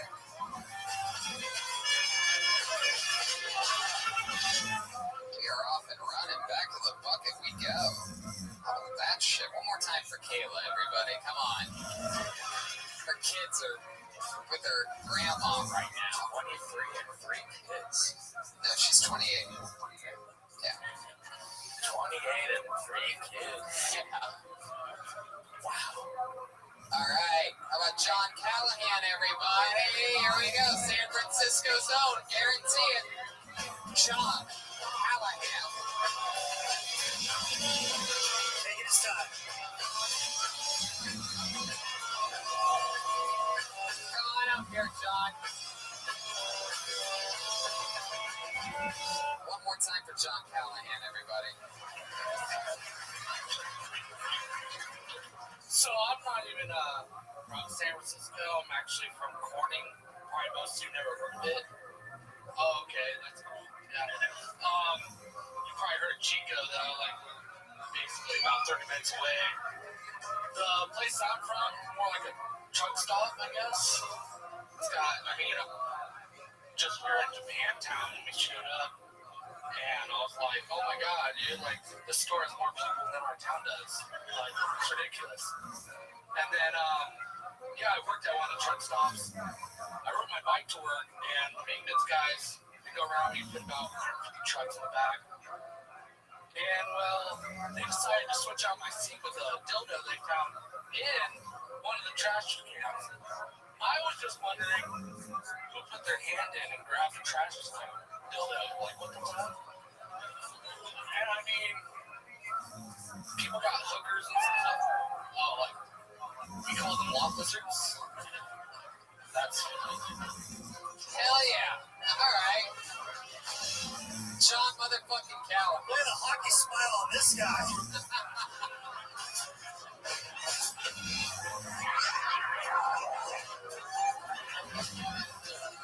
Mikey McKernan wasting no time. Fuck yeah. Getting right into the fucking. Man, hitting it right from the beginning. Well, I mean, when you grow up with your parents being like, basically, our family ran like the drug trade in Tama and Butte. Oh, so I didn't know anything about. I never did drugs, but I never knew anything about like a dentist. Wow, the way San Francisco likes to recycle, I didn't think we'd see a pile of trash like you up here tonight. No, I'm kidding. I like your style. If I have style, I do not mean smile. I said style. You're the funniest picnic blanket we've ever had. Is Japantown a real place out here? Hi. Japantown? Hey, That just sounds like something racist people would call it. I'm hungry. What do you think? Go around there in Japantown, get him chicken. dude, over here, no, this guy looks like a lumber crack. Lumber stack of pancakes. Fuck yeah. I mean, it is. What do you do for work now, John? I work at Walmart. Oh, fuck yeah. Absolutely. Yeah. Club out as the greater. I only did that when I fractured my ankle. For those of you listening to the podcast or watching the YouTube stream, you can tell he's got fucking Actually, this one that I have. Oh shit! Don't touch it! Don't touch it! Don't touch that one! Just fucking, I cannot have that fall out. Well, then again, maybe we should just do it, dude. This is Kill Tony Mania. What do you guys say we pull these guys last Just time? you can take it out. Look, you can take it out. No way! Oh my god!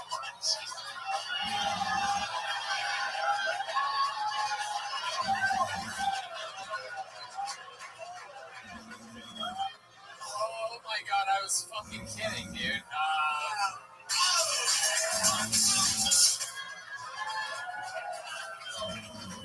For those of you listening to the podcast, he just took his one tooth out of it. Holy fucking shit. Are you jealous of the jack-o'-lantern bucket? I wish not be like me. Probably work a lot of haunted bases this time of year, don't you? Yeah. Do people ever come up to and tell you that they love your fucking costume? So realistic. When you go down and the girl doesn't make it like Parmesan cheese and Olive Garden, like it's just like shredding it. You look like what Conor McGregor would have ended up looking like if there was no referees or security at the event on Saturday. Thank you, fight fans. That's it. I think that was a fucking great one. Because he was getting his ass beat, he would have gotten his teeth knocked out. Probably, yeah, for sure. So, what do you do for fun, John? I'm so intrigued by you. First of all, let me tell you this. Well, let me ask you this. How long have you been doing stand-up? This is my first time. Wow! I fucking love that, man. I fucking loved it, dude. You fought through it tooth and nail, mostly tooth.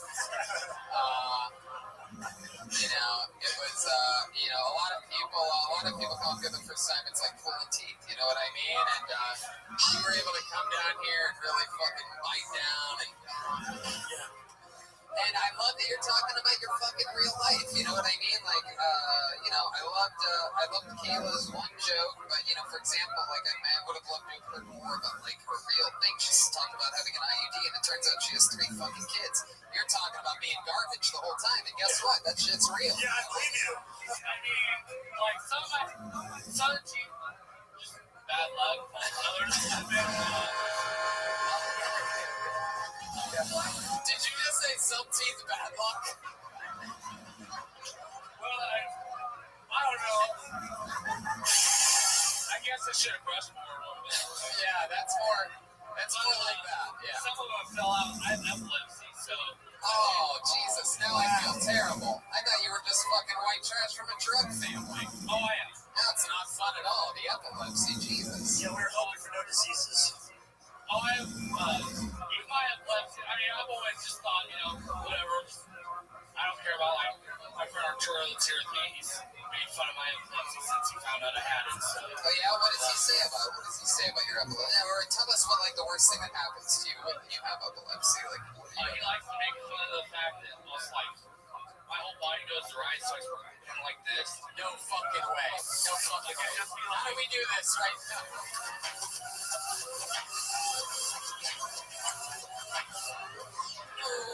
That was fucking amazing. Ryan Redband. Man, we're all just fucking showing off tonight, aren't we? Holy shit. We should do these 2 shows in one night. We came in here just fucking warmed up, huh? So the creatures Can you do it? Can I see what happens when you have an epileptic attack? One more time, just one more time. It's literally like my eyes and everything, like I just start like I'm going retarded.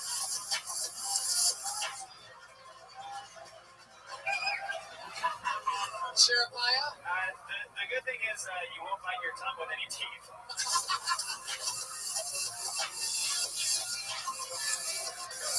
Holy shit. Holy shit. Man. Just when I thought the epilepsy was going to make it sad, everything literally took a turn for the better. I didn't bring that to make it sad. Like, I know, it's great. We're laughing. The first time I had it, I was sitting at, I was like 12, I think. My mom said I might have had more when I was younger, but she would find me like laying out in the orchard. She would lie to you? Oh, honey.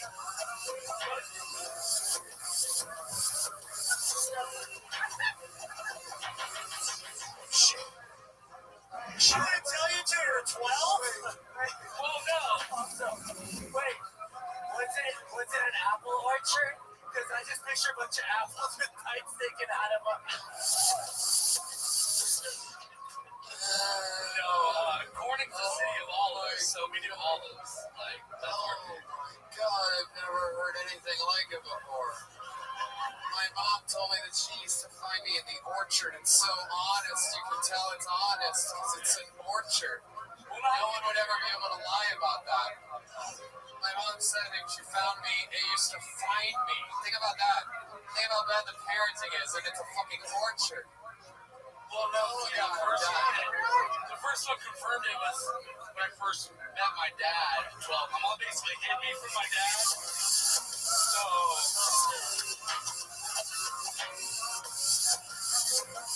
you fucking keep this shit up. You're coming back to LA with all of us. There's one seat left. We got one seat left. You fucking keep this shit up. Keep this up, and you will be sleeping on Mikey McKernan's floor tomorrow. but no, yeah. My mom had 5 other kids with my dad, and then got divorced, left them with the next door lady, took off.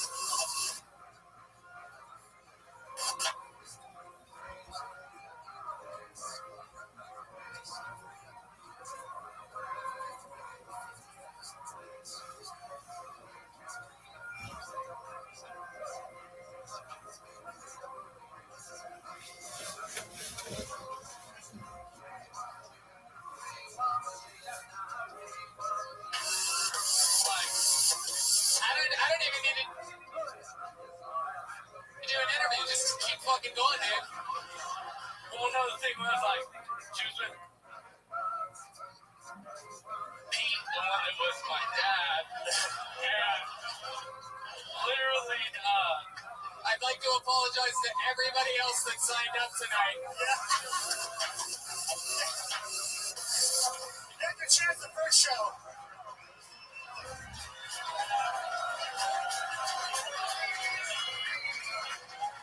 but, like, yeah, so that happened, and then they got a fight.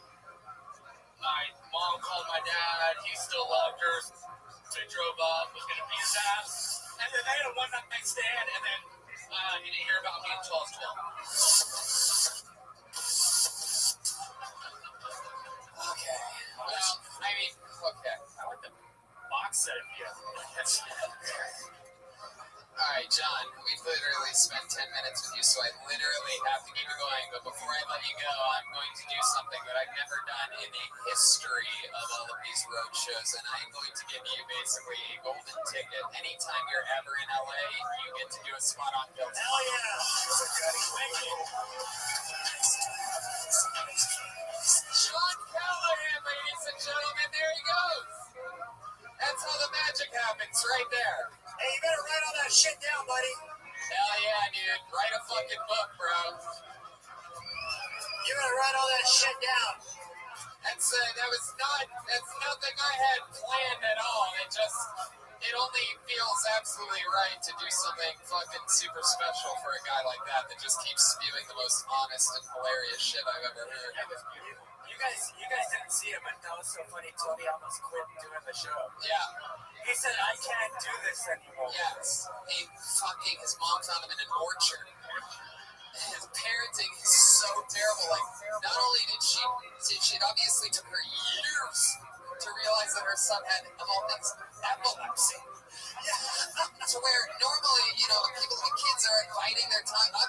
his tongue was biting his teeth. Yeah, we gotta get an iPhone case for his face. What you tell her dad at 12 is like, don't worry, he doesn't get that for you. So John Callahan, before you leave tonight, make sure you check in with me or Josh or whoever so that we can get your information and you can hit us up before the next time you come down to Los Angeles. It's an open invite. I don't think any of the fans of the show will be mad at me. When you run out of trashy ass stories, we'll send you back up to San Fran. You know what? Let's do another special treat. Why not? I'm sorry, buddy. I'm sorry. I know we're doing two and then a treat. You know, the regular ships that have happened on this show have lasted, over half a fucking decade, and we have a lot of amazing alumni in that group, and. You know, before we had Malcolm, who's not going to be able to make it here tonight. He's actually, I'm sorry, people. He actually went to go see Mike Epps perform stand-up comedy tonight. Hey, we let him do what he wants. You know, I'm Dana and he's Connor, and he just gets to run the roost. And tonight he wanted to see Mike Epps. He's going to see Mike Epps. That's the business. But shut the fuck up. What are you doing with your booze over there, huh? Boo? But you do get to see another regular who's gone on to have a flourishing fucking career. She opens for some of the greatest comedians in the world. You know her, you love her, ladies and gentlemen. Special surprise, it's the one and only Sarah Weinshake.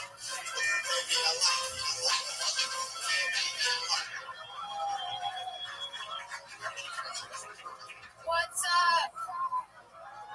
I found a cure for my insomnia recently.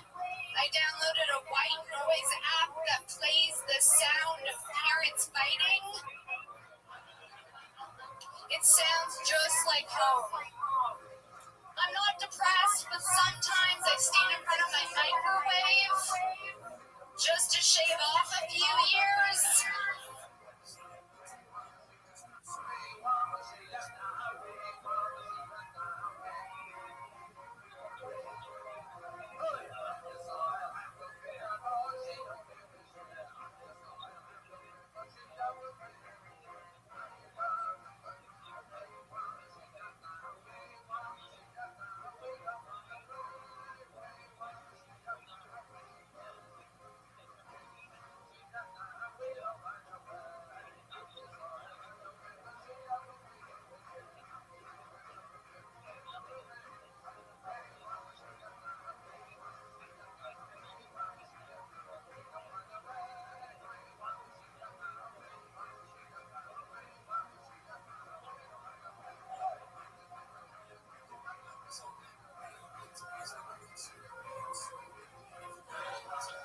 My vibe is postpartum, but I haven't had any kids. I think the tar pit would be a dope name for a heroin recovery center.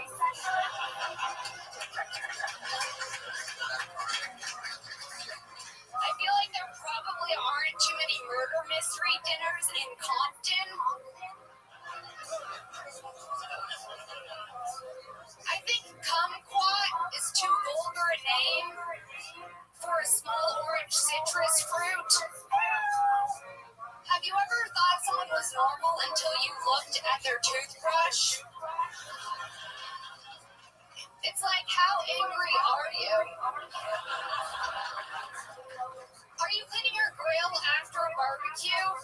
Or are you cleaning your grill after a barbecue? Boom, Sarah Weinshake. Sarah, come join the panel. Weinshake's on the panel. Boom, boom, boom, boom, boom. Did I just lose volume here? Do I sound lesser in the back? Okay, it sounds better. Very good. Good set. Yes, good set. Sarah Weinshake, ladies and gentlemen. You've heard her talk about everything if you're a fan of the show. Kitchen utensils, fucking drawer liners, what haven't you covered? Spatulas? Rolodex. Just Rolodex, look out. Can't wait to see that one. Let's just keep this fun train moving along. We're flying through the San Francisco Ichabod's Bucket of Destiny. By the way, this is the actual bucket made it all the way from LA. If you've ever wondered. It even says Ichabod on the side.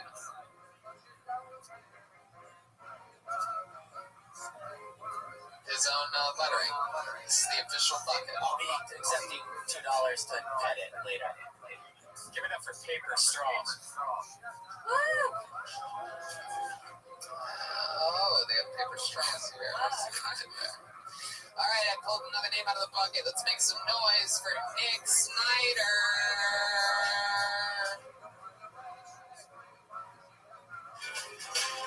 Here he comes. It's Nick Snyder. Walking straight up.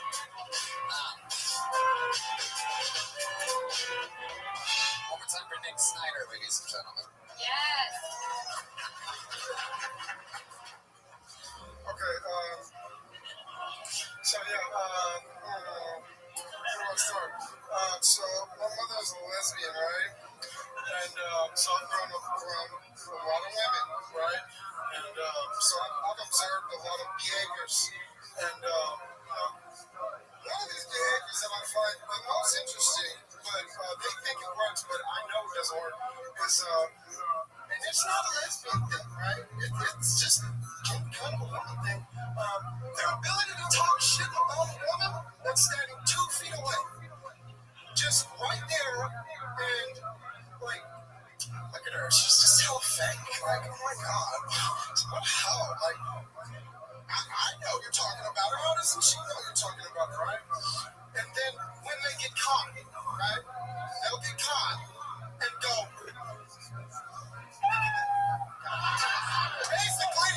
Basically, they'll get caught. The girl will say something like, are you talking about me? And the girl will say, nobody's even thinking about you. And I'm like, what the fuck? Anyway, that's what I got. There you go. Nick Snyder. Fuck yeah. How you doing, Nick? Talking to that microphone, talking to the tip of it. To the tip. You can get a little bit closer. It's like what do you think's gonna happen there? You think it like shocks you or something? App developer Jeremiah Watkins. Yeah, the last comic with missing teeth, this comic is missing chromosomes. Oh, wow. Taking shots at, it appears like, I don't know, I'd be nice. This guy seems like he's being bully you guys in a different universe. This guy seems like he's on Alpha Brain and Shroom Tech right now. I have a bully app too. When was the last time you got the wind knocked out of you? Oh, Nick, over here, Nick, over here. A little too much Gracie Jiu-Jitsu going on over there. I have urine flowing down my back. How you doing, Nick? Good. You been doing stand-up a while? No. Is this your first time? Yeah. Fuck yeah. Awesome. Very good. Very good. There it is, the goat of the first-timers. Nick, you seem like a really, really, tough guy. Am I picking that up right? You a former soldier or something like that? No, I'm former drug addict. Oh, okay. What's your drug of choice? Meth. Really? Yeah. Wow. So you're a former soldier of the drug war? Yeah, and the demons and the shadow people. Wow. How long you been doing meth for? It was kind of off and on, strong. So, mostly on? A few years, and then off, and then another few years. Uh-huh. Wow. Dude, the guy with no teeth is so jealous right now. He's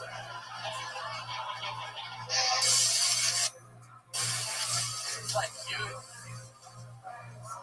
Damn, this is a great fucking episode. This is just such a fucking unbelievably comedically strong show. Yeah, like you're standing like it's like a spelling bee or something. Like, what the very defensive. Oh my god. The double arms behind the back. Like, what is going on back there? What are you doing, breaking out of handcuffs right now? Jeremiah, the app developer, go ahead. Yes, he looks like he's part of the USMC, United States Med Corps.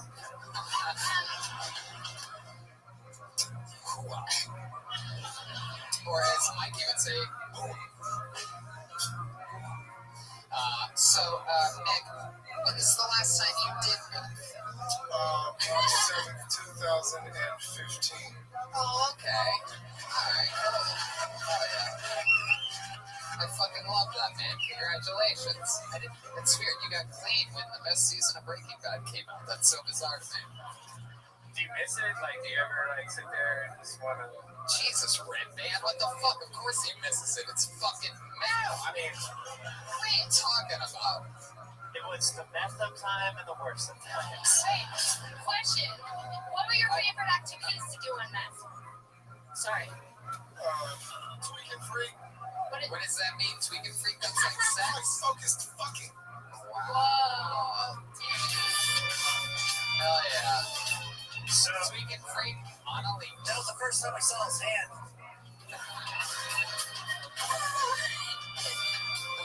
Tweak and freak. Like, what is focus fucking like? Like, what does that make you feel like? I don't really understand. Like, I'm always trying to focus on things when I'm fucking up there are gonna help me not come so fast.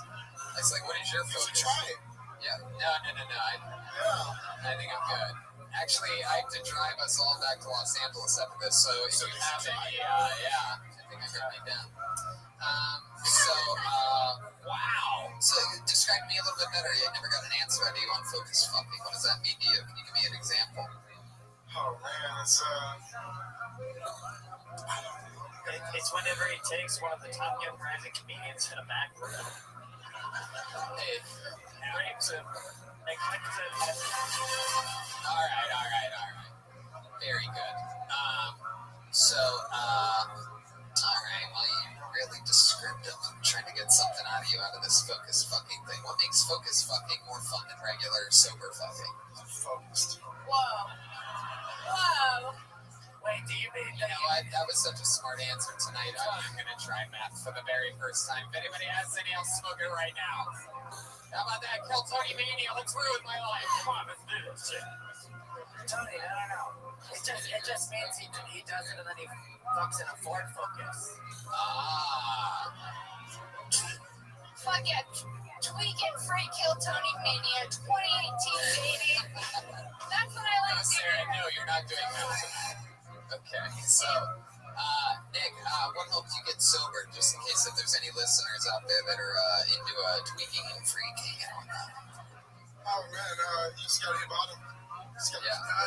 What was your bottom? Like, what happened to you? Yeah, did he look like me? The bottom that you hit. Okay, let me spell it out for you guys that didn't get it the first time. I can make fun of my self-receiving K, you assholes. So, how did you know that you hit bottom? When I couldn't get bus money to get me down to the Tenderloin. Damn. Wow. What were you gonna go do in the Tenderloin? Whatever I wanted. What's the Tenderloin? Oh, you got time? It's the ghetto. What the fuck was that? What is going on here? Oh,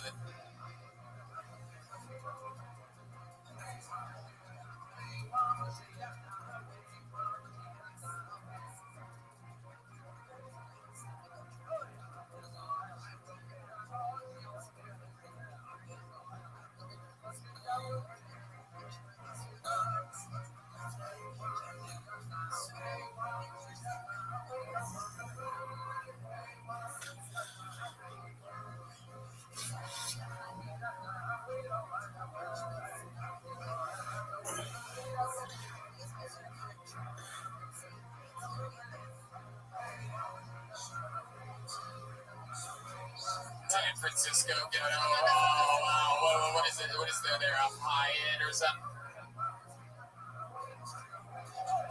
Something like that. Oh, it's the ghetto of San Francisco. Oh.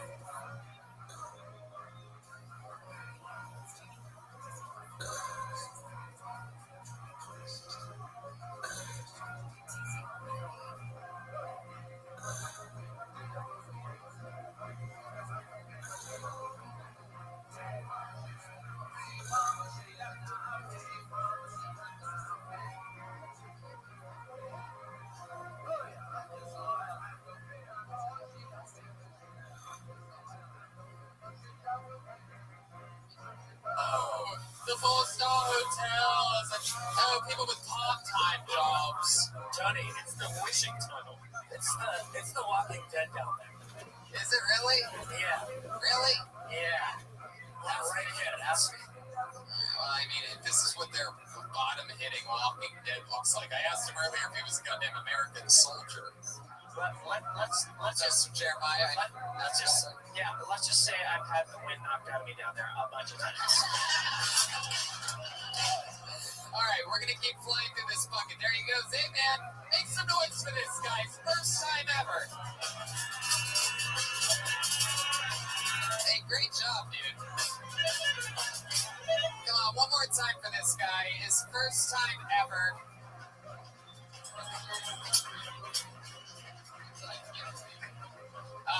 Okay, let's go back to the bucket again. You guys get it, right? You're having fun, right? Come on, I cannot let you guys get away with that. You guys are having fun, right? Let's show shortcuts out there, all right? If we have to use our fucking energy to think of crazy shit, then you guys can yell and scream like animals when I ask you to. Deal, right? Wow, okay, that's ineligible handwriting. I mean, that's just sad. That's impossible. It's pointless. It looks like Myrtle Beach. Yeah, if you write like that, then you're never going to get anywhere anyway, so it doesn't matter. Hey, that should be a new rule. No, it never happens. It's the first time ever where there's a name that's just that bad. Yeah. Did it for attention or something. Maybe they're higher. I'm not going to give it to them anymore, so I'm going to read another name. Make some noise for Sam Stockwell, everybody. Sam Stockwell. Good handwriting. Sam Stockwell.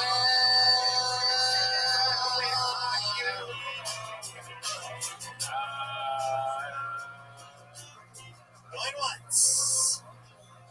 All right, coming from balcony. Oh, he's coming from the Here he is. We got him. Lincoln booth. Run! Run!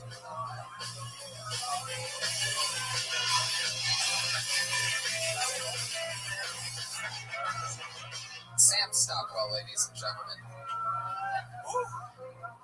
Didn't really think this would happen, but what's up, San Francisco? I'm Sam. I'm a white rapper. We all know one of those.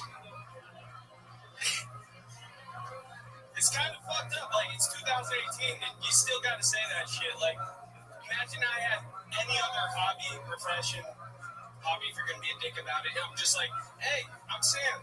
I'm a baseball player. A white baseball player. Be like, you know, the only difference I can really see between hip-hop and comedy is in comedy, you bomb, you're done, it's over. Good luck next time. In hip-hop, you suck. You're shy, man. Come on. Time to get some face tattoos. You know? I can't do that shit. My skin, it's soft. It's sensitive. These teardrops are real. Alright? And isn't that the goal? To be real? There you go.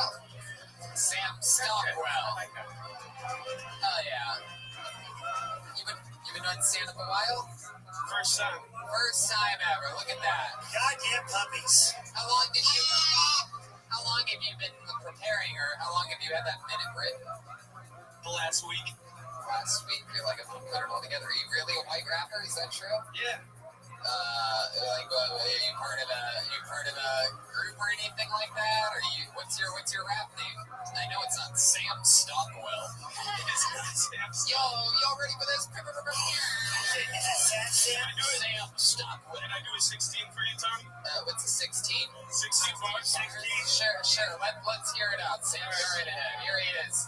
San Francisco's very own Sam Stockwell.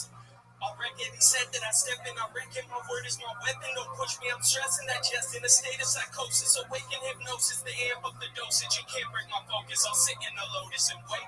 Twisting these verses, I swear it's like bait. Swear it's like bait for the hate. Kept on mute, I'll mutate in the booth and awaken those waiting on proof. And we're staging a coup, taking back everything that was taken from you.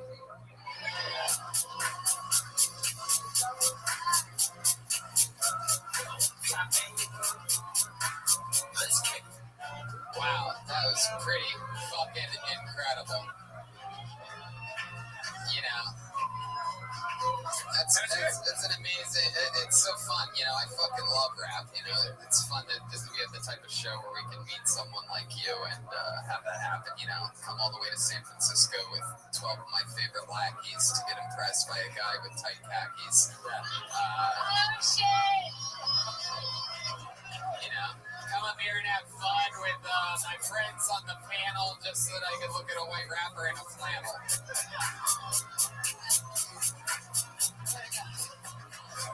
Can I say one thing? Sure, go right ahead. So, your band was describing the modern guy these days, and my girlfriend's looking at me like every check on the list. She just laughed at me because I had the Prius, the man bun, the tight pants. Oh, you're talking about Reagan and Watkins, 21st century bullet and girl. What is it? Yes. Wow, deep fucking cut. One could almost say that we've gone to Kohlberg. You know, 10 more. A lot of people. Hold on, Joel. Hold on. He was fact checking. I'm just trying to promote my friend's album. Little bit. You're referencing a song that I don't even think's come out yet. And when it does, they'll be waiting for it. Guys, a little fun guy. Sorry, I just want to get this out, just so that everybody remembers and knows. If Joel ever misses 10 jokes in a row, he has to get a tattoo of my face on his face. So. What? God.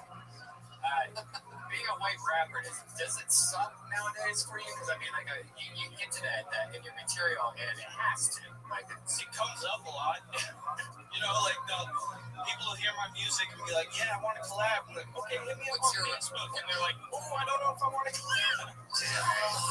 Yeah. So, what's your rapper name? It's Dismissfit. Dismissfit. How do you spell that? Dismissed and then F-I-T. Dismissed with an E-D at the end? D-I-S-M-I-S-S-E-D-F-I-T. Wow, that's such a bad rap name. I know, dude. Change your name, dude. What is any of that available on anything or anywhere? Yeah, it's on Spotify. Spotify, Dismissfit. I heard 100,000 plays recently on Spotify. Wow, fuck yeah. You keep that up, you're going to be performing in Japantown in no time. Japantown! Hell yeah, dude. Well, congratulations on your first time ever on stage, and you know, keep talking about what's fucking real to you, dude. That's it. And I've heard, I'm gonna even give you this one. It's like I've heard a lot of jokes about, you know, Tekashi 6ix9ine and things like that, but I really love how you made it about yourself, and these teardrops are real, and I'm telling you, it's my favorite version of those jokes. And all the other jokes that I heard, by the way, are done by comedians that are getting paid and making money doing that, and that's immediately my favorite white rapper joke, and it came from you on your first night ever, something you wrote this week. Thank you so much. You know, keep it up. There he goes. Yeah. Sam Stockwell. Yeah. How about another special treat? You guys like special treats? It seems like you do.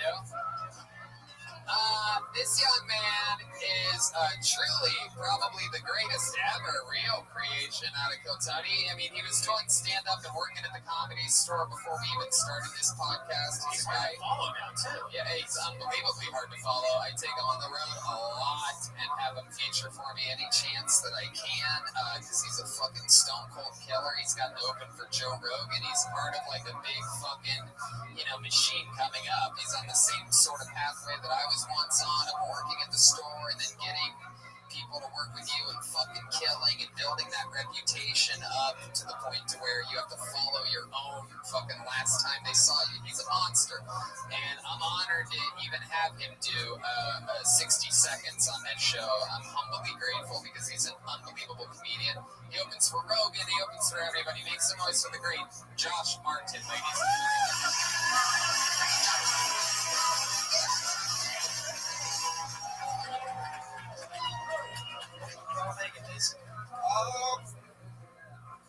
So do you ever do things that you don't think and it fucks you over? That has happened to me recently. I was in my car listening to rap music, and I decided to record myself rapping along with the song.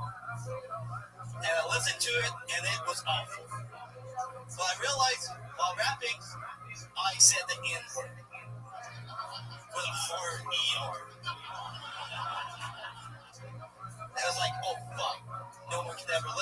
shit. So I thought I deleted the track. A couple weeks later, like I have a speech impediment, and through part of my therapy is that I send recordings to my therapist of me just talking, and then we go over it and try to fix the way I talk. So like I said, I ran the track to her, not thinking anything of it. Next morning, she calls me. She's like, Josh, heard your track. You cannot rap. I'm like, oh, fuck. She's like, Josh, you cannot rap. And as a black woman, I don't condone the use of the N-word, but that R at the end is pretty damn good. Art therapy's working. Wow, I fucking love that. Incredible. You know what? Mikey McKernan, I only have enough room for 2 so I don't think Josh so Mikey McKernan, everybody. Josh Martin's gonna come in. Josh Martin is getting in there. Get in there, Josh. That's perfect. I love this wine shank in the middle. Josh is not only a freak fucking comedian, that's such a funny new minute that even I haven't seen before. You know, I wrote it last week, and Zafran, thank you for letting me do that. Hell yeah. And a little fun fact that I did not mention during his massive introduction with so many credits is that he's also, one of the main producers on this very show. Kill Tony has been with us from the beginning, one of the backbones, doing a lot of the fucking, grunt work, and his heart and his soul is into this show. He's been such a big fan and help all these years that but he doesn't get a lot of credit for behind the scenes. So you Kill Tony fans have a lot to thank Josh Martin for, whether you know it or not. And none of us would be doing this without all of you guys, so thank you to all of you. Fuck yeah, look at that. He's like the good guy in wrestling. He makes it about the audience. It's about you guys, the fans. Vote for me 2020. His dick sucks. Hell yeah. What do you guys think? Back to the bucket,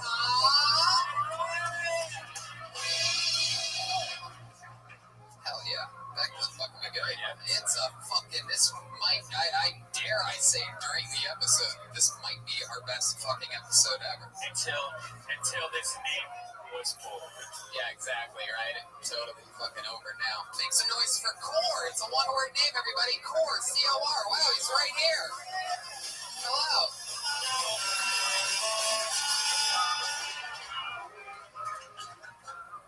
Did you know that for the price of a cup of coffee a day, you could have somebody in the third world raise your child?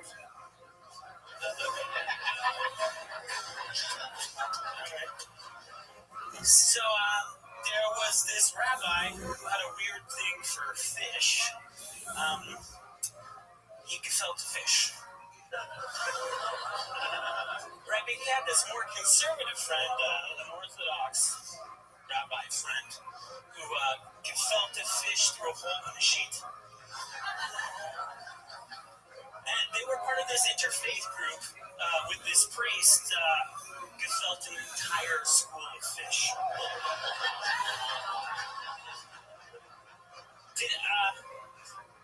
It used to be that ugly girls on dating sites used to work the angles, They take a picture from a certain angle, but now they all use filters. Oh my goodness. Alright, Core. How's it going, buddy? Get in that microphone. Get all up in that fucking dirty fucking mic. Dude, Michael Moore is funny. Hell yeah. Core, that was interesting. A lot of gefilte fish jokes there. Let's go to our senior Jewish correspondent, Sarah Weinstein. Core, I feel like you were talking a lot to us instead of to them. That's just my note. Yeah. I felt the same exact thing. I really liked your first joke. That was funny take on the whole thing. What was it? What was that again? Like donate a cup of coffee. Like, oh yeah, make this kid not die or whatever. Yeah, they raise your baby. You ship your baby out there and you give them a cup of coffee. If you were to expand on that joke, like even just like a couple more tabs, that's actually legit bit. Yeah, I agree with Ryan. Keep extending the gefilte fish thing for as long as you can. Are you Jewish? I'm a Gentile. So that means not Jewish. Nazi. Oh, it's it. Really? I have no idea. Are you PC or are you Mac? Good question. I'm going to make you answer that, Core. Go ahead. I have a MacBook computer, but I have an Android phone. Wow. Why? And it's not exactly PC, but I'm not all that. PC means pussy catcher, dude. Corey, is that true? Do you get laid a lot? You seem like the kind of guy that. I get laid occasionally. Yeah. You have a girlfriend? I do. How long have you been with her? I've been seeing her for about 4 months. Where'd you meet her at? On the internet. Yeah. Where at on the internet? On the OkCupid. OkCupid.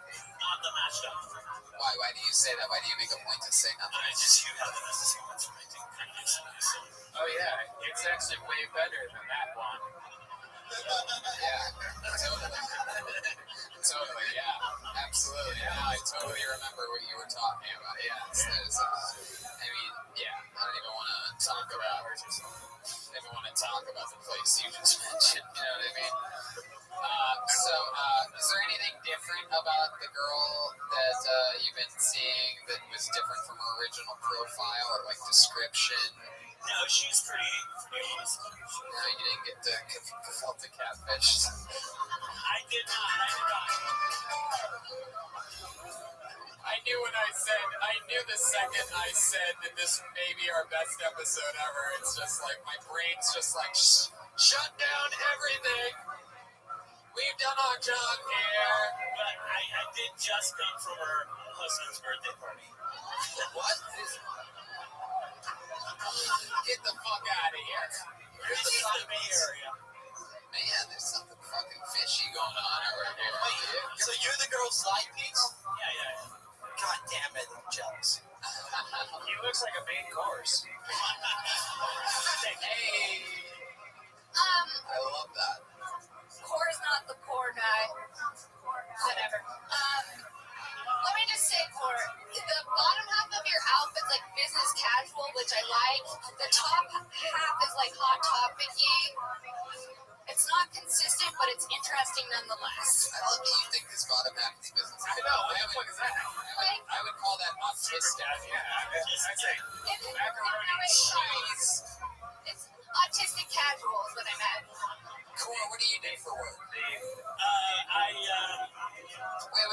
Fuck that. Hold on. You said that you're fucking a married lady. So the husband also. No, you're not like the gift.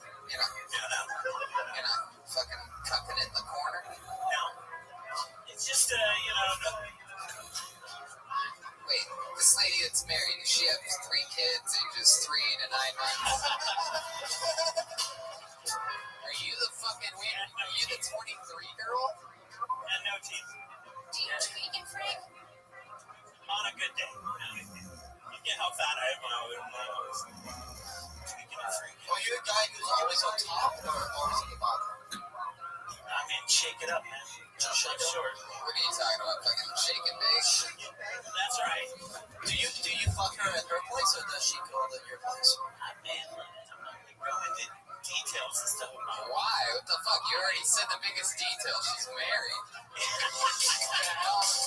cares where you're fucking? You know it's not in a phone booth or anything like that. There is fucking going on in places. Yeah. What kind of places? Yeah. Homes, hotels. So hotels. Has her husband ever been home while you've been doing it? No, but he is home sometimes when I come over to hang out. It's not like a secret. It's not like a secret thing. Of course. So you go over there, you hang out with them as like a friend of the couple, and he doesn't know that you're fucking his wife. No, he knows. Wait, what?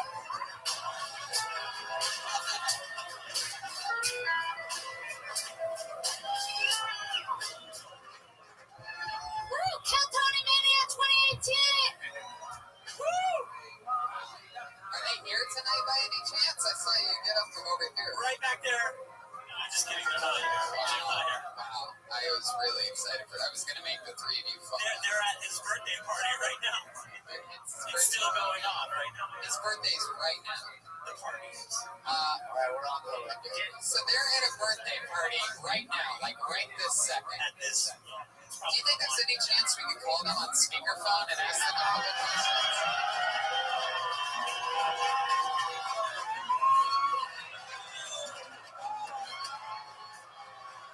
Yeah, baby!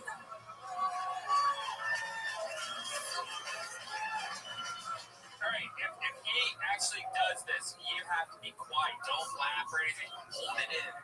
Oh, he's fucking doing it. Fuck yeah. Put that right up to the bottom of that shitty Android and turn that volume up. Hey, this is. Turn it up and put it on speaker. There's no such thing. I don't hear a ring. You have to turn it up to it.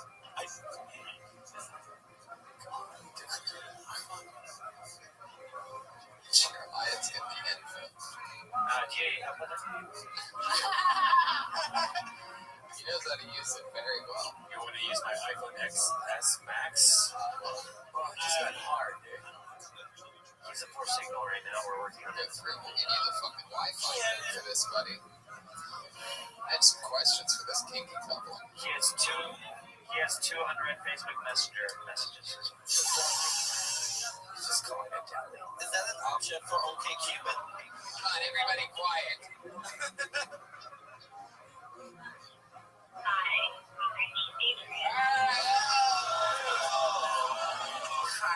Easy machine. I saw the number. It's just a sex hotline. All right, Cor. Well, we gave it our best effort. Thanks for being so honest and cool. And Thank you. I asked you how long you been doing stand-up?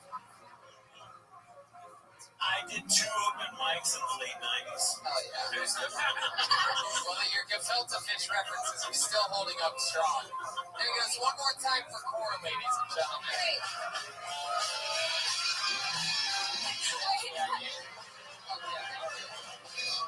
Two open mics in the late 90s. That was amazing. What's their last name? Amazing. Wow, that was fucking incredible. We almost talked to, That would be great. Yeah, that almost happened. If it wasn't for that goddamn We Android. don't fuck him. He just cleans up. Yeah, we would have gotten to the core of this whole story. That's his name, Core. Back to the bucket we go. You guys having fun out there? That sounds lovely. Make some noise for Tim Walker, everybody. Here we fucking go. Tim Walker.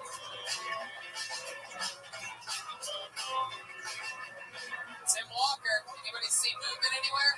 We can have our first blacklisting of the night. What happened? Do we have our first? Hold on. I won't know if I don't find out. Did you guys see movement up there on that balcony at all? Nope. No. Blacklist. That's it. First No, Tim Walker. That's blacklisting. Back to the bucket we go. That just means somebody else has a chance. Ladies and gentlemen, make some noise for Kiter Khan, Bainick. Fucking handwriting in this city is unbelievable. Everyone Texas out here. If your name is Kiter, K-A-I-D-E-R. Wow. K-A-I-D-E-R or anything like that. Bane. If your Twitter is Umar Khan. Double blacklisted. That's Umar crazy. Khan. If you're Umar wait, there he is. You're Umar Khan. Come on up. There he is.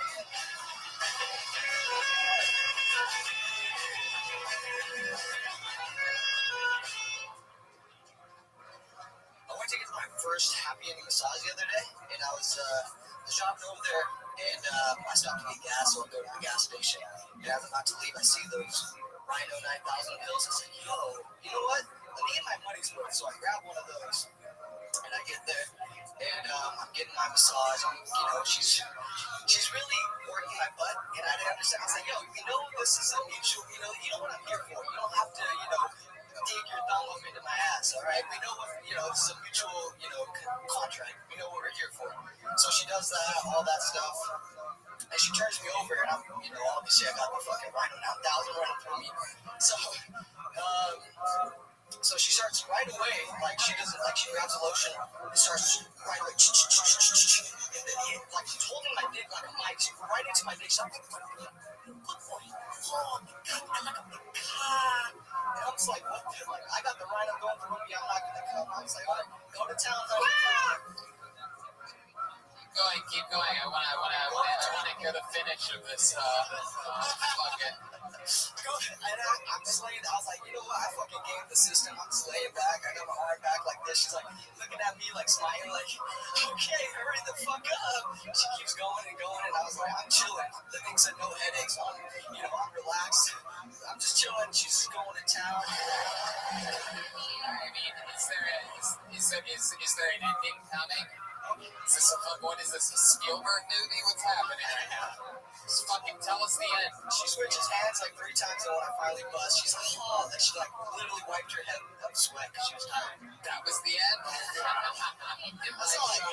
No, it was okay, dude. Is that a true story? Yeah, it is. What ethnicity was the girl that was sucking your dick?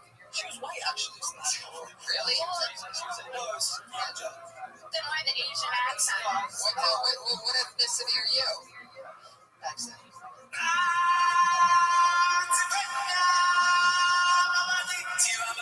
Man, Pakistani, dude. I thought he looked like a stoner, somebody who throws rocks at women in the Middle East.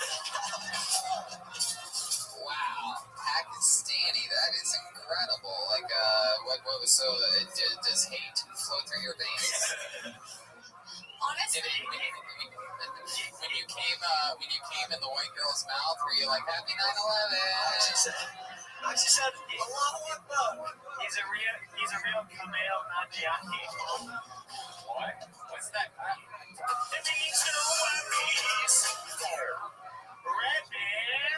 I'd rather hear about poor sex life than It's really weird for me because I've been very vocal about rhino boner pills for maybe the last 5 years, and I'm going to massage my wife of a nation, and I have a whole bit about it.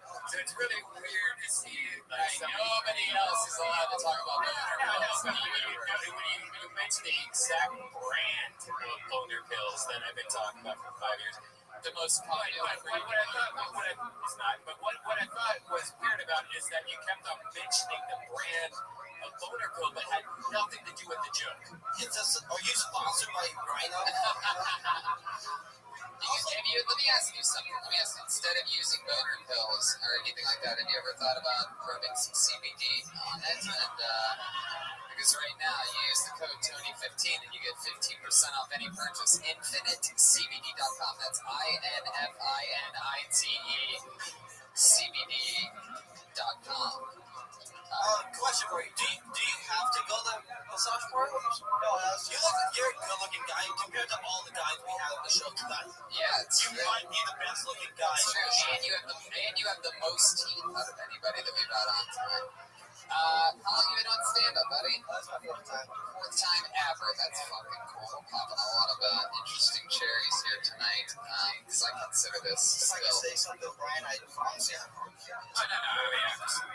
Wow, you guys are like 2 rhinos facing off right now. If I were to ask, though, what is your favorite rhino number? Which number? All right, this is getting absolutely insane. I know, because I've tasted them all. And I can tell if he's had them or not. It's true. If he says the wrong number, I can attest, Brian has tasted all the boners. I've never taken. Only 75% of them are good. right, I'm aware there's rhinoceronte, there's double rhino. I say you've never had them. I've never had those before. He's never even had rhinos. Wow, man, I've never seen a Pakistani buckle under questioning without a wet towel over his face before.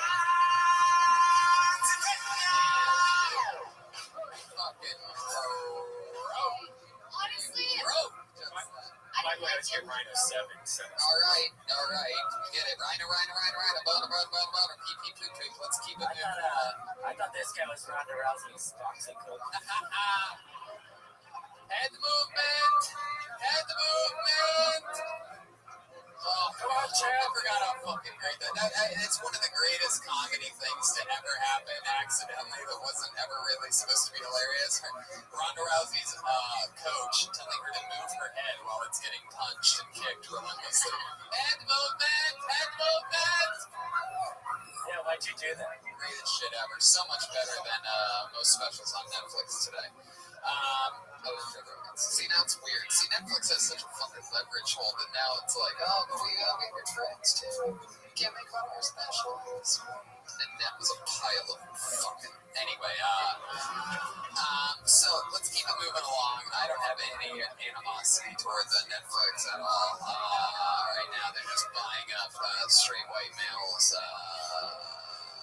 that are completely famous. Anyway, let's keep it moving along here. Let's talk about you.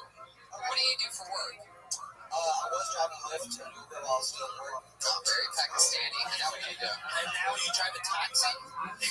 No, I work at a tobacco store. Oh, wow. You have come. That is the Pakistani trifecta, my friend. Wow. Tony, it's pronounced. Man, that is incredible. I fucking love it, man. How old are you? 24. Well, let me tell you something, dude. You're out there, you're fucking living your life, you know. I mean, it sucks that you lied about taking a boner pill or whatever, you know what I mean? Like, be more honest, dude. You didn't even really have anything that you were getting at. You're just talking about, you know, boner pill and getting your dick sucked or having a hard time. And let me tell you something. Talk about your fucking real life. Like, you are Pakistani, dude. You're 24 and you already have the balls to sign up for a show like this. You know, most of these people don't even realize that they even have the balls or want to do something like this until their early 30s, late 30s. I mean, look at Core. What are you, 41? What are you? 43. You're making that fucking shit. Price is Right. I would have ganked that shit. Wait, my point is, it's like, you know, dude, you're 24. Get better at it. Do more. Fucking when you're at the tobacco store, other than once your shit's already stocked or whatever the fuck you Pakistanis do, sit down and fucking write some jokes. You know what I mean? Do your work there. Do it when you wake up. Do it when you're fucking squeezing into those pants. Those are some tight pants. Jesus Christ. I was waiting for that. I mean, I know for a fact that is the new iPhone in your pocket. It is unbelievable. Look at that fucking thing. He's just like Link from Legend of Zelda. I mean, it's an aggressive move toward that type of a pant, and then talk about getting a happy ending, and then the whole thing, man. It was a lot, man. Yeah. Are all your pants that tight? Do you like, or like, do you wear like the Adidas track pants sometimes? Or you're dressed like you got it adopted by Brendan Schaub as a child. I had a feeling that reference. Yeah, you got that right on the head. All right, we gotta keep flying through. There he goes, everybody. I lost that name. Give me that. One more time for Umar Khan. Fuck yeah. There you go, buddy. Yes. I'm waiting for him to like pull a string and just blow up or something like that. Fuck yeah, that would have been crazy. Kill Tony Mania. Kill Tony Mania 2018, baby! We only have enough time to go to the bucket one more time. So shall we, ladies and gentlemen? This is it. Ichabod's Bucket of Destiny will decide our final comedian of the night, and that comedian's name is Rachel D. Rachel D. Sounds familiar. Rachel D. There we go. Hey, there she is, Rachel D. Hey, yo, I just had a birthday. Hey. You know, I don't know if you guys are with me on this, but I think the only person that should be getting a present on your birthday is your mom. You know, like, see your mom, sorry for wrecking your vagina. You know, like, maybe here's a male stripper, he'll wreck it better. I know, I'm trying to talk my kid into that one. Yeah, no, I just had a birthday, and people are telling me now that I should focus on my career, and stop dating married guys. Parent my kid, it's a little much. Like, especially because that's like some 30-year-old shit. And I'm 41, bitches, Yeah, at this point, I'm just hoping that Benjamin Button was based on a true story. Yeah. 40 is a trip, guys. I was listening to some 30-something-year-olds talk about how their sex drive has taken a bit of a nosedive. Go ahead. And I was just thinking, just wait. Because when you're 40, you're horny all the fucking time. Like, all the time, guys. It's like I have an 18-year-old boy inside me. I like an 18-year-old boy inside me. I know, that's horrible. There you go. Rachel D, is that true that you're horny all the time? It's horrible, yeah. Really? I know, yeah. Like some rhinos. Did you hear the joke earlier? Except the rhino's gonna attack the cougar here tonight, huh? Did you hear the joke earlier? Somebody had like the exact same joke on stage. No, I didn't. No. What was the joke? The whole baby coming out, like 3 babies. The one girl that had the 3 babies said kind of the same thing. I don't know. Question for you. Why are you wearing large pants? So, Rachel, have you been on the show before? Yeah. How do I know you? You've done the one at the Punchline? No, Comedy Store. Oh, okay. How long ago was that? A month ago? You're in your 30s. Yeah. How'd that go? It was fun. I liked it, yeah. What did we find out about you? Remind us a little bit of what we talked about, any of the highlights. I'm a high school teacher. There you go. Not a counselor. You're a horny fucking teacher. Yeah. So you teach high school? Yeah, I do. And you just said you want an 18-year-old boy inside you.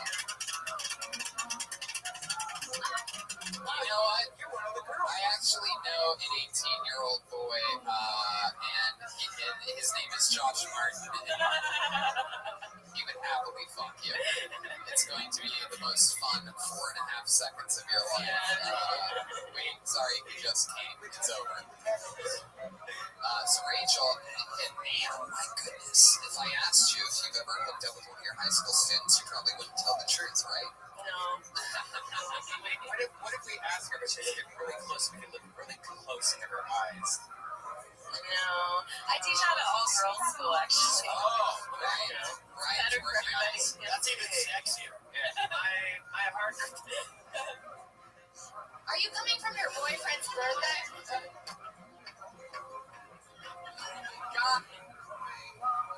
Check. Do it again. I'll have to revisit this moment in a second while I collect myself.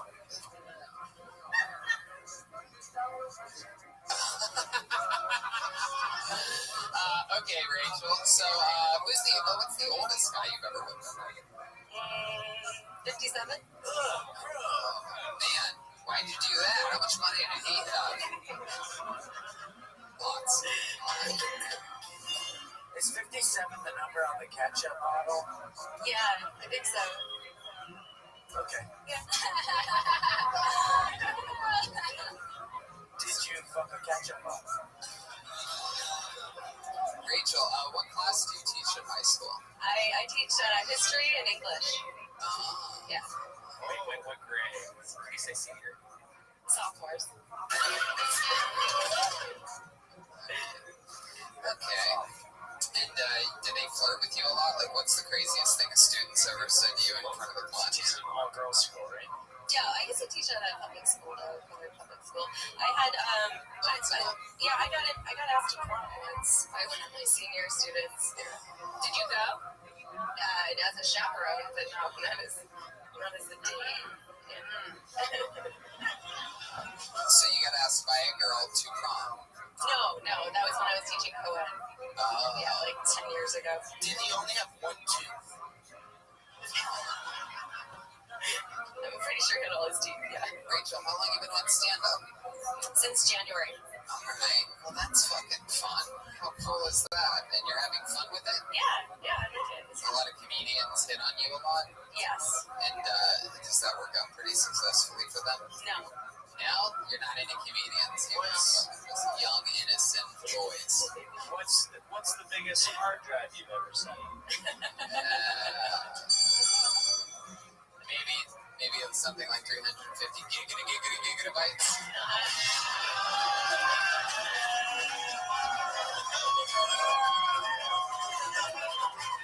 I told you he said it, dude. Legend. I think that was a great set for only doing it since January. Yeah, wow, somebody's gonna fuck her tonight. Look at that. Yeah, it's one of those high school students. I see him working on his homework back there. Alright, well that's fucking fun. Yeah, I mean, it's great. It's one of those things where, just like I was telling the 24-year-old earlier, like, dude, you got it, you got the balls, you get to do this, good for you, you can do anything, 41, and like you seem so young and vibrant, you have a great attitude, and you're positive, and you're up here smiling, and you're being honest with the questions, and, a lot of people, just like they can start at 24, or like, 14 or 15, like Chappelle, and, Eddie Murphy and things like that. Some people, start later and they fucking get great late. And if they have fun doing it, then it's all about you. This is your life, and I'm happy that you found it, and that's fucking awesome that you signed up for this show. You have the balls to come up here and field these kinds of questions.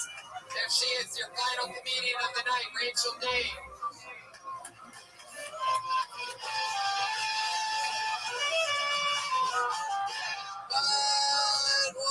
Might be your final comedian of the night, but I don't necessarily think we should just end it there, right? I think there's one more thing we should do to bring it home tonight, to sing us a little song. Ladies and gentlemen, I present to you a Kill Tony icon, one of your favorite humans on the planet. It is the one and the only, the real, in the flesh, Aphrodite. All the way from Los Angeles, California. Hey, y'all. I just had a birthday, too. 1, 2. 1, 2. You're good.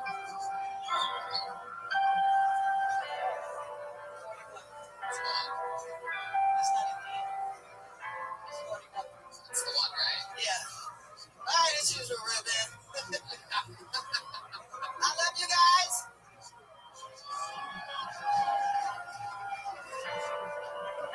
I'm actually tired of these young motherfuckers. I'm 63. Okay, here we go. I left my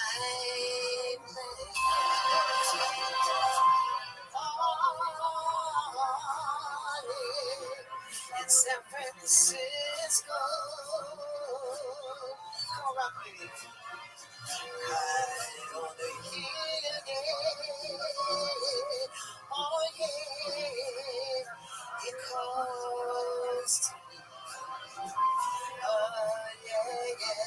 to see those little people fall.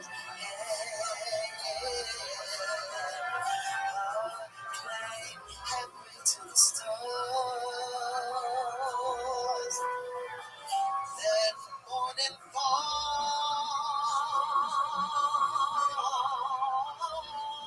It marched to the air.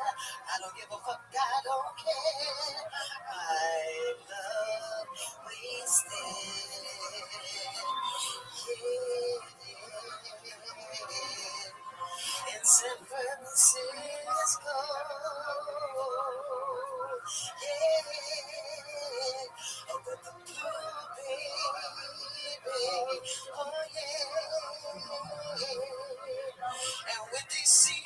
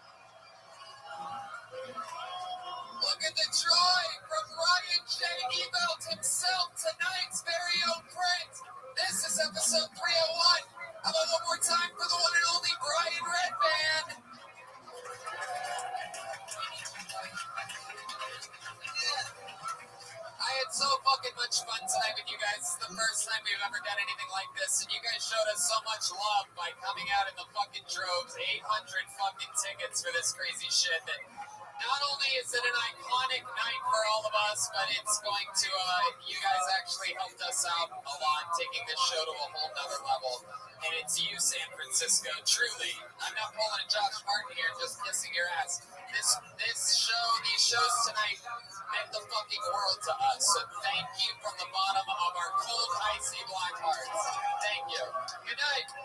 See ya.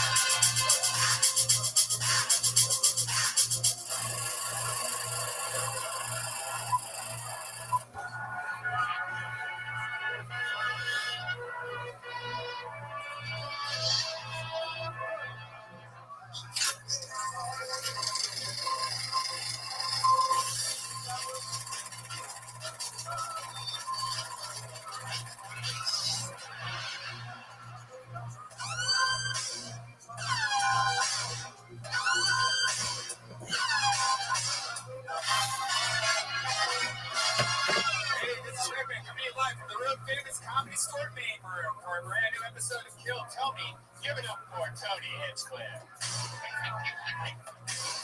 Yeah, absolutely. How's it going, everyone? We're here on a Monday at the #1 live podcast in the world. You can make more noise than that, right? Prove to these people listening that we exist. Great Brian Redband is here. Hey, what's up, guys? And look, it's Ryan J. Ebel drawing tonight's episode. Just like he was on Friday night when we did 2 episodes of Kill Tony for the first time ever. Kill Tony Mania Cobb's Comedy Club. Boy, did we have a ton of fun. I saw episode 300 drop today. Yep. And so you can check it out right now. For those of you listening to live stream, you can just stop watching live and go watch episode 300 if you want. Yeah. I don't know why I would offer that up to you, but there you go. We had so much fun. Special thanks to Cobb's Comedy Club. Alice Hamilton, the artist formerly known as Alice Rose, that's been on the show a few times, took some amazing pictures, and George and Christian Hernandez, and everyone that helped us out. The whole big crazy thing, Bandango, or Bandango. If you ever need to rent an unbelievably crazy, awesome van, Bandango. That's an amazing van. Yeah. There was the kids were in the back playing PlayStation on big TVs. The great Aphrodite was with us. Look at her, there she is. Kill Tony legend. Got Kill Tony Mania kickstarted by singing the national anthem. Ended it by singing I Left My Heart in San Francisco. So much fun. Those shows on the road. And when we're on the road, we don't stream live on YouTube like we are right now. Although to the many, many people watching globally on YouTube. And good news, YouTubers, if you're in Connecticut, I'm going to be there this weekend doing stand-up at Mohegan Sun Casino. And then November 9th, we do another massive Kill Tony in Swansea, Massachusetts, and Venus de Milo. Smack dab right in between Boston and Providence. And then there's no sleep till Brooklyn, because then next week it is San Antonio, Texas, Kill Tony and a stand-up show. The next day is Austin, Texas, 11:14, 11:15, and Houston, Texas, Kill Tony and a stand-up show. And then the next 2 days after that, we're in Fort Worth, Texas, doing 4 stand-up shows and 1 Kill Tony. Jesus. Yeah. 10 days later, I'm in Baltimore, Maryland, and then New Year's Eve I do stand-up and stand-up only in Dallas, Texas. All by myself in Dallas on New Year's Eve. That should be fun, right? But it's fun touring, you know? Kill Tony is coming to you, and it's great when things come directly to you. Like Loot Crate. A monthly subscription box delivered direct to your door with exclusive pop culture collectibles, apparel, and gear. Loot Crate designs everything themselves, so you can't find those items anywhere else. No matter what you geek out about, this is for you. Yeah, I'm a man child. Everyone knows that. And I love toys still as a grown adult. I love Rick and Morty. And it's great. Every month, or even more, if you get multiple Loot Crates, every month you get a box. It's like getting a Christmas present. You open it up, it's just random geek stuff and toys and fun things, clothing, socks. I got a really cool hoodie the other day from Loot Crate. I highly recommend, especially if you like, anime and video games or wrestling or movies and pop culture. It's perfect for that. Yeah, DC, Marvel, Blizzard, Harry Potter, Nickelodeon, WWE, Fallout, and many more. Loot Crate packs $45 of value into each crate for less than $20 a month. You can't lose. It's literally, like you said, Christmas every month. Subscribe now and give yourself a monthly gift. This crate will sell out. You must order by this week to guarantee yours, as this will sell out. You get the best surprises each month from the largest geek and gaming subscription company. Geek out in style with Loot Crate. Subscribe now by going to lootcrate.com/KillTony and enter our code KillTony to save an exclusive 30% off your subscription. Subscribe now by going to lootcrate.com/KillTony and enter our code KillTony to save an exclusive 30% off your subscription. You guys ready to start this show or what? Money in the bank. I'm so excited about tonight's show. As often happens, it is the return of one of our most popular guests, and we're debuting someone's first appearance as a guest on this show. They are both, as always, two of the best comedians in the world. Make some noise for them. It's the one and only Eric Griffin and Jeff Dye. I guess two and only would be the proper verbiage. It's not the one and only. It's two and only right there. Heck yeah. You can do better than that. Here, get a little bit closer to me, Jeff. And Eric, you scoot down. I don't like how you're fully exposed out there. I don't know what you... Gotta watch out for some of these. I'm a big fan. I gotta sit on the end. You know what I mean? I love it. Welcome back to the show, Eric. You are the host of Riffin' with Griffin. Yes, my new podcast. I'm late to the party, but I'm here. You are basically the cleanup crew for the party.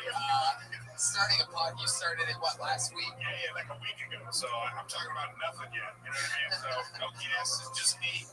Riffin'. Yes, Riffin' with Griffin. I saw a little video clip. Yes, eventually I'll be on there. I should have just brought my stuff with me and just like faked it right now. And then it'll be a little riff with the Hinchcliffe. Yeah. See what I did there? I can rhyme too, motherfucker. Oh. Yeah. Rhymes with Hinchcliffe. I just said riff. Hinchcliffe. Yeah, there's a lot. Yeah. Cliff. I don't know. Come on, Spliff. Jump off a cliff. Well, that is Cliff. Anyway, Brian doesn't know what a rhyme is. I know. Right when I said it, I was like, God damn it. What rhymes with John? Jeff Dye is the host of Jeff Dye's Friendship. He told me backstage that he only has friends on as guests, and that was all that he said. He did not invite me to do it. He didn't say, we always say, oh, I'm going to have you on soon. That's common comedian talk with one another. You on. He just looked at me dead in the eyes. Just, I only have my friends on. All right, geez, small circle, no one in, no one out. Catch him on the Tonight Show for his yet another appearance on the legendary Tonight Show. So those are our guests, and I'm super excited. You're in San Francisco. Yeah. I left my heart there and my butthole. Look how much he enjoys those stupid butthole jokes. I mean, you really are a man-child. Kill Tony, the code to exclusively save 30% off lootcrate.com. We have a band on this show. Every single week, they commit to staying in character. You never know what they're going to do. They were unbelievable in San Francisco as they were Mexicans and app developers. They were for the second episode of the night. My God, was it epic. Mexican app developer? No. Two different episodes on Friday night in San Francisco. And those don't exist. I prefer Mexican. Yeah, I prefer Mexican app developers. That's good. But let's see what they're going to be tonight. It's always fun to find out what they're doing. They are, just absolutely hilarious, and they are also the best damn band in the land. It is the Kill Tony Band. Jeremiah Watkins, Joel Jimenez, and Chroma Chris. The Kill Tony Band. What? Wait, what? Oh my God. I believe they're fairies? What is it? And Jeremiah is some type of man deer or something like that. Well, this is what happens to Mexicans when they leave San Francisco. I don't want to sound like an asshole, but I'm a little bit confused on this one. Straight out of Narnia. Maybe you are a porn star with antlers? We are mythical creatures from Ubuntu. Oh, okay. Mythical creatures from On the day I'm here. These are the two fairies I brought. Wow. Yes, indeed. Jeremiah has what appears to be Eric Griffin's old haircut and deer antlers, no shirt, looking good. Definitely not winky in December this month. And from the bottom down, he is a pro wrestler of some kind. Or a share. My father was a deer, and my mother was a goddess. Chroma Chris is clearly an adorable blue-haired fairy. Well, thank you, Tony. And then back here we have Joel Jimenez, who... I'm a straight fairy, Tony. I love pussy. I don't think I've ever seen a straight fairy before. This is very exciting. All right. Oh, wow. Okay. The wood creature, very celebratory about that joke. He's doing a moonwalk of some kind. It's a joke of the night. So here we are with wood creatures, Eric Griffin and Jeff Dye. Let's do it. It's Kill Tony live from the Comedy Store. This is it. You would think that was the whole show, but it's not. I have an entire bucket filled with comedians' names. Ichabod's Bucket of Destiny. Sometimes it'll be somebody's first time. Sometimes it's a 17-year veteran from the woodlands, if you will. And you never know what's going to happen. I pull your name out of the bucket, you get 60 seconds. You know your time's up when you hear the sound of a kitten. That means wrap it up then, or else you're going to bring out the angry West Hollywood bear. So there you go. You know how it works. You guys ready to start this show or what? Here we are, Kill Tony 302. I know the count now. I know exactly what episode this is. 302. In San Fran, we had some amazing things happen. We had a lot of people's first times. We had one guy basically break the game for the first time ever. Episode 301, the second show of the night. A guy was so unbelievable. He was so fucking entertaining on stage. And I think it was his first time, or he's fairly new, even if it wasn't his first time. Then he got the first ever golden ticket, which entitled him to come any Monday here, if you can make it to Los Angeles, and he gets to go on Kill Tony. Basically a regular show all the way from San Francisco. Yeah, he's got to make the trip. What am I going to fly? It cost him like $700 to get right now because he has the same material. All right, we pulled a name out of the bucket. Your first comedian getting an uninterrupted 60 seconds tonight goes by the name of Julian Aguilar. All right. Sounds like a new name. A boy or a girl? I think it's a boy. Julian Aguilar, here he comes. It is a boy. Oh, we know Julian. This might be his third week in a row on this show. One more time for Julian Aguilar, everyone.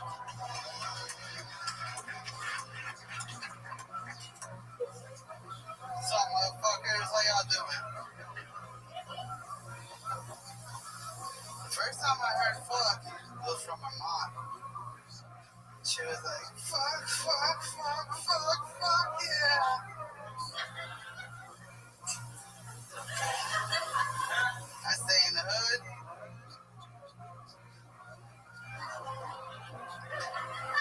The first time I was in the hood, I knew I was in hood because I went to church and the church had security cameras. I was like, damn, this shit was sketchy.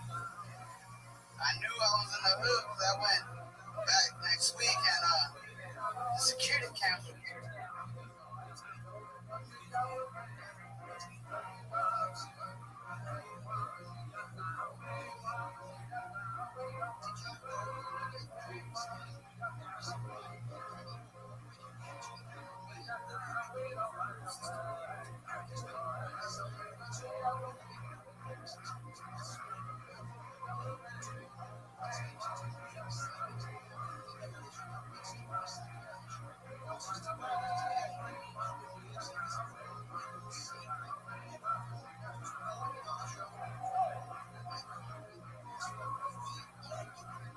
Stolen.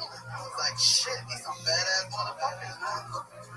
I went back home. I saw my uncle and saw new security cameras around their house. I said, it was you. He's like, yeah, man, welcome to the hood. I said, all right, shit. Before I leave, I just want to say, give Kanye West back his banana, all right? He's angry.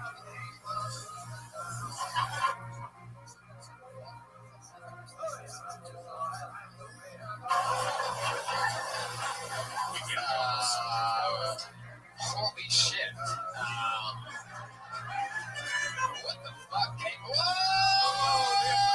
It's the Apollo 13! Holy shit! Oh my god, my favorite thing in the world. I'll tell you right now. I think it was 3 weeks ago, we met the Apollo 13 for the first time.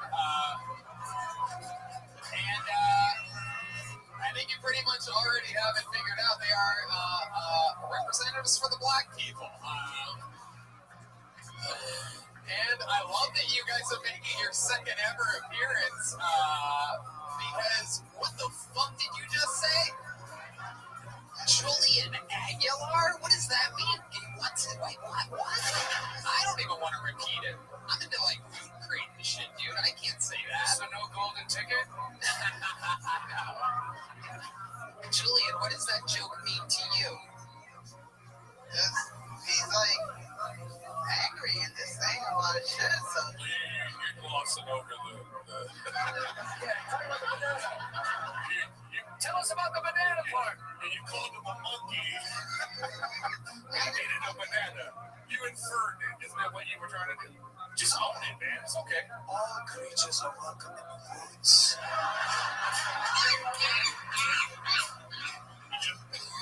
So what did you mean by that? This is where Julian realizes he has to walk by the Apollo 13 to get back to his seat. Tony, the Apollo 13 is from a different forest. They are from the Wish a Motherfucker Woods.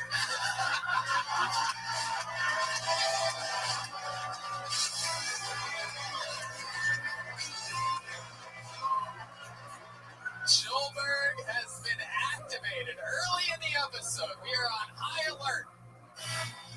I would have to borrow this man for riffing with Griffin. No amount of magic that I cast your way will help you from getting your ass beat. For those of you listening to the podcast, Julian's been very lucky lately. It's like your third week in a row on the show or something like that. Yeah, I remember we called your aunt and uncle last week when we got a hold of your uncle. He said he was proud of you. Did he come out tonight to watch you get your ass beat? no. Yeah. The monkey banana part came after the meow. Yeah. Does that mean he went longer to do that part? Yeah. No, yeah. I know. And by the way, saved by the meow part. Yeah, you could have been like, oh, that's my time. Guess I'm out. I can't do my banana joke. Yeah. But I think I know what you were doing. I think you came to the very honest realization that your church security camera bit was such dog shit that you wanted to clear our memories of it. And you're just like, fucking Kanye's a monkey. Good night. Am I close to right about that? Were you try a little Men in Black memory eraser there? I'm trying to say to myself that He just holds it like this. So, Julian, what kind of hood do you live in? I find it hard to believe you are like, for those of you listening, he looks like a fucking 13-year-old little fucking, Ernie from Sesame Street. The hood that he's in is white and pointed. These fuckers are on fire right now. What part of the hood do you live in, Julian? I'm staying in Compton right now. Really? Yeah. What part of Compton? El Segundo? Or as he calls it, Banana Central. Dude, you know that. Oh my God. I can tell you're super uncomfortable right now. Oh, really? This is you not being uncomfortable? He's used to this. He lives in Compton. He's used to almost getting ready to be beat up by black people. I don't think your neighborhood's going to like that banana joke at all. No. We have a lot of listeners in Compton. Compton next door. That would be hilarious. The next door app, Compton. Let's talk about it. Yeah, can we talk about the intro? The mom shit? Yeah, what was that? I really forgot about that. Yeah. I mean, there was so much that, what was that about? You listening to your mom? My parents used to fuck all the time. I used to hear them. Well, you are Latino, so... But you don't live with your parents anymore, right? No, that's when I was younger. When you were younger. You're like 11. Alright, well... How long ago did you move in with your aunt and uncle? A year ago. A year ago? I moved here in LA a year ago, and I've been here since for a year. Where are you originally from? Florida. Oh, okay. That explains that joke. What'd you move out here for? To just have it. Man. How's it been going for you? You could say, like, engineer. Just as funny. You could say he's a Mexican tech developer. So, how are you surviving? You have a job?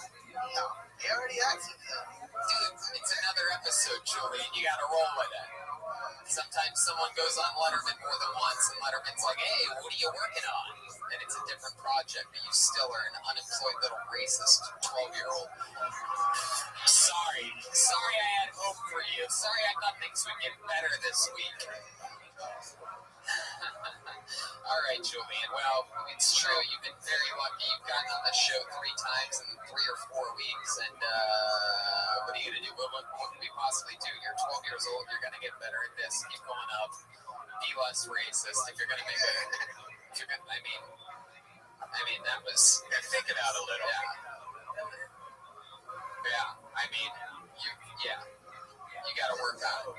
Yeah, it's just with that. Well, here's the thing with the just jokes thing. It's just jokes and people laugh.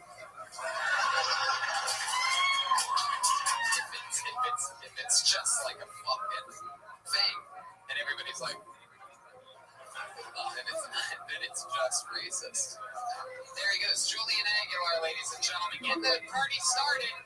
I will say this, a compelling way to start the show. All right, it's walking past him right now. There he goes. He's walking. Oh!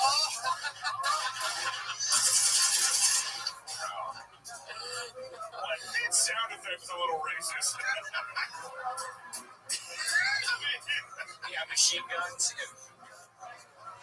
How ironic would it be if he slipped on a banana peel? All right, I pulled the name out of the bucket. Make some noise for Vanessa Jihad. Vanessa Jihad. That's a girl. Yeah, for sure. Here we go. Here she comes. Clap your hands one more time for Vanessa Jihad. I'm a little confused because I didn't expect to be called, but it's cool.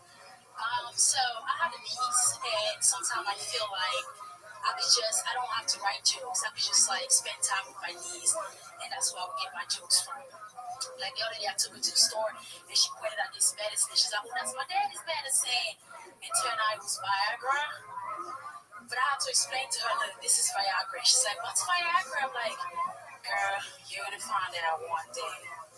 One day you will find out. And, my niece, she's so cute. She says that her daddy has hair here, here, and here. And I'm like, wow, I don't know.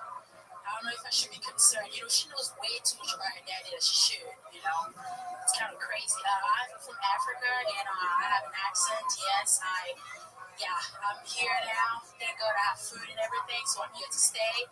Migrating back. And I just hate the fact that people say African people talk like this. Because the only time you hear that noise is if it's two anorexic people having sex, okay? Phones clicking and shit. There you go. Vanessa Jiha. Welcome to the show, Vanessa. How's it going?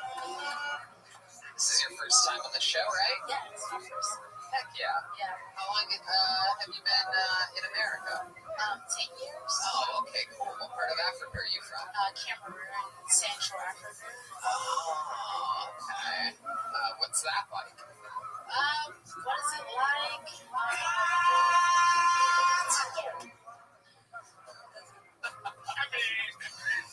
What is going on down there?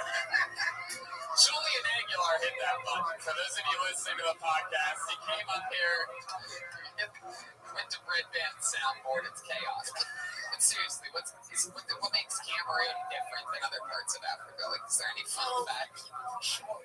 No white people. All right. Sounds lovely. Who do you blame your problems on there?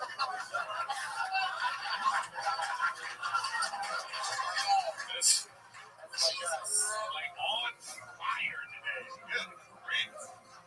I'm legit impressed with you today. God damn. Shit. All right. How did that not get a Joelberg chant, by the way? Because we don't want to be that racist. All right, Vanessa, so you've been here 10 years. How long have you been on stand-up? 2 years. 2 years? Yeah, like in French. In French? Yeah, I just have to switch. Oh, wow. Can you give us a line in French? I'd love to hear you speak French.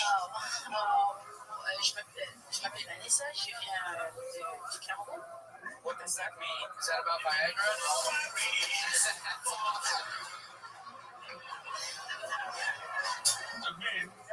That never gets old.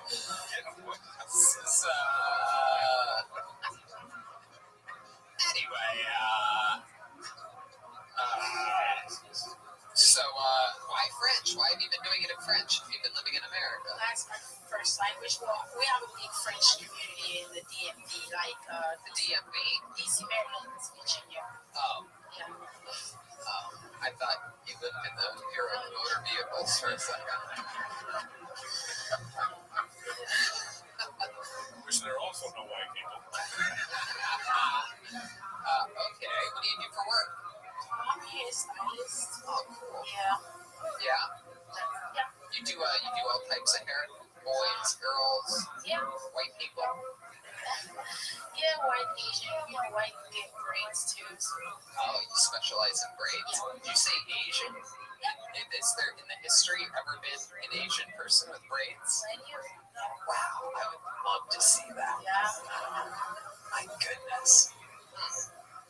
All right. Do you ever get a little offended when a white person or an Asian person asks for grades? Like, is it a little bit like culturalistically over the line? No, I mean, they pay better than black people.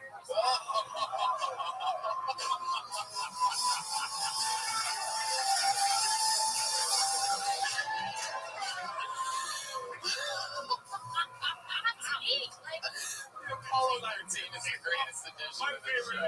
She's looking at them like, well, tip, motherfucker, tip.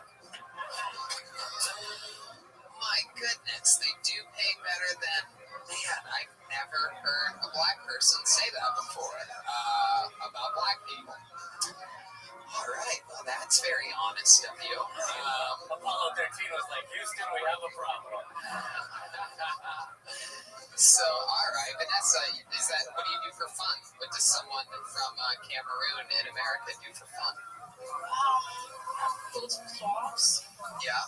And what do you do at the clubs? You dance? Yeah. You drink? I dance, I drink. What do you like to drink? Get to know people. Well, I'm black, so Hennessy and Coke. Wow. All right. Seems like you won back your friends over there. See it. Have you ever shot anyone with those darts and the straws? Oh my God, Brian. Have you? Have you ever shot anyone with darts and straws? She's from Africa. There's no holds barred over there for Africa. How'd you get to come here? Just out of curiosity. School. I came here in a walk of light. I'm not really sure how I came to be. I don't know how I entered your galaxy or dimension because I was playing with my mother on the woods earlier today.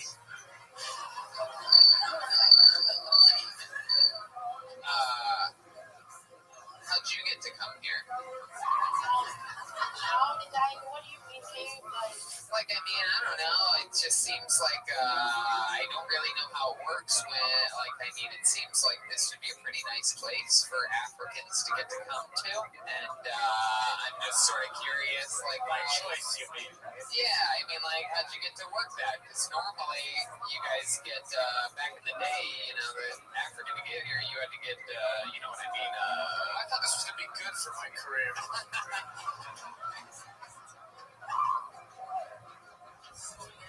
I think what he's saying is like it's hard to move to America, you know, like leave a country and like how did you, like, was it school or like were you sex traded or something like that? I mean, Jesus God.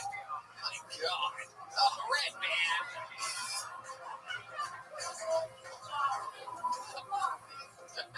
Oh, Brian's getting raped by the Apollo 13. Yes, we know you're joking. All right. Well, Vanessa, did you ever was it school or family? What'd you study? I studied psychology. Oh, okay. Oh, you got into hair. I'm sorry? Yeah, What's your favorite part about doing stand-up comedy? What do you love about it? well, I love that I can enlighten people about what Africa really is, because, you know, it's like people really think we're like, just, people don't really have a clear idea of what Africa is. Hell yeah. So my jokes are mostly about, like bringing out, telling people, okay, this is what you've been thinking about African, and this is what really African is, and this is how stupid it sounds, and it's really, so I kind of like put that in jokes and stuff. I love that. What part of town do you live in? I live in, how do you call that? The jungle? Crenshaw. Crenshaw. I don't know, that's what people told me when I first. Well, you must feel very at home there. Talking about Africa. So stupid. This is one of the oddest, most racist starts to any show I've ever seen in my entire life. I live on top of a frozen pond, and if I'm lucky, I'll be invited into a groundhog's house for the nice chimney supper. All right, that's someone I would have on Jeff Does Friendship. Hey, look at that. You just got booked, Woodland Creature. You seem delightful. I want to work in this business of game. All right, there she goes. Her first time ever on Kill Tony. Vanessa Jiha, everybody. Come on. On Twitter, Vanessa is funny. Let's keep this fun train moving along. Let's get another human up here. Let's see what happens. Is this the first time that let's get a white man up here? Make some noise for Steph Wayne. Steph Wayne. Boy or girl? Oh, girl. Okay. Hello. Where are my queers at? Hey, okay, happy National Coming Out Day. I came out to my dad. I was like, Dad, I'm really gay. To which he said, forever? I was like, I don't know, see how it goes. I'm having this, like, gay view, which is, like, a gay debut. It's a time in a queer person's life, you know, when they first come out. And I'm just, like, really excited to go up to my middle school bullies who call me a faggot every day on the bus and finally say to them, you were right. Living the dream. I survived my first lesbian date. I showed up to a bar. This girl, Carrie, introduced me to her, like, friend's team. was like, fuck. I just got Tinder catfished into a threesome. Which, like, threesomes make me so anxious because it's like, why would I want to cry in front of two people? It's like, one is already 10 too many. Okay. There's a lot of stereotypes about lesbians. Okay, cool. We'll get to it later. You want to finish it? You can. Yeah, I can finish it. A lot of stereotypes about lesbians. Stereotypes about lesbians. Say lesbians like to U-Haul. I think that's offensive. Because, like, why would I rent to U-Haul when there's so much room in my suburb? It's like, don't people know that the seats fall down? Okay. There you go, Steph Wayne. Is this your first time on Kill Tony? I was on like 6 months ago, so. Oh, okay. Yeah. Were you out as a lesbian then? I had like just broken up with my boyfriend, so she broke up with me. Oh, I do remember that. Yeah. Oh, okay. Yeah. And now, look at you now. Just out. You're just a lesbian. We played the same song last time. It's like the only one. So how's lesbianism going for you? Terrible, thank you. Is it really? It's so hard. Dating is hard for everyone. I see her walking alone in the woods quite often. You remind me of my ex, Tinkerbell. Is it hard because you just can't find somebody, or it's just like women are bitches, or something? Yeah, I think women are bitches. No, I don't think women are bitches. I want to date them. I feel like dating is just rough because it's like LA. I feel like LA is like, it's like happening. Like shit is like resume. I've never really gotten that. LA is hard. Like there's so much shit to do. Can I ask you a question? Oh, yeah. Just do it. My question is this the first time that you've gone on stage and said this about yourself? No. Okay. Are you still nervous about doing it? Or were you just nervous about how weird it's been up to this point? Yeah. Oh, okay. Yeah. You seem a little nervous, but I want to commend you on coming up and just being like, I'm going to do it. And say it, You say dating is hard. Is it because dating is hard, or you don't miss men at all?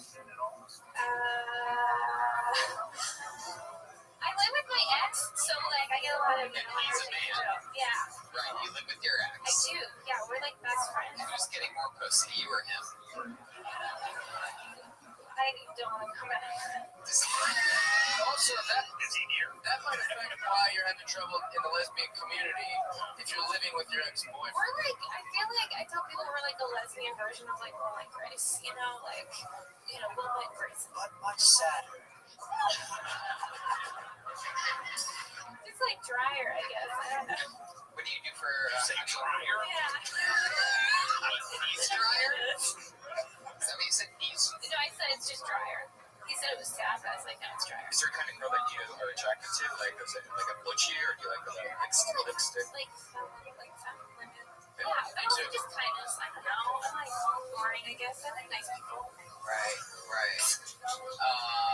So your ex-boyfriend that you live with, though, he's still straight. You guys didn't come out at the same time or anything like that. You're like, I'm gay. He's like, well, you know what? I'm gay. Fuck you. Anything like that.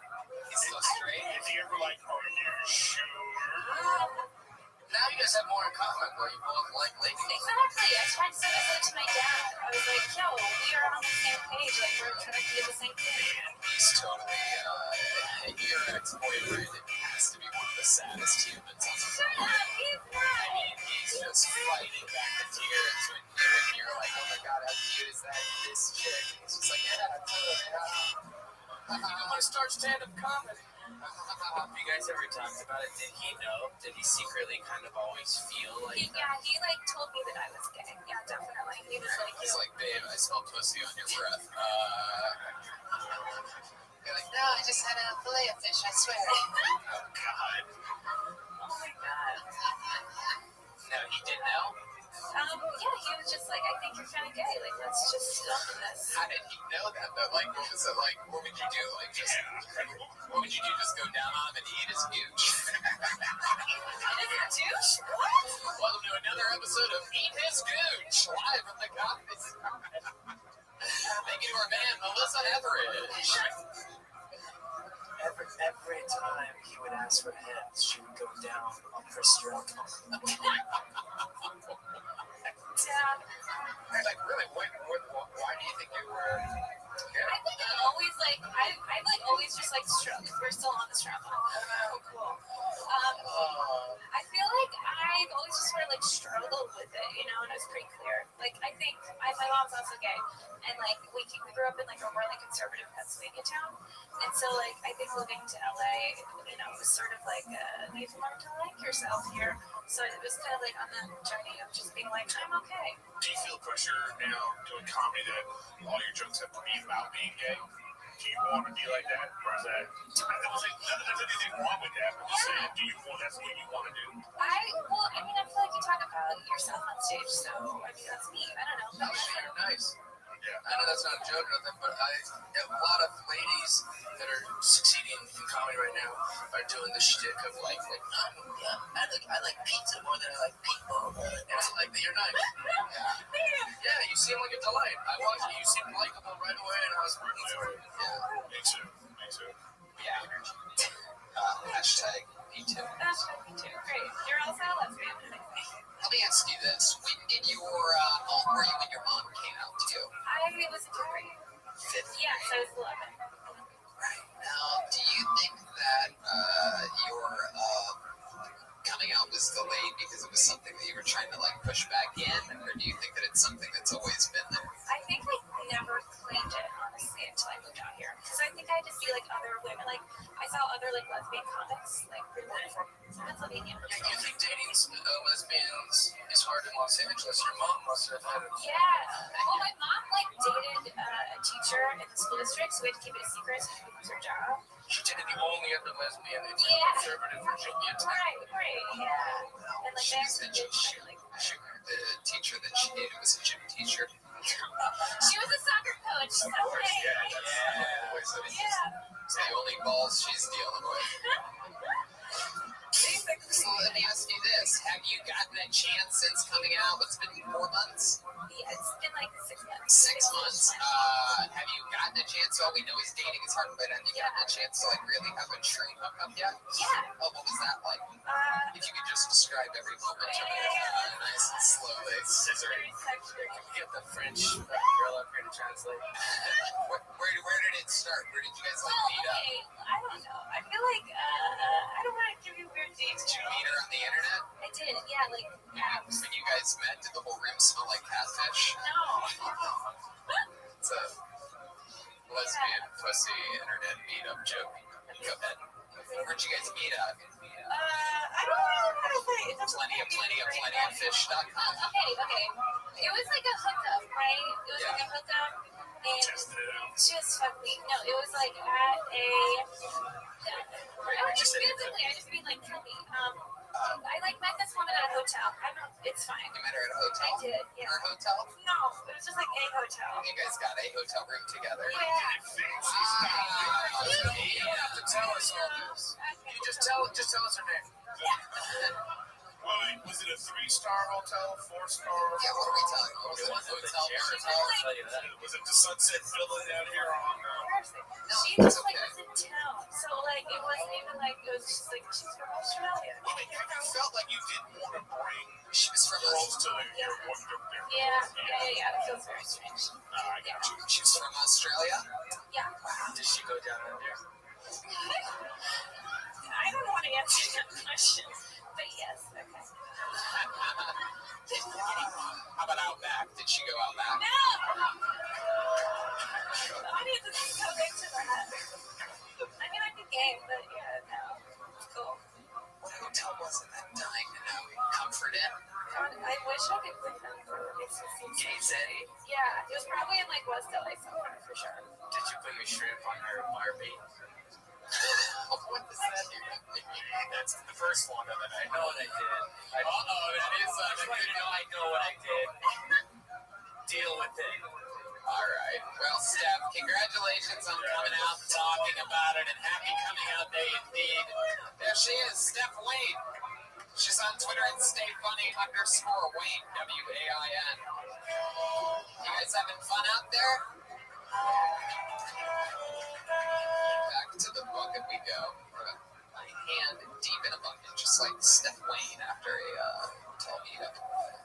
Make some noise for Jesse Campos. Jesse Campos. Boy or girl? Here he comes. Boy.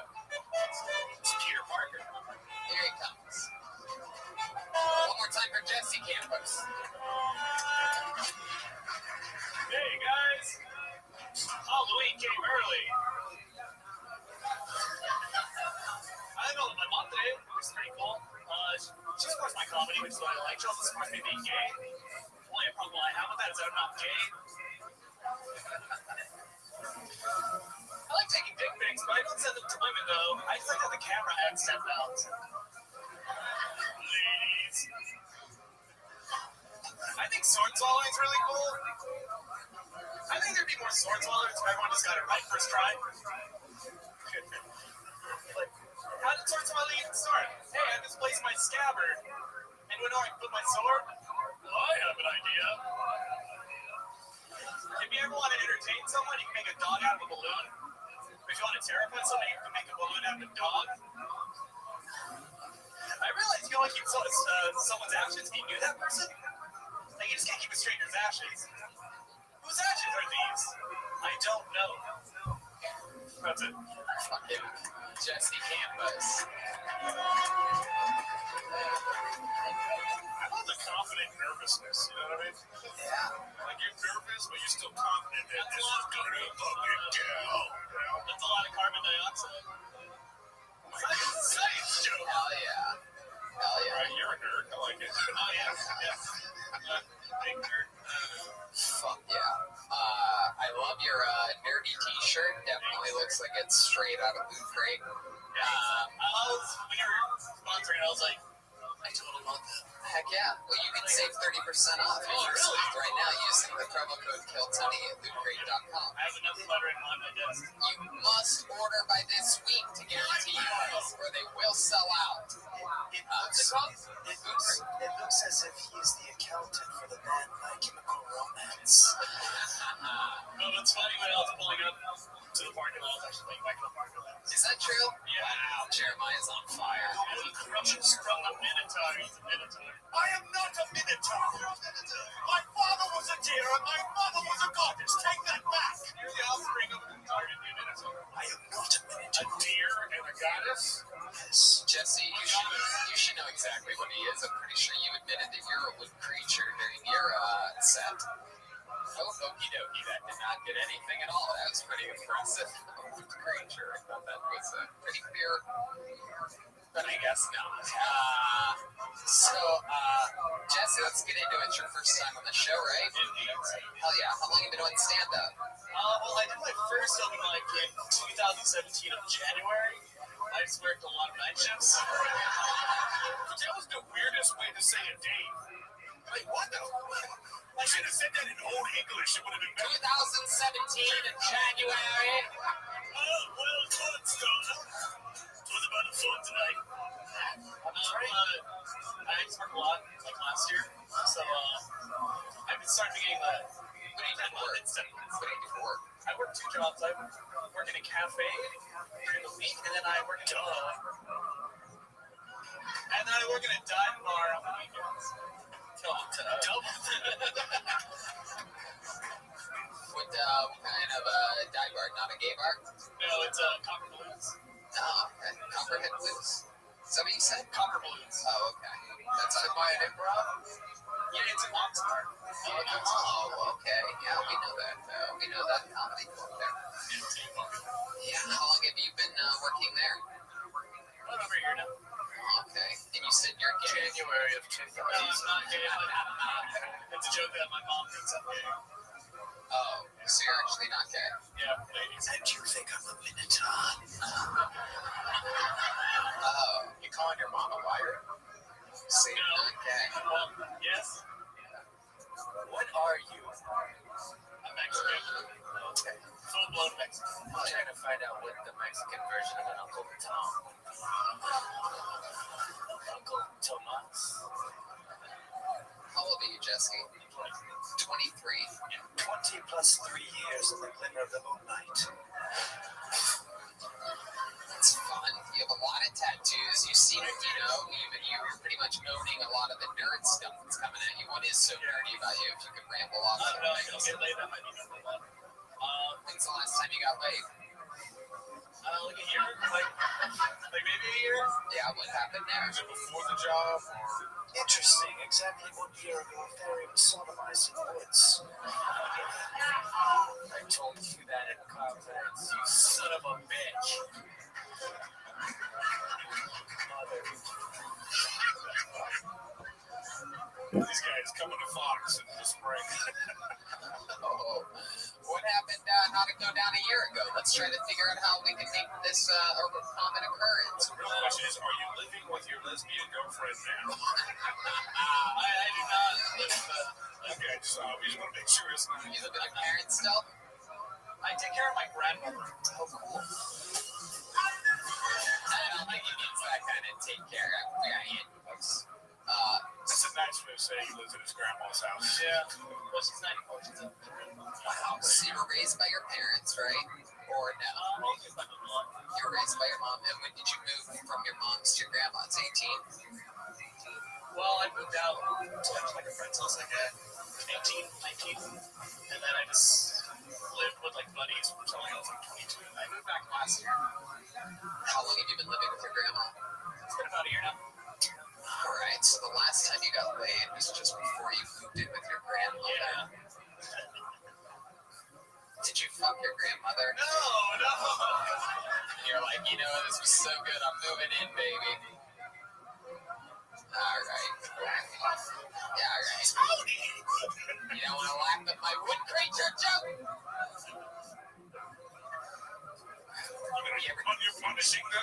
Yeah, that's what I do. Have you been on dates? Like, are you just not meeting anyone new at all, or they're just not into your type pants? Or I don't know. I'm a big fan of my type. I like the type pants as well. Also, you were in a great place to meet Cal. Like, time for the perfect handicap. We have a live band that plays and like DJs, so like I never actually get to like have one-on-one conversations. Loud music's playing. Yeah, bands are the worst that way. Man, so have you ever tried to take a girl back to your grandma's place? No, that's just so awkward. Yeah, it's like impossible, right? Just smash it work, dude. So what do you like to do for fun if you're not getting laid and you're you're working 2 jobs? What do you like to do to take a load off? What is it, Fortnite? I hate Fortnite. I don't like Fortnite. Oh yeah. Terrible game. Yeah. Okay. What do you do for fun? Well, I drive out to open mics almost every day out here, so I don't really have a lot of free time. But when I'm not doing open mics, I like playing video games. I skateboarded for 7 years. I don't have much time to do that, but I like doing it still. What are some of your favorite video games? Fallout, WWE, I like Marvel, Zelda, DC, because those are all available in Loot Crate. I play. Would you get 30% off if you use the code Kill Tony? Kill Tony is the promo code. It's called Loot Crate. LOOTCRATE. What is your game? Oh, it's on Nintendo. Oh, yeah, I like a lot of Nintendo. I play a lot of PC. I've been playing Monster Hunter. That's good. Why would you want to eat Monster? All right, Jesse. Well, you seem pretty serious about your stand-up. You had what would we call that? A good set? Oh, yeah. I bought like 3 lights early. I like the balloon dog joke. Oh, yeah, I like that. Don't spoil that just because they didn't laugh. I thought it was funny. It popped me. I laughed. There you go. Jesse Campos, ladies and gentlemen, his first time on Kill Tony. Campos! Oh, yeah.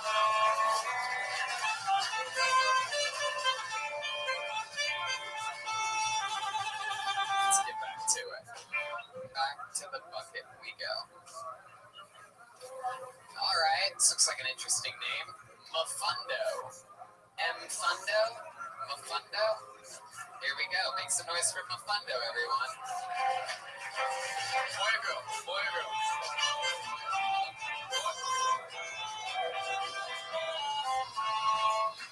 Thank you very much. It is Fundo.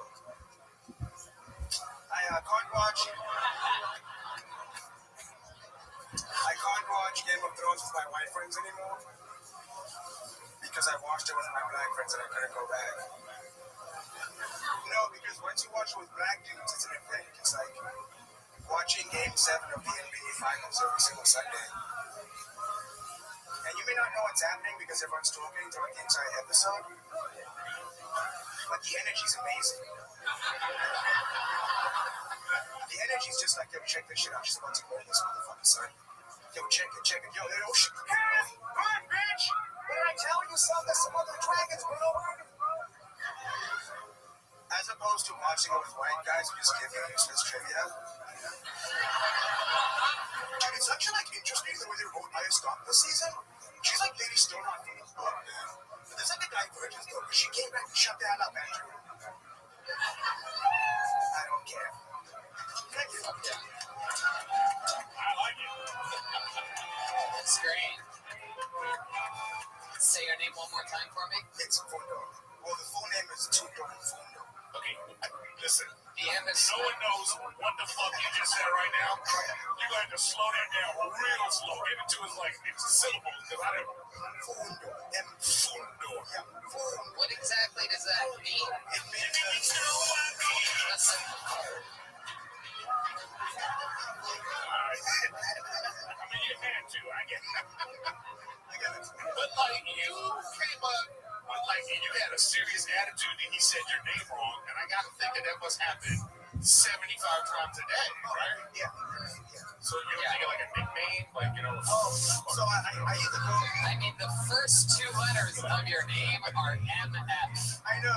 For those of you wondering why I called him Bafundo. Yeah, I know. That was the only part I didn't like was you didn't like the it was hard. No, I was just correcting. I was like, bad. You know, you should have seen your face. Yeah, if you were going to kill him. I guess, the MF this motherfucker. I don't know, man. You gotta chill. But you're funny. And I like the nerd references. You have a good style. I like your style. The delivery, I mean, right? Yeah. I like your delivery. I think you should stick with that. I like, what you were talking about is good. Just, you gotta work on, you might as well start talking about your name up front, because. Yeah, well, the last time I was here, I did talk about my name. Oh, yeah, you went with some new shit. What do you do for a living? I work valet. Valet? Okay, so I couldn't. Okay. How long have you been playing stand-up? It's going to be my second year in January.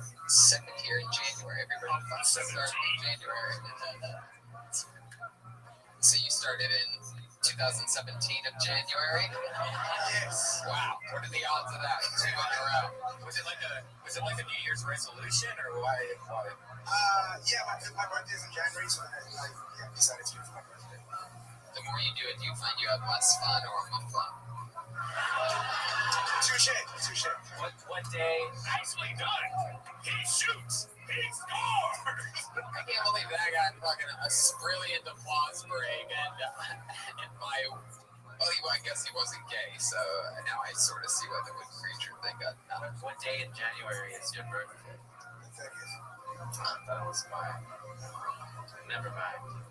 What the fuck? I think that's true. But if it was the same birthday as me, you guys would have lost your fucking minds. Oh, yeah. So it's a 1 in 3 chance. Way to take a shot at Joe. Okay, so that's 2 in a row, technically, by the way. Just remember, if Joelberg ever gets iced 10 jokes in a row, he has to get a tattoo of my face and my entire name across his face. It's not going to be this episode. He's been on fire. Yeah, no, I know. Well, it's 10 in a row. It could technically happen if he 20% there. That'd be crazy if he had 9 in a row. Anyway, so, Fundo. Yes. We can choose Tudor. So Tudor's my favorite. So when you're watching Game of Thrones, is it kind of weird that it's very like Hodor? You know what I mean? Like you're the same kind of weird shit. Like, what does Hodor have? I don't think No, it's just something I was thinking about. How long have you lived in America? I've been here since 6 years now. Sorry. What part of Africa are you from? I'm from South Africa. I'm sorry. What? I don't know. I don't know if that's offensive. It's like the Edwards. Yeah, Too many. You took all the camera to white people. It's like South Africans. Who do you guys hate? Who do South Africans hate? No, man. We have like the most diversity in the entire continent, so right. Yeah, much welcome if you want to go to Africa. But right now they're slaughtering white farmers everywhere, right? That's what the news tells you.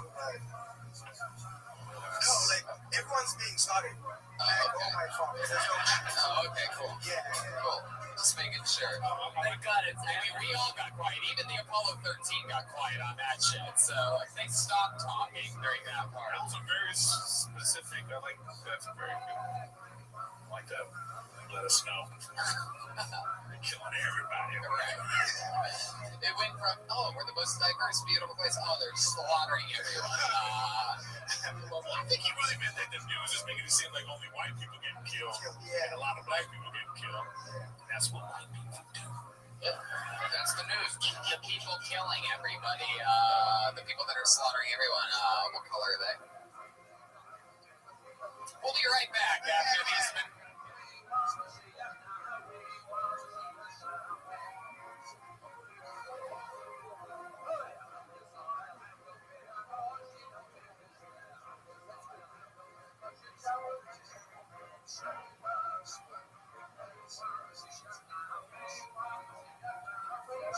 We're taking our first ever Kill Tony commercial break, even though we're a live podcast. And we're back, just like that. We're taking phone calls from all around the world right now. First time ever on this show. Yes, go ahead, caller.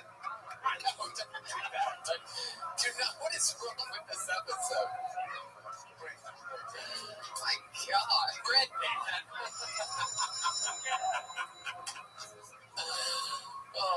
How did it make you feel? Were you offended earlier when the little tiny boy Julian Aguilar made that Kanye banana joke? How did that make you feel? No, you felt. I think we've kind of let go of Kanye. Wow. It's still a banana joke. The Apollo 13 appears to be about 50-50 on this one. Some of them are holding out.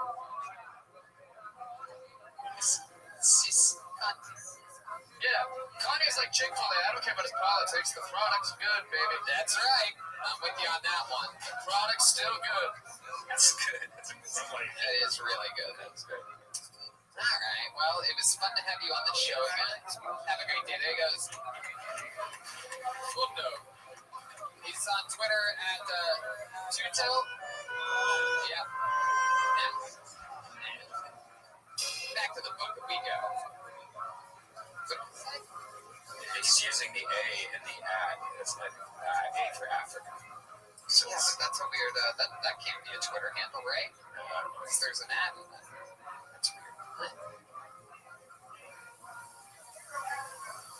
Oh, okay. Tuto Africa. THUTO Africa. There you go.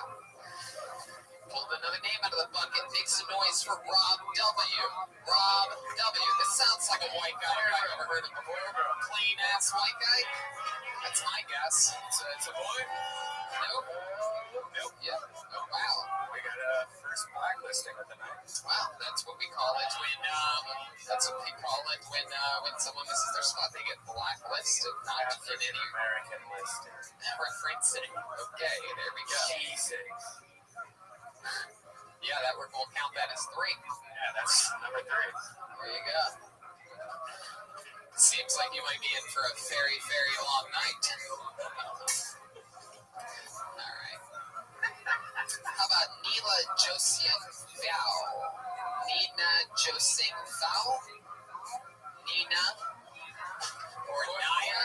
Nilla? N-I-L-A? Someone with bad handwriting whose name begins with an N and last name begins with a G? Blacklisted. Nila Josing Phao? Oh boy. 2 in a row. Not bad. There's real fucking losers out there. People that sign up for things like get scared. Okay, I know this guy's here. He's here pretty much every Monday. It's been a long time since he's been on this show. Make some noise for Michael Pena. Michael Pena. It's a boy for sure. Michael is He's a boy.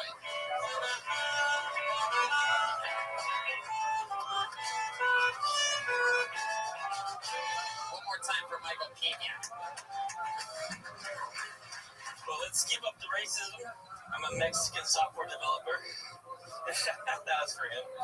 No, I actually grew up in the projects.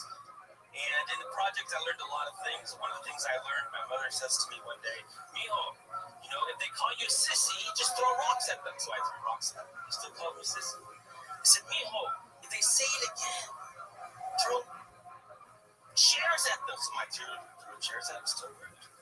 So I had to do what a sissy had to do in the projects. I threw my pumps at them. Yeah, that solved that problem, all right. But anyways, later on in life, boys decided they wanted to be in a gangbang. So I thought, wow, West Side Story, I'm going to do this one. Tony Boy's going to be there. I'm going to have some fun. I get there, lo and behold, whips, chains, fist, knives, and I get a scar and end up in the hospital. And mother goes to me, Mijo, you got to understand as a Mexican boy that if you want to get out of the projects, you have to work 3 shifts, 8 hours a day. So, my friends, that's how I became a drag queen. In a business suit, of course. Okay. Thank you very much. That's it. This is a goddamn anomaly here tonight. Either everything's been about being black or being gay, and then you came up being gay, talking about black things. Yet again. No, that's true. Being a gay guy in the hood. I live in the projects in Phoenix. I actually did Wait a second. Phoenix has projects? Yeah, they do. Dupavilla projects. Yeah, so we're born and raised. How old are you, Michael? 57. 57. You're a gay man. 57.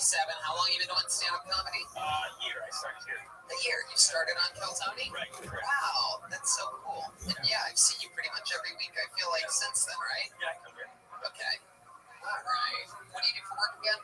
Well, I do a lot of things. I am a software developer, but I also produce some films. Yeah. So, no. I actually just finished this choir over here. I just finished a film with Ed Asner and some people, and we just finished the summer. Is it Ed Asner or is it Ed Asner? You know what I'm talking about? Gay boy? No. Daniel Day-Lewis and Tom Spanks. How long have you been renting suits from the Penguin? That's actually number 4. I know. Yeah, you much like Penguins are ice right. Whoa, he's still going. Watch out, fire. I don't care. You have the worst fitting suit on a gay man I've ever seen in my life. Number 5. Oh, you better chip. I don't care. I'll get a tattoo just to go off right now. Joelberg is melting down. This is more awful than the time I made love with a badger. The badger had broken the owl, told everybody in the forest. Oh my God. Okay.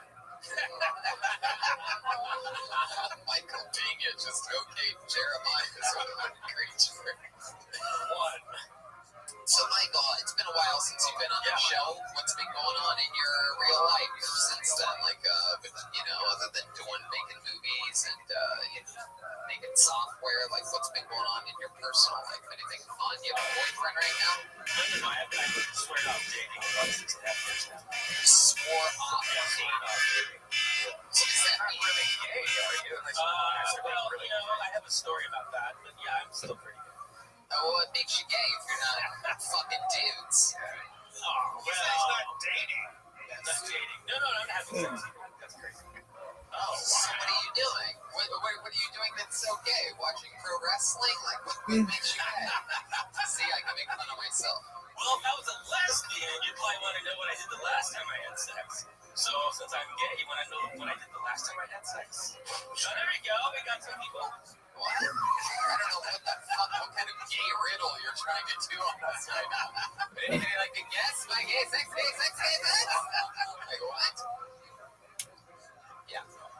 So, what the fuck did you just say? I said you wanted to hear what the lesbian was going to do for sex. Since I'm a gay guy, would you like to hear what I did for sex? Sure, yeah. I think I asked you like 4 minutes ago. Oh, no.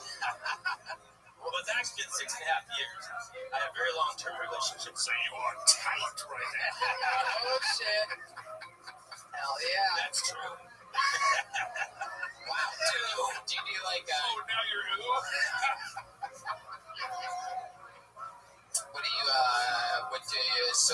what made you swear it up 6.5 years ago? What happened? What kind of black cock penetrated you so hard that you're just like, I will never need to get fucked again after this? It is athleticism, folks. One of the most athletic motherfuckers we've ever seen. For those of you listening to the podcast, he said tall white boys and he gave Jeremiah Watkins a fucking look from shoulder to head.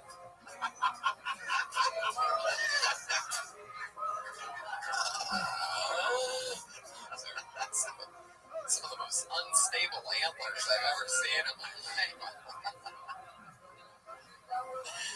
So, Michael, what happened 6.5 years ago? I gotta know. Like, no, nothing. I just decided that I wanted a long-term relationship with a guy who wouldn't cheat. Oh, shit. Damn. What's so bad about cheating? Have you been cheated on a lot? Yeah, for the most part. Yeah, gay men come from different values, I guess. I just wanted a long-term relationship with a guy who didn't. So instead of you are gay. Yes.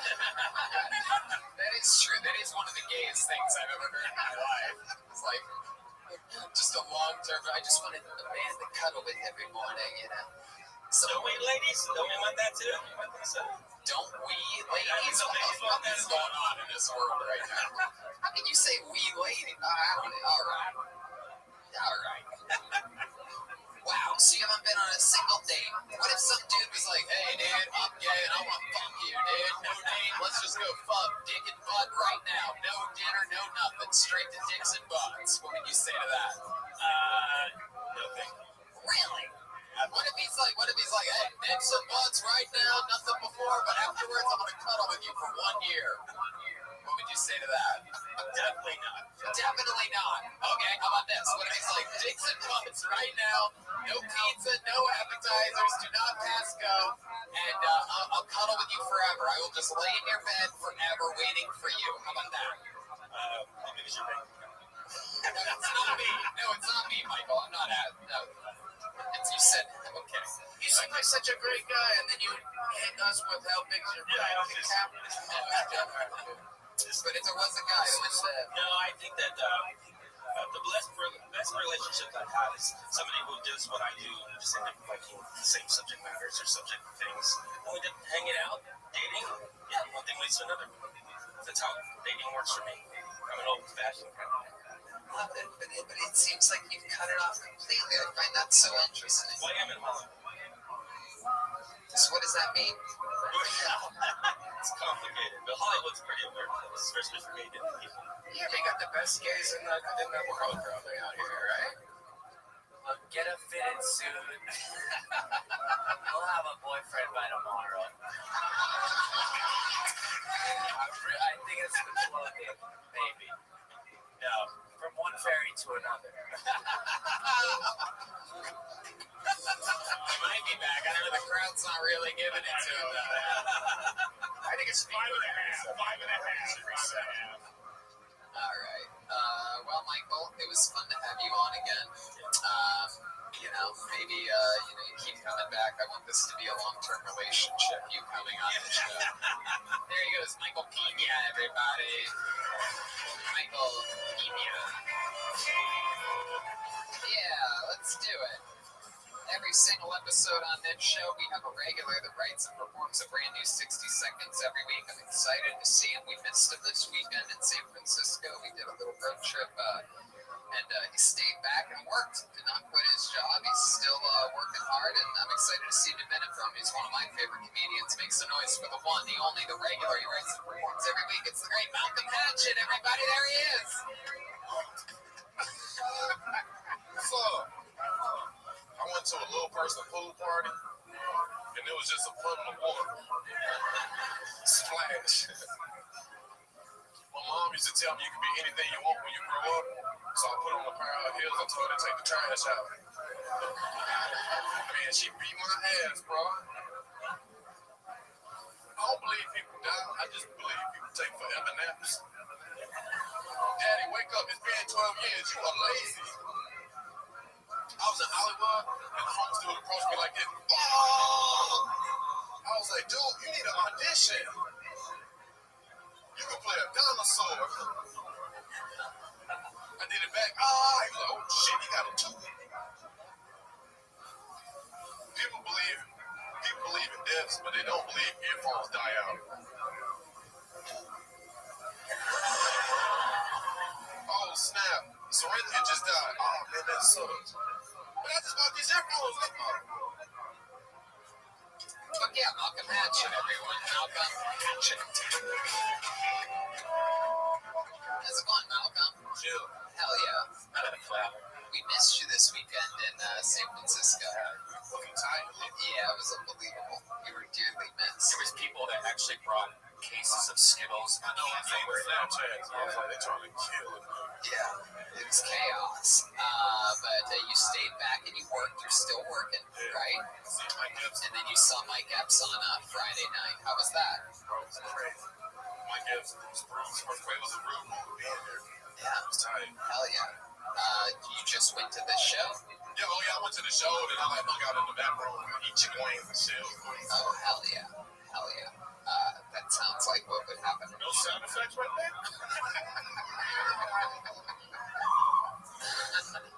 Somebody is in trouble.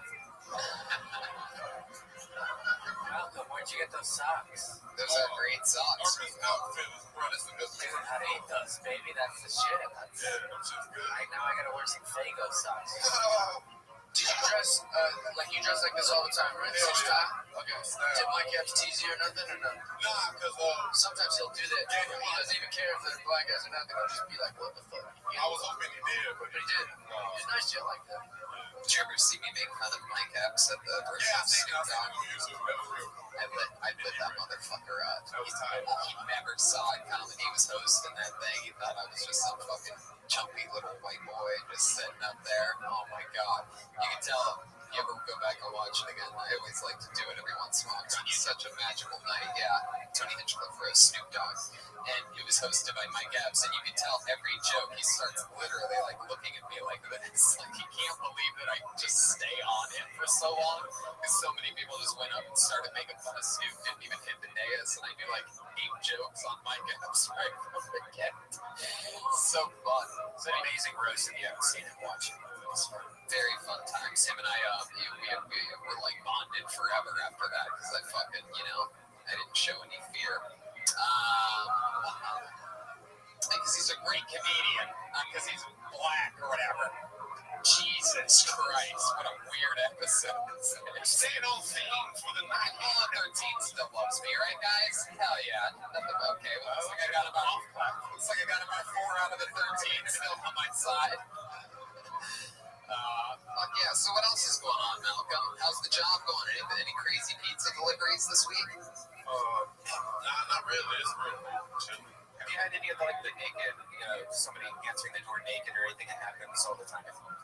Not yet. Let me ask you this though: can you tell that people are on shit? Like every time, I've been doing a lot of Uber Eats lately, a little bit more than usual, because I've just been flying through my Blue Apron so fast. I get through those 3 meals sometimes in 2 days.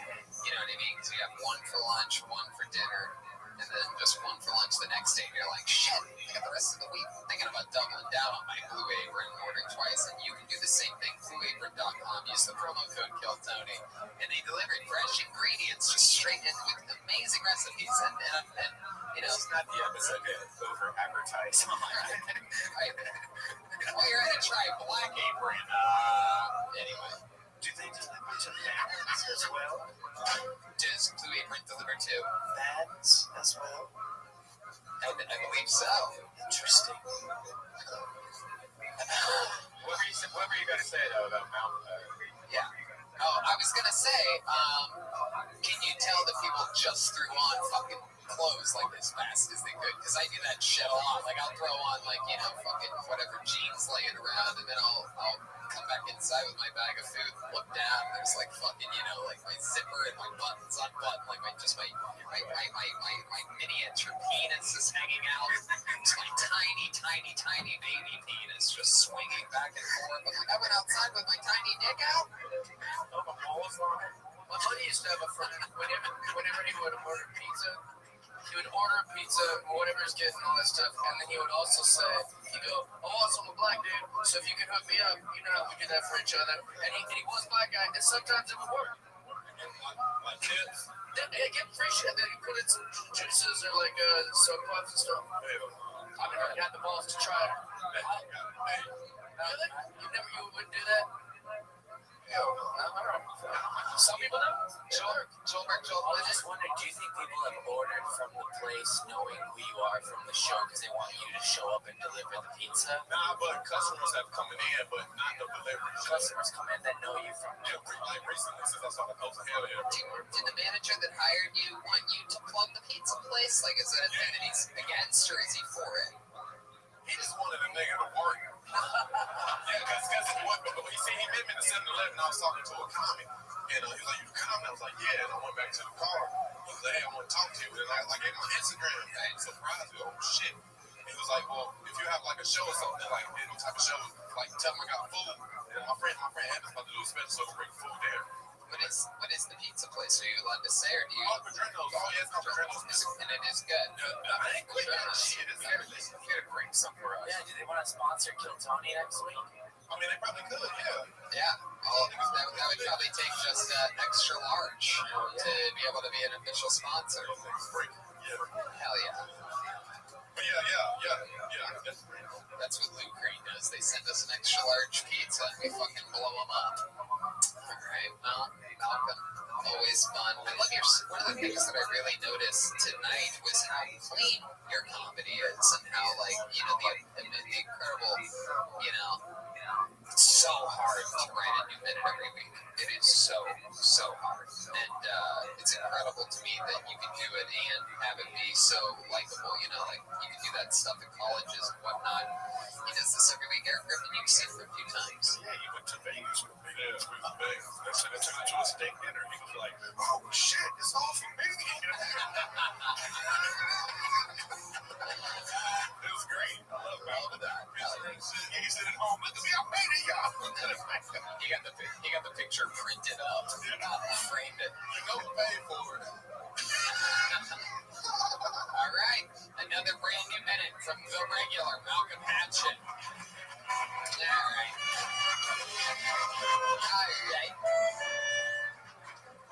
What do you guys think? Back to the bucket, huh? All right. Let's meet another human being. Some familiar faces out there in the crowd. We have that adorable little purple-haired jockey over there. He seems like he could be next. He lives in the woods with us. All right. Make some noise for Brendan Crick. Boy or girl? I think it's a boy. Brendan Crick. Here he comes. As he runs. Hustle! Brendan Crick, ladies and gentlemen. Thank you. I shot a gun for the first time recently. No one tells you that when you do that, you instantly turn a Republican. I shot one bullet and I was like, maybe healthcare is a privilege. Everything flipped. The crazy thing about guns is it doesn't matter who you are. I'm fucking winded. I shouldn't be so fast. The crazy thing about guns is it doesn't matter who you are the rest of the time in your life. When you have one in your hand, you just forget who you are. Like, my buddy brought out a pistol, and I was like, I don't know if I want to turn. I don't really like guns. But then by the end of it, he brought out like an AR-15. I was like, ooh, that's the one from the news.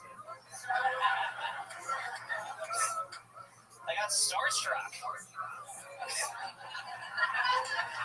It's really exciting. I'm very small. I'm a small man. I'm small enough that I have to buy my clothing from a specialty small men's clothing company. Like, I'm wearing prescription clothes right now. Wow. Fuck you. Brendan Crick.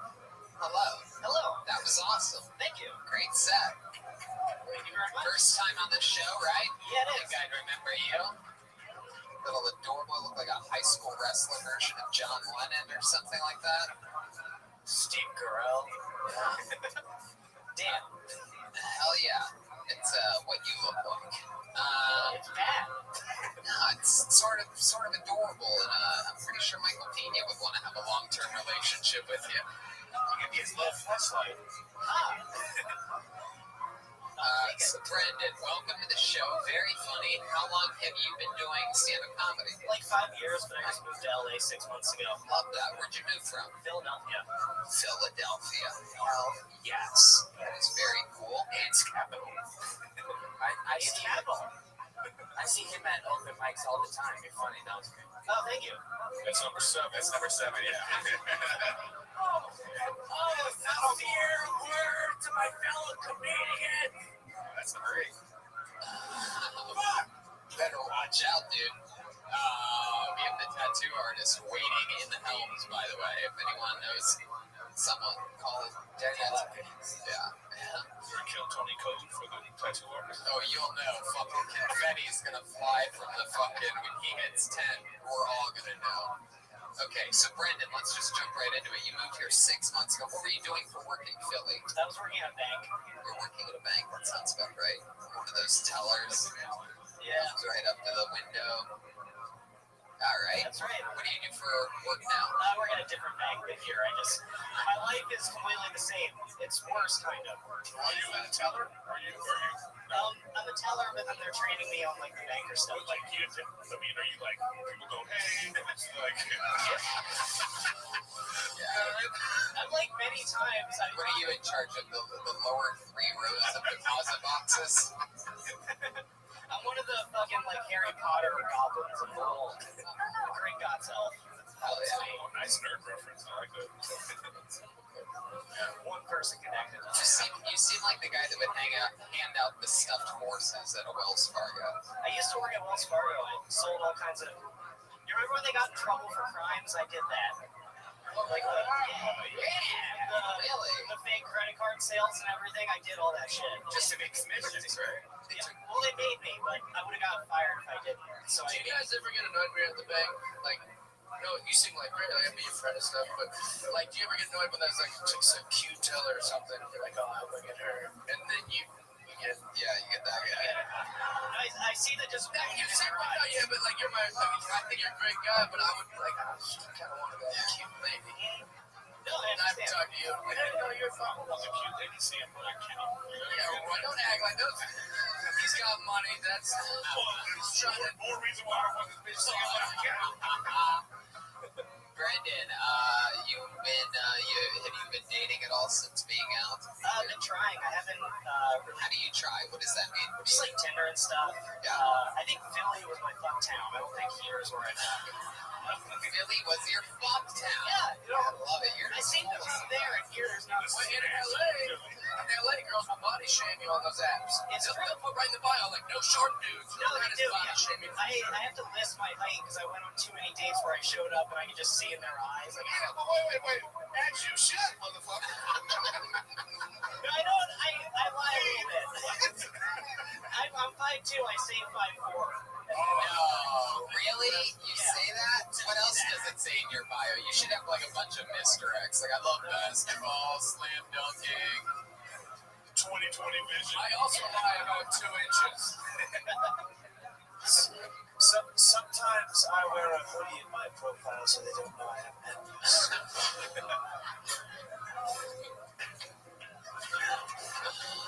Oh my god. So funny. No, my bio just says my height and that I'm sober. Because I used to have like a whole thing about like doing comedy, and then I realized girls think that sucks here if you're not. Wait, I have a question. Have you been on a Tinder date where you knew this chick thought you were taller? And then, like, how weird was it? I went on one date where I say I'm 5'4", and the girl also said she was 5'4". So I was like, all right, we'll just see how this goes. And, Was she like 6'5"? Like, no, she was 5'4", so I made sure I was sitting down when she got there and everything. That buys me an extra hour to, like, have a personality. And then, you got up and was like, this is the nicest guy in the world. It's dark. So was she wearing heels? No, she wasn't wearing heels, but, When was your plan foiled? Is it when you guys got up, like, what was your trick? Like, you just hunching over, like, oh, my back. Cool. I can't even stand up straight. My fucking back. Was there other things on there? Like, I told her I play for the Knicks. I hope that doesn't come up. could have done that. Could have played that one. When did you know it wasn't going to go? Well, we hooked up, and then afterwards she wanted to take a shower. In the shower, there's at the same time as you. Yeah, so then we're staying there, and you're like, how about a bath? How about a bath instead? Let's just lie down and soak in a nice bath. That seemed nice. All right, Jeremiah's doing something for you podcast. You would fool people because, like, from here up, yeah, just sitting behind a desk, you'd be like, oh, this build, this is great. And then when you stand up, you don't get any taller. You tips. That's my whole deal. Yeah.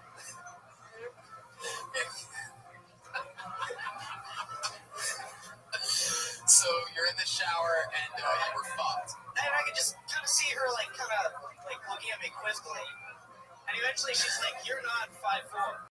And I'm like, "No." She said that? Yeah. She's like, "No." And she's like, "All right." And then we just day was over. Well, 2 inches makes a difference. I don't lie across other people all the time. Push-up bras, fake eyelashes, breast implants, Spanx. This seems like a legitimate thing that you can say, I wanted to impress you. I said I'm 2 inches tall. You still hooked up with me because I got a great personality. Fuck off if you're mad about it. Yeah. I think if she's... I agree with Jeff Dye. If she's allowed to wear makeup on the date... 3 short guys.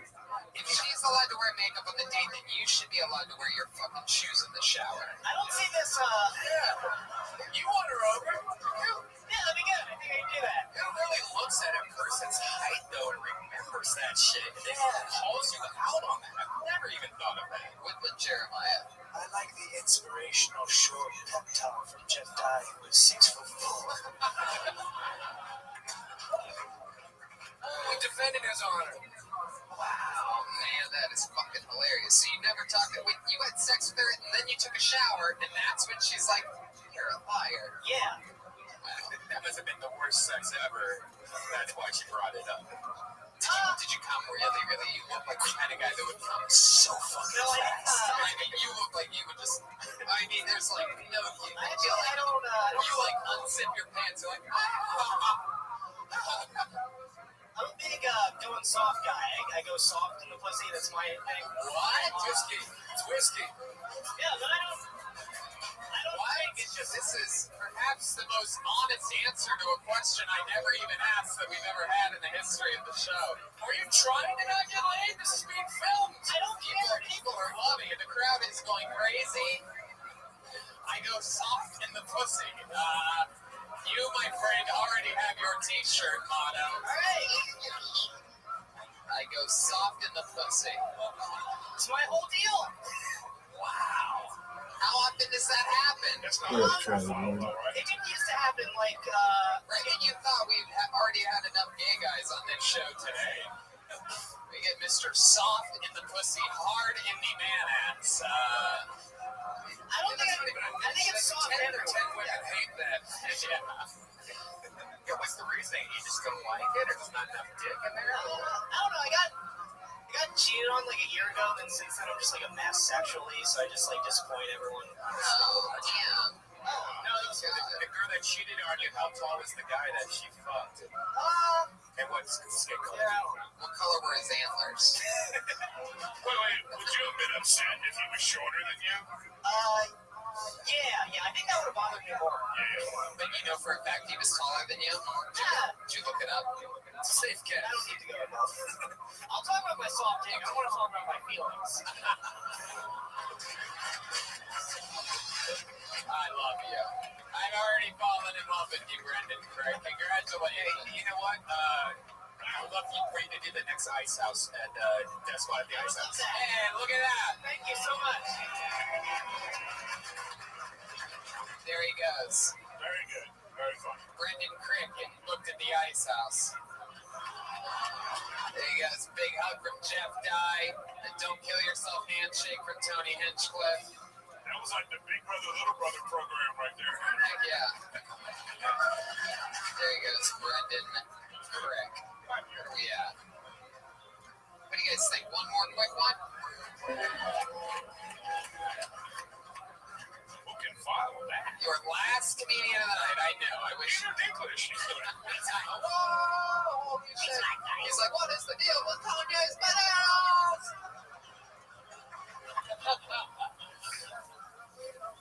Okay.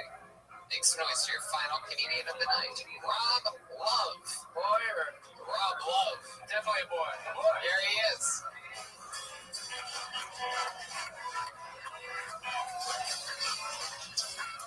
What's up, kids?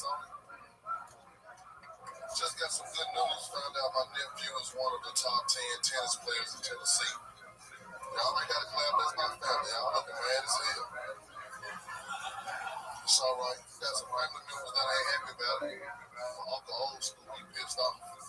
He looked up to Jim Brown and old school cats. My nephew, he looked up to Venus and Serena. So he be on the court a little different. He be on the court like, hell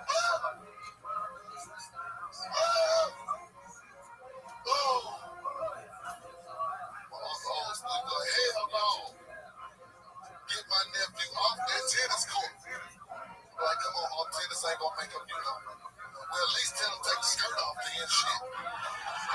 Run around with a skirt on and a collar. Why he got beads in his hair? Why he so horned up? Why he playing against girls? Fuck y'all. Yes.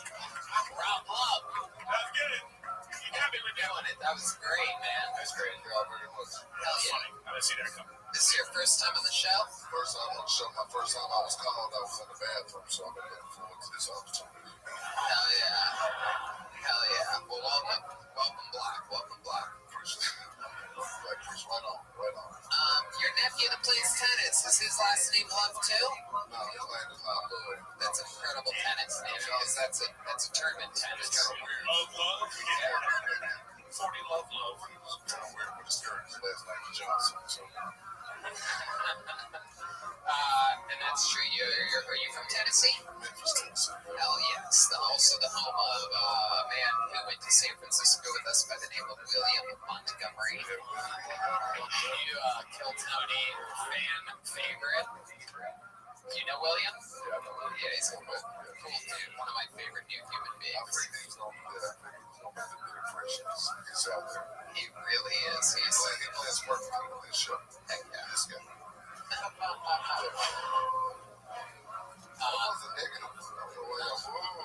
Jeremiah and him used to fuck, and they broke up. I said Kanye needed to be out for that also. He was the badger, and they left him for that.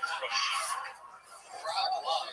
That was a great set. How long have you been doing stand-up comedy? 8 years. All of it in Memphis? Like, I mean, how long have you been in LA? 3 back before 2 years. Okay, what do you do for a living? Comedy. You make a living off this. That's all. I don't give a fuck about anything else. Fuck yeah. Okay. What about your kids? You don't care about them at all? They at an age where it don't matter no more. I took care of that. I started comedy late, so. Oh, cool. I was just kidding. I didn't know you had kids, but I guess I was right. Accidentally. I was making it. I'm a shooter. Whoa, wow. Just did a triple pelvic thrust. Security. For my African sister. Hell yeah. Damn. See, he can make that clicking noise.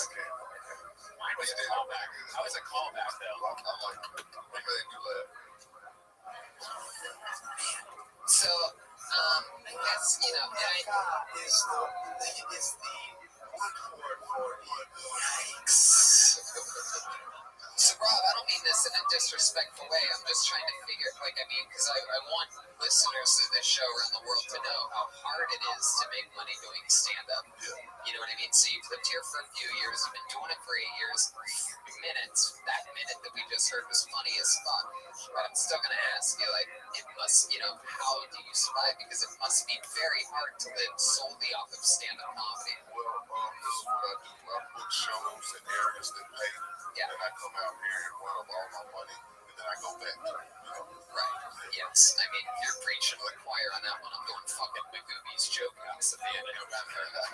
But you know what? When I salute to progress, man, you definitely are inspiration. Timonium. Wow. Thank you. Yes. Timonium. Yeah. Nobody's heard of Timonium. It's a city. It's just outside of Baltimore. I like to say Baltimore so that the people who live in Baltimore go. If I depended on Timonium people to make that drive, I will be performing at Magoobies Treehouse, ladies. Without a shirt. Hell yeah. Rob, you have any horrible gig stories? You know, you ever have a gig that you showed up at and it was just fucking like, fuck, man, my expectations. Heckler. I did a show in California when I first got out here, and I inadvertently wore all blue when I was expecting like a black audience, and it was all white, so I was comfortable, but I still asked was there any groups.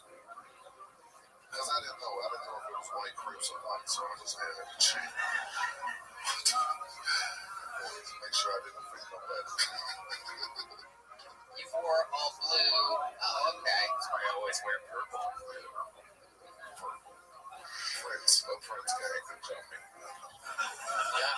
Well, you wore, so I'm trying to understand it. Simple, man. You wore the blue thinking like, oh, this will go over if I make a joke about gang I just had on a blue shirt and a blue jeans, and I was like, fuck, I'm wearing all blue. Yeah, and then they're like, we don't get the reference. It was all white, so I was off. But I still had to check just because I don't judge a book by its cover. I said, it might be a couple white crips out here. Let me check. Hell yeah. So, like, what's, can I ask how old you are? 40. That's cool. So, you live solely off of stand-up comedy. It's a fucking grind out here.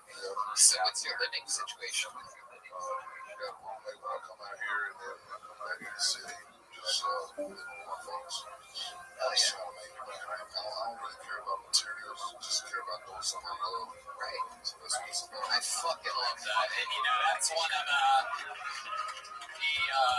the founder and creator and owner of the Comedy Store, Mitzi Shore. That is one of her famous lines, one of her famous anecdotes is, you know, a true artist doesn't care about what he has, he cares about what he or she does. And that is, you know, a fucking amazing way to be happy and live your life. It's an ultimate cheat code. But she stole that from John Lennon. Maybe, I don't know. Did he? Look it up. It's just This is the director. This guy's the autocorrect. He'll get you right. Thank you. And John Lennon stole it from a fawn named Freddie in the year. All right. Well, Rob Love, it was a damn pleasure to have you on for the first time here on Kill Tony. You are on Twitter at Rob Love, all one word. Is that correct? Rob Love. Rob Love Funny, all one word. Follow him on Twitter. Come on, people. Get him out to do a gig around where you live. Look at this fucking drawing from Ryan J. about fairies, Jeff Dye, Eric Griffin. It all looks like us. Ryan J. Belt's on a whole nother level. Special shout out to the great Josh Martin for helping us out here tonight. So many amazing people. You guys sell those? RyanJEbelt.com. Yeah, all the Kill Tony posters and all the prints from every single episode of the history of this show. Is the book still available? Yeah, in the book, man. You gotta check out I love my Kill Tony book. It's incredible. All available at RyanJEbelt.com. Extra noise for Jeff Dye, everybody. He's on The Tonight Show in a couple months. Listen to his podcast, Jeff Dye's Friendship. And how about some noise for Eric Griffin? He finally started a podcast, Riffin' with Griffin, and, you know, I have so many people that I talk to all the time that say, you know, Tony, I've been a fan since Hinchcliffe's Notes, which is what this show was called for only episode 1. And I implore you diehard comedy fans, definitely go over to Eric's podcast and check it out and grow with him. You know, those people that listen to Hinchcliffe Notes, they're the fucking, they're the biggest Kill Tony fans because they were there when it was fucking a nothing burger, right? That's what I'm at right now. And Eric is such a monster that I know for a fact this thing's going to end up being epic. And so go follow him over there. We love you, Eric. Thank you so much for always being on the podcast. Jeff Dye, Eric Griffin. Let me make some noise for the best damn band in the land, the Kill Tony Band, Jeremiah Watkins. New episode of Jeremiah Wonders out with this week's guest, Kim Quigley. It's one of my favorite podcasts out there, Jeremiah Wonders. He does characters, a great interview. Just like with Hinchcliffe's Notes, I feel like every episode gets better and better. Go ahead. Detroit and Toronto. I will be returning at the beginning of December to headline and run in an hour in front of you. Detroit and Toronto. Hell yeah. I'm at Rumors this weekend, by the way, in Canada, now that you remind me. Oh, where's Rumors in Canada? Winnipeg. Oh, Winnipeg. Oh, yeah. Going to Winnipeg this weekend. Chroma Chris, Silent but Deadly over there. What do you think about tonight's episode, Chroma? It was very interesting. But hey, can I give a shout out real quick? Yeah. Okay, so when I went to San Francisco with you guys, Ben Lambda from Lambda Guitars made this custom guitar for me and gave it to me. So everyone check out Lambda Guitars. He knows you from what? Kill Tony? From Kill Tony. Correct. Wow. Reach out to me. Wow. That is so fucking cool. And they sell for like thousands of dollars. Yes, correct. Wow, what's the website that people should go to check out their guitars? Lambda Guitars, but just follow me on Instagram. Heck yeah, follow Chroma Chris. Chroma_Chris, is that right? Chroma Chris. Chroma Chris, all one word. CHROMACHRIS. He makes some noise for the almost tattooed Joelberg.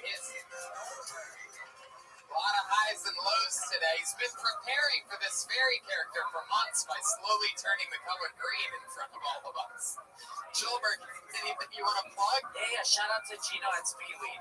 Getting sleep every week. Thank you, San Francisco. That was one of the coolest things I've ever been a part of. And thank you to Tony for fucking making the drive, man. That was nuts. Indeed, I will say again, thank you, San Francisco, because that was one of the coolest things that I've ever been part of as well. And I've done a ton more cool shit in comedy than Joelberg has. So, I mean, the compliment's that much bigger coming from me. But seriously, it was one of the most gratifying nights ever. I mean, San Fran was fucking amazing. I get the feeling that coming off of this success, we're going to be doing, super events like that more often. And that's a big one, November 9th in Swansea, Massachusetts. If you live in New York, fucking Baltimore, Boston, Providence, anywhere near that, it will be worth your trip to come see that double banger, Kill Tony and stand-up show. And then Texas, don't sleep. Both of those San Francisco shows sold the fuck out. So 13, 14, 15, 16, and 17, San Antonio, Austin, Houston, and Fort Worth. Get them while they're available. It's Kill Tony. Thank you guys so much for coming out. One more time for the great Brian Red Band. Thanks, guys. And thank you guys for coming out. Take care of each other. Love each other. Good night. Goodbye, YouTube.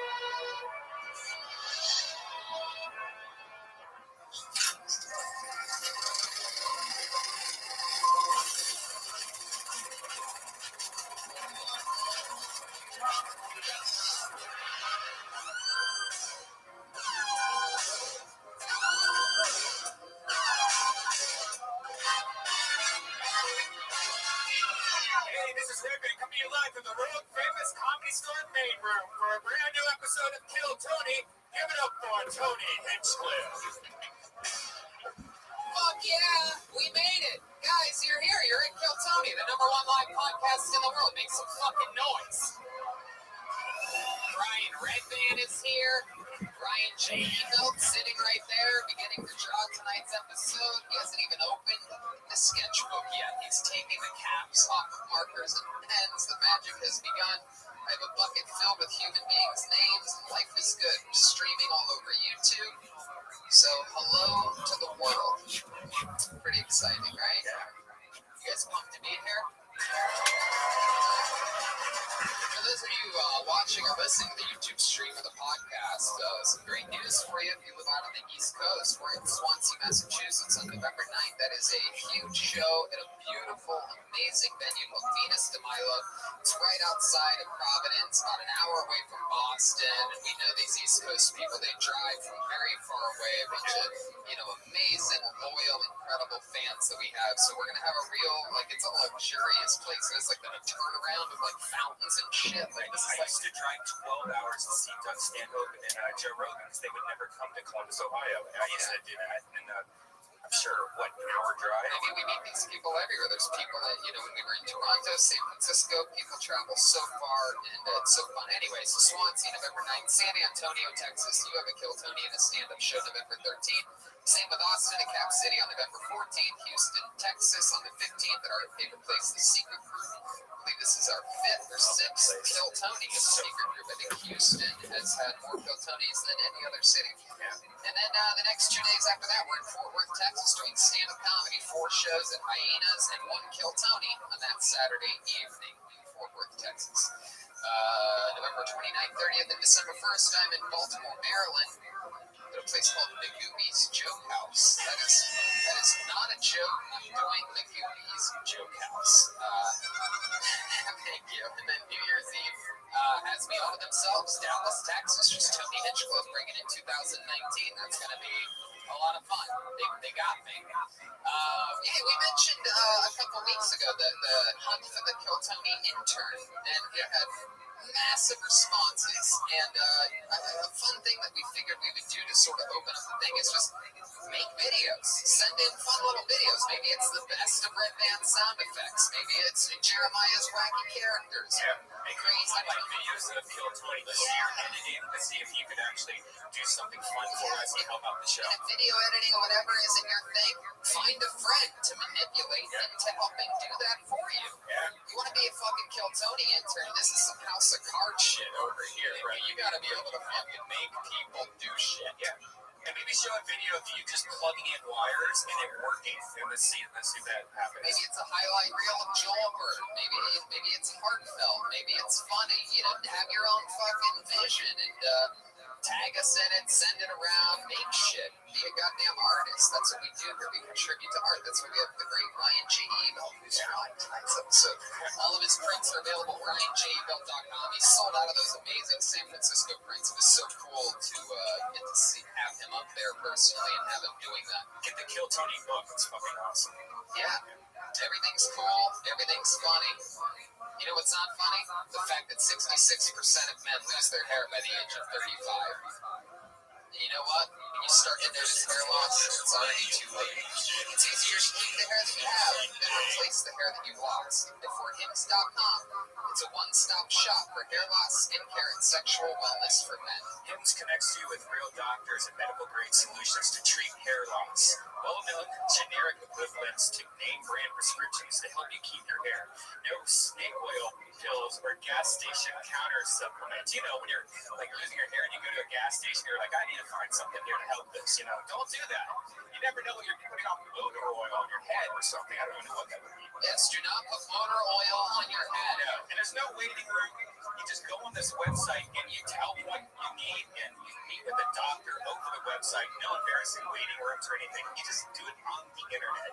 And the products are shipped directly to your door. Our listeners get a trial month of Hims for just $5 today, right now, while supplies last. So see website for full details. This would cost hundreds if you went to a doctor or a pharmacy.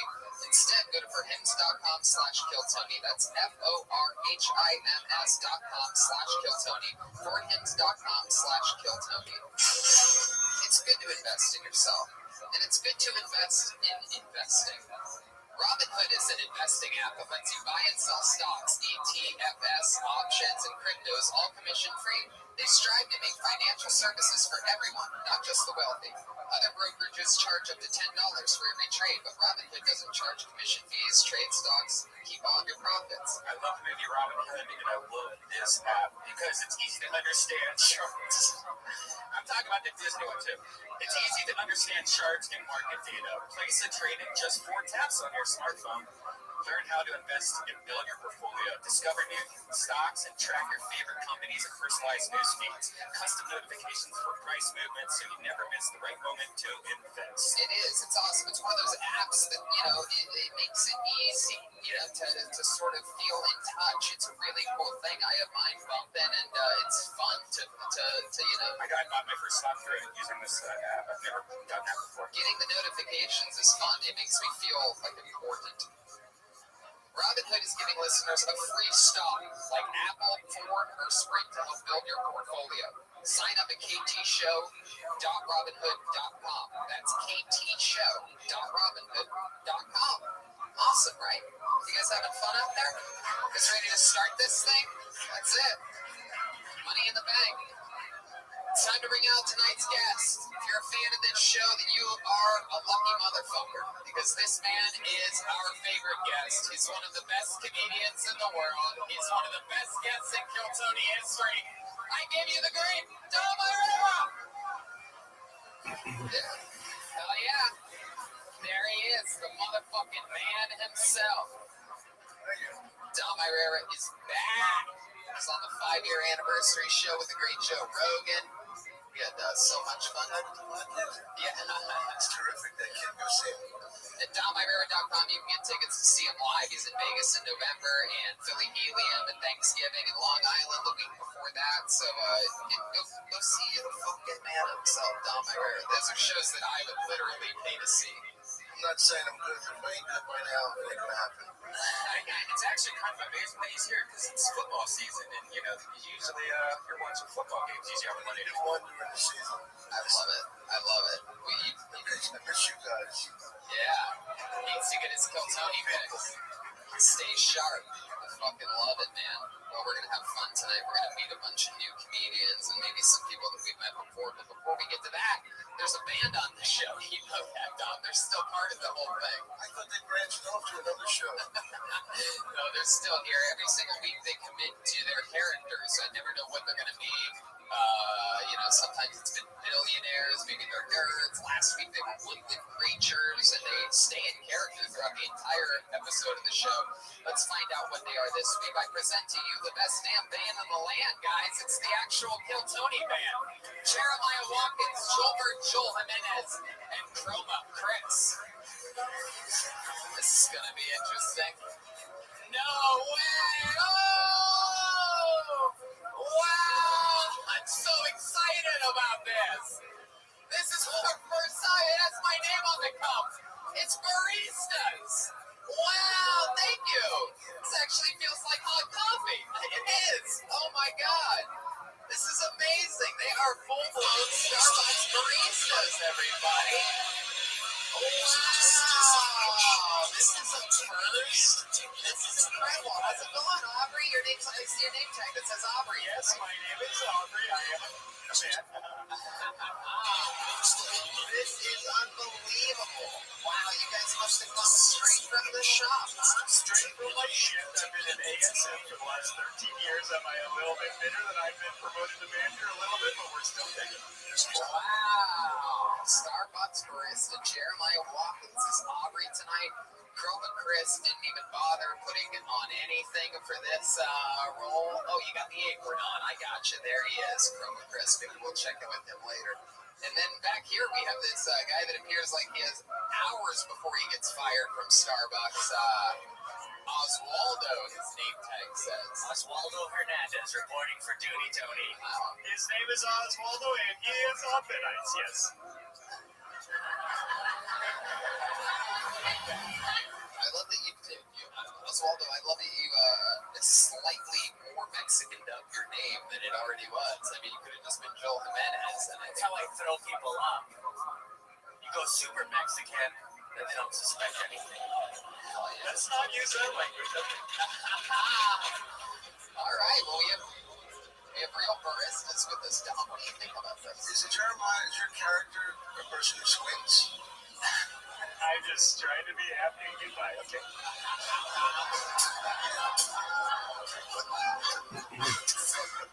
The fuck's with the squint? It looks like this tall blonde is the only thing you ordered tonight. All right, we're going to let you, hopefully you guys have more coffee jokes. It's already been a latte. Oh, right, back. When are you getting up there? All right, ease that down. That's a third of our jokes for the night, okay? Sound a little weird in here. Does it sound weird? Though it's crackly and janky. Is it weird? Choo-choo-choo. It's like we're like, alright, well, let's keep trying to find it. That sounds better already. Alright, we got baristas, we got the great Dom Herrera. You guys ready to do this shit? I have a bucket filled with comedians' names. I put my hand in a bucket. That means you get 60 seconds of uninterrupted stage time. You know your 60 seconds is up when you hear the sound of a kitten. That means wrap it up then, or else you're going to bring out the angry West Hollywood bear. Wow. It's a little baby bear tonight, huh? Really, not much volume going on here. It's weird. It's the same speakers as every other week. If you increase the volume, you might get a grande.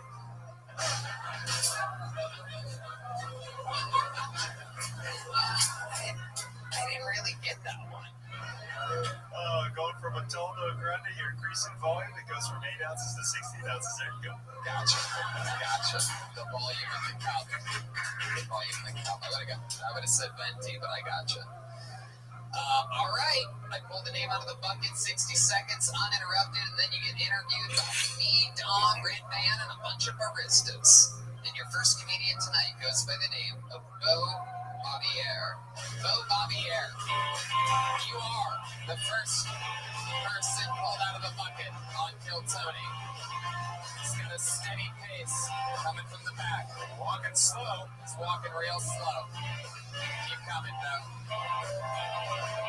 I believe it's his first time on the show. Make some noise for Bo Bavier.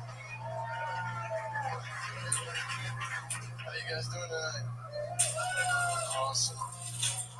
Contrary to what some of you guys might think, I don't really get laid a whole lot. And I kind of, found this out because of the fact that I'm Mexican. And I kind of know that too because Mexicans don't really have a lot of cool things about them. I mean, we have no cool stereotypes at all.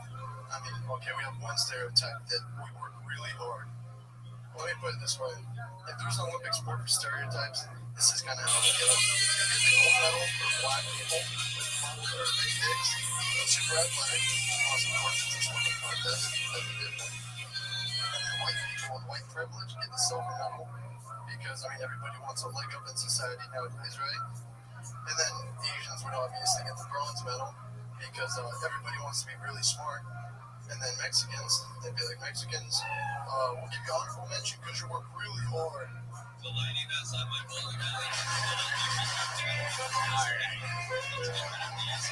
Wow, that was the longest setup I've ever heard. You're a time traveler. Bo Bavier. So this is your first time on the show, right? Yeah. You've extended what appears to be a 2-week streak of this show being kickstarted with needless racism. Last week we had a young Mexican man. Oh shit, the Apollo 13 is here. Yes. There's only a few of them tonight, but I fucking love it. That's our little... The rest are hiding. They keep the racists in check in this room. Oh shit, Aphrodite, have you joined the Apollo 13?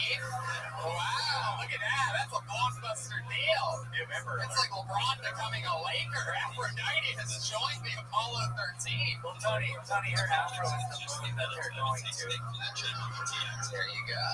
That's one Joelberg. 9 more of those. And for those of you that don't know, Joelberg has to get a full body tattoo of my body on his body. 9 more. So Bo, Bobby, you might, we're going to talk to you. Yeah. He was just yawning. Bo was? Really? Yeah, I've been awake for a while. Why have you been awake? Because I woke up really early to get here to drive. Where'd you drive? The car. You want to play these fucking games with me? Calm down, I'm just joking. So why were you driving a car earlier? Is the question that I asked you that anybody else would have answered normally. What were you doing driving that early? Is that what you do for work? No, it's a long drive here. I'm from Arizona. You drove here from Arizona today? Yeah. Wow, that's fucking incredible. All right. For this? For the opportunity to be on this show? Did you sign up for Potluck too? Yeah. That's incredible. How long have you been doing stand-up comedy? How many times have I done it, or just have I come on like... Sure. Yeah, how about anything, dude? Answer any of the questions. Answer any of the things you think I might have been. This is a real live interview right now. I don't know what parts you think are getting edited out of this, but none of it is. None of it. This is my 4th time doing it, 2nd time sober. Oh, yes, Aubrey, the barista. Yes, after watching your stand-up set, I would like to offer you a full-time position at Starbucks.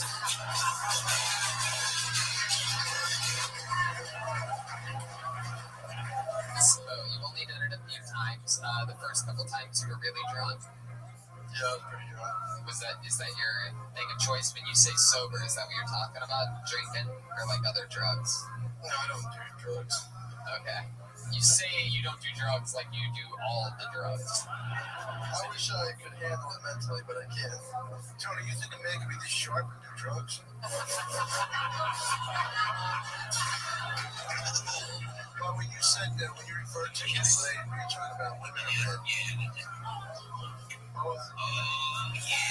For those of you listening to the podcast that aren't watching, Bo sort of has like you're like a jacked dude, right? You work out, but you have like this super nice guy head, right? Like your head does not match the body that it's on at all. Like your head doesn't look like it goes to the gym at all. You look like Mario Lopez's. It's not the first time I've heard that. Your head has a future at Starbucks. Your body has a future at coffee. It's true. They're more ripped over in coffee. So you work out a lot, huh, Bo? You want to do this again, huh? You just woke up like that, huh? Your muscle just must work out when you just sleep or something, Bo? 30 minutes a day. I just fucking sleep with, dude. You know what I mean? I don't really do anything. It's my fucking internal muscle memory, literally. Yeah, but I'm simple. Alright. It's like Mario Strokes.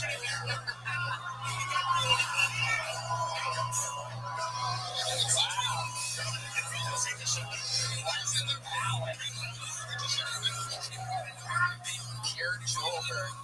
So no, let's talk about it, man. So you drove here today. I fucking love that. You know, that deserves a fucking another hand one more time. It's a fucking 6-hour powerful drive. I'm glad you got up. It's fucking glad that we can make it worth your while. You gotta drive back tonight. Yeah. Alright, what do you do for work? I work in sales. What are you selling? TV. What is this out of the back of your SUV or something like that? One time only? Yeah, I promise you it works, dude. 400 right now. It can't go any lower. You also sell your own people now, dude. You did throw a lot of Mexicans under the bus, which is actually easy to do in Los Angeles. Do you hate being Mexican? No, I just feel like we don't have the cool stereotypes like everybody else. How dare you, dude? Joel, fucking look at me. Oswaldo, there's some good Mexican stereotypes, right? Why don't you rap? Play drums, huge dick, dude. Fucking. Wait, I've never heard that. I've never heard that Mexicans have huge dicks. All the Mexican guys are laughing in the audience right now, cracking up. That's not a thing at all, Joelberg. It is with this guy right here. Yeah, right. I've seen you use a fucking. Yeah. Go ahead. You never seen it fall off though, did you? Is this a sock joke, Tony? It was gonna be a sock joke, yes. What do they call the fucking little ones? Can't remember. Think about it. Get me back. Oh, Jesus! I'm getting attacked by Mexicans. Jesus, Jesus.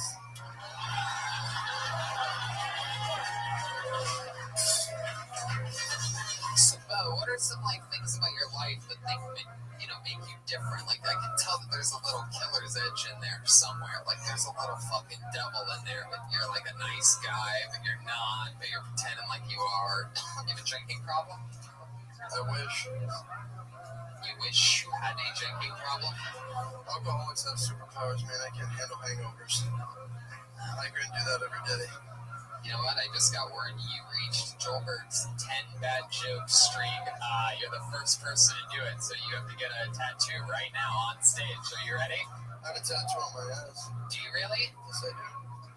What is it? A long, racist, needless, punchline-less joke? No, it's a rubber duck.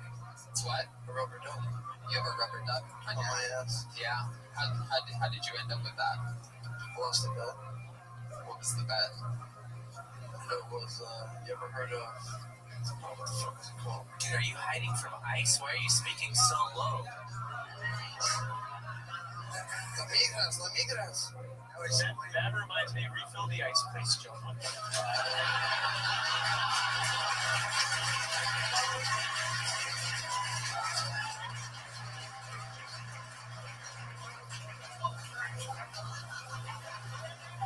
How old are you, Bo? 24. You said that you don't get laid a lot, and that would be surprising to us. Trust me, a lot of people say that. A lot of people think that by your appearance that you get laid a lot. Yeah. Really? Where are these people that think you would get laid a lot? People that you haven't talked to yet? Antarctica. A long ways away. Hey, with confidence like that, I don't get it. But what are you good at? You have any special skills or talents? Are you good at like darts? Something like that? They call me the Wolflets. You guys ever heard of in the town? Wait, no, hold on a second. Hold on a second. Wait. Hold on. What? Chroma Chris. That was Chroma Chris. Listening to the podcast. What'd you say? Said it looks like they maybe he has a nickname, the Bowflex. Okay. Do they call you the Bo? Oh, your name's Bo. Wow. Very impressive. Very impressive. Chroma Wake Chris. up and smell the coffee, Tony. Jesus.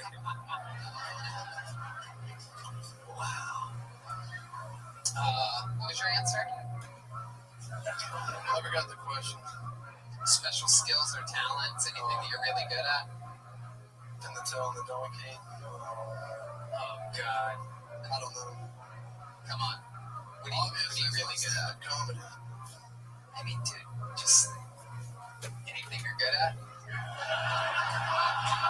Oh, no, I'm not that cocky of a person, so I don't really know. Do you see what you're doing? I'm giving you a way out. Just say anything. Give me something to say, man. Encourage you. Who said, oh, you gotta get up on stage? You're fucking hilarious. Who said that? Life's too short not to take chances. Life's too short, but your drive tonight is long, my friend.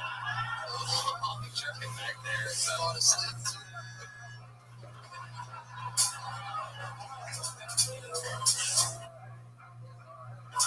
well, Bo, I mean, you took a chance, you know, you went really racist, you threw yourself and your own race, you know, under the bus. It was, you know, I mean, yeah, some nerves tonight.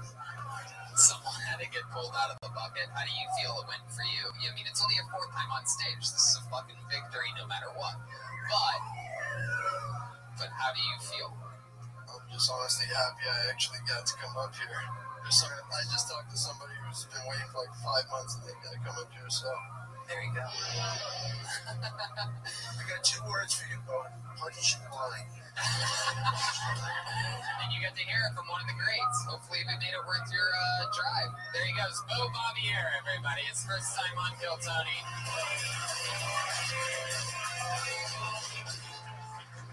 Asked him if he works out. He said, not really. I mean, nothing in that entire interview did he give me anything the entire time. How long have you been doing it? Well, you mean how many times or how many years? The answer's 4 times. It's like, just, what? What? Nice guy, though. He was a nice guy. Yeah, nice guy. Good driver, drove all the way. Why didn't you give him what to say, though, Tony? I wanted you to give him what to say. That would have been funny. But that's the point, is that it would have been funny. Like, he was on a fucking 13-answer bad streak. I don't want to break that for him. I also don't think we should have given him credit for driving. I mean, the car did all the heavy lifting and that, he didn't really do much. Number 2. There we go. Schoberg's frozen up. I was going to say, I pictured him in the car going, I nailed that motherfucker. I pulled another name out of the bucket. Make some noise for your next comedian, Lindsey Green. Lindsey Green.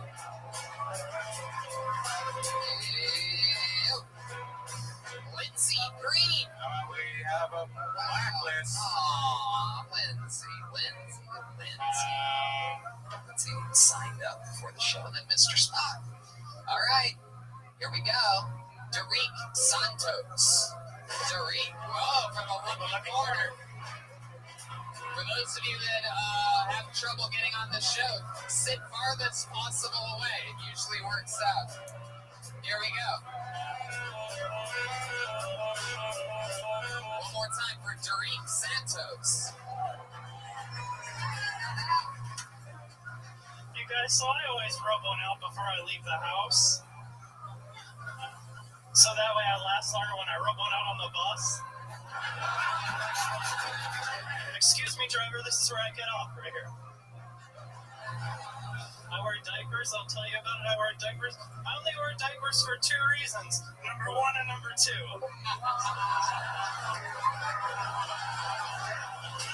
I got into a fight with my mom earlier today. She was like, Derek, you gotta get your ducks in a row and get a girlfriend.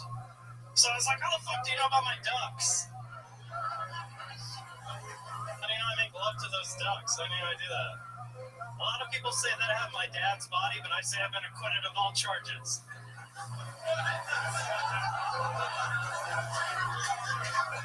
I don't have any kids, but I haven't checked my trap yet today, right?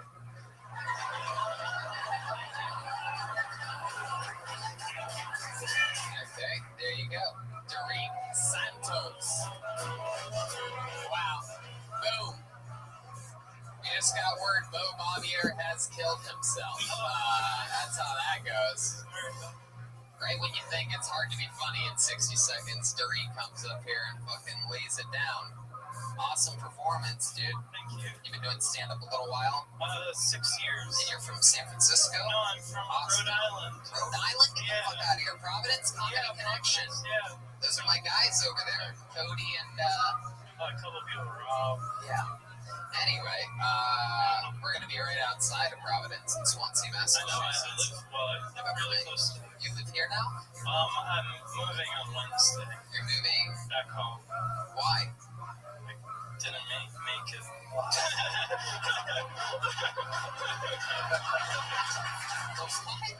That is the saddest. What is that? I feel like I'm in an improv class right now. There's the truth. Oh, there's always a home for you at Starbucks. Thank you. What do you mean? How long have you been out here? 8 months. 8 months. And you're like, if I don't make it in 8 months, I'm going back to fucking Providence. Yeah, I've had like 3 jobs and they haven't worked out. So I'll hire you. You'll hire me? What do you do? Well, nothing really, but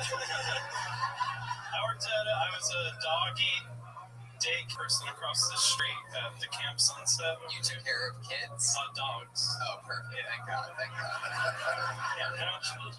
Were you good at that? Were you good at taking I care of got bit dogs? by a dog and then I quit. Yeah, you seem very jittery. Like, you seem like you'd be pretty bad around dogs. Yeah. Oh, no, boy. Oh. Yeah, There you go, yes. Did you ever let the dogs out? One dog ran out of... Wow, you were really bad at that. Makes you bad at that job, then. No. He became a bounty hunter. Don't worry. Snuck out. That's 3, Joelberg. We all heard that dog, the bounty hunter, Jim. Yeah. Oh, now they laugh. So, wow, you're really moving back on Wednesday. That's your plan? What are you going to do for work out there? I don't know. Where are you going to live? I don't know. You really don't know? You're just Maybe I'll try to move in with my parents because they'll let me. Your parents cool? Yeah, they're alright. What do they do? My dad's a machinist. My mom is also a machinist. Come on, is that true? Really? Yeah, well, my mom's an inspector. She inspects machine parts. Wow. No wonder you're so full of life. Yeah. Man, Tariq, this is really interesting. So for 8 months, like, you came out, you saved some money before coming out here? Yeah, like $1,000, and then I just came out of it. What the fuck you leaving for? What's You're set for life. One of my favorite things is like when somebody like says something that is, making fun of themselves, to watch just all these comedians just hatefully laugh in their faces. I look out and I see Aphrodite in slow motion. Just, unbelievable. So you thought $1,000 was gonna fucking do it, huh? You're like, $1,000, 8 months, here we go, show business. Yep. We got this shit. You've been doing a lot of stand-up since you've been here? Yeah, a decent amount. You're so funny. I mean, that minute was hilarious. How many minutes do you think that are about that funny that you have? That funny? I can do like 45 minutes, but maybe 25 is funny. So,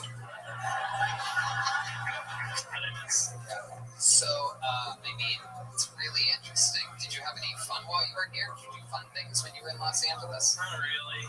I couldn't afford to do anything, really. Couldn't afford to do anything. So, like, what is the most fun thing that you did? Probably this.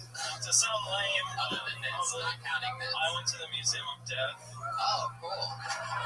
It was really fun. Hell yeah. Yeah, it was. No, I love it. They try and keep you.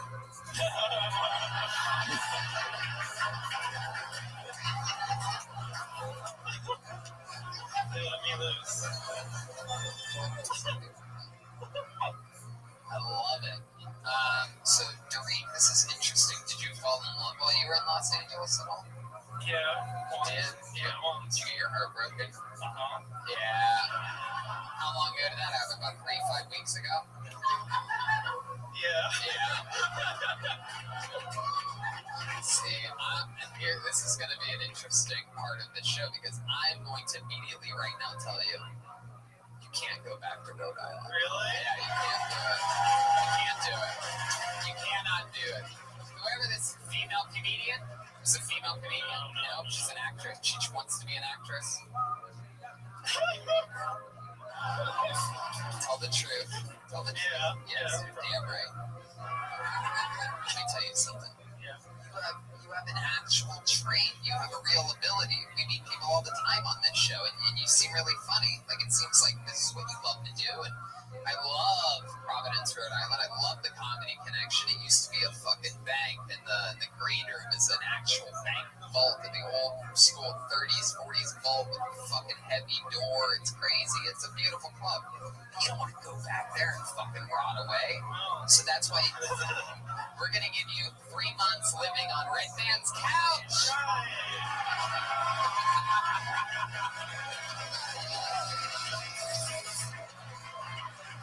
How much money do you have left? Negative 384. Wow. So you took her to dinner, huh? Yeah. Where's she at tonight? Is she here? No. The girl that broke his heart played it 5 weeks ago. No, she's not here tonight. She couldn't be here tonight. Where do you think that relationship went wrong? Where the jerk came. Does she have a job? What does she do for work? She works for like a startup. She works for a startup. Wow, you never even took the time to, thank you. Yes, great service here. You never even took the time to really ask her what she does for work. You were just all about the pussy, weren't you, Derek? I guess we're getting to the bottom of this right now.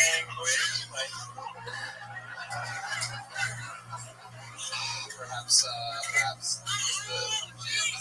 sex rough. Took me too long to get your skinny jeans on. Alright. I don't have sex anymore. I just masturbate. So that way, like, only one person gets disappointed. There you go. Another one. You know, I'm talking about Jesus. Boom. See that? See that? Boom, Bobby here. That's how you do an interview. Take the ball and fucking run with it. Hey, yes, Jeremiah. Are you on Venmo? Yep. What's your Venmo handle? At Derek-Santos. It's a picture of a baby goat. And just to make sure you understand the spelling of Derek, is a little bit funny on that. Darik-Santos, S-A-N-T-O-S. But that Derek, D-A-R-I-K, like Darik. Yeah. Okay. Yeah. That's interesting. That's a funny way to spell Derek. Yeah. I mean, your parents sort of like hippies. Yeah. They are. Yeah, they smoke a lot of pot. Yeah. Yeah. Hey, what type of Latino are you?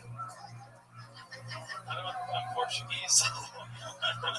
Alright, it's good enough. Yeah, Derek. Hopefully, maybe some fans of the show, maybe the people on YouTube right now, or when this podcast is released, will send you some Venmo money. So you might want to, you fly in Spirit back to American Airlines. American Airlines. Wow, for a guy with negative 374 in your account, you're pretty much fucking balling.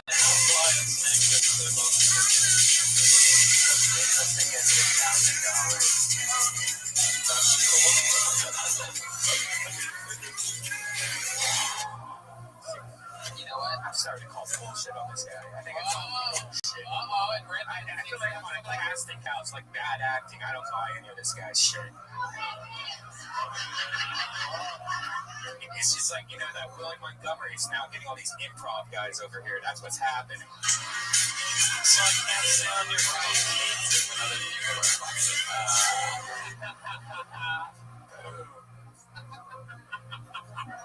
It's happening. Yes, Derek. We all see through this act. I mean, clearly you are a silly comedian, and you know that's your bread and butter. Which are two more things that Red Man's mad that he can't have. Good foods. Keto diet. I don't know what's going on anymore.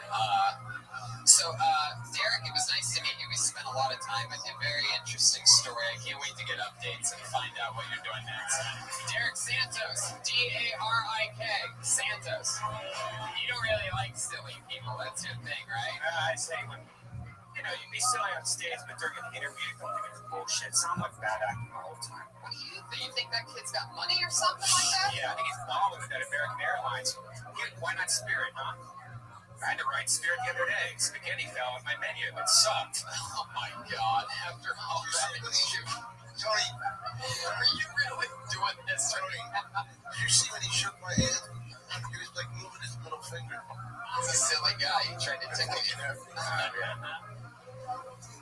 about one more time for Derek Santos, everyone? He's moving back to Providence. Bob Bobier has to drive all the way back to Phoenix. Let's find out what the story is with our next comedian as we meet Paulina Combau. Paulina Combau. I think we know Paulina. That sounds familiar.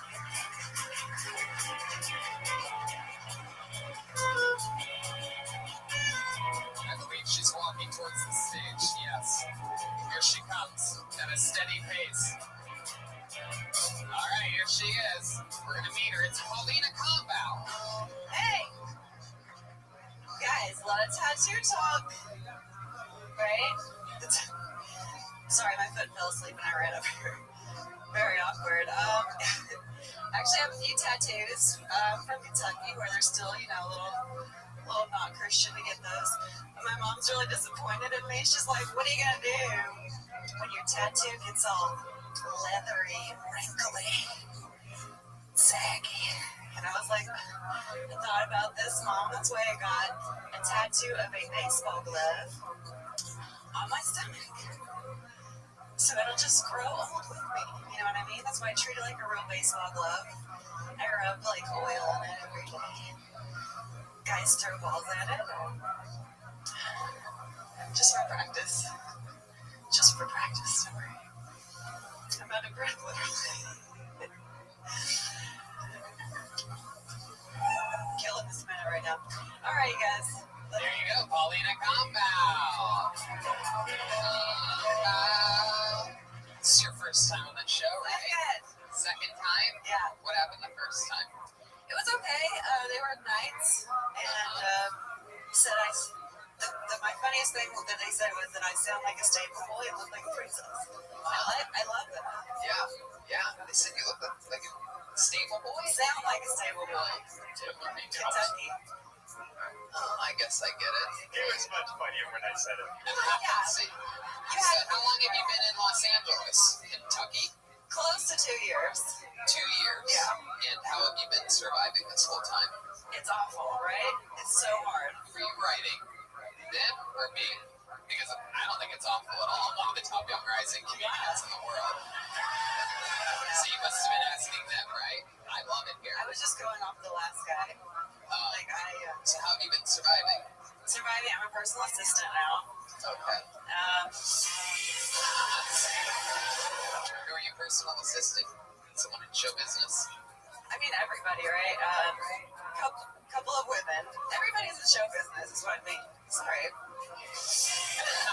Being weird right now. So a couple of people? Yeah, one of them's a Pilates instructor to the stars. The other one's old and crazy. Both are boring. All right, Paulina. So how long have you been on stand-up comedy? Oh my God. By the way, I believe that's 4 for Joelberg. I don't care anymore, Tony. I lost it.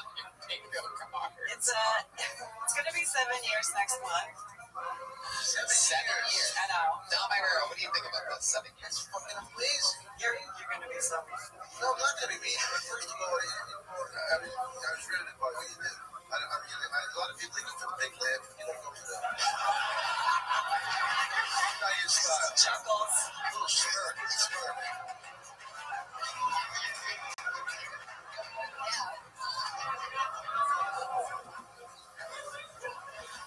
I knew after 5 seconds I was bombing in front of all my friends, so I was like, let's just hear it. Good. I noticed you're wearing like this little, for those of you listening to the podcast, you have regular black jeans on. You're wearing a cool yellow t-shirt, right? I don't really like to be into the fashion police. That's actually a really cool t-shirt. It's a really cool t-shirt. And then for some reason you have this very dinky little, like it's this little dinky vest. Like, what is that? You're getting a little bit hip. Like, this is definitely, because it's like I can tell that you came out here from Kentucky a couple years ago with that outfit and then the vest. You like got on Silver Lake on your way here or something like that. Like, well, I guess I got to throw this on before heading down into Hollywood. Want to fit in? I know, yeah. Am I right? Like, that's an LA thing. You picked that up here. I honestly tried. It's so cool, yeah. I tried. You tried. It's a scoliosis brace, so be sensitive. What's your drink at Starbucks? My drink, Good question. today I had a PSL. What the fuck is that? Wow, the BSL? Pumpkin spice latte. Oh, yeah. You silly fool. Tell me more. What are you gonna go on Halloween? What are you gonna go as? Another good question. Can I give you a suggestion? Please. Anna Nicole Smith's corpse. Thank you. Don't change a thing. Just you're already there. Anyway, no, I'm kidding. What are you gonna go for Halloween else? Woody and Buzz. I was gonna be Buzz Lightyear. Wait, is your boyfriend gonna be Woody? Because if you say you have to reshoot myself right here, I'm sick. You have a boyfriend? Kind of. Is he gonna be Woody? maybe. He might be Woody, and he takes his forehands.com. Woody? Oh, that's number 4. That's you. We're coming over to Woody. People have their hands. Oh, okay. You idiot. I gotta stand up for myself every now and then. Now I think he just wants a tattoo. Maybe I do. What you gonna do about it? Aubrey, do you allow your employees to have tattoos at Starbucks? Is that a thing? Absolutely not. Fired him. I'll wear a long sleeve. Wow. Chaos here. Paulina, you talked about tattoos. Do you really have tattoos? Yeah, I have 3 now. Is that true that you have a baseball glove? No. Now, what are the 3 that you have? Oh, that's boring. I have like a thingy here and a little Thingy here. Oh, you're right, Paulina. It is boring if you answer it like that. Thingy here. Silverchair's logo or something like that? What is it? What's the thingy that you're afraid to tell us? What did you just call a thingy? They're What is that? Just a fucking cock? Right? Yeah. A little thingy, no big deal there. And then another thingy on my, wherever. And, like, I just picture these dirty fucking. Alright. Okay, so I was back home last month in Kentucky. My family all went together and got tattoos. Because we're from Kentucky. That's what we do. Fuck yeah. Yeah, but one of my brothers has Down syndrome, so we got this symbol that's supposed to represent like unity in the Down syndrome community. Yeah, what is it? What's the symbol of unity in a Down syndrome? It is the coffee bean logo. Yeah.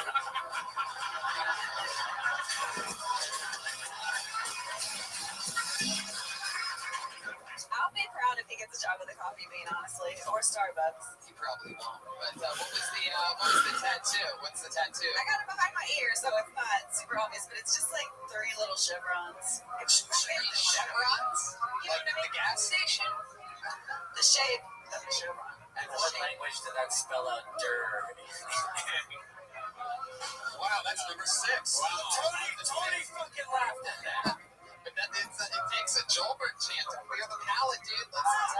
Let's just keep it moving along. No big deal. A double shot stab. I'm just wondering if Dom remembers me. We've met like 18 times. Whoa, do you remember this? 18 times as in, I want to hear the